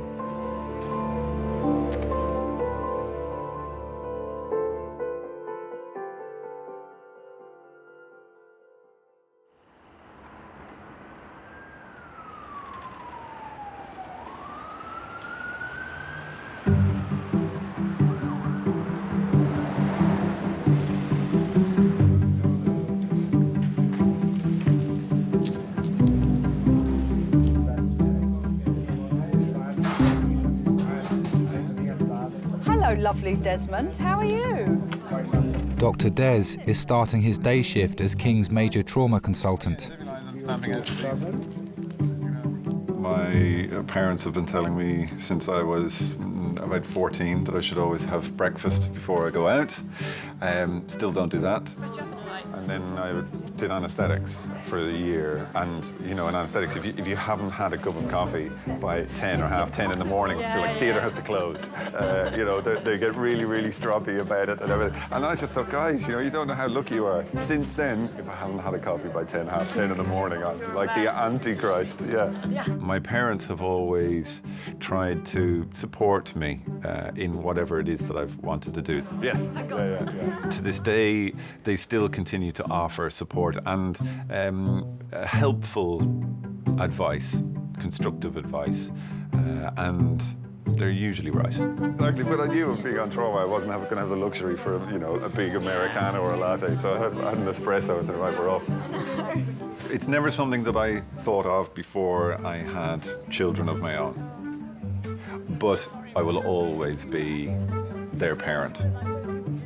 A parent's job is to provide for and protect their children. And that will continue until the day I die. Say that 95% border, 5% like, oh my God! And I can't.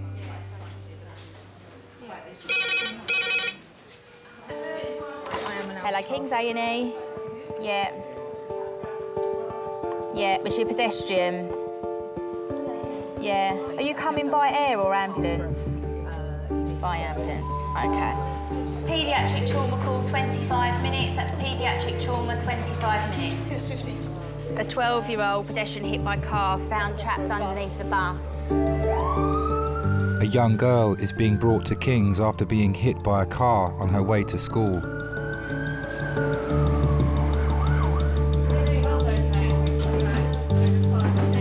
Hi folks, I'm Des, I'm the major trauma consultant. You've come to see the trauma or the little one who's next door? Okay, excellent, welcome aboard. I've assigned roles to pretty much everyone at the moment. So what we might do is just we'll all stand back behind this blue line while they do their primary survey and we'll crack on. Don't worry, I will find work for everyone. I'm very good like that. The girl, her mother and a police officer are travelling from the site of the accident over 20 miles away in Kent. So she's going to be doing the line and the bloods. I would like you to be her runner. Yeah, her runner. If you can do a GCS and have a look at the pupils as well as doing the airway bits at the top end, that'd be great. Pediatric trauma is difficult. It's very emotive. Nobody likes to see kids in distress or injured or unwell. They seem to attract so many people from everywhere. People just want to be useful, they want to help.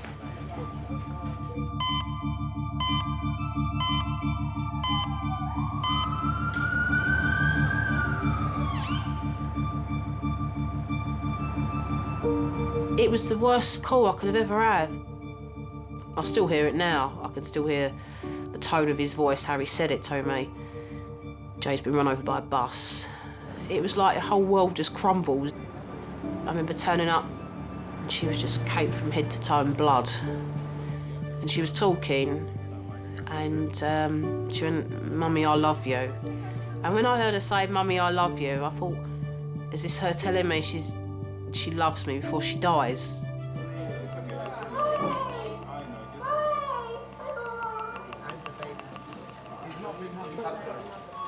It's a parent's worst nightmare, what I lived that morning, getting that call.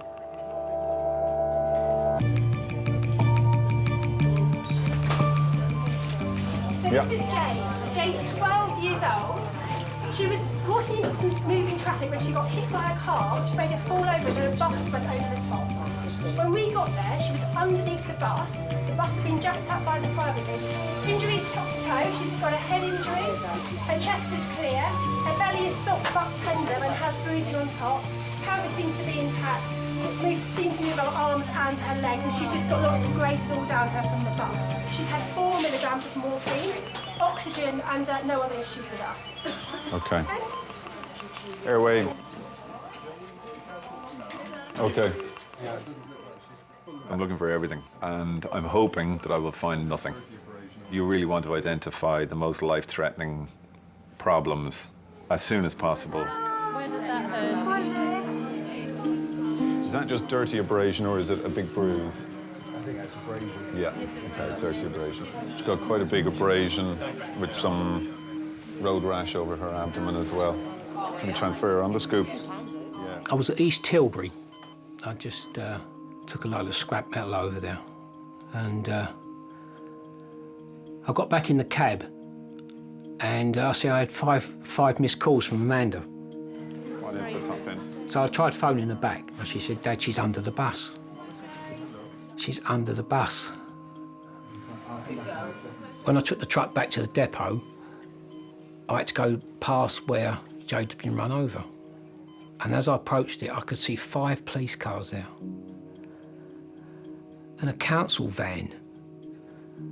And I thought, I could see the police car, and I thought, what's that council van doing there? And as I went past, I thought, he must be washing the blood off the road. My little precious granddaughter's blood's been washed into the gutter. It just slowly began to dawn on me that she might not survive.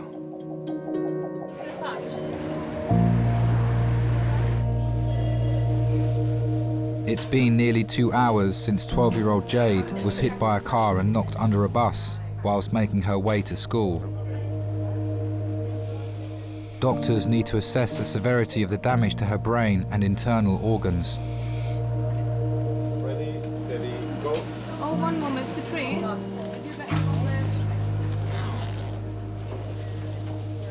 So she's a 12-year-old girl, pedestrian crossing the road, struck by a car, and then a bus went over her. So we know that she's had a head injury and she's got some blood around her face. She's got what looks like a combination of some bruising to a dirty abrasion over her abdomen, which may well have been as the bus sort of rolled up over.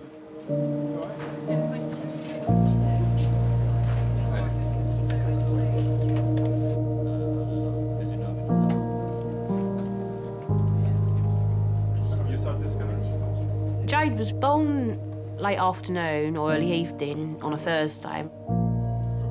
When I went home, it was so overwhelming. I thought, there was this little girl, and I thought, she's totally reliant on me, and I thought, am I going to be any good?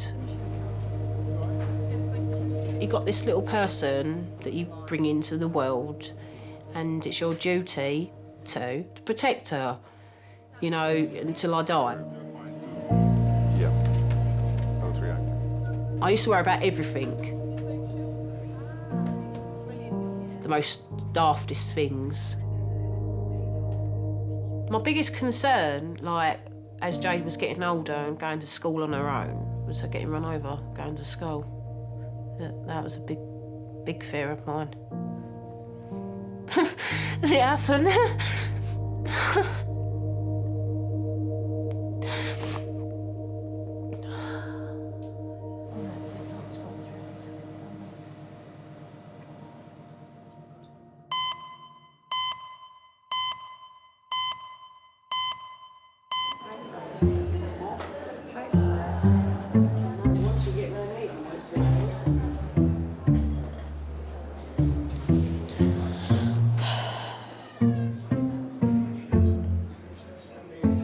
I went in when I was really ill. So then I could call up the next day and take the day off and not be that ill. And they were like, oh yeah, no, to be fair, he came in when he was really, really ill. Like, if he's taking the day off, he must be really, really ill. Yeah, exactly. The last thing you want to do is be fine one day, call up and say something's happened, and then not go in, and then go in the day after and be pretty much fine. That's the last thing you want to do.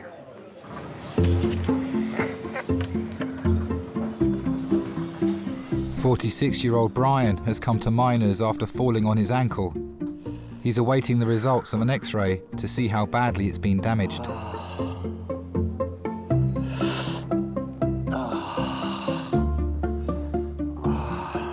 Brian has recently been released from prison. Can you ask to see the nurse straight away, please? Thank you, I'm in pain. His electronic tag allows police to trace his whereabouts and must be kept on at all times. Hello. Hi. My name's James, I'm one of the doctors. Mind if I call you Brian? Yeah, thank you very much. What's happened, Brian? I run for a bus and I slipped on the pavement and it, by traffic lights. And my leg just, my ankle just went crack. OK, all right then. Do you have any other medical problems? I'm on methadone. How long have you been on methadone for? 6 years. And are you on daily dosing, or do Yeah. they give you daily dosing? Yeah. OK. Anything else apart from the methadone? And I'm on fluoxetine. Is that for depression? Yeah. OK. How long have you been taking that for? About 6 months. 6 months? OK. Right.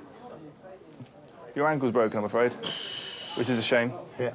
And it's quite a nasty break. So there's 2 bones that sit at the base of the foot, called the tibia and the fibula, and both of them are broken. Now, because of that, I'm going to have to get one of my colleagues to come have a look at you, so an orthopedic surgeon. Is that all right? Yeah. Awesome.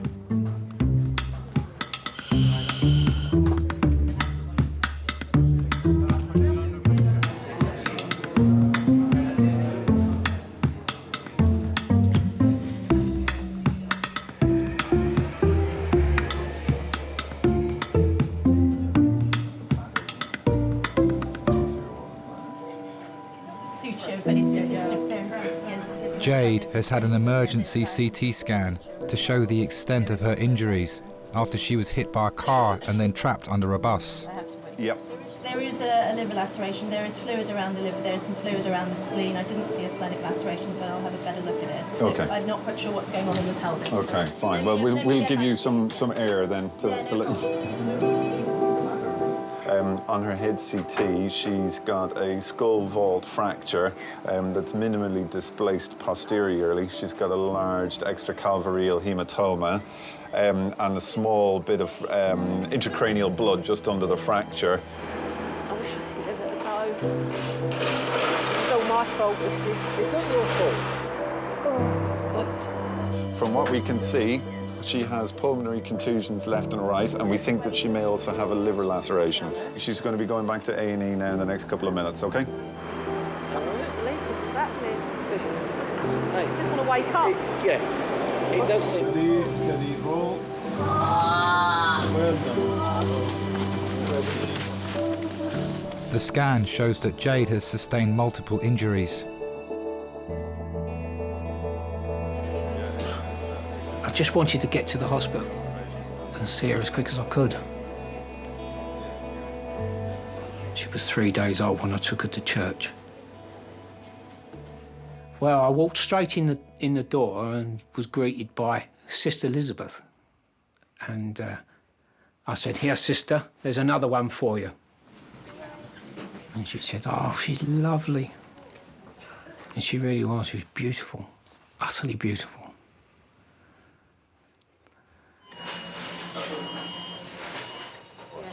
What we can see on her scan so far is that she's got a crack in her skull. Now, obviously we need to have a really good look at those images. Yeah. But we think she's got a crack in the back of her skull with a big swelling over from where she's got a big bruise over the top of it. Yeah. We think that she's probably got a tiny little bit of blood inside the fracture. We've asked the neurosurgeons. No, darling, you're not. So we've asked the neurosurgeons to come and see her because we have them here. She's also got some bruising on her lungs, and you kind of expect that, particularly with her having been trapped underneath the bus, because she couldn't breathe too well underneath. Okay, and that's why we have the oxygen on. But that will get better. You know, as parents, the hardest thing has got to be the uncertainty, the not knowing, the feeling that you're not being told everything, that people are putting a brave face on it because we automatically assume that things are going to be awful. Okay. In her tummy, we think that she may have some bleeding. Okay. So what we're going to do is just observe that. And this is the bit of the scans that we really need to have a really good, hard look at to see do we need to do anything about that bleeding. Okay? So for now, you know, she's had an awful bash and an awful knock. She really has. So if anything does change or if we need to do anything else, you will be the first to know. Okay.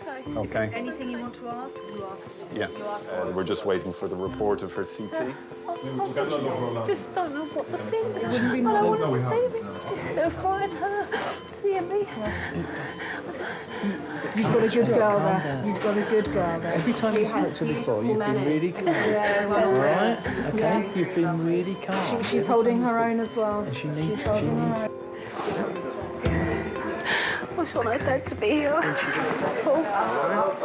just want to be in it when she sees me like it. It's going to make her worse if she sees me. What you've got to do is get your normal face on before you talk to her. Yeah.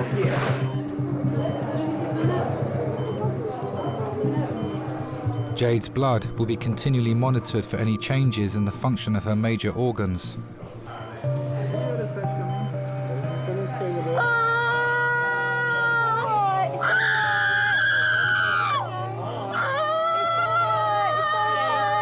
It's okay. It's all done. That will go numb soon. Well done. Well done. Good That's girl. a little bit done. It's all Well finished. done. We'll give you a minute or two. I can't give No, you right any at the water at the moment. moment, darling.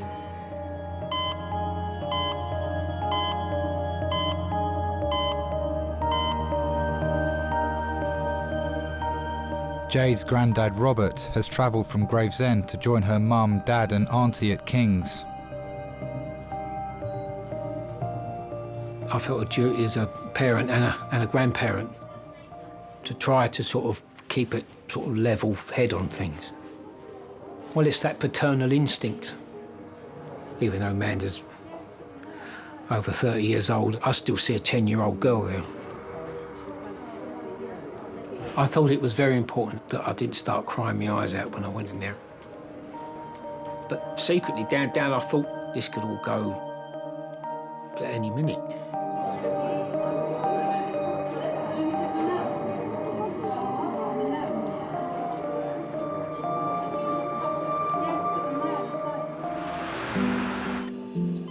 It's been 3 hours since 12-year-old Jade arrived at King's after being hit by a car and trapped beneath a bus. Jade has been diagnosed with a fractured skull and possibly life-threatening internal bleeding. So it's Mummy here. Oh, Jade was quite a bubbly little girl. She was very cheeky and a bit boisterous at times, fighting with her brother. She's very loving. She's a very loving little girl. Brave girl, aren't you? Imagine it being Mummy. This happened to Mummy. A hysterical Mummy that would have to have knocked me out. She had like this brilliant blonde hair, and she was so pretty. And I just, look at her and think, oh, she's so stunning. And I think, how do I have a baby as cute as that?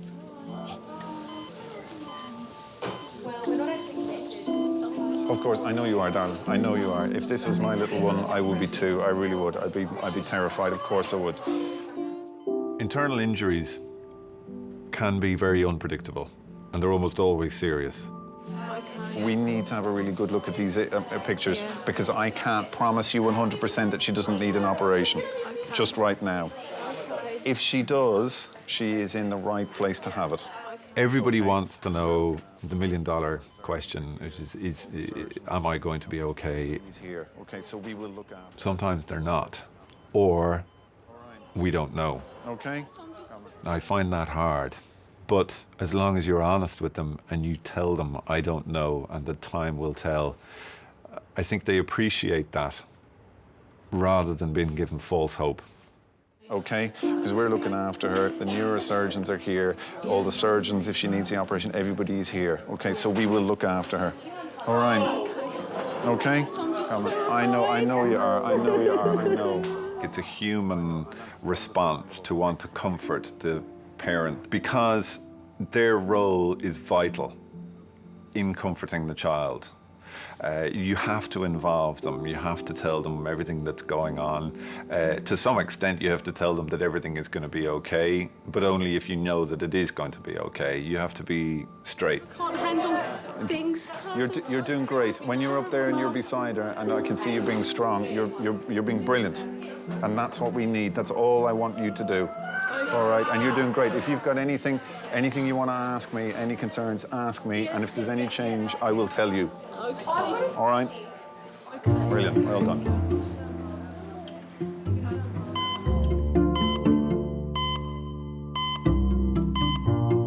My water. Yeah, do you want some more? You can go and get some more over there if you want. You know, I go to a nice school that you chose for me because you thought it was nice. Yeah, I knew you went to a really nice school. So, and the teachers are very nice and they will look after me. So I don't think there's anything to be worried about.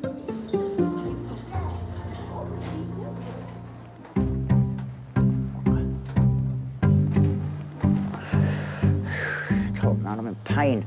Hello? So I'm in real pain. It's killing me. This is getting too tight. Brian has an evening curfew as part of his parole conditions. He must always wear an electronic tag so that the police know where he is. What's the problem? Can this tag be cut off because it's getting too tight and it's hurting? No, is the answer. We can't cut it off. We'll have to, because we've got probably nothing that will cut through that, but we'll need to figure out something.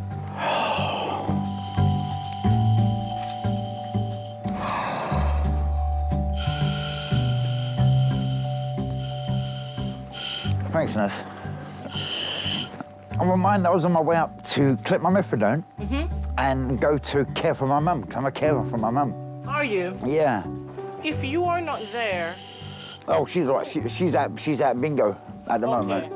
So if you're not there to care for her, she'll still be able to... She can get about with a trolley, but she can't open tins and things like that, and I have to shower her. Because my dad passed away a year and a half ago. Has she ever thought about probably getting in carers to help her with that, or...? The carers that she has had before, she don't like what's happened. But I was in prison about 3 weeks ago for a month.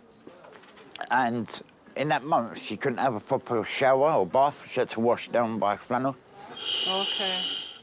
Well, what I'm going to need to do, because if we need to put a plaster on, we need to get that tag off.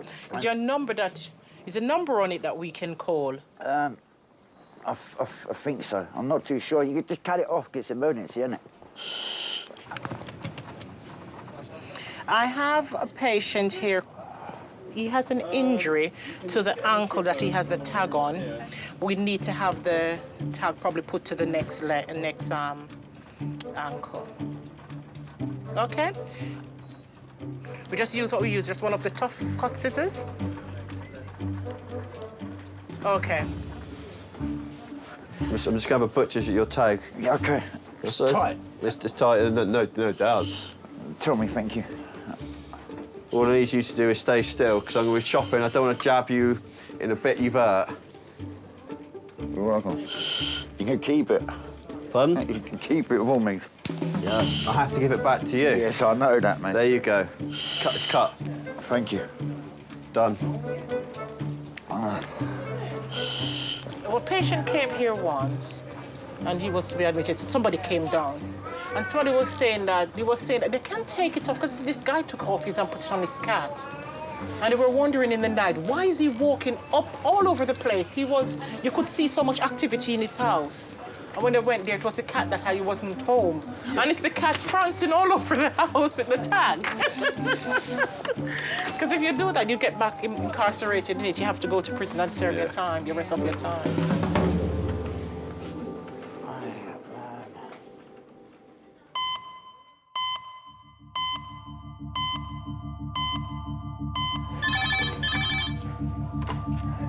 King's A&E. Okay. HEMS trauma call, ETA 10 minutes. HEMS trauma call, ETA 10 minutes.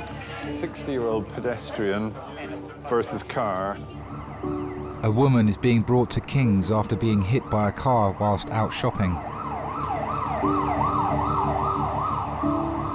It's the second road traffic accident of the day for trauma consultant Des. Running a trauma team, mentally you have to be running through the scenarios before they ever come, before the red phone ever goes off. You're already thinking, what's the next one going to be?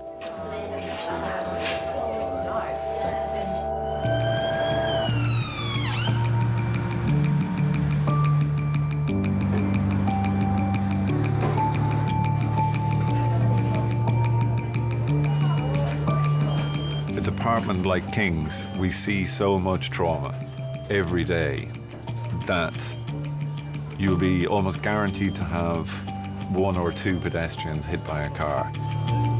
It's not that it's predictable, but it's almost what you expect. Okay, guys? Hello, sweetheart. I'm just having a little feel of your neck and your chest. Do you have pain? In your back? Okay. Right. My job is not to stop accidents from happening. Major trauma consultant? My job is to be here when they do, to make sure that whatever the cause, immediately before the accident, that I'm able to get that person back to the person they were immediately before the accident. It is a HEMS trauma, pedestrian versus car, head injury, also complaining of lower back pain. So we will want the CT, it'll be head, but as to whether or not we want pelvis or lower back or anything, I'm not sure yet. So we're just going to do plain films, chest, pelvis and C-spine first, and then we'll give you guys a call. Is that okay? Lovely, thanks, bye. So when we've secured our line, we've had a feel of the tummy, we'll take off the scoop. We'll get an X-ray, chest, pelvis, lateral C-spine. We'll be going for a head CT, because we were told loss of consciousness, and weren't we, having hit our head on the windscreen? Is it? Geraldine, how do you do? I'm Dave. I'm yet another one of the doctors here. I just want to have a little feel of your neck, Geraldine. Have you got any pain in your neck at the moment? It feels stiff. Stiff? Yeah. Okay. Happy? Yeah. Right, let's go. 40 minutes after arriving at A&E, Geraldine is going for an emergency CT scan to check for damage caused by the impact of the car.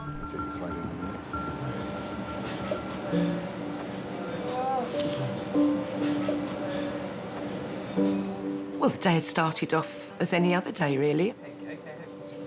Everything was fine. It was quite a normal day. Nothing seemed particularly out of place. You know, and I'm just thinking about getting home and having a nice cup of coffee.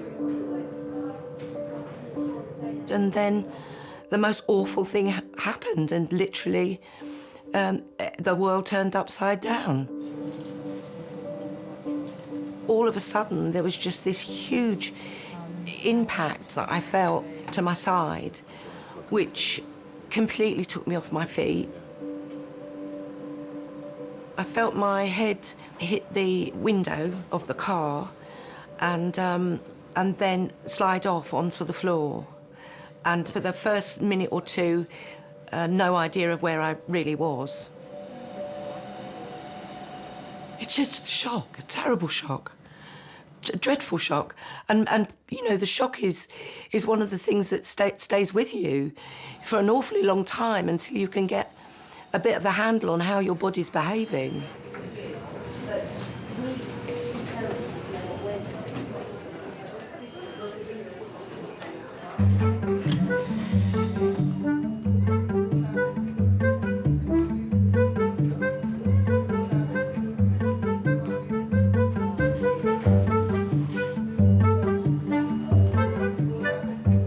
I don't like the sound of it one little bit. Can't really do her voice. What if, squeaked Alan Taylor, bravely weeing himself in fear. How can a gingerbread man wee themselves? 6-year-old Linus has come to King's after claiming he swallowed a ring during his school assembly. Now, at the mention of that name, they all went very quiet. Oh, don't do that then. It's hurting. Is it hurting again? Oh. Have a little rest. Thanks. Yeah. Hi. Hi, is it Linus? Yeah. Hi, I'm Bryony. I'm one of the doctors here. Thanks. Sorry. So, Linus, why are you in A&E today? Because I swallowed not coin, a ring. A ring. Why did you do that? I was holding it up in the air, and then it fell in my mouth, and then I swallowed it by accident. You don't usually go around swallowing metal objects, do you? I've swallowed many coins. Have you? Did Mum not know about these? No, they were secret, were they? And you definitely swallowed it, you didn't spit it out? I tried doing it, but it just didn't come out. Fine. And after that happened, did your breathing feel funny at all or normal? I couldn't breathe for about a minute. And I thought I was, like, gonna die, but then... Just want to have a quick look in your mouth. Okay, so this is just a torch and this is a big lolly stick. Okay, so can you open your mouth really wide and say, ah. Stick your tongue out. Say, ah. Okay.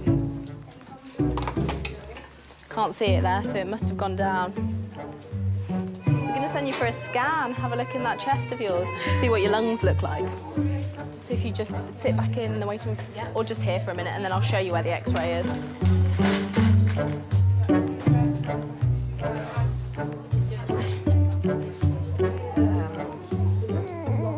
never swallowed a ring before. No. Have you really swallowed money before? Just one. Or was it a 5p? No, yeah. Was it? When was that? Not that long ago.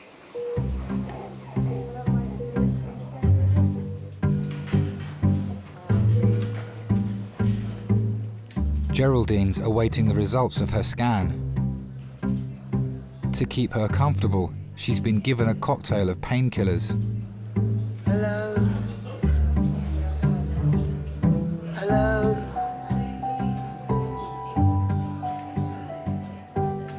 When I got to the hospital, you know, I was thinking, oh my God, these people are... I've been, you know, the drugs really, they do make you feel very weird. Hello? They do make you feel very weird. They do. Hello? Spaced out. Hello? Hello? I hear somebody calling.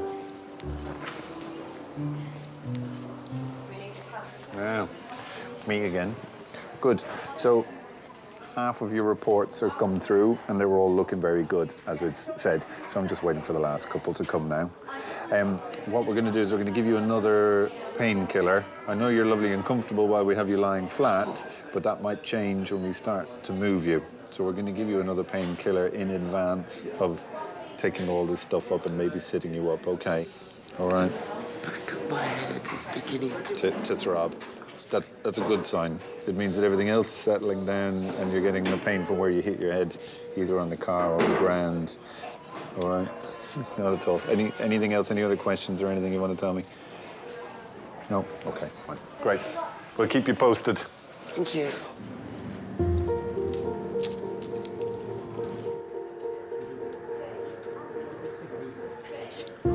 The damage to Jade's internal organs has resulted in internal bleeding. She will be carefully observed before a decision is taken to operate. All right, sweetie, come on. All right, darling. Spit it out, darling, spit it. I don't think that I ever appreciated being a father and having children when they were little. Nobody can prepare you for being a parent. It was very, very difficult. You know, your life changes and it's such a big responsibility, and I tried, you know, but I think I could have done better. I definitely think I could have done better.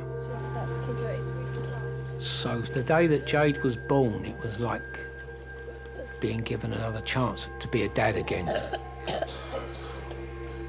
And that's why I always sort of felt she was special. This one's my first grandchild, this one was. Hey? This is my first grandchild, this one. Special, the first. It's special. The first grandchild was the first granddaughter, so always special.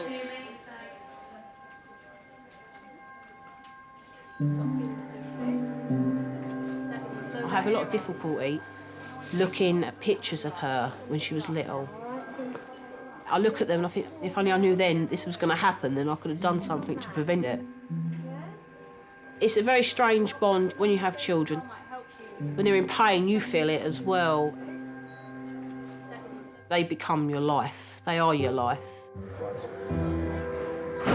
right, we're going to go now, sweet. You ready? Okay.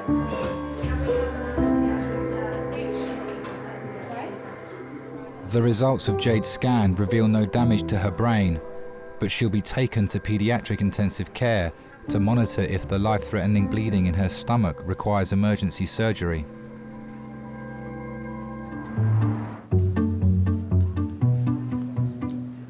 We take all this off. And then we can stand outside and mutter loudly or whistle, make loud banging noises. So, all right, that scan is A-OK, so you'll feel a little more human now. All right, OK. It never ceases to amaze me how two people can have the same kind of accident and that one will be killed and the other will walk away completely unharmed. How that happens, I have absolutely no idea, but we see it every day. Have we called anyone for you, or is there anyone you want us to call, or are you sure? Okay, fine. Geraldine has a daughter with a new baby at home. She didn't want the hospital to call and worry her. I didn't feel that I was there alone. I felt very much as though I was under the care of the people at King's A&E. Like that, I will lose it. Oh, look at that. Fantastic. That's better. Much better. Nearly didn't recognise you. Do you want some more painkillers? I'd love some more painkillers. You look all sort of tensed up. It's very painful, but I'm determined that I'm gonna... Yeah, but there's no need to be in that much pain. We'll give you something else. What can we give her, Des? Thank you very much. Not allergic to anything, are you? Money makes me go funny. Does it? I think it makes us all go a bit like that. I wouldn't know, I've never seen enough of it, so... OK. OK, I'll get you some more painkillers now. Brilliant. See if I can get them. Thank you very much. Almost 3 hours after being hit by a car, Geraldine is given the all-clear to return home that evening.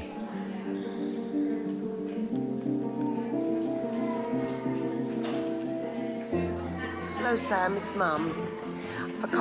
I'm not going to stay, love, because my phone's going to cut out, because I haven't got...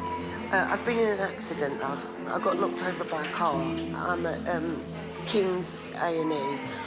I'm sorry to have upset you, love. It was a terrible shock to me, and I think for mums, we're sometimes very keen on what I call one-way love, which is, you know, where you give love and you give support, and sometimes you'll find it quite difficult to receive that, and sometimes we do paddle our own canoes when really we should ask for help and people to come on board. And I'll just ring you when I get home, and that will be as soon as I possibly can. Love you. Speak to you later, love. Bye.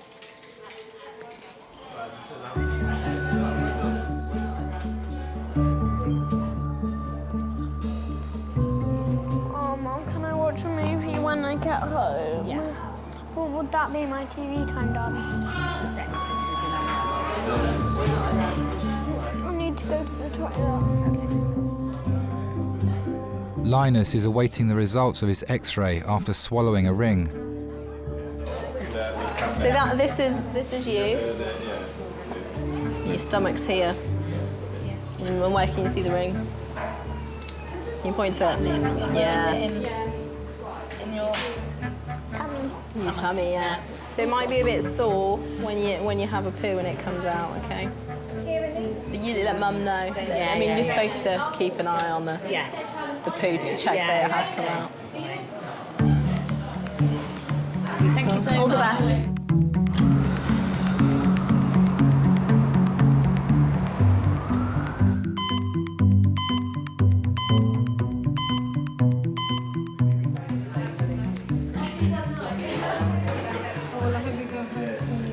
As soon as I can. The only thing is I've got no clothes and they've all been cut off. We're freezed to death. As far as I know, everything's cut off, including my knickers. I was mortified. Absolutely mortified. Where I got knocked over was opposite where I live, and I thought, all my neighbours have seen my boobs.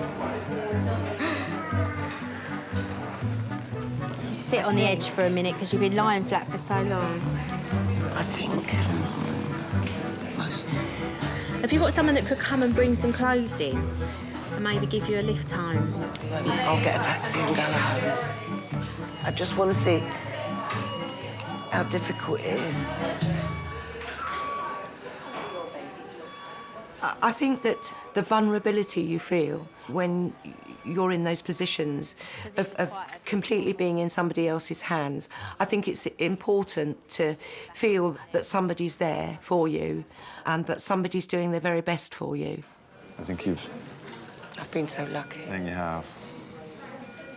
It hasn't gone without me noticing how lucky, you know, and what could have been. So, yeah, I'll have plenty of people to thank. Just look after yourself now. I will. That doctor was just a wonderful man with a wonderful sense of humour. Where do you feel it? Here. Well, there's no claret, which is always good. Yeah. I'm just so glad he was there for me, and I really appreciate his bedside manner. I was planning, like, maybe a litre of gin and tonic just to ease the... But not tonight, Josephine. Not tonight, Josephine, no.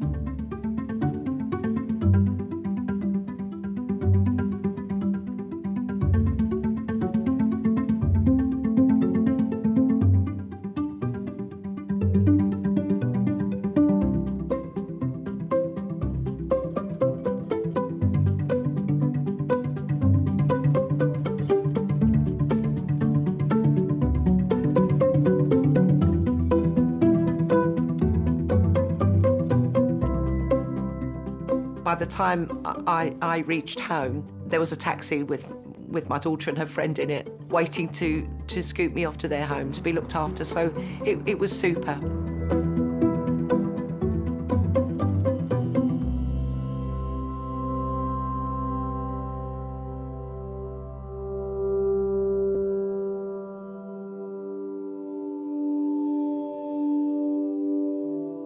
I had 2 fractures to my skull, bruised lungs, a broken collarbone, 3 broken ribs, and a broken nose, but I didn't really think that bothered me. It has slightly changed the relationship between me and Jade because I'm always asking her, "You all right?